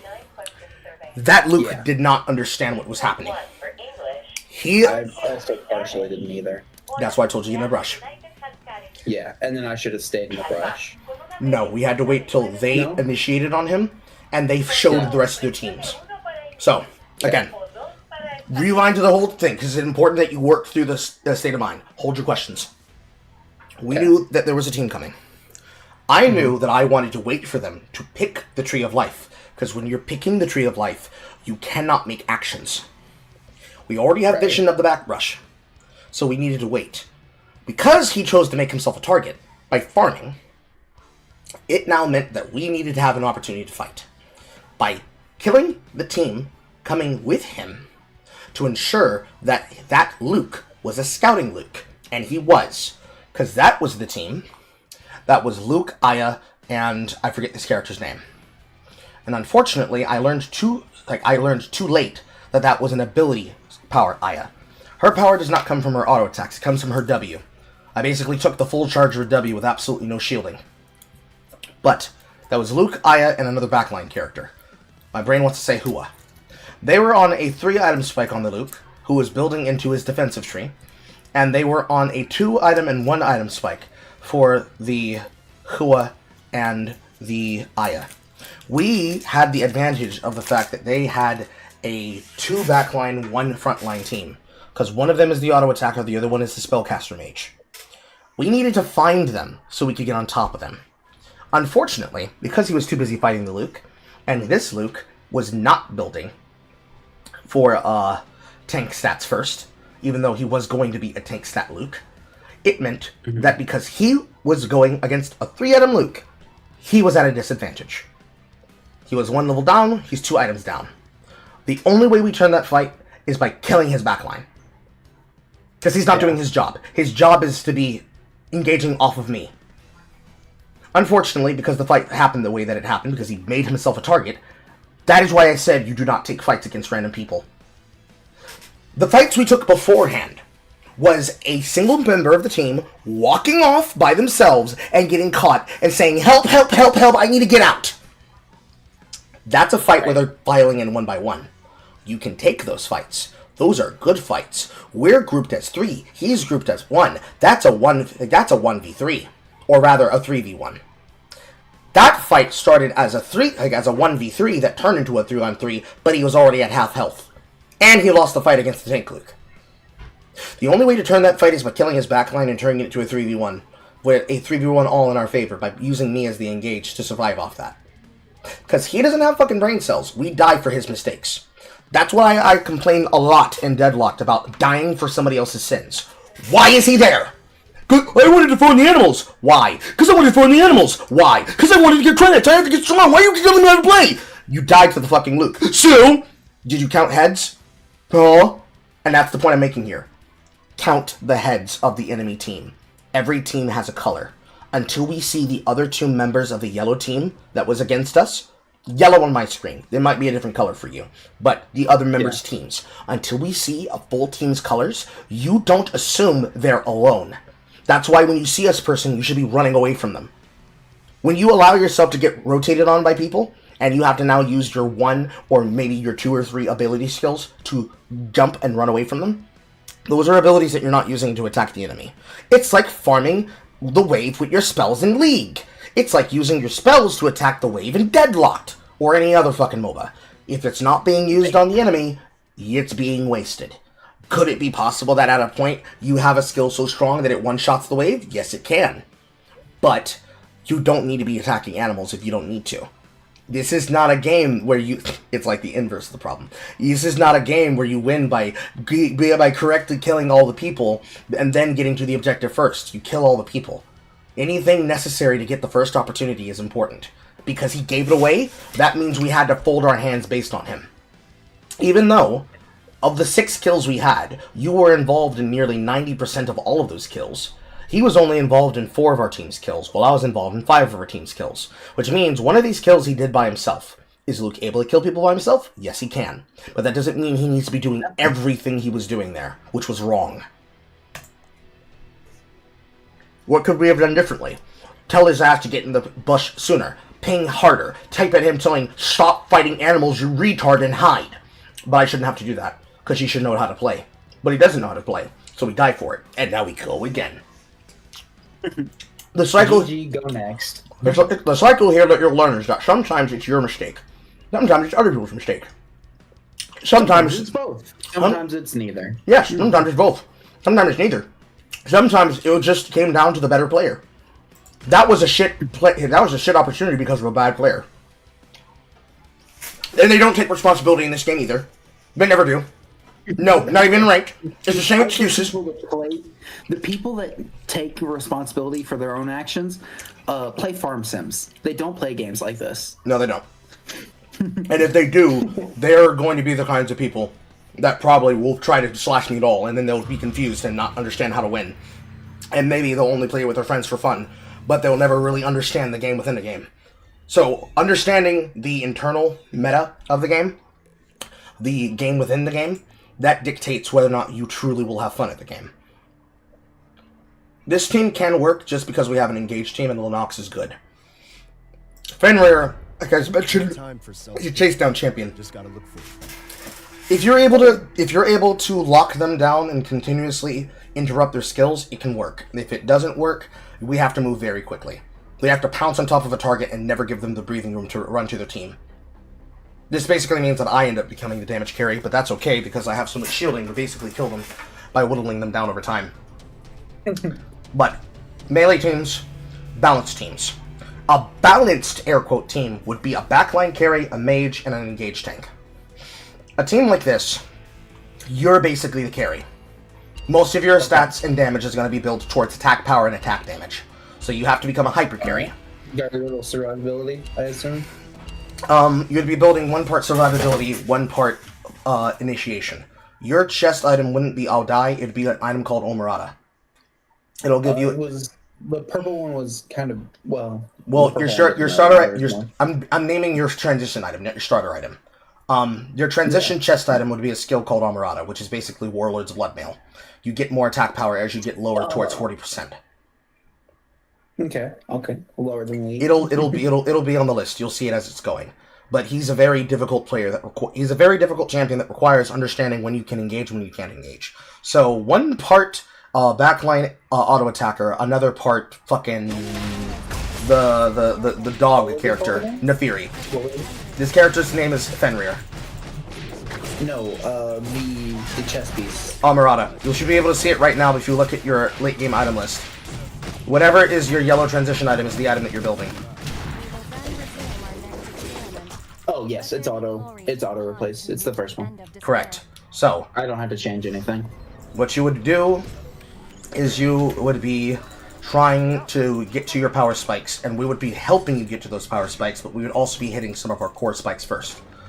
So for me, that means that I would be trying to hit my core spike of my chest, my weapon, and probably my boots or my headpiece. No, my chest, my weapon, my chest, and my my headpiece. Somebody took my jump into alley. How dare you, you facetious fuck. See, anyone can learn to be self-sufficient. There's 1 or 2 people on me. They're on you or they're near you. This is a very important... Near me. They're running away. Okay. Very important distinction. Just because they're near you doesn't mean that they necessarily want to attack you, but once they're fully built, they will want to attack you. Sometimes it's helpful to move away from them when that happens. Sometimes you might want to lean towards you. That's fine, because I'm about to start moving towards that Suichi because I'm going to fight him. Okay. I've got 1 purple item already. Finish your items. You're not really going to be strong until you're fully built.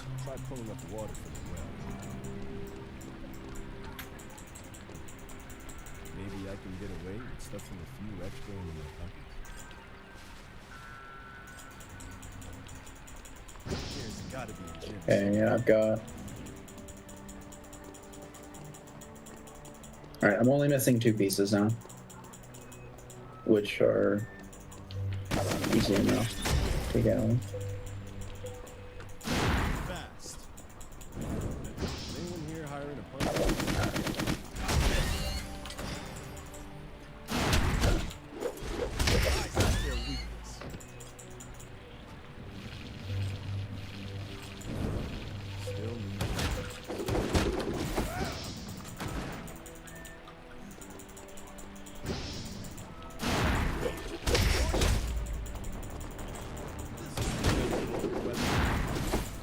So I'm being chased right now. This is where you're going to want to get here. Coming.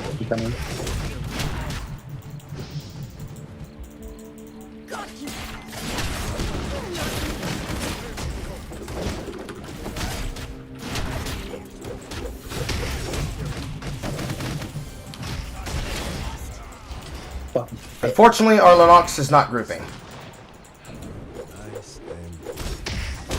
And this is why grouping after building is important. Okay. This isn't your fault. This is her fault. Okay. Technically, it'd be my fault for... Well, see, what happened was, I was getting food, and she tried to jump me from the brush. Then, after I moved out of the zone, I came back to try and fight her, but they were already grouped together. I played a little bit of kiting to try and get an opportunity position, and unfortunately, because we weren't grouped... Okay. Because we weren't grouped, that meant that they had the ability to take that fight and win it, and I didn't want to leave you behind in that situation, but it's one of those... It's one of those... It's fucked. Yes. Yeah. So if you're, I'm gonna take the teleporter or whatever. Take it to you now. Okay. Because I've got my purple. Your build shouldn't have taken you all across the map. I imagine that only happened because It was 2 spots. It was just 2 like kind of distance things. Okay. Again, I could have bought it, but in a brush, didn't want to in a brush, in a brush, in a brush, in a brush, and also press X. Always try to be on full health. You never know who's coming. You don't want to be out in vision.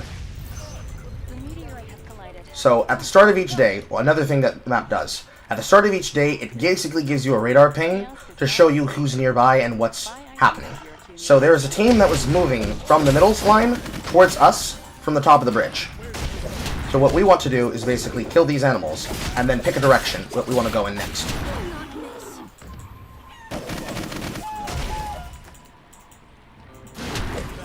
And remember what I said about cameras? Always get the cameras. If someone doesn't get the cameras, you get the cameras. Okay. Can't stop. Gotta keep trying. So that is called a jump point. When once a person steps. Okay. The important thing about it, that is mine. The important thing about it is that it will take off as long as you're standing on top of it. You can rope-a-dope people into stepping onto it and making them push themselves over if you have a push skill. But you basically, once it starts, it can't stop. So if somebody's saying to take a jump point, do not fall behind. Are we going up here? She saw a person and she's trying to chase them. It seems that they're fighting.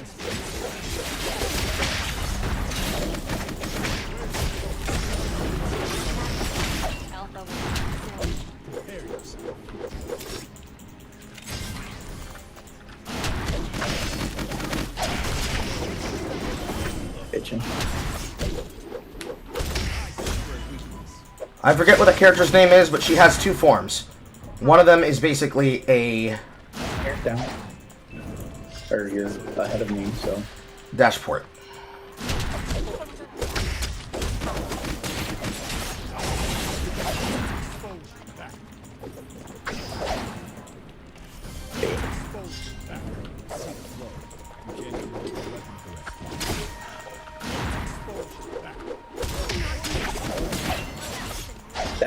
That's cooked. He's not getting away from us. I'm faster than him. There we go. Like, he could try his best, but he's not getting away from me.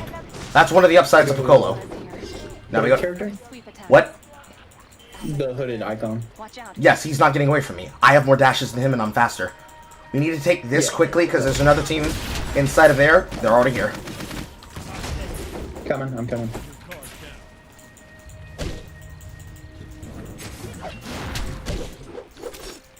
I'm so fucking far away.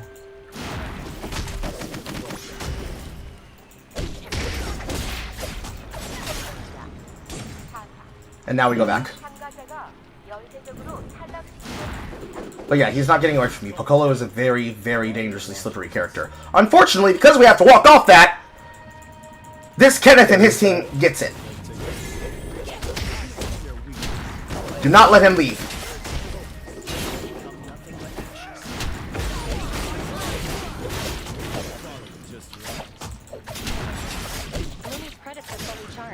Unfortunately, he already used the item. Fuck.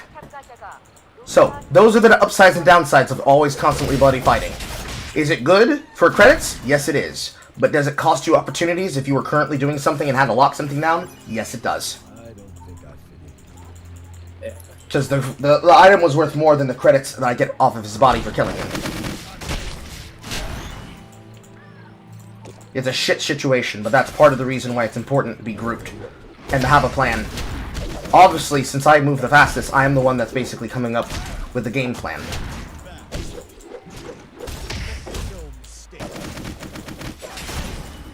In some situations, that's very fucked, but it is what it is. There's a team ahead of us at the top here.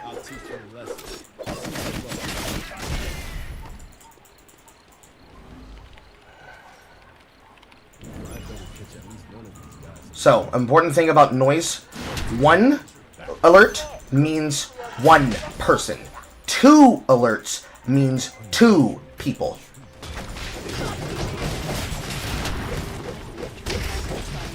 Come on, let's go.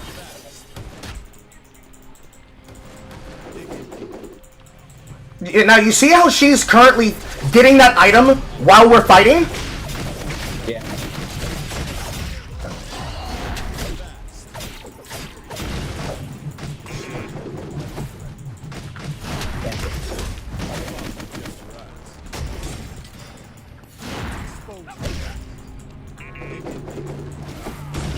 Do I press R? What do you mean press R? There was the like heart with the thing while I was dead. That's your last life. That's not your ultimate.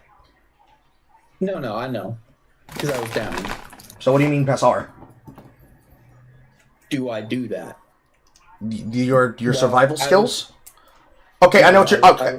Okay, so what are you talking about? While I was down, there's Q and then I think... QWER. Had something also. Yeah, yes, R. so survival skills. When you're downed, those are your survival skills. Fissure Blast executes you. W is a movement acceleration. And then the other spell is a self-revive. No, it wouldn't have mattered if you did a self-revive. Okay. We got fucked by the Lennox.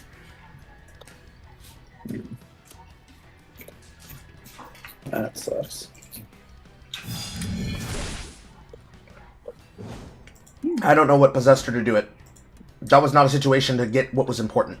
This was not a, we're trying to burn time to try and get an opportunity fight. That was a, we need to kill them fight. Like, I was on top of the back line, but because they were too busy on the tree, not fighting, we lose. It can happen that fast. And that annoyingly. And I'm about to hear a bunch of complaints because my mother's about to walk in the bedroom where she's about to talk to the preacher and is about to complain about 50 billion things that she sees in the room. So I'm probably going to need to go and put away my groceries, which means I have to stop for now. Okay. But if you come back at 2 p.m., that would be the beginning of our... No, I gotta go to sleep. Okay, that's fine. I don't know how long you're to sleep for, but assuming you get back sometime before 11 p.m., before the ending of our gaming night, you'll be able to play the game with everybody else. But if I don't see you, I'll see you when I see you. Have a good time. You too.